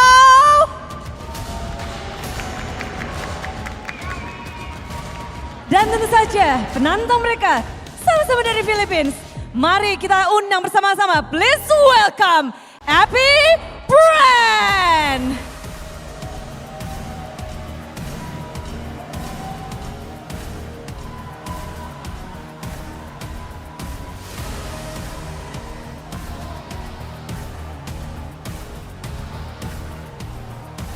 Finally, we will see them playing in this playoff stage. Once again, Happy Brand! Okay, so this match is a very interesting matchup because no home buff. Yes, is it enough or best of 3? I think I want to see it in best of 5. No. So interesting. Dua-duanya sangat-sangat bagus dan mereka akan bertemu dan nggak ada buff dari home team ya, nggak ada tuan rumah. Sama-sama dari Philippines. Yes, with two Filipino teams fighting for one more upper bracket final slot because the winning team here will be going up against Onyx in the upper bracket final tomorrow. Betul, kedua tim ini sedang berjuang untuk satu tiket terakhir, satu slot terakhir untuk bertemu Onyx di final upper bracket. I can feel the energy right now. The players are well seated. Clara and me are actually dancing off to the drums right now. So I think it is time to start the last match of the day. Panels, please take it away. Let's go. Who will be advancing to the upper brackets with Onyx? Will it be AP Bren or will it be the former M4 champions in Echo? Ladies and gentlemen, welcome back to the Snapdragon Pro Series powered by Samsung Galaxy. And here we are on the panel desk. We have me, Eterna, alongside Reptar as well as Gane. Hi. I'm back. Welcome back. Well, it's going to be very interesting to see the M2 champion going up against the M4 champion. But then again, the roster swap here. Yeah. It's been ages. I think it's better to say the current MPLPHS 11 champions versus a gold medal winning team and a championship winning team for Team Philippines. Okay. It's a mouthful though. It's harder to brand. Wow. Yeah, it may not be a hometown buff, but wow, so many championships recently. I mean, you didn't even include the ISF. Oh yeah, no, that's what I meant by ISF. Oh. The other one. Well, thank you. Yeah. For that reminder. You're welcome. Thank you, Reptar. You're welcome. But there you go, ladies and gentlemen. Both of these teams, they do have a lot of accolades behind them as well as accomplishments that are still ongoing. And with that being said, how are we feeling about this next matchup? Do we think that Echo Echo got this in the bag, or is it more leaning towards AP Bren, who up until this point is still kind of on a win streak here? Yeah, too tough to call, honestly. AP Bren is the more consistent team going into this, I feel like. However, I can't really count Echo out. Yeah, I feel like on paper here, right? AP Bren has a slight edge. I feel like because Echo, with the roster swap, they're just unstable. Yeah, so let's see the official team lineup here coming in from the Echo. The Echo, I have to say the in front of them because they're going to be bringing Sanford, Zaida, Sanji, Outplayed, as well as a JP. So still no Yawi in that roaming position, but that's a really strong trio. And a lot of people have actually mentioned that the reason why Yawi got swapped out was because of synergy, right? Oh. They feel that JP has better synergy with both Zaida as well as Outplayed. Yeah, I mean, no surprise there. The MDL Philippines Season 1 champions. JP was actually the finals MVP for MDLPH Season 1. However, yeah, it's going to be interesting to see them play together more often. I know they've been training with Yawi more. So this is sort of like a sudden call of duty for JP. Similar to what happened to him the last time he was in Jakarta when suddenly JP was slotted into the lineup for Echo and M4, but they still played really well. We already saw what it was like seeing JP in action for Echo earlier the day up against Bigatron, and man, he just gets better with age. I mean, he got MVP as well, so impact-wise, it's still evident here. And I do agree, I feel like with Yawi yesterday, especially on the group stage phase, there's a slight disconnect more often than they were on with JP. So again, it seems like they're more comfortable moving around, rotating around with JP. Going up against another Philippines team though, is it gonna get to them? Is my question. Oh yeah. I mean, we'll see, right? In terms of statistics for Echo, you can already see a slight difference here. Sanford with Uranus, but Zaida is really the player that I really wanted to highlight here. Getting the MVP in game number 1 earlier on against Bigatron on his Star Assassins. Now, for Kyle TZ, a little bit more of a utility player, but he has Assassins in his arsenal too, or is this just preference now? Yeah, it's because in MDL Philippines, the meta was slightly more different, so you actually saw more Assassins in MDL PH, hence why you see Zaida playing more Assassins. Outplayed, on the other hand, he still reminds me a lot of the same Outplay that I saw in MDL PH. A very dependable player, knows when to pop off when needed. He is very cautious at times, but at the end of the day, that's still better than having a marksman that you know will just go gung-ho. At least you know he's going to prioritize staying alive and then finding the right moment. I see your point, but then again, when he is forced on a Beatrix, let's say, 0% here, is that his weakness is what I'm asking here. Will Bren force played on a Beatrix? Because Bren, they have research, and there you go, 33%, very low win rate on that Beatrix. Super low. Let's see the comparison later on as we bring out the official team lineup here for AP Bren. It's going to be Flap TZ, Kyle TZ, Pew, Super Marco, as well as Ogwen. Yeah, so far they are still the only team to take down Onyx. That was in the group stage. Onyx are on a run. AP Bren faltered somewhat during the group stages. They dropped series to BTR. They lost 1-2 to BTR. Echo beat BTR earlier, so you know that's like rock, paper, scissors. Scissors, paper, rock, shoot. Yeah. Well, what kind of math is going on here? But yeah, what I like about Bren is that they've really grown as a team. MVP honors for Flap, Kyle, Ogwen, Super Marco. So that's all of them, right? Kyle, Flap, Ogwen, Super Marco. Oh, we're still missing Few. We're still missing an MVP accolade there for Few. But yeah, I love how they play together as a whole unit. I mean, I completely agree with you. The AP Bren, they can't rely on each other, but I really love to see the head-to-head against the roamer here. Ogwen as well as JP. JP, MDL going up against his brethren, well, his fellow Filipino, but MPL. Again, how will JP play this out? Because Ogwen, he is a very versatile roamer, I might say. Yeah, you're right. He can bring out the Minotaur, he can bring out the Grok. Whereas from the side of JP, we've only seen him being able to find success with heroes that have really good pickoff, right? Like Franco, Kaja earlier on. So how is that gonna do? does he not have it? Is that just his play style? And if so, isn't that something that can be tarnished? Yeah, well, no, he does have it actually. He still has an Natalia Rome pickup that we haven't seen in the SPS and in MPLPH. MDLPH, he has a wider Rome pool. So hero pool isn't going to be the biggest problem, there for JP. It's now just like recency in terms of like volume of games played at this point. I mean, AP Bren, they're solidified. They've played all throughout the Snapdragon Pro Series. Meanwhile, JP just coming in is, again, a very sudden Call of Duty. It's going to be on him to be able to slot in to the lineup really, really quickly. What I'm gonna be looking at in this matchup though is like what kind of mid laners we're gonna be getting from both Few and Sanji. That's a very tough question, right? Are they going for the conventionals here? I mean, Few really likes the Paramis here, it seems like, and he's not bad, he's not bad. I mean, rotating with Ogwen, who really likes that Minotaur. I do want to focus on this Minotaur here. Minotaur, it's a hot pick for Bren. Will the side of Echo, will they ban it out? That's a good question. That's a good question, especially now that we're looking at the win rates coming in from Super Marco, their gold laner as well. Whoa. Now that's the story, right? Beatrix 100% against what they're going for 0%. Yeah, this is going to be a Beatrix versus Claude matchup. It seems like Outplayed like super comfortable in the Claude. Meanwhile, Super Marco is either the Beatrix, and if the Leslie's open, he'll also pick up the Leslie. So yeah, it's going to be spicy, the trades in terms of the gold lane picks. I agree. And you have to put the focus on Beatrix. What's the difference that Beatrix has with these other gold laners? Let's say like Claude, right?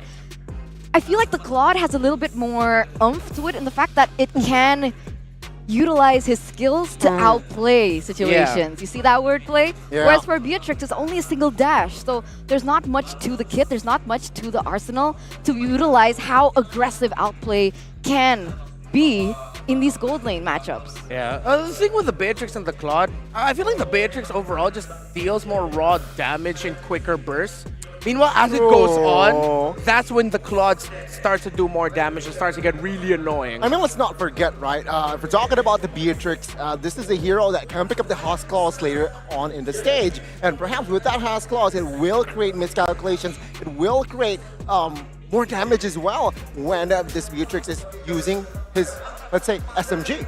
Yeah. I agree, but it depends on the playstyle of the person piloting it, right? Because of the change coming in from Beatrix, you don't get lifesteal based on the ultimates that you utilize. Yeah. So you can only take that lifesteal from the House Claws using her basic attacks.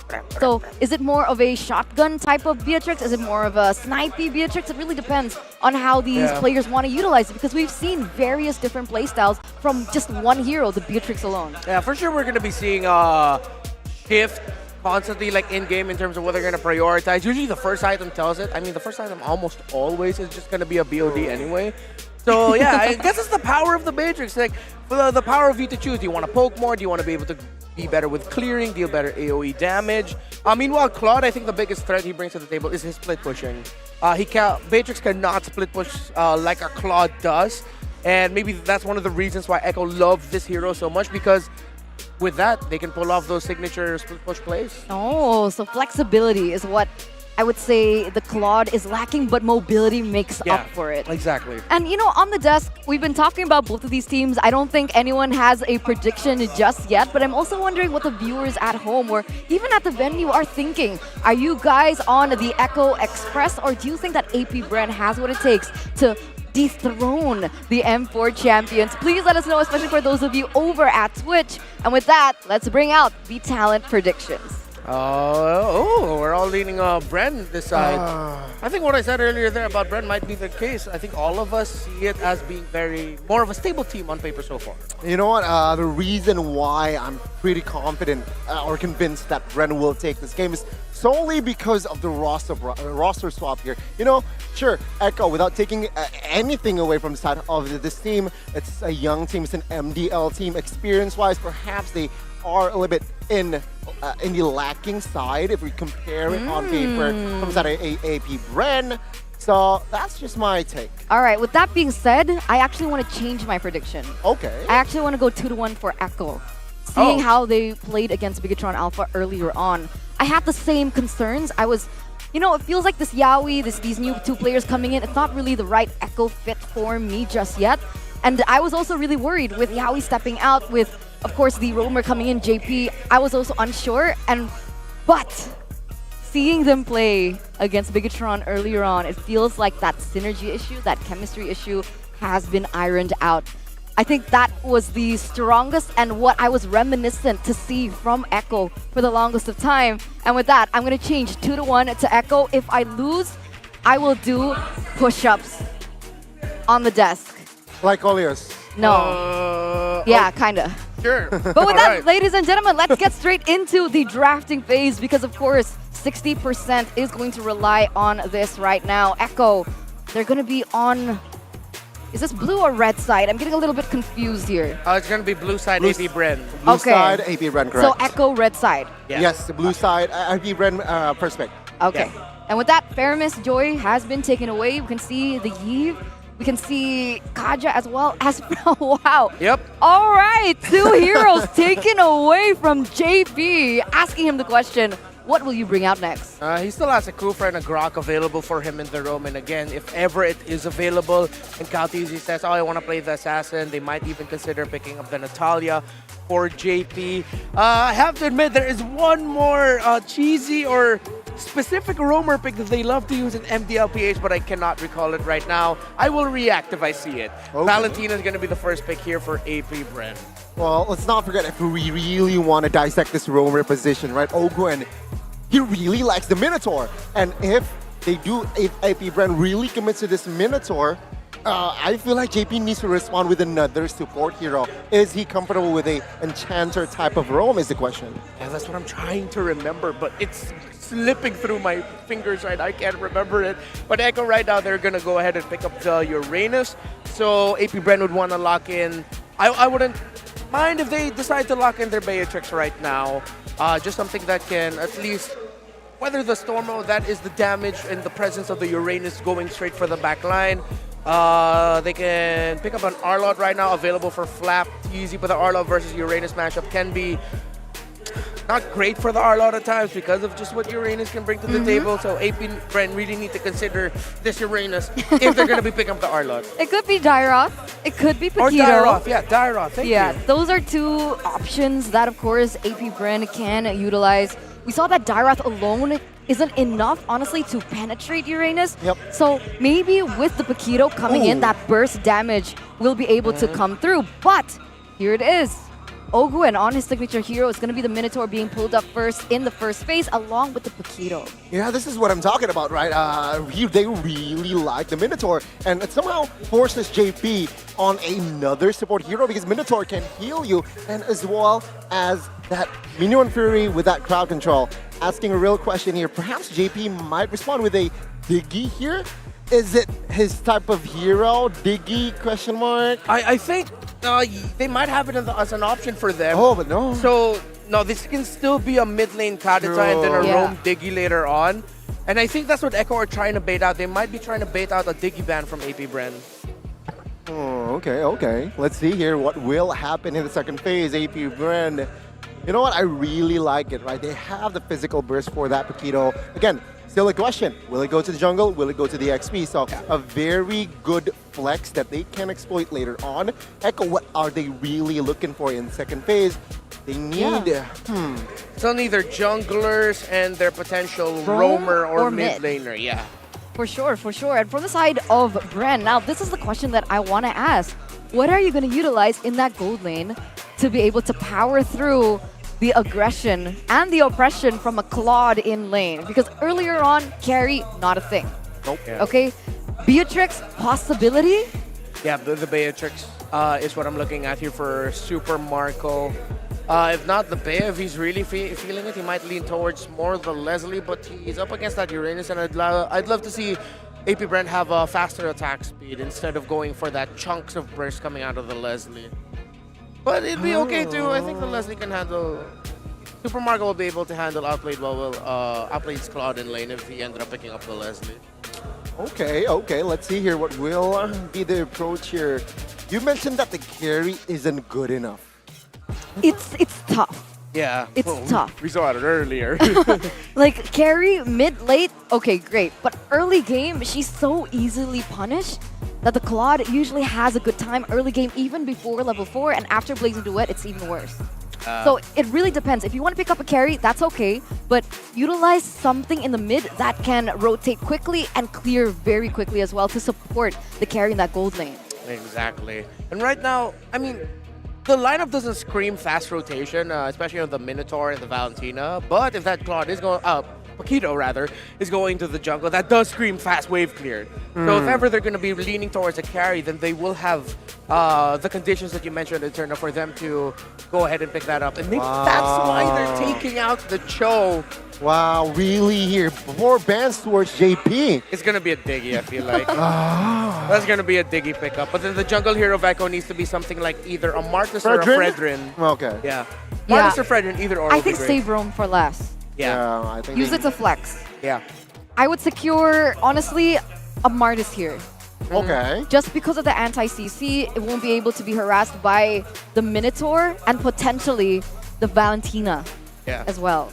And at the same time, at least you'll have someone who can just like, you know, chain kills together. Because at least they'll have an insurance policy from early to mid if ever the Claude will take too long. Okay. Really? No, it's going to be the Grok here, it seems it's a Grok like. roam. So it's a Grok roam for JP. They're not going to flex and utilize it for that last pick here. So, what will they respond here? I think... You know what? I'm going to admit something.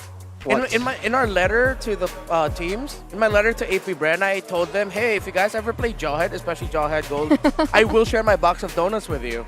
Ooh. It's been going on this entire SPS. If they show up Jawhead here, I think I'm actually going to cry. Yo, them. Just straight up tears of joy.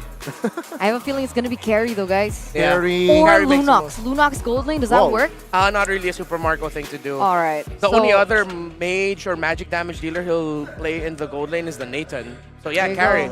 Carry I'll do really Purify. well. There's no more choice. With the Grok being picked up, they won't have enough damage to punch through the front line coming in from Echo. So they're forced into that carry pick. We've seen Akai being picked up as well. Yep. Is this Flex or is this Roam Akai? Oh no, that's Jungle Akai for Jungle sure. Akai? For Crowd Awesome.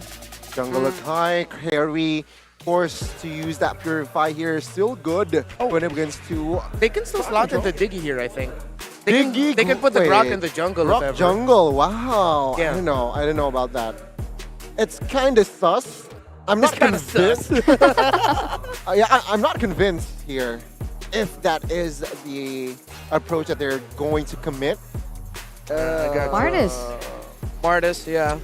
Martis. Those were the ones who we discovered. Oh, a Link for Zaida. I wouldn't think he'd pick up the Link considering that he's already up against an Akai, a Minotaur, a Paquito, even a Valentina. Interesting. Okay, so Echo want to play macro here. Very macro heavy lineup potentially. Very risky as well. Let's see if it's going to work out. Connie, any final thoughts on these two rosters? I think I dislike that Ling. You don't like the Ling? Yeah. Let's see if the casters like the Ling. Ring, ring, ring. Mosh Mosh, Leo and Mirko Desu, we actually like the Ling because it's the needed bit of finishing power that'll give Echo a fighting chance against top seed in Group B. I agree with you, Leo. I mean, looking at the way that Echo have been winning, especially against Bigatron Alpha as well, it comes down to how they're able to make it very sporadic. Don't go for these team fights 5v5. Go for these team fights 5v5, but change the angles a bit. Make it a little bit, get jiggy with it. Yeah, get jiggy with it. And here you'll see, both of us actually predicted the same, right? 2-1 in favor of the recently crowned IESF Asia Oceania Qualifier champions, AP Bren. Also, SEA Games go. Oh, we don't talk about that. We don't talk about that. No, Leo, bad. No, okay? That never happened. What are you talking about? What are you talking about? It's SPS time. Here we go. Game number 1 in the land of Dawn. And it's a counter mirror start. Zaida on his orange first. And Kyle Teasy on his purple. Looking at our quick starts. And oh, look. Who wants an early 4? Ooh. All right, interesting start here already. Going over to the XP lane, getting level 2 now. JP, a lot of damage placed onto him early on. They're trying to force a flicker out, but JP holds on, has that power of nature to get out. Yep.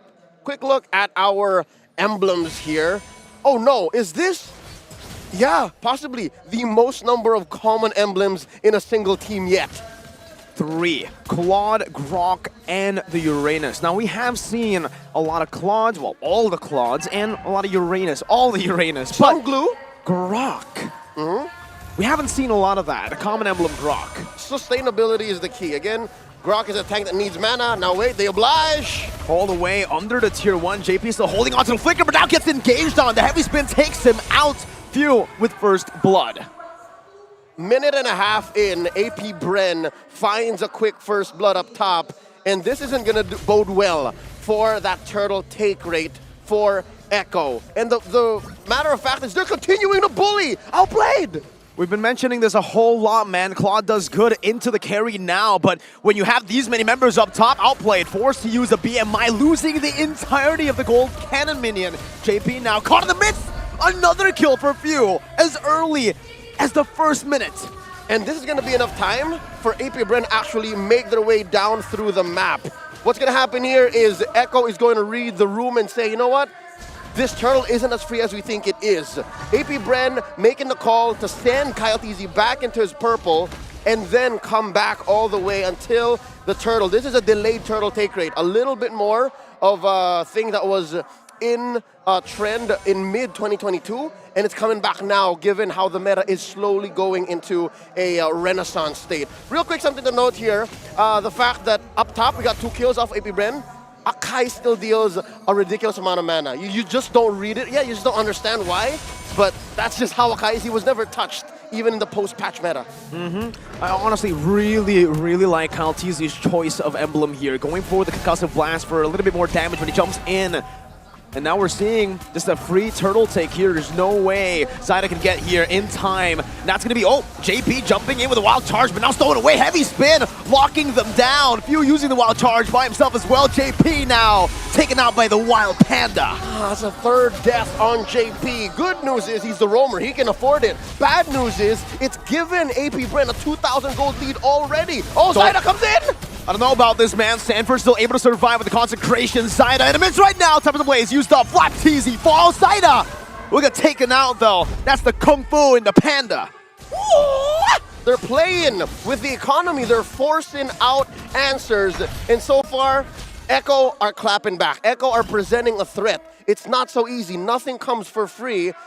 But in the end, if this continues at this rate, AP Bren's gonna come out on top, not just in the laning stage, but even in the mid game, especially since we're looking at Super Marco on a carry. When it comes down to it, toe-to-toe, especially in the 9-10 minute mark, it's so difficult, especially when you're looking at damage like this! Oh, wild charge comboed in with a rough waves, petrify from Sanji. Ogwen with a desperate minion's fury, trying to stop that from happening, but it still goes through. Few taken out. But back to the point, I agree with you. I think here, AP Bren, they've gotten a significant lead, and through their trio mid, they can push this even further. It's all about the trio mid for AP Bren. Yep, and the reason why that was a win for Echo just then, and it stopped the ballooning of that lead up to 3,000, is because the trio mid was absent. For a second there, they were separated, and that's why now they're making up for it. Some lost time, presence in mid here, propping up for the second turtle take. Kyle TZ, all right, forced Zyda with the retry. Beautiful one. I mean, now 13 seconds for the turtle. It should be another freebie for AP Bren. They have a retry advantage and a heavy spin. It's automatically never a 50-50. And down below as well, the Spakito pick into a Uranus. Flap TZ understanding the situation, knowing turtle's up top. Oh, he's buying time. He's pinning down 4 members of Echo. He's saying, hey, if you're not going to answer me, then this is a free lane. And just the same, Echo finds it. They understand that we're not touching turtle anyways. Let's make the most of this down bottom. First turret goes down, and then AP Bren makes up for it over at the turtle. But wait. Petrify, rough waves, wild charge, everything thrown at Flap TZ, taking him out even though he's under the tier 2. All right, you know what? That last sequence, win for Echo. They made more economic damage there, but wait. They come up to mid! They've used a lot of resources here. Kaltizi is going to be able to walk out of this one easy peasy. AP Bren taking a turret up top, trading. You're never going to see AP Bren just get beaten in these trades, these 50-50s. Yep, delayed response here, but then all the while, AP Bren still chalked it up to a return anyways, right? They got the push up top. Now they're picking a fight in mid. Terrifying Sanford. No one home. They're looking for an angle here. Heavy spin online. All ults up for AP Bren. Grouping up very early on. Few dodging away from the breath of the ocean. Meanwhile, Caltizi trying to go for this purple buff. Walks in range. Side up. Beautiful retribution to secure it. Could have been a very disastrous steal for Echo, but they still hold on. And that's what's important here. The fact that Echo in the post-laning phase understand the dynamics that, hey, they're going to start taking what we have and start trying to isolate us, and now Sanford pops his Purify. Even with the Purify, still pinned down for a bit, but it is a very tanky Uranus with Brave Smite. Pops into Consecration, gets out. A bit more pressure down for AP Bren, but Echo, again, are still holding on. Now, the question I want to ask you now is Echo trying to just weather out the storm, waiting for those power spikes to finally hit? And the answer that you're looking for is yes. They have a Claude that needs to farm. They have a Ling that needs to farm. And I think it's down to AP Bren to actually pick up the pace. This is one of the few times that they can actually bully Echo. Because when we do hit the post-late game phase, I'm looking at 14, 15 minutes. If Echo isn't put down under, Echo's going to take control. If anything, Echo can actually just snap into position at the First Lord if AP Bren don't take them down harder. So now it's up to AP Bren. I'm wondering if they're gonna get lost in that craze, if they're gonna get lost in their own aggression.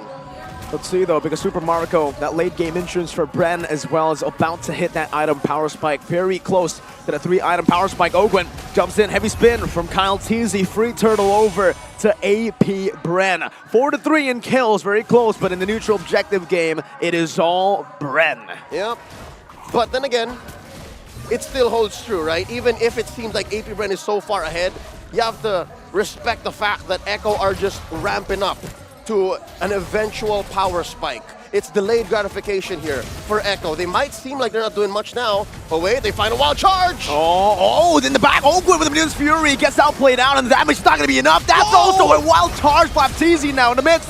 Zyda able to escape. That's a defensive blazing duet, but Flap just punches through everyone to find JP.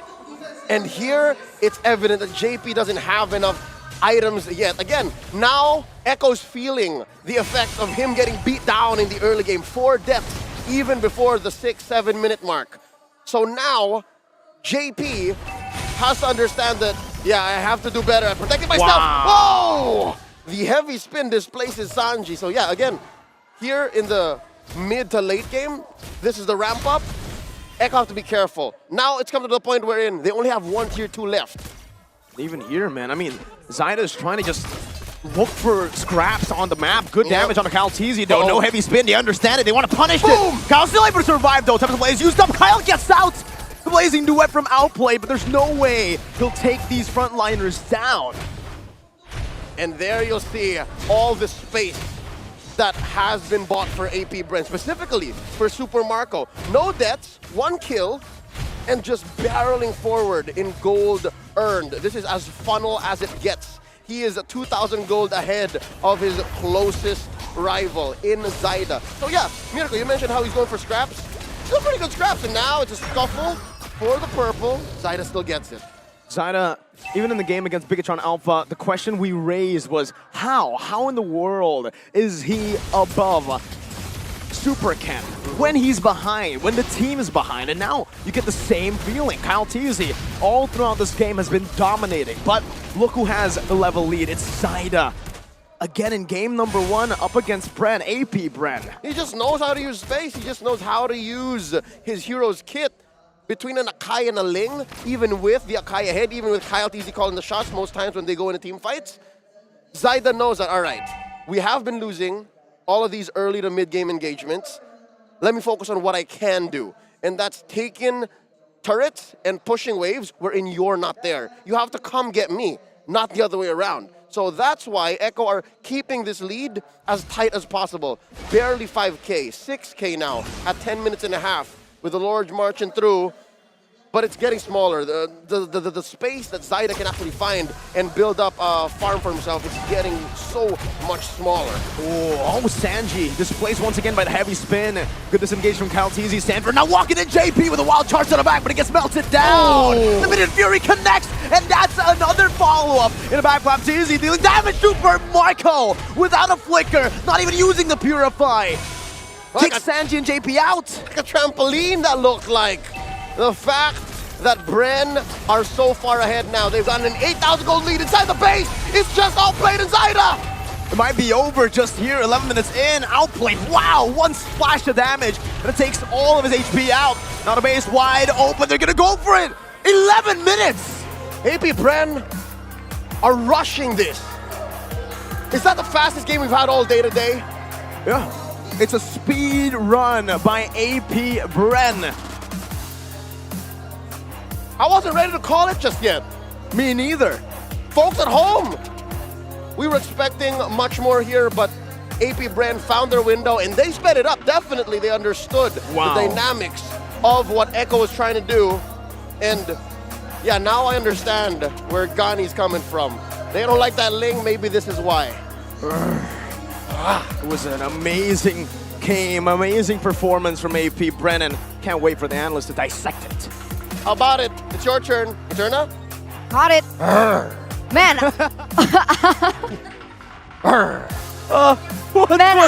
I kind of regret changing my predictions a little bit, but that's okay. No takes backsies. We're a man of our word, right? We're gonna just power through this, but what's a valiant effort from Echo. Brent 10-3 in an 11-minute game. That could have been better for Echo, man. 11 minutes. Yep. I think Bren Esports or AP Bren knew the eventual what would eventually happen if Echo got to play this game, right? They're gonna lose the macro game. Yeah. So Bren said, yeah, we're gonna win this in the first 5 minutes. We'll just constantly mess up, outplayed in the gold lane, and our CC, our crowd control heavy mid 3, will not get it to the point where your burst heavy mid 3 will be able to shine. I see your point here, Reptar. Very great point. And again, it seems like Bren, they were able to read every rotation from side of Echo. The gold, the mid, they read Echo like a book.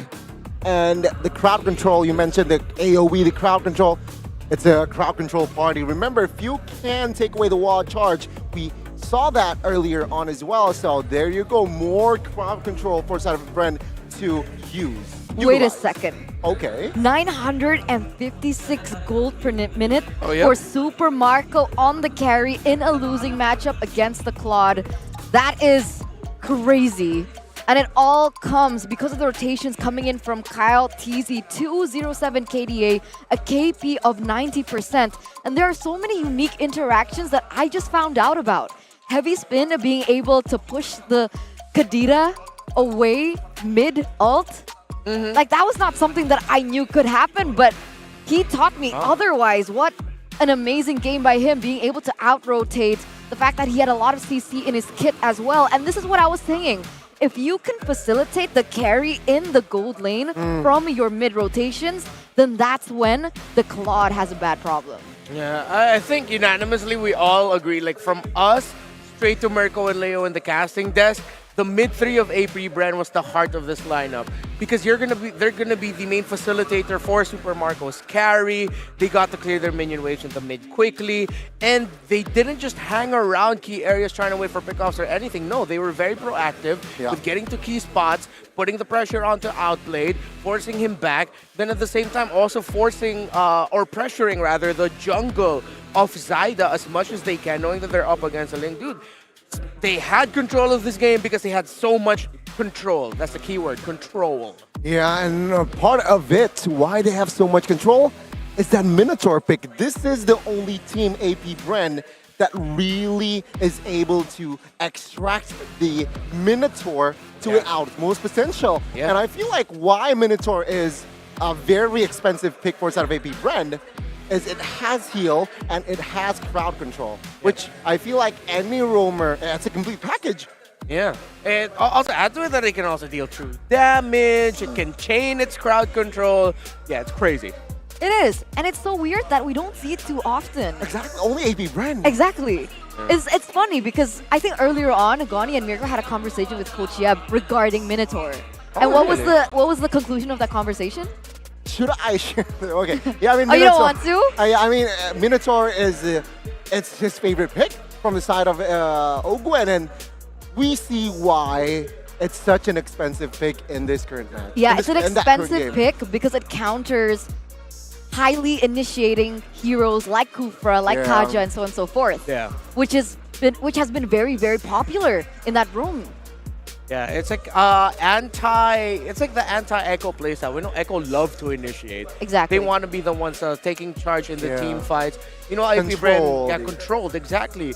AP Brand, they just like the counter punch, and they play around it really well if ever they're not the ones initiating. And that is, I guess, the approach perhaps from the side of Echo in second game. Ban out the Minotaur perhaps. Ban out the Minotaur. Or ban out the Diggy, maybe.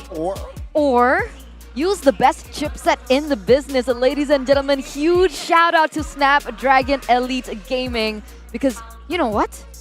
Winning matters, ladies and gentlemen. So red. It's so beautiful. Look at the stage. I'm sorry, that was the only input I could provide. Props to production. Oh, look at that. And It's pretty. can we just get like this moment to just sink in? Okay. This? Photo time. Like, look at. Amazing. Why are we posing?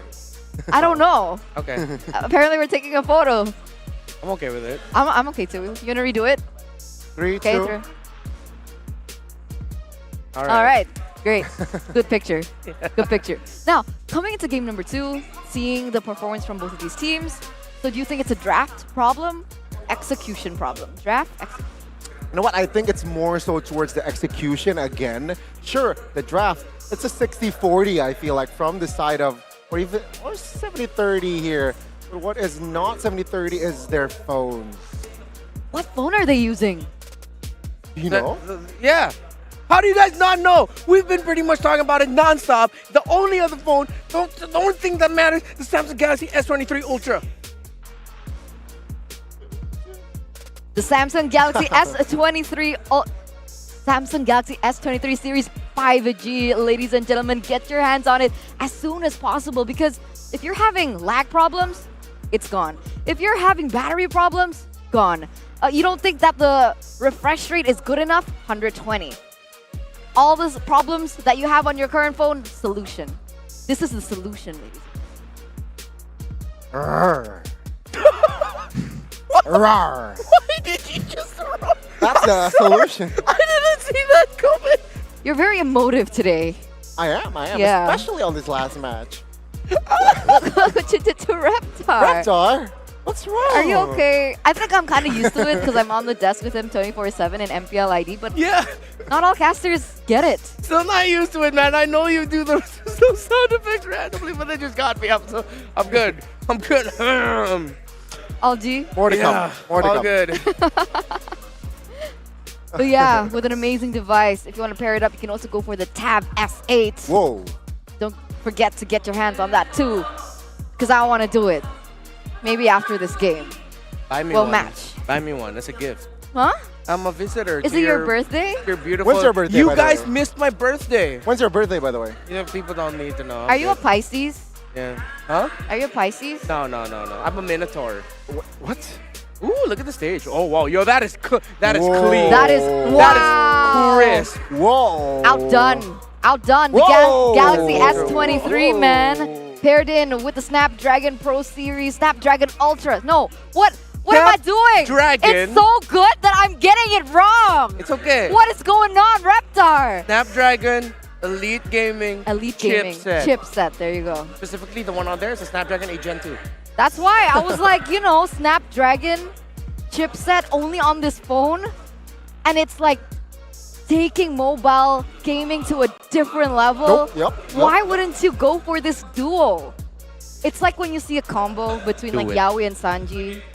Yeah. Ooh. This is like a combo between Snapdragon and Samsung, and it's the best. Yeah. Actually, I was surprised when I found out they were doing a giveaway here in Stores in Nayan. Okay. And you can only join it if you watch the event. So if you have a ticket and for some reason you're not here, you should come here and join so you can join in that raffle. I mean, look at that. Look at all the prizes. A Samsung Galaxy S23 Ultra. No. I asked if we could join. They said no, harshly. I just Yeah, I just knew this. I mean, yeah, it's fine, but you can join, so come join us. Can I join?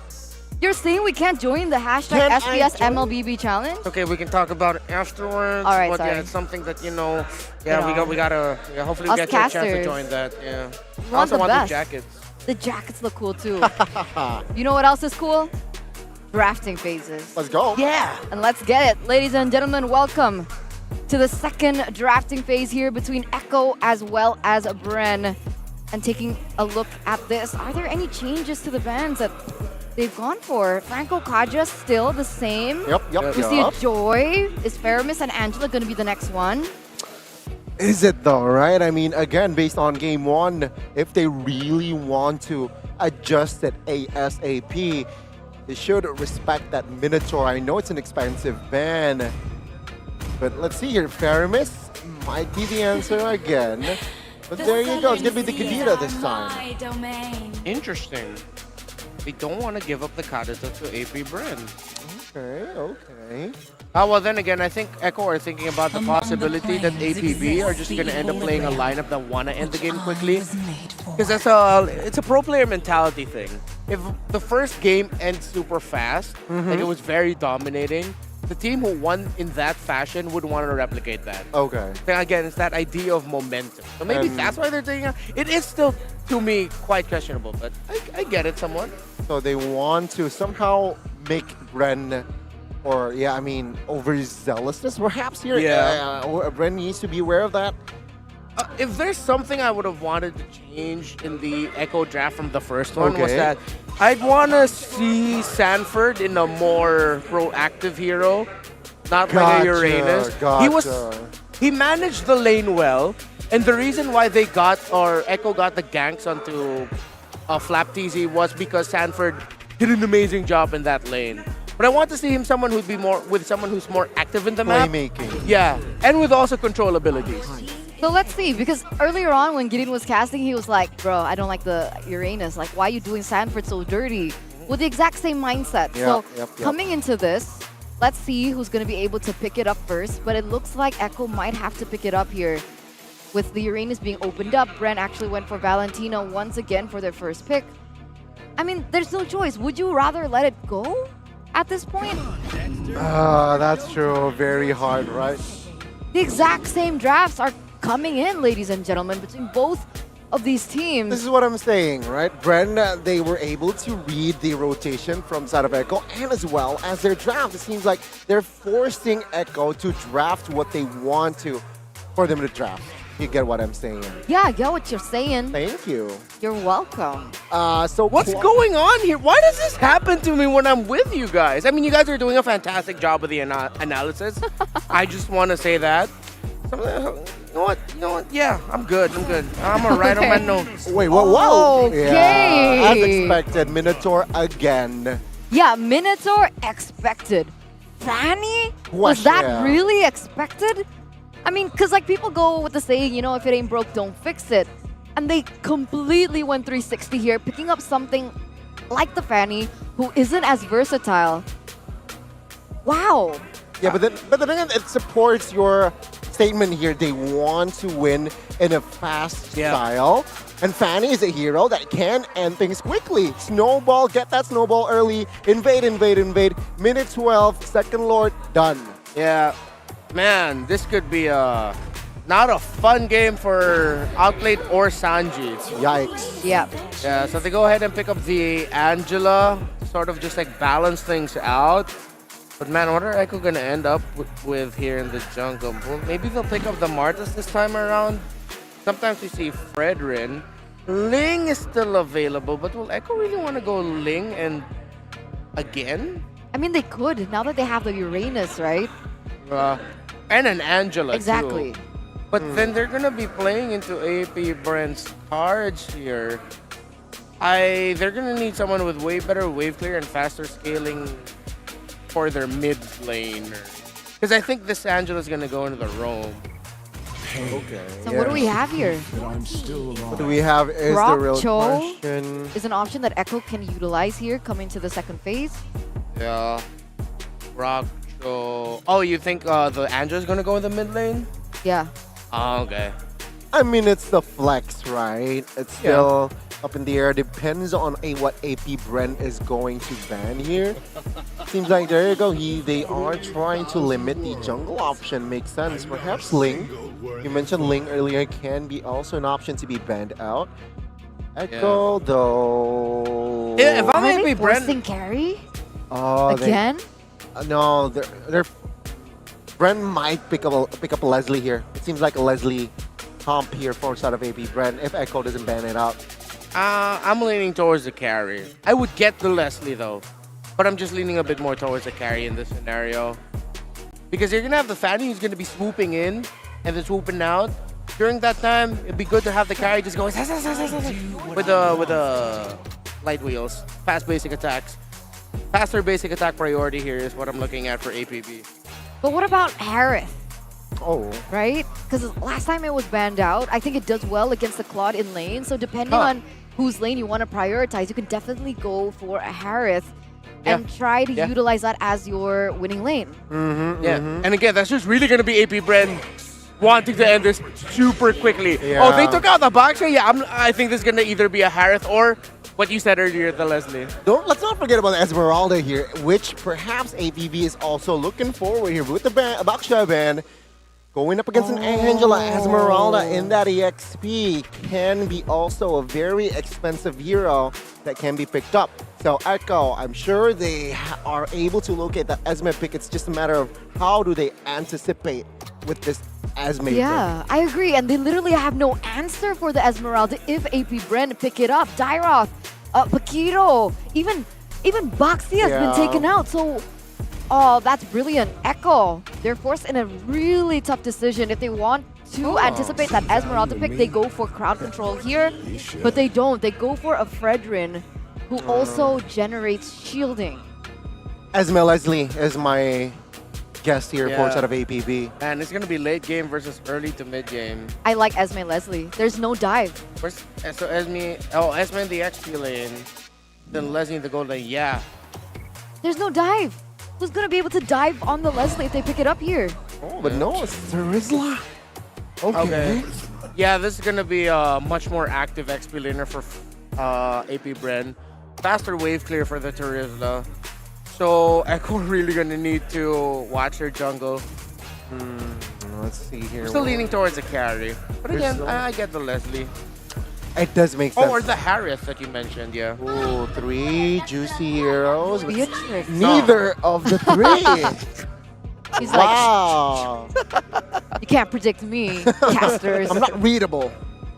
Please. I still like pick it. up the Beatrix. All right. A little bit more flexibility in that lane. Definitely should stand a chance against a Claude as well, depending on how the rotations come. But Echo last pick. Hero or mid laner that is good going up against a Fanny. That's so tough. Terizla. I guess Cho. They need someone, a mage that can bring a purifier. Cho. I think it is going to be a mid lane Angela. Then it'll either be a Cho or a Kufra. Yeah. For the roam. Unless he wants to go Jawhead, I don't know. Jawhead roam. Whoa. Will he field the Natalia here maybe? Still with Jawhead. No, still the Cho, As you mentioned. Great predictions, Eterna. Thank you. 1 point today. So 2 roams here will be played by the side of Echo. Yeah, but it's going to be Sanji building more magic damage. They need Sanji to build magic damage. Yeah, they're severely lacking in it as well. Yep. I guess. All right, we'll call the casters once again. Kring, kring, kring. Phone a friend, 50-50. Hola, me llamo es Mirko and Leo. How's everybody doing? I'm looking at Bren here, AP Bren. They played game 1 very well. And there's one thing I'm asking, Mirko. Where's the beef? The Minotaur is still at large. That was a good one, Leo. But back on the caster desk stand, I honestly think, Bren, they've gotten an even better composition in game number 1, I believe, here. And guess what, Super Marco? He is on his comfort hero, the Beatrix. I called it in game number 1. I said, I think they're going to go for the Beatrix. It's a bit scary against the Grok, but now it came true. And it's a safe pick. I mean, you would know. As a gold laner, you would know. Safest pick. And if you watch a majority of SPS matches, you would know that besides the Claude, the Beatrix is the next big thing, and it's been so for the past couple of years, but that doesn't change anything, all right? Let's get back into the game. It's up to the Orcas to even the score and take us to Game 3, and I'm pretty sure they loaded a bit of their lessons from Game 1, and will play better now here in Game 2. We see a counter mirror start here for both Zyda and Kyle TZ. And this early on, you can see that Zyda's making the most of a lost time. He's double camping way up top. Oh, Sanford going aggressive first blood. My goodness gracious. Flap TZ though, beautiful sidestep from Sanford to get out and to win the trade. Echo, they are starting loud and proud. Yep, we're off to a great start already if you're from the Purple Nation. Because, again, they learned from that lesson from Game 1. They lost that initial engage, and now they're making up for it. Kyle TZ, though, threatening a kill, maybe a steal. Let's see, both retributions up here. Oh, Zyda picks it up. Doesn't give it over to Kyle TZ, but Kyle did use his retry. So it was just a win overall from Echo. Across the board, up top and down below. Yep, a minute and a half into game number 2, and they're looking at a 500 gold lead solid already. In that last engage, all right, in that last sequence, folks, you'll see that it's a small opportunity cost for Kyle TZ to have threatened a steal, right? So they wasted maybe 10, 15 seconds of trying to bait something out of Zyda, but again, Zyda super composed, super sure of himself, able to take control and again maintain that lead. Let's look at the emblems real quick. This is enough time for us to actually break things down and digest what might happen here in game number 2. Echo did it again, man. There's a triple common emblem run. Yeah, this time again, it's the Angela, the Claude, and the Uranus. It just seems like, actually, yeah. Sustainability is the key. Sustainability is the key. We ain't going home. Wait. Was the 3 common emblems start from Bren or from Echo? That was Echo too. It was Echo too. It was all Echo. So they just really like this. I mean, now it's not actually JP on the Grok, right? Now it's Angela, mid, coming down from Sanji. How do you feel about Sanji? We've seen that in the groups. We've seen it in the groups. And I mentioned this earlier today, hanging out with Gideon. Okay. I have mixed feelings, man. If you can make it work, more power. But looking at them now, like especially if worst case scenario, we make it like 15, 16 minutes on the game, and they're defending their base for their lives, at rates really low on the wave clear scale, 1 to 5, 1.5 at best. Yeah, I agree with you here, but something that caught my eye instantly here was Claude. Usually we do see the quantum charge on the Claude most of the time, but this time around he actually opted to go Brave Smite up against the Beatrix. I think this is a very good choice of emblem, understanding that you're going to be bullied a lot against this Beatrix in lane. Now, not anymore. Actually, I would actually say Claude beats the Beatrix with the Brave Smite. You're able to sustain and stay in lane much longer, but thing is, it never truly is a 1v1 for Bren. Yep, that's the principle of why you put Brave Smite on Claude, especially with a common emblem, folks. And I hope you don't take this as gospel, all right? I hope you guys take this with a grain of salt, and when you do execute and practice this in rank, understand that this is only mainly for early to mid. In the late game, it doesn't act like a house closet home. No, it's really just for you to get there.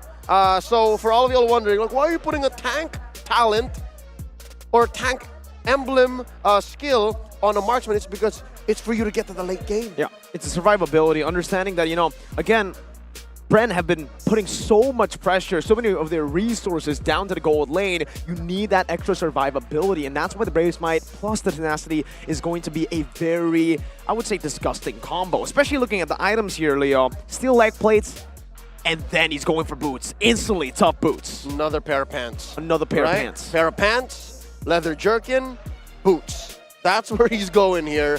And something to note as well, right? Everything that Outplayed has brought to the game here in the first couple of minutes is for sustainability. Even his tier 1 talent, tier 1 emblem, agility. So he wants to be able to move around, call back home, and then walk back into the lane. This is very important for a gold laner. especially the common emblem, right? This is the reason most clones actually go for the common emblem as well. The adaptive regen gives you so much survivability because you're able to just constantly spam your first skill, staying at 5 stacks, giving you so much more movement speed, and you're able to just run circles around your opponent. And this is amplified by Sanji's first item. He's expecting to be pulling double duties here. Cooldown boots. Yep. Immediately. All right, I know I'm going to have to throw these love waves very fast, very quick. And every few seconds I shave off of Hearthguard from the early to mid is going to help save my cores when it matters. So great start already by Echo. We've taken the past couple of minutes to break down their game plan in the early to hopefully make it into the mid and late and get us to game 3. All right, back again into the land of Dawn we go. Technical pause has elapsed. Welcome back. 1 minute in, still, as a recap, Echo 1-0, and also securing their purple buff. No invades for Kyle, but up top there's a gang. Sanford not really at risk of dying. Yep, he's not gonna take this. Oh wait, indeed he does. I'm talking about a fight, but he stole the gold buff from right underneath Kyle TZ's nose, just off of an Ionic Edge. These steals, little by little, is going to build up, man. Zyda was able to out-retreat Kyle TZ, and that gold buff steal from Sanford, again, the frustration will build, especially considering, again, JP add more onto it, stack it up. Zoned away from his purple buff, has to give it away, recalls. Free turtle over to Echo. Oh, not just. The fact is, AP Bren are behind almost 1,000 gold, and wait, Zyda, he didn't spend it, Oh, Kaltizi still gets it, now jumping on to the members with a cutthroat. JP gets over the wall. Sanji now trying to tie Kaltizi up, finds it. View! In the back, dashes forward aggressively, finds the kill, but now is pinned down. Penalty zone onto 3, Kaltizi ripping them apart with the blades. Now it's Flapteezy versus Zyda. Zyda's trying to cut away right now. He dashes out of the wall. Sanford chasing Kaltizi down. He's gonna have to recall, but man, who won that? You know what? Looking at the whole sequence, I think we've ended up back at deadlock. We've ended up where we started, with Echo slightly ahead. And with that, I have to say, maybe Echo is investing a little too much in sustainability, but I think it's paying off. The fact that they can bait AP Bren into a false sense of security, into thinking, yeah, no, this is the same Echo we played in game 1. Just go, go, go, go, whoa. It is not the same, because AP Bren are running into a brick wall right now. It's a pretty mobile brick wall at that, and now it's helping Echo win the early game. I like that, right? A mobile brick wall. That's Echo's trying to construct, I would say, right now. And again, it's all about the distraction from JP. He goes into the enemy jungle, building frustration to Kyle. And even in this lane, outplayed. Again, out-sustaining Super Marco on that quantum charge. And who's been taking the lead here? In the lane itself, it's outplayed. And that's scary to think, right? We were saying, yo, Outplay just wants to make it to the mid, he just wants to build his core items, but when that kind of mindset gets you into a winning position, that's dangerous. Look, Echo are locking Kyle TZ out of his purple. Even Zyda now, Kaltizi, doesn't even get that, I believe, right now. They're going to go on to the purple buff. Retribution ready, JP! With a brilliant win, the Dragon bringing Kaltizi back, but he's still able to survive. It's a wombo in the back. Oakwood finds a kill back. In the back now. What? Sanji, how did he get picked off? Out of nowhere, Zyda steals the purple, but is it really worth 2 kills? 2 for none, and you're against Kaltizi, who wasn't really looking to go around the map and pick fights anyways? I'd like to think that's a win for AP Bren, especially since they shrank the gold lead now down to 500 here, under 5 minutes. Let's see how this turtle take goes. Zyda doesn't have a retry. Kyle TZ does. Oh, big 3v3. Now making it a 4v3. Kyle TZ with retribution on point. JP, 2-man knockdown with the Dragon coming up now. Owen brought back, but View picks the kill up. Super Marco with the snipes. AP Bren with a dub. All right. Now we got a ball game. There's the rally. That's ping pong, by the way, because it's so fast. In the past 5 minutes, we saw almost immediately Echo win, and then now AP Bren win. And then just like that, AP Bren are now a little more comfortable here. They've jockeyed for position, now in the lead, 5-3. Just barely a 200, 300 gold lead. What does this mean for Echo, right? Maybe this means they should dial it back down. Maybe they should not cross the river as much, because this is going to happen. Oh, everything Just everything thrown in a kitchen sink as well on the Sanford. Understanding he doesn't have Purify. Meanwhile, JP, again, his frustration build up. JP is just looking at Super Marco, staring him down as his gold laner. Uh-oh. Good way the Dragon bringing it to outplay now. Super Marco going to be gunned down with the Blazing Duet. My goodness, Echo. All right. Who am I to tell an MDL, MPL, and M4 winning lineup what to do? All right, who am I? I think the next best thing, which they're doing now, is to change their target. Earlier, it was all about bothering Kyle. How about now, we bear down on Marco? Same thing that AP Bren did to Echo all the way in the early game. Just bully outplayed out of his own lane, and now it's happening. He's getting a taste of his own medicine. Is outplayed. He might actually be able to outplay this right now, but no. Kyle Teasy cuts him down. And that's the work of the Lethal Ignition. He propped it by going at the relatively high speeds, and then poof, with the ult. Ladies and gentlemen, AP Bren here, keeping this lead tight. But that doesn't mean Echo aren't going to continue the shenanigans that they've been putting on, starting since minute 0. Here we see 4 members of Bren trying to make a difference in bot. Oh, JP, good way the Dragon, getting him out of there, but Calteezy comes back under the turret. No! A beautiful snipe from downtown from the Super Marco himself. That's an alley-oop. We saw the Cutthroat come off of cooldown immediately, just as JP was about to shun-po away. But yeah, no, Echo read the room, opportunity elsewhere. They're gonna go and take the turtle away. Got the purple! Grand Theft Purple in front of Zyda, and Zyda, to make it even better, used the Retry as well. It was a 50-50 Retry battle. Heck, Zyda was in the lead, so it was technically what? 60, 55, 45? There you go. Okay. Math. Now, on to the mid-game here, 7 minutes and 30 seconds in. Zyda put at about half health. Hearthguard checked in by Sanji. Interesting, the map is a deadlock. They've taken same amount of turrets, and we're at very close gold net worths here. I think it'll come down to if Echo is willing to let this lead go and then ramp up to a power spike, because Outplay died once, yes, but he's on his way to a healthy item build, right? He's down 400 gold, but as soon as, there you go, I was about to say, as soon as he gets that golden staff, maybe he can pick off like the softies with JP. Yeah. 2 letters for you, Leo. CD. Oh, wait a minute. Oh, Kyle TZ now going to be knocked up and taken out. My goodness, beautiful lockdown. View now caught. He stole the hard card, but it's only to give a kill over to Echo, who now takes back the gold lead, takes back control of the game. Oh, and we were just about to say, man, maybe he can go get a tag team kill. He did more than just that. He took 2 down with his posse. And that's an interesting interaction, right? Since we've seen Angela now become in demand and hot commodity. Penalty zone underneath! Still outplayed, able to get out with the BMI now. Good damage from Flap TZ, both disengaging, just clearing out the mini waves. Right. But back to my point, CD, cool down is the name of the game for Sanji, right? Cool down. Cool All right. down boots and fleeting time, and yeah, cool down. All right, Literally. I just noticed there's an interaction between Valentina and Angela. Even with the Hearthguard, you end up kind of stealing the Hearthguard. Unless it was procced first before he got inside of Outplayed. Timing is wonky here, but yeah, that explains why Few was trying to get inside Kyle TZ to save him. Now, fight breaks out. Sanford very low. Purifying, still ready. Hard guard as well. Zyda walks back up. JP trying to kick Calteezy away from this purple buff. There we go. Retribution already used up. They have this information. JP knocks him up, but Super Marco guns him down. Lord only at half, not even. And Echo might have to push away, fall back. Yep, they may have gone to the point of no return because Lord's very low here. A third of its health left, and they're fighting a 4v5. Penalty zone on a 1.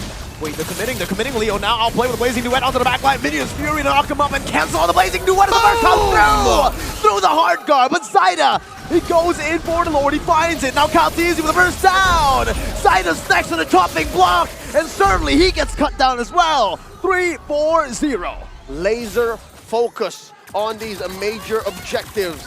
That has what allowed Echo to ramp up into this mid to late game. And I gotta say, I'm loving it. But up to when is that gonna matter? Up to when can you keep doing that and not get punished hard by AP Bren? Because yeah, you got the Lord, yeah, you got traded out, but it's going to get so much worse. Am I seeing that right? Is there Sea Halberd? Yeah. There's Sea Halberd on Kyle? Yes. Full Sea Halberd picked up by Kyle TC. All right, so he's had it. Sanford, Sanji, enough's enough. Wow. I mean, again, the itemization just absolutely phenomenal. I want to see what Super Marco has BOD into the Melodic Roar, building up to a Wind of Nature, or, I mean, yeah, it's probably Wind of Nature, but Super Marco, knowing he's 5-1, usually goes for something a bit more aggressive. Maybe breed out. No, he goes Wind of Nature. No, never mind. Played safe, man. Played safe. There's a reason why he's Super Marco. Yeah. A lot of people would listen to the intrusive thoughts, right? Super Mirko wouldn't have done that. This is a very different player. No, he would have been 1-5 by this point. Real is real knows, man. Gold earned again. There's a reason why Super Marco is here on top right now, and we're talking both figuratively and literally, looking at the gold earned. But yeah, no matter how far ahead you are as AP Bren, thousands and change, a 3v1 is 3v1. Flappy's not gonna be able to defend that, while Calteezy makes the most of a losing lane across the map. He pushes down bottom. Tier 2 goes down as well. So that being said, what's the next move here for Echo? They've gone through so many arcs, man. Super aggressive, choke down on Kyle, choke down on Marco, and now they're on the defense. I think it's all just about the adjustments from AP Bren. Whatever Echo throw at AP Bren, they're always able to adjust. They go for Super Marco. Super Marco says, hey guys, I need some help here. And the team says, come with us. It's fine. Just lose that lane. We're going to get that turret, and then you come with us. You group up, and then Echo has nothing to say. Their pickoff comp, gone. And it, you know what? By answering that in that way, gives me an answer that's clearer for Echo, right? What if Echo's play is to skip that whole step entirely? What if they, instead of looking for winning situations out of losing engagement, they play off-map? What if they play everywhere else that AP Bren isn't? Because AP Bren, look at the way that they're built, right? Especially Ogwin. They win when they pick the fight and they re-engage. What if Echo denies that whole thing? But it's going to be difficult because it's so hard to 4-1 with what Echo's drafted. It's too hard. I mean, technically, they do have a Claude to maybe go for a split push, but their composition is very reliant on the Claude as a sole damage dealer. You can't really just have him in the side lane. And it's going to be a free neutral objective for AP Bren. And taking a look at how good their siege is in this composition, yeah, I don't think you want to give him the Lord. Yeah. So now we're going to have to come down to it, right? We're going to have to lean hard on that wave clearing scale. And wait, oh, this fight's broken out. The catches few now, and the Nibiru's passion on top of his fury! AP Bren collapse! That is a big one! Sanford falling down, Super Marco with a double kill. Few getting taunted up, but at this point, doesn't even matter. It was 3 for none, and AP Bren just tunnel vision, all right? Lore's not going anywhere. Let's push hard on the map. Bear down on Echo right now. 13 minutes, 45 seconds in. An inhibitor's gonna go. At least one. Calteezy up top, Zyda. Oh, gets him the turret aggro. Now wait. 13 minutes in, Flapteezy with a flagrant penalty zone. Zyda gun down. Endable. Marco's godlike, and certainly enough, it is endable. JP fighting for dear life. Again, an unexpected end. You blink and you'll miss it. AP Bren find an inch and finish the game by a mile. 13 minutes, 15 seconds in. And just like that, AP Bren say, no BTR, no Echo. Fight again. A rematch. A rematch down below. Just as quickly. And with enough time for tea. Ladies and gentlemen, that was the last series of the night. Congratulations, AP Bren. And you see here the brotherhood between these two Filipino teams. We'll throw it over to our analyst. Eternal, what you got?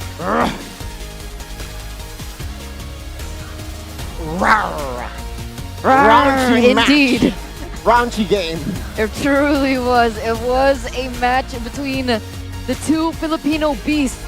But at the end of the day, only one comes out on top, and it's gonna be Bren with a clean 2-0 against the Orcas. 14 minutes, 16-6. They did it twice, right? Yep. In the moment, you're like, no way, they're not gonna end, right? No way they're gonna end. And then they end again like that. My seat was still up. Yeah, man. Bren, how they were able to build a comeback out of this again. This was Echo who was super disruptive in the early game for Kyle TZ's farm. They were pressuring his purple side. Sanford shut me up. He handled Flap TZ so well in the EXP lane. But then eventually, AP Brand just found a way to make a comeback. They were trading objectives across the map. They decided to take focus away from solely just around the purple buff of Kyle and started opening up the map more, and they were punishing Echo's mistakes in the team fights. Yeah, they were able to turn the game around out of Echo's initiation, out of JP's initiation early on.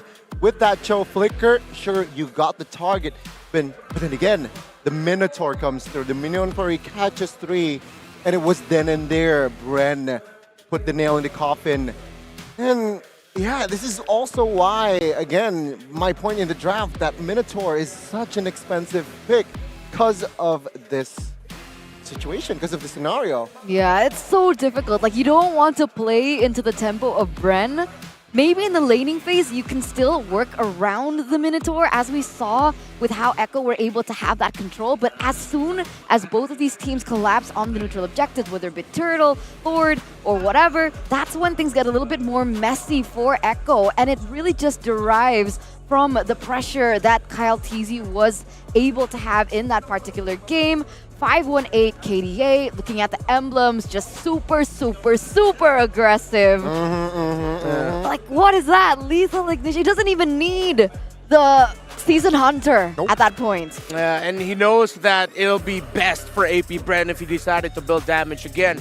Echo's lineup is 4 Protect 1. It's good on paper for extended, longer team fights, but that is if we get to the really, really late game and Outplayed has all his items. AP Bren, on the other hand, has multiple sources of damage. All their eggs aren't just on one basket. They can deal a lot of damage with Kyle, Few, and Super Marco. And again, this is coming from a game where Kyle TZ's early game was just pressured early on. Purple buff, hard for him to get. He always had to fight for it, but they found a way to come back. I like what Echo did. Or what Bren did, wherein they gave up the third turtle to actually push bot and then take the Echo purple buff. I feel like that was a big turnaround point in the game. For sure, and early on, we saw that the 4-man catch was at the side of Minotaur was just a little bit too much, and then in there, it's going to be a sweep from the side of AP Bren, which means Onyx and AP Bren will meet again. Round 2. Rematch. So Kyrie mentioned in the interview, he was like, you know, between Echo and AP Bren, I want to go against AP Bren. I want a rematch. And he got exactly that. And I got to say, I did change my prediction. And I'm going to keep my word. Yeah. So I said I was going to do 10 push-ups for Echo. Right. So I'm gonna do that right now. All right, go for it. Go for it. Go for it. Go for it. All right, 1, 2, 3, 4, wait, break. 6. Okay, break. 5. 7, 8, 9. Oh, she's going fast. 10, 11. Whoa. Whoa. Great job, Eternal. She stuck to her word. Bro, the venue got really hot real quick. Yeah. Oh, wow. Man. That was 10, good on 15. her. I can't even do 1. You know, next time I'll just stick to my gut. Yeah. But yeah, you guys take over. Right. Let her catch her breath. But yeah, I mean, what another splendid game here. I don't want to say that it is expected, but it's quite clear that AP Bren is the stronger team on data. Yeah. Echo. Again, it seems like AP Bren was just, you know, Echo was just readable. They were readable in a sense. Bren really just looked so much more comfortable. Again, the factor we were talking about in going into this matchup, the sudden inclusion of JP into the lineup, although we know they've been training and stuff, but yeah, Bren has just been much more stable and much more constant with their play, with their chemistry, and more time playing together. And with that being said, I really want to know what the champions actually thought about that match, right? How are they feeling? Was that hard? Was it easy? And with that, ladies and gentlemen, let's go to Ring Ring Ring, the interview. Ring, ring, ring, ring. Ring, ring, ring. Hello? Hello? Ring, ring. Wait, it's not connecting. Ring, ring. Ring, ring. It's because I'm not using the Samsung phone. Di sini Budekla Monster dan juga Ru sudah bersama dengan player dari AP Bren. Welcome back, everybody. We're back on stage. It's Rose and, of course, Clara with the player, Super Marco from AP Brand. Super Marco. I like the name, Super Marco. This match closed with 2-0. That really fast and super confident for AP Brand. Is this the match that you are waiting for against your home country as well? Ito ba daw yung match na inaantay nyo? Kasi it was a very fast game, di ba? Mabilis siya na laban, 2-0, clean sweep against Echo. So, ito ba yung parang ini-expect nyo na mangyari or it just happened kanina? Opo, expected na po na yung mangyayari to kasi ready na po kami sa playoff. He said that he actually expected that 2-0 because AP Brand is super duper ready for the playoffs. Oh, ini menarik ya Budi ketika bertanya, apakah ini sesuai dengan harapan kalian dengan menyelesaikan match 2-0 cepat banget dan ternyata yes, sesuai dengan ekspektasi mereka udah siap banget untuk babak playoff ini. Okay, so now that you guys actually won, right? You will be facing Onyx in the upper bracket finals tomorrow. And Onyx said just now that they want to beat you guys because they lost to you guys in the group stage. Are you gonna win again? Or are you even ready to face Onyx? Yeah, of course, we will beat them because we will prepare for them. So AP Brand is confident they will be securing the first grand final slot. Ya, ini memang menarik gimana dari tim Onyx. Mereka bilang kayak mau ketemu AP Brand. Dan terjawab sudah, mereka akan maju dan bertemu esok hari. Dan AP Brand, mereka ready banget, mereka siap untuk melawan Onyx dan mungkin mengalahkan mereka. Oh, is this gonna be the same Onyx in group stage or will be different Onyx on the playoff? Sa tingin mo, parehas ba na Onyx ang makikita nyo bukas sa playoffs? Because, di ba yung roster nila, they change it up every time. So, kung ibang Onyx ang makikita nyo bukas, ready na ba kayo? I think other Onyx because this is playoffs. Some players will gonna go Super Saiyan. Mengerikan ya. Katanya ini bakal jadi sesuatu yang berbeda dari Onyx yang group sekarang ini adalah playoff dan mungkin playernya bisa jadi Super Saiyan. Like Super Marco. Yeah, I love that answer. It will be like Super Kyrie tomorrow, Super Sans, you know? The super is gonna be in the front. All right, so I know you're super duper tired because you also played 2 matches today. So one final word for everybody who tuned in and watched AP Brand's match today. Anything you want to say to the fans? Shout out to all supporters of Brand Esports and to my family, to my girlfriend Jamie, and to our bosses, Boss AP, Boss Job, Boss Jeff, and to our sponsors, and to my family. Oh, dia menyampaikan untuk semuanya, keluarga, owner, pacar, ayang-ayang juga semuanya disebut dan itulah dia untuk penutupan hari ini. Mereka bermain luar biasa, baru debut di playoff dan pada akhirnya memenangkan 2-0. Yes, yes, yes. Another clean 2-0 in the bag for Brand. So tomorrow is definitely going to be exciting. But before we end the day, let us show it back to the panelists to break down what's going to be happening tomorrow. So panelists, for the last time today, kindly take it away. Silakan. Thank you so much, Rose, as well as Clara, for that interview with Super Marco. And, you know, seeing his answers, it feels like he's pretty confident to be able to take down Onyx again for the second time tomorrow in the upper bracket. Yeah, and you know what? I feel like in classic Brand fashion, even though they're saying, oh, we're confident for tomorrow, at the end of the day, they're still going to say, oh, we just got lucky. They've been saying that for many seasons now. That seems to be like their tagline, apparently. Chamba is what they say it is. Chamba. Chamba, yeah. What does that mean? Lucky. Okay, chamba. Yeah, like got lucky. Gonna add that to my dictionary. Yeah. So that is it. Don't tell them the other words I added in your dictionary. Oh, you want to do it now? No. Oh, okay, sorry. Okay, maybe later. Maybe in someone's vlog. But there you go, ladies and gentlemen. This marks the end of the day. And here we are going to take a look at the updated brackets here during this playoff run. You can see that the Udo Red Giants as well as the Bigatron were forced down earlier on because of their respective teams, where they are going head-to-head against Echo and RSGPH, respectively. And that also brings us to the upper bracket finals between Onyx as well as Bren. And whoever wins that out gets the first slot in the grand final. It's going to be a rematch of the top two teams in Group B. Meanwhile, Udo Red Giants and Echo, they're going to be seeing each other again. And then BTR RSGPH, a matchup we haven't gotten a chance to see. Yeah, well, we have to say goodbye to two teams earlier on tomorrow. It's going to be either YRG or Echo and BTR and RSG. Any team that loses that match will be eliminated. So it's going to be, you know, very sad, but this is a competition.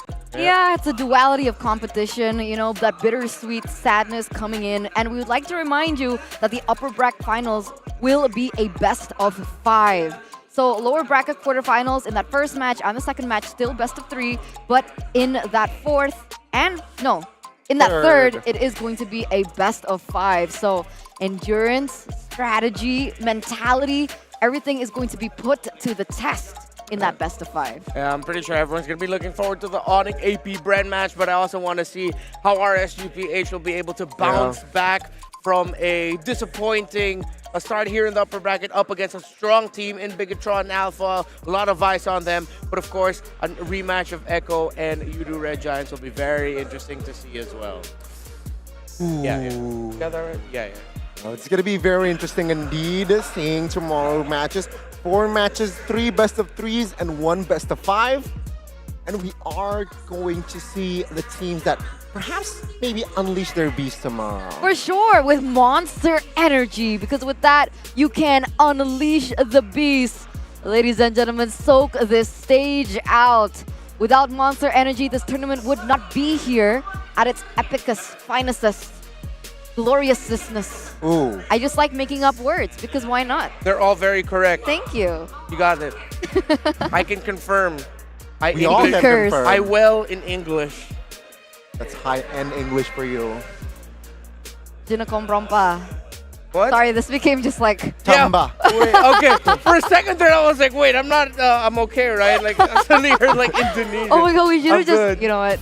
Yeah. All right, but here it is. The assists leaderboard. And you can see that from the number 1 in the standings, it's going to be Pancake from the Udo Red Giants as well as Zach QT. Whoa. Oh, that's for the run of the entire tournament so far, actually. So it just goes to show just how well Udo Red Giants and their story is going. I mean, 4 players so instead of Udo Red Giants are in the top 6. So it shows that, again, as a team, as a unit, they are able to be, you know, be there in the high tier. Just basically, they like team fights. Sure. Right? That's true. Sure. They love fighting together as a team. Like, to put it simply. Very true. Exactly. So, we'll see. Even number 3, right? If Ivan's not even here anymore. We love you, Evo's Icon still. Keep your head up high. But here it is, the kills leaderboard. Now, this is what I was really curious to see. It's actually Sakai's Super Red as well as Super Ken. Just all the triple S players here in the first top 3. Yeah. And I'm still surprised. Still 2 more members of Udo. So I think that theory is correct. They just love to fight. They're just fighting fights all across the map. And Udo did have some pretty epic games even in the challenge season. So no surprise there. And some of their games actually got to stretch out even longer.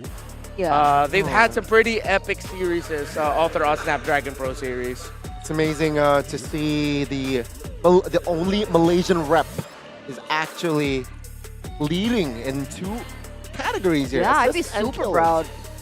Definitely super proud there.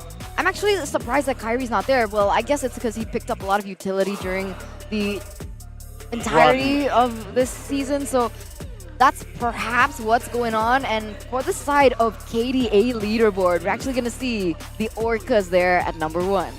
Yeah, and that's considering a smaller sample size. They only started playing here in the Challenge Finals playoffs. Oh, in the group stage, rather. Yeah, in the Challenge Finals as a whole. Yes, there we go. And yeah, even Udo Red Giants, they're still here. They're in the top 4. Them having a higher KDA leaderboard compared to Onyx, considering some of the more dominating Onyx performances we've seen at the start of the playoffs.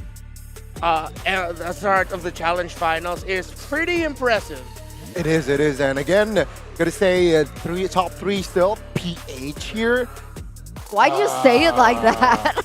I was like, okay, chill out, Reptar. Accept it.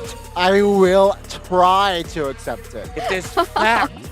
Undeniable fact. Undisputed. Wait, what? We have a play of the day nominee for the Lord? I love it. Take a look at the love Lord. this. Take a look at the Lord. Vote for the Lord. Yeah, just vote for the Lord. I mean, all the love to Sans, all the love to Ogwen. Sans' play here was great. I'm pretty sure Ogwen will be too. Wait, why isn't CW's Maniac on this? Lord's better than CW's Maniac in the first 3 minutes of the game? Hey, the Maniac was impressive. But come on, we've seen how many Maniacs now. Alright. I feel like the Maniac is the norm for the Onyx. That's how good they are. Oh, man. Please vote for the Lord. Please vote for the Lord. Again, I'm pretty sure Sans and Ogwen will be totally fine if they found out, hey, we lost the voting for play of the day. Who won? The Lord? Oh, yeah, I'm okay with that. I'm sure that's how it's going to happen. I mean, he has been a underappreciated element from the start. I like you're really wanting to build up the Lord here. I love the support for the computer. Nobody, right, vote for the Lord for anything. Now's his chance. Never nominated for anything, I feel like. Exactly. The first time. I love it. It's just time to shine, I guess. It's time to just, shine. you know, if you can't beat them, join them, right? Yeah, I think even the Indonesian casters are saying the same thing. I think they're also encouraging the viewers to vote for the Lord. Am I right? Hopefully. You could. I feel like that's the energy they're giving off right now. I think that the Lord was able to just deliver everything True. over our expectations. And that brings us to our shout out of the day here, DHL. Thank you so much for sponsoring this event. And for those of you at home, don't forget to check out the FEBot Dash Cup because you still have a chance to get 5,000 euros.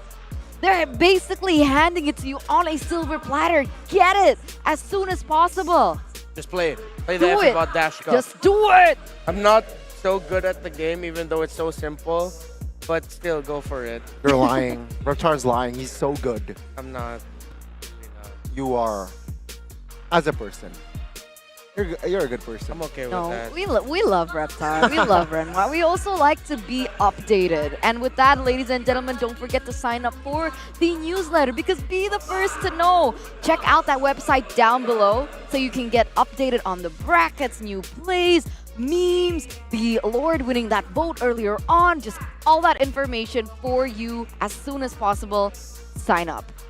Check it out. Don't be Don't be a irrelevant. nerd. Yeah, don't be nerd. Stay relevant. Be follow. Yeah, be follow. technically, I be like the being first a to know. nerd. Why? Yeah. How? I don't know. It's like, I feel like my nerdiness landed me here. Do you not agree? That's why we have all our jobs. If we weren't nerdy in with MLBB, we wouldn't have this job. So as much as you'd want to deny it, we're all nerds We're all here. nerds. We're all nerds. Including you, Mirko. Including you guys at home as well. Whoa. Because you guys have loved. If you guys, okay, I can't assume that you guys love the event. You just automatically tell them you love this, yeah, right? I can't do that. So you know what? Share your opinion. Did you enjoy it so far? Was there something that could have been better? Like maybe me in a Esmeralda costume or something like that. You know, just share. Basically, just share your thoughts, ladies and gentlemen, in that link down below. bit.ly, that one, SPS MLBB, that one, EN. Yeah. I'm so helpful. And again, we just want to do it so that we can improve the experience further. And if ever we get a chance to do this again, it'll be more up to your Or like standard. Reptar Balaban cosplay. I'm just saying. I'm down. sorry. I'm all for that. Why I'm did just saying. you gave yourself Esmeralda, and then she looked at me and she told me, "Hey, you look good as in a Ballman cosplay." That hurts. No, because That hurts. Bellman, fun fact, Is an orc. No, And not he's that. usually voted as one of the ugliest characters in game. No. So there's this guy who's called me an Alright. elephant. There's you who's called me Ballman. I'm just between two people who don't like how I look. No, That's Reptar, not true. Reptar. It's That's because not true. it's because Oh, okay. I'm cool with it now then. All right. Let's go. yeah, you guys are curious, right? I'm not going to say what she said. I mean, you guys are curious. I mean, it convinced Renmar Yeah. to do it, so... Probably really good. So it's up to you to guess what that is. Made you think. We're gonna make you think. Think twice. I don't want a close show. No, Brad, I don't want to. We have to. You're telling me we don't have another match after this? Eternal, please, I want to go home. I don't. Fine. So it'll be quicker to tomorrow. Fine. Okay, you're right. Because, ladies and gentlemen, we still do have 4 more matches ahead of us tomorrow. And with that being said, we're going to close out the day. It's been great. It's been fun. It's been loving you guys all throughout the way. And with that, me, Eterna, we have Reptar as well as Gani signing out for today. See you tomorrow. See you tomorrow. Come back, please.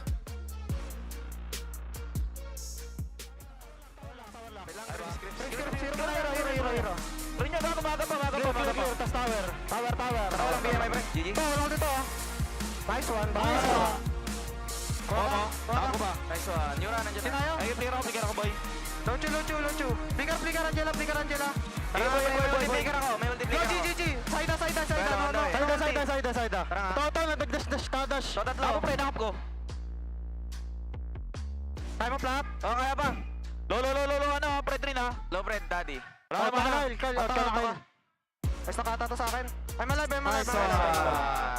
Okay lang yun, boy. Okay lang easy. Yan, sunboard. Walang fury yan, ha? Walang fury, daddy. Magkakaupi, mahin. Telepay ko. Patay. Hero. Ay, hero. Walang picker, Angela, ha? Nice one! Kumakasa, Chukwelo. Kumakasa. Right, ito.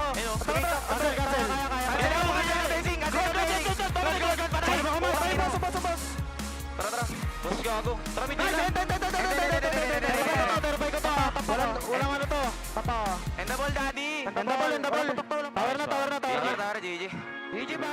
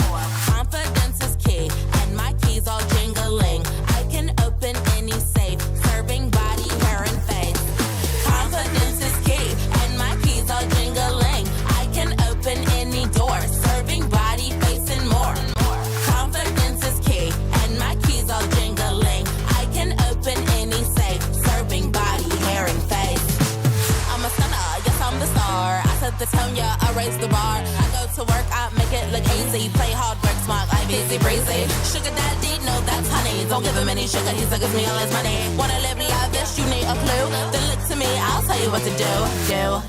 Repeat after me. Confidence is key, and my keys all jingling. I can open any door, serving body, face, and more. Confidence is key, and my keys all jingling. I can open any safe, serving body, hair, and face. Now bring it out, it's your time to glow. You all the baddest, put on a show. Don't be afraid, let everyone know. Don't be shy, just lose all control and work it. Go hit a full split, tear up the floor. Go ahead, snatch those whips. Repeat after me. I am the vixen, I am the stallion. I don't need fixin', but I do need all your attention. All these diamonds on me, they glisten. When I talk, yeah, everyone listens. Cause I'm somewhat of an addiction. Now work those hips and thighs. You're out here changing lives. It's time, so let's get wild, wild, wild, wild. And put in work. Work, work, work, work, work, work, work. Put in work. Work, okay. Work, work today. Work, work today. Work, work. Confidence is key, and my keys all jingling. I can open any door, serving body, face, and more. Confidence is key, and my keys all jingling. I can open any safe, serving body, hair, and face. Confidence is key, and my keys all jingling. I can open any door, serving body, face, and more. Confidence is key, and my keys all jingling. I can open any safe, serving body, hair, and face. I call it confident, but they can handle it. Don't blame me, it's just my time. So move, cause you're blocking my shine. I'm out of your league. You better go with plan B. You taking the crown, that's a fantasy. You can't step to me. I'm out of your league. Better be from that defense. I give you an A for effort. Now hit the bench. You go hard, I go harder. You beat, I beat harder. You cannot match my speed. Cause I'm out of your league. I'm out of your league. I'm out of your league. Everybody wanna get like me. Better reach for the stars, cause I'm out of your league.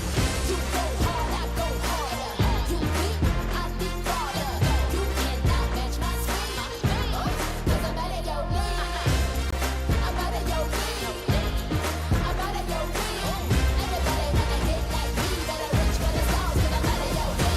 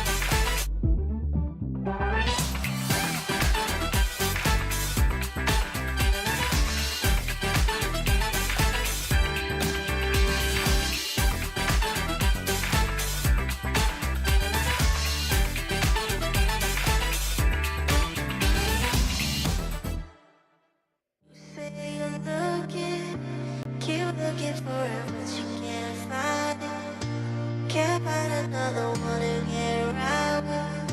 You try, but find someone who's mine. Keep looking for it, but you can't find. Can't find another one to get around. Try to stop, never find another me.